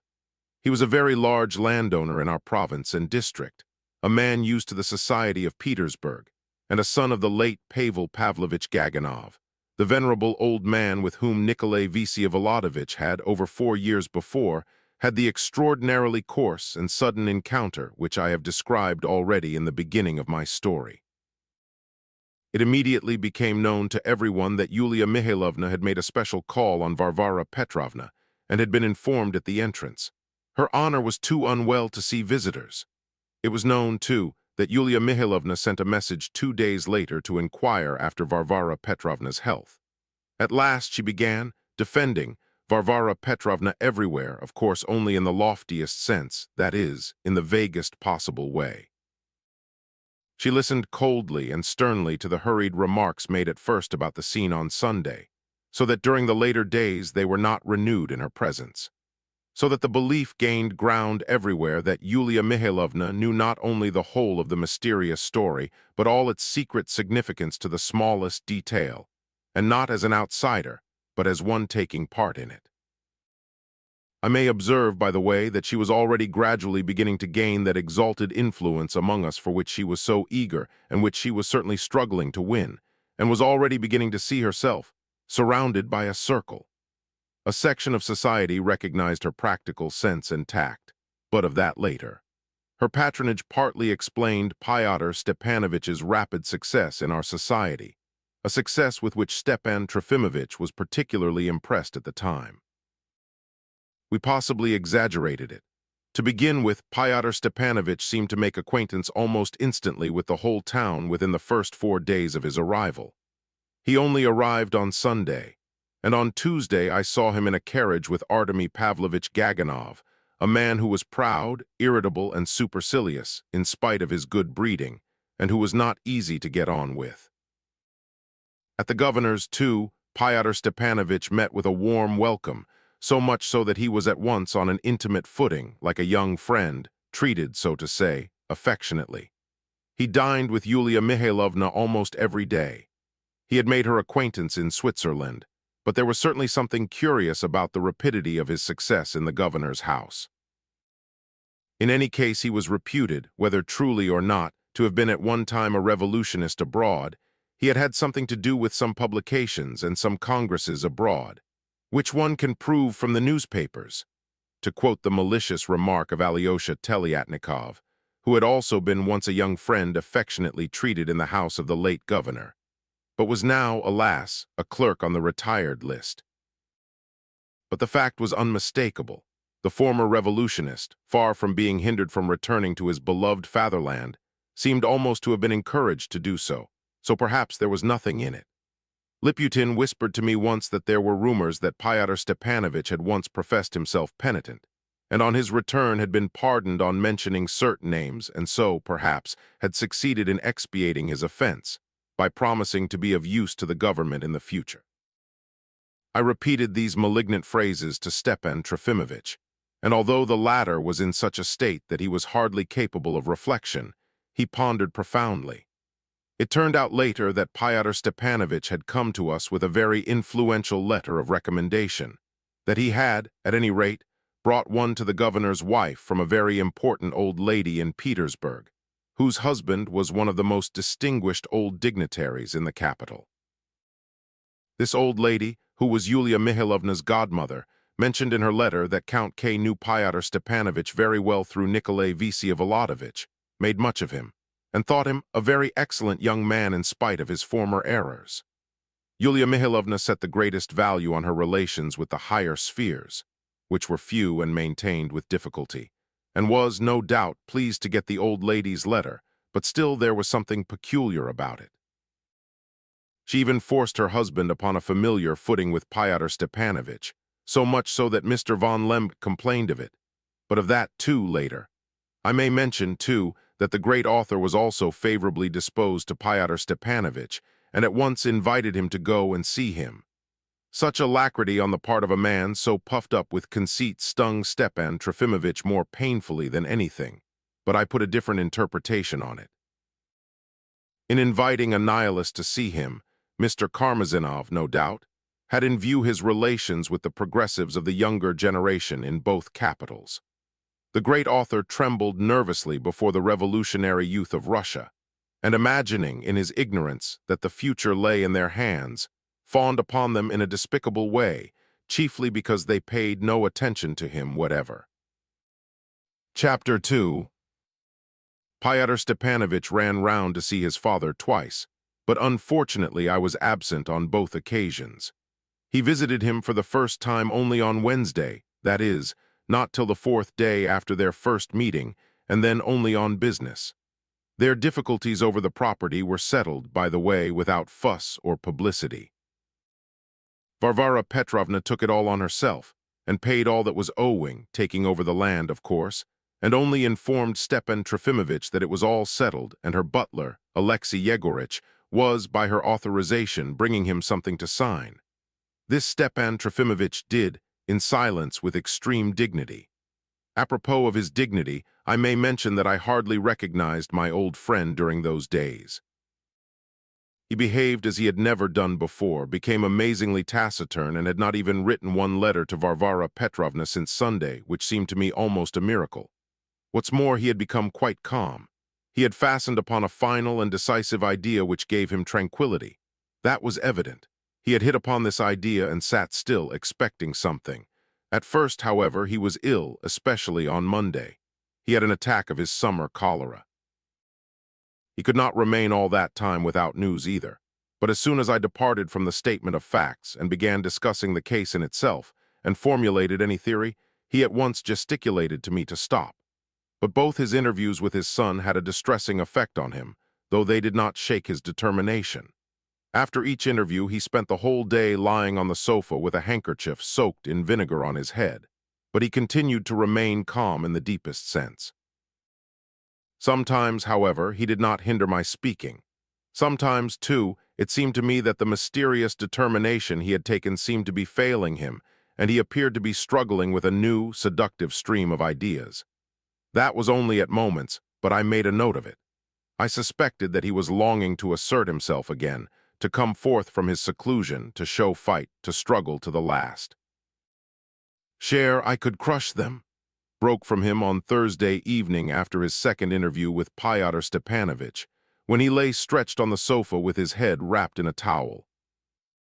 Till that moment, he had not uttered one word all day.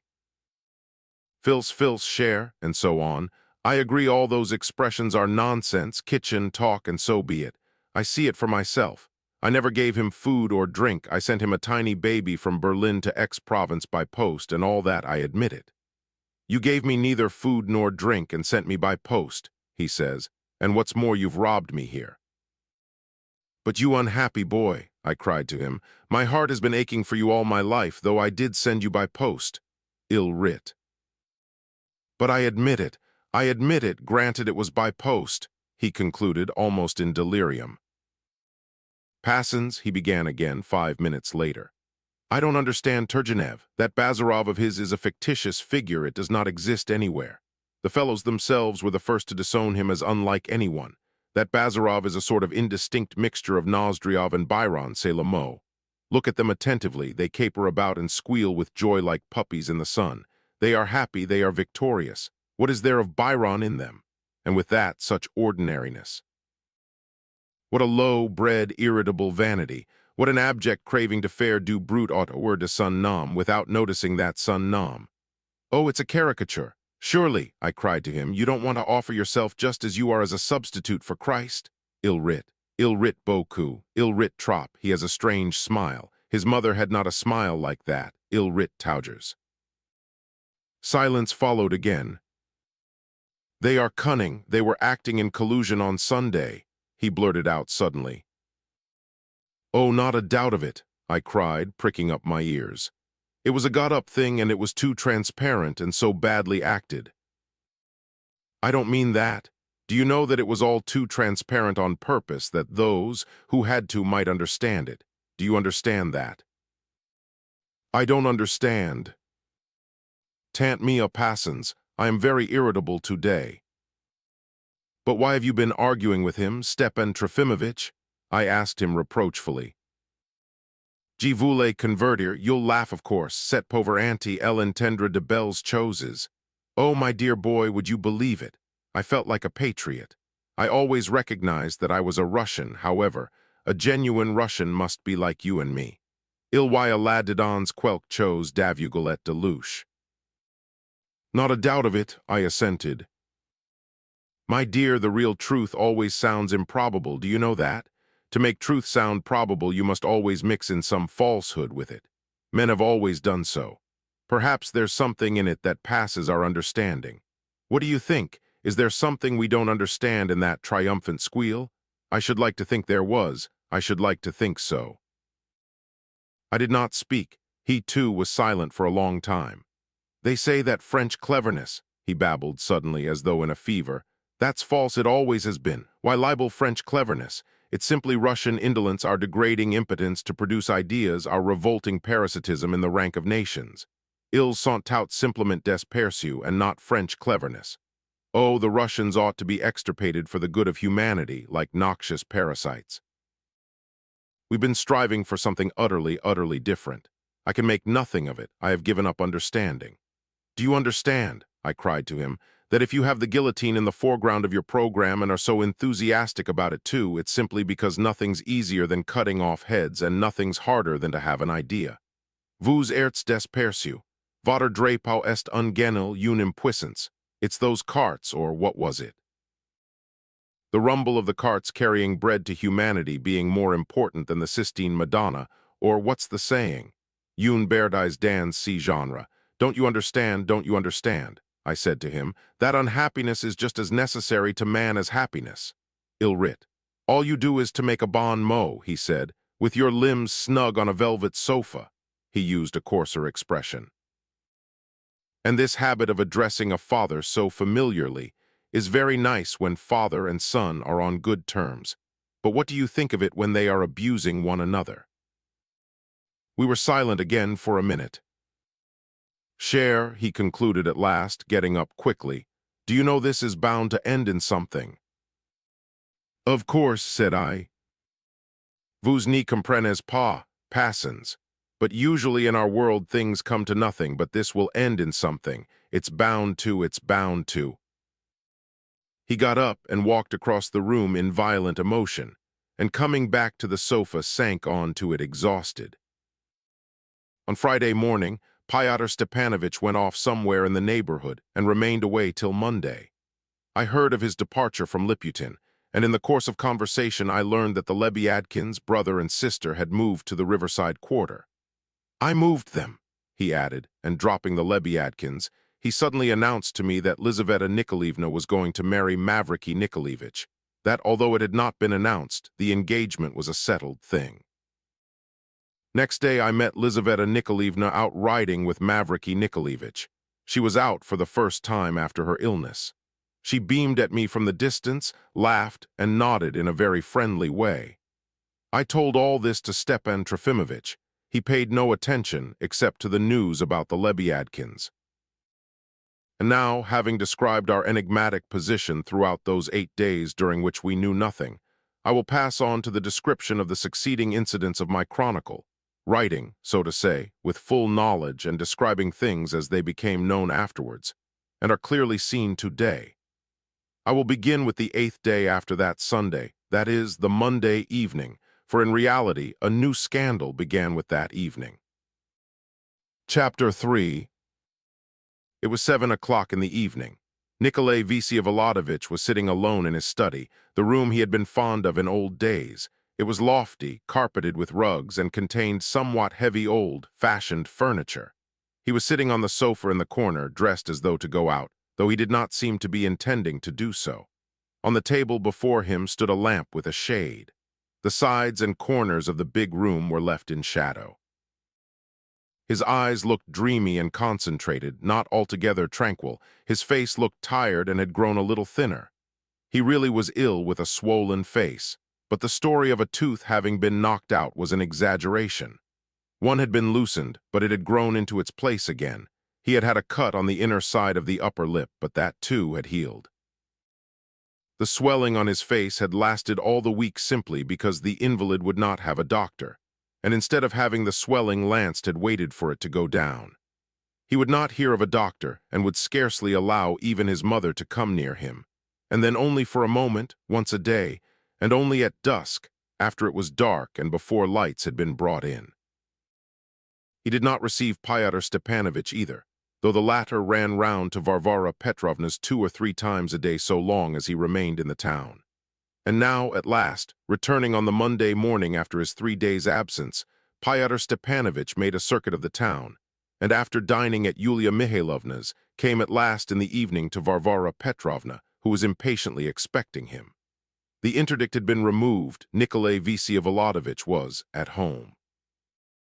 Varvara Petrovna herself led the visitor to the door of the study. She had long looked forward to their meeting, and Pyotr Stepanovich had promised to run to her and repeat what passed. She knocked timidly at Nikolay Vsevolodovitch's door, and getting no answer ventured to open the door a couple of inches. "Nicholas, may I bring Pyotr Stepanovich in to see you?" she asked, in a soft and restrained voice, trying to make out her son's face behind the lamp.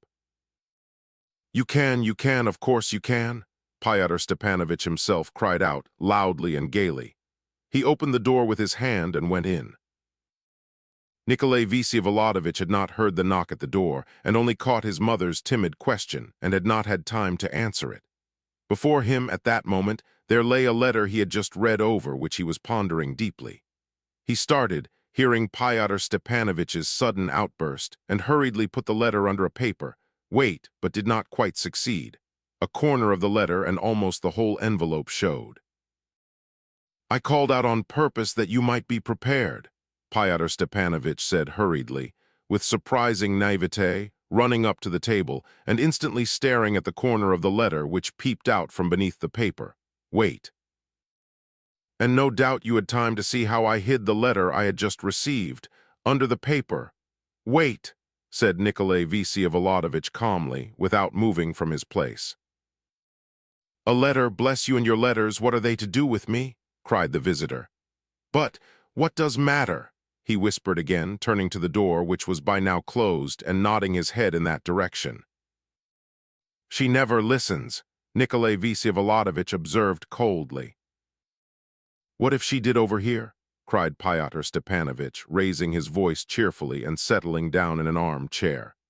"I've nothing against that, only I've come here now to speak to you alone. Well, at last I've succeeded in getting at you. First of all, how are you? I see you're getting on splendidly. Tomorrow you'll show yourself again, eh? Perhaps. Set their minds at rest. Set mine at rest at last." He gesticulated violently with a jocose and amiable air. "If only you knew what nonsense I've had to talk to them, you know, though," he laughed. "I don't know everything. I only heard from my mother that you've been very active." "Oh, well, I've said nothing definite," Pyotr Stepanovich flared up at once, as though defending himself from an awful attack. "I simply trotted out Shatov's wife. You know, that is, the rumors of your liaison in Paris, which accounted, of course, for what happened on Sunday. You're not angry?" "I'm sure you've done your best." "Oh, that's just what I was afraid of. Though what does that mean, done your best? That's a reproach, isn't it? You always go straight for things, though. What I was most afraid of as I came here was that you wouldn't go straight for the point." "I don't want to go straight for anything," said Nikolay Vsevolodovich with some irritation. But he laughed at once. I didn't mean that, don't make a mistake," cried Pyotr Stepanovich, waving his hands, rattling his words out like peas, and at once relieved at his companion's irritability. "I'm not going to worry you with our business, especially in your present position. I've only come about Sunday's affair, and only to arrange the most necessary steps, because, you see, it's impossible. I've come with the frankest explanations, which I stand in more need of than you, so much for your vanity, but at the same time it's true. I've come to be open with you from this time forward." "Then you have not been open with me before."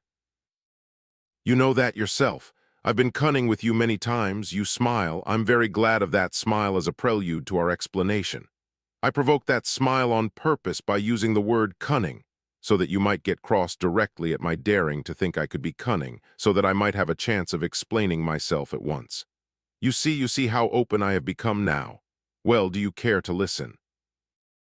In the expression of Nikolay Vsevolodovitch's face, which was contemptuously composed, and even ironical, in spite of his visitor's obvious desire to irritate him by the insolence of his premeditated and intentionally coarse naivetés, there was, at last, a look of rather uneasy curiosity. "Listen," said Pyotr Stepanovich, wriggling more than ever. "When I set off to come here, I mean here in the large sense, to this town, 10 days ago, I made up my mind, of course, to assume a character. It would have been best to have done without anything, to have kept one's own character, wouldn't it? There is no better dodge than one's own character because no one believes in it. I meant, I must own, to assume the part of a fool because it is easier to be a fool than to act one's own character.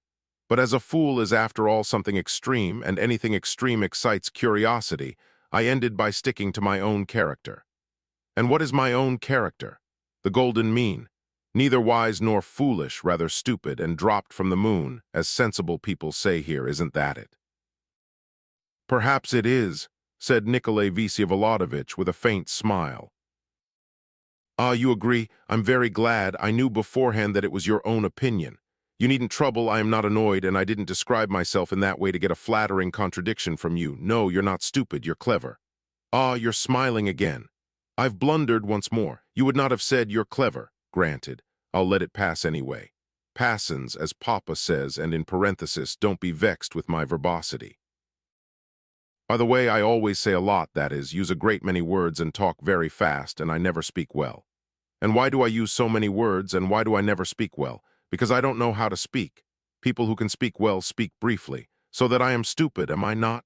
But as this gift of stupidity is natural to me, why shouldn't I make skillful use of it? And I do make use of it. It's true that as I came here, I did think at first of being silent. But you know silence is a great talent, and therefore incongruous for me. And secondly, silence would be risky anyway. So I made up my mind finally that it would be best to talk, but to talk stupidly. That is, to talk and talk and talk, to be in a tremendous hurry to explain things, and in the end to get muddled in my own explanations, so that my listener would walk away without hearing the end, with a shrug or, better still, with a curse. You succeed straight off in persuading them of your simplicity, in boring them, and in being incomprehensible. 3 advantages all at once. Do you suppose anybody will suspect you of mysterious designs after that? Why, every one of them would take it as a personal affront if anyone were to say I had secret designs. And I sometimes amuse them too, and that's priceless. Why, they're ready to forgive me everything now, just because the clever fellow who used to publish manifestos out there turns out to be stupider than themselves. That's so, isn't it? From your smile, I see you approve. Nikolay Vsevolodovitch was not smiling at all, however. On the contrary, he was listening with a frown and some impatience. What, I believe you said, no matter. Fyodor Stepanovitch rattled on. Nikolay Vsevolodovitch had said nothing at all. Of course. I assure you I'm not here to compromise you by my company by claiming you as my comrade. But do you know you're horribly captious today? I ran into you with a light and open heart, and you seem to be laying up every word I say against me. I assure you I'm not going to begin about anything shocking today. I give you my word, and I agree beforehand to all your conditions. Nikolay Vsevolodovitch was obstinately silent. What, did you say something? I see that I've made a blunder again, it seems. You've not suggested conditions, and you're not going to. I believe you. Well, you can set your mind at rest. I know, of course, that it's not worthwhile for me to suggest them, is it? I'll answer for you beforehand, and just from stupidity, of course, stupidity again. You're laughing, what? Nothing, Nikolay Vsevolodovitch laughed at last. I just remembered that I really did call you stupid, but you weren't there then, so they must have repeated it. I would ask you to make haste and come to the point. Why, but I am at the point. I am talking about Sunday, babbled Fyodor Stepanovitch. Why, what was I on Sunday? What would you call it? Just fussy, mediocre stupidity, and in the stupidest way I took possession of the conversation by force. But they forgave me everything, first because I dropped from the moon, that seems to be settled here now by everyone, and secondly because I told them a pretty little story and got you all out of a scrape, didn't they? That is, you told your story so as to leave them in doubt and suggest some compact and collusion between us, when there was no collusion and I'd not asked you to do anything. Just so, Fyodor Stepanovitch caught him up, apparently delighted.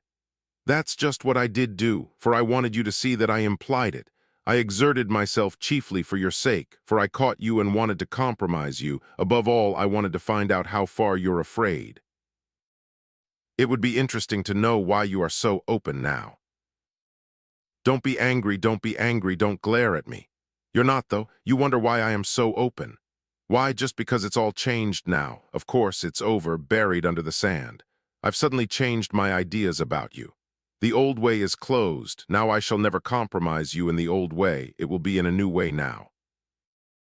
You've changed your tactics. There are no tactics. Now it's for you to decide in everything, that is, if you want to say yes and if you want to say no. There you have my new tactics, and I won't say a word about our cause till you bid me yourself. You laugh away, I'm laughing myself. But I'm in earnest now, in earnest, though a man who is in such a hurry is stupid, isn't he? Never mind, I may be stupid, but I'm in earnest, in earnest. He really was speaking in earnest in quite a different tone, and with a peculiar excitement, so that Nikolai Vsevolodovich looked at him with curiosity. You say you've changed your ideas about me, he asked. I changed my ideas about you at the moment when you drew your hands back after Shatov's attack. And that's enough, no questions, please. I'll say nothing more now. He jumped up, waving his hands as though waving off questions. But as there were no questions, and he had no reason to go away, he sank into an chair again, somewhat reassured. By the way, in parenthesis, he rattled on at once, some people here are babbling that you'll kill him and taking bets about it, so that Lemk positively thought of setting the police on, but Yulia Mihailovna forbade it. But enough about that, quite enough. I only spoke of it to let you know. By the way, I moved the Lebyadkins the same day, you know. Did you get my note with their address? I received it at the time. I didn't do that by way of stupidity. I did it genuinely to serve you. If it was stupid anyway, it was done in good faith. Oh, all right, perhaps it was necessary, said Nikolai Vsevolodovich dreamily. Only don't write any more letters to me, I beg you. Impossible to avoid it. It was only one. So Liputin knows. Impossible to help it. But Liputin, you know yourself, dare not. By the way, you ought to meet our fellows, that is, the fellows not our fellows, or you'll be finding fault again. Don't disturb yourself, not just now, but sometime. Just now it's raining. I'll let them know they'll meet together and we'll go in the evening. They're waiting with their mouths open like young crows in a nest to see what present we've brought them. They're a hot-headed lot. They've brought out leaflets. They're on the point of quarreling. Virginsky is a universal humanity man. Liputin is a Fourierist with a marked inclination for police work. A man, I assure you, who is precious from one point of view, though he requires strict supervision in all others. And last of all, that fellow with the long ears, he'll read an account of his own system. And do you know, they're offended at my treating them casually and throwing cold water over them, but we certainly must meet. You've made me out some sort of chief. Nikolai Vsevolodovich dropped as carelessly as possible. Fyodor Stepanovich looked quickly at him. By the way, he interposed, in haste to change the subject, as though he had not heard. I've been here 2 or 3 times, you know, to see Her Excellency Varvara Petrovna, and I have been obliged to say a great deal too. So I imagine. No, don't imagine. I've simply told her that you won't kill him, well, and other sweet things. And only fancy, the very next day she knew I'd moved Maria Timofeyevna beyond the river. Was it you told her? I never dreamed of it. I knew it wasn't you. Who else could it be? It's interesting. Liputin, of course. And no, not Liputin, muttered Fyodor Stepanovich, frowning. I'll find out who. It's more like Shatov. That's nonsense, though. Let's leave that, though it's awfully important. By the way, I kept expecting that your mother would suddenly burst out with the great question. Ach, yes, she was horribly glum at first, but suddenly when I came to day, she was beaming all over. What does that mean? It's because I promised her to day that within 5 days I'll be engaged to Lizaveta Nikolaevna, Nikolai Vsevolodovich said with surprising openness. Oh, yes, of course, faltered Fyodor Stepanovich, seeming disconcerted. There are rumors of her engagement, you know. It's true, too. But you're right, she'd run from under the wedding crown. You've only to call to her. You're not angry at my saying so? No, I'm not angry. I notice it's awfully hard to make you angry today, and I begin to be afraid of you. I'm awfully curious to know how you'll appear tomorrow. I expect you've got a lot of things ready. You're not angry at my saying so." Nikolay Vsevolodovich made no answer at all, which completed Pyotr Stepanovitch's irritation. "By the way, did you say that in earnest to your mother about Lizaveta Nikolaevna?" he asked. Nikolay Vsevolodovich looked coldly at him. "Oh, I understand. It was only to soothe her, of course." "And if it were in earnest?" Nikolay Vsevolodovich asked firmly. "Oh, God bless you then, as they say in such cases. It won't hinder the cause, you see. I don't say our. You don't like the word our. And I am at your service, as you know." "You think so?" "I think nothing," Pyotr Stepanovich hurriedly declared, laughing, "because I know you consider what you're about beforehand for yourself, and everything with you has been thought out. I only mean that I am seriously at your service, always and everywhere, and in every sort of circumstance, every sort really. Do you understand that?" Nikolay Vsevolodovich yawned. "I've bored you?" Pyotr Stepanovich cried, jumping up suddenly, and snatching his perfectly new round hat as though he were going away. He remained and went on talking, however, though he stood up, sometimes pacing about the room and tapping himself on the knee with his hat at exciting parts of the conversation. "I meant to amuse you with stories of the Lemks, too," he cried gaily. "Afterwards, perhaps not now, but how is Yulia Mihailovna? What conventional manners all of you have. Her health is no more to you than the health of the gray cat, yet you ask after it. I approve of that. She's quite well, and her respect for you amounts to a superstition. Her immense anticipations of you amount to a superstition. She does not say a word about what happened on Sunday, and is convinced that you will overcome everything yourself by merely making your appearance. Upon my word, she fancies you can do anything. You're an enigmatic and romantic figure now, more than ever you were, extremely advantageous position. It is incredible how eager everyone is to see you. They were pretty hot when I went away, but now it is more so than ever. Thanks again for your letter. They are all afraid of Count K. Do you know they look upon you as a spy? I keep that up. You're not angry." "It does not matter. It does not matter. It's essential in the long run. They have their ways of doing things here. I encourage it, of course. Yulia Mihailovna in the first place, Gaganov too. You laugh, but you know I have my policy. I babble away and suddenly I say something clever just as they are on the lookout for it. They crowd round me and I humbug away again. They've all given me up in despair by now. He's got brains, but he's dropped from the moon. Lemk invites me to enter the service so that I may be reformed. You know, I treat him mockingly, that is, I compromise him and he simply stares. Yulia Mihailovna encourages it. Oh, by the way, Gaganov is in an awful rage with you. He said the nastiest things about you yesterday at Duhovo. I told him the whole truth on the spot. That is, of course, not the whole truth. I spent the whole day at Duhovo. It's a splendid estate, a fine house. Then is he at Duhovo now? Nikolay Vsevolodovich broke in suddenly, making a sudden start forward and almost leaping up from his seat. No, he drove me here this morning. We returned together, said Pyotr Stepanovich, appearing not to notice Stavrogin's momentary excitement. What's this? I dropped a book. He bent down to pick up the keepsake he had knocked down, The Women of Balzac with illustrations. He opened it suddenly. I haven't read it. Lemk writes novels too. Yes, queried Nikolay Vsevolodovich, as though beginning to be interested. In Russian, on the sly, of course, Yulia Mihailovna knows and allows it. He's henpecked, but with good manners, it's their system. Such strict form, such restraint. Something of the sort would be the thing for us. You approve of government methods? I should rather think so. It's the one thing that's natural and practicable in Russia.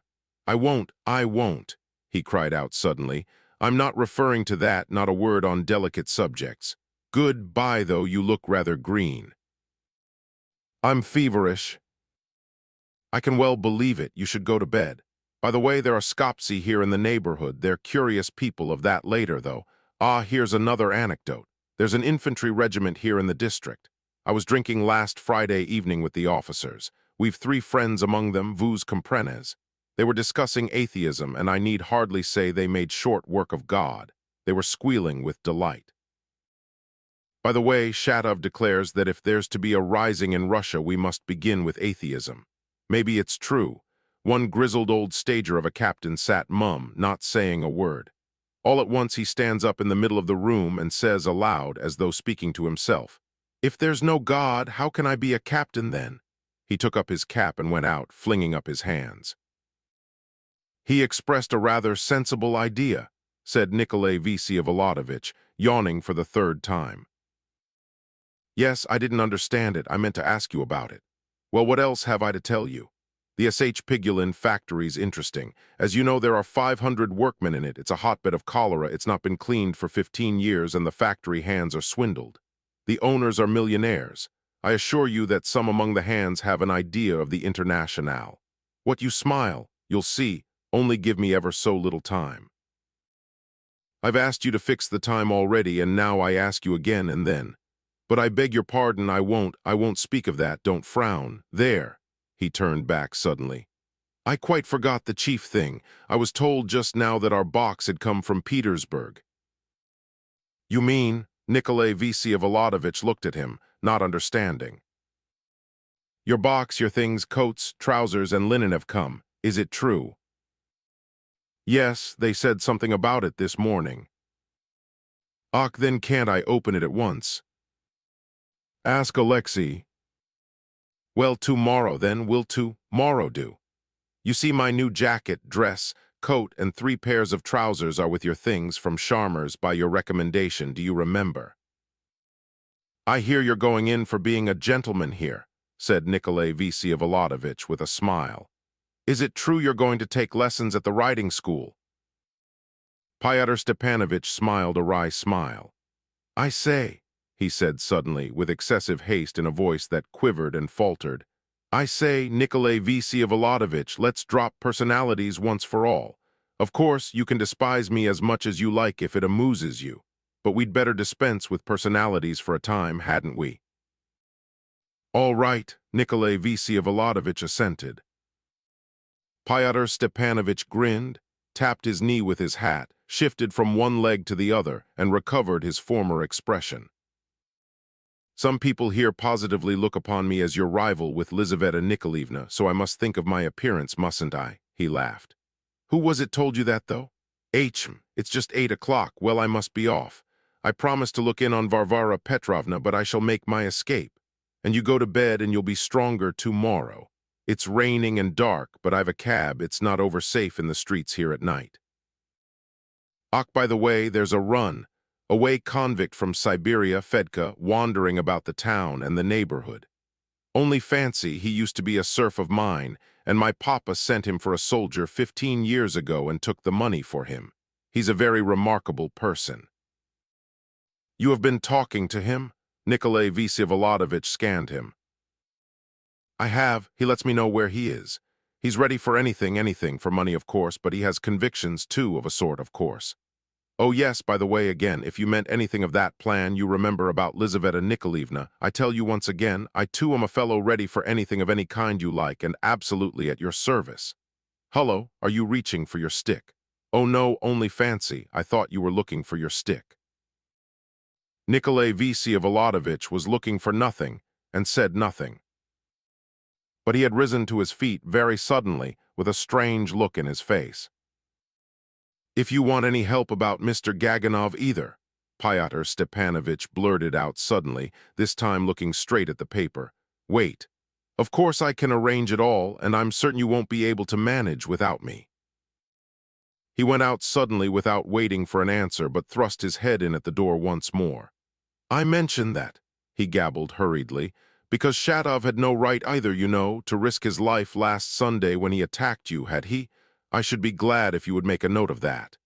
He disappeared again without waiting for an answer.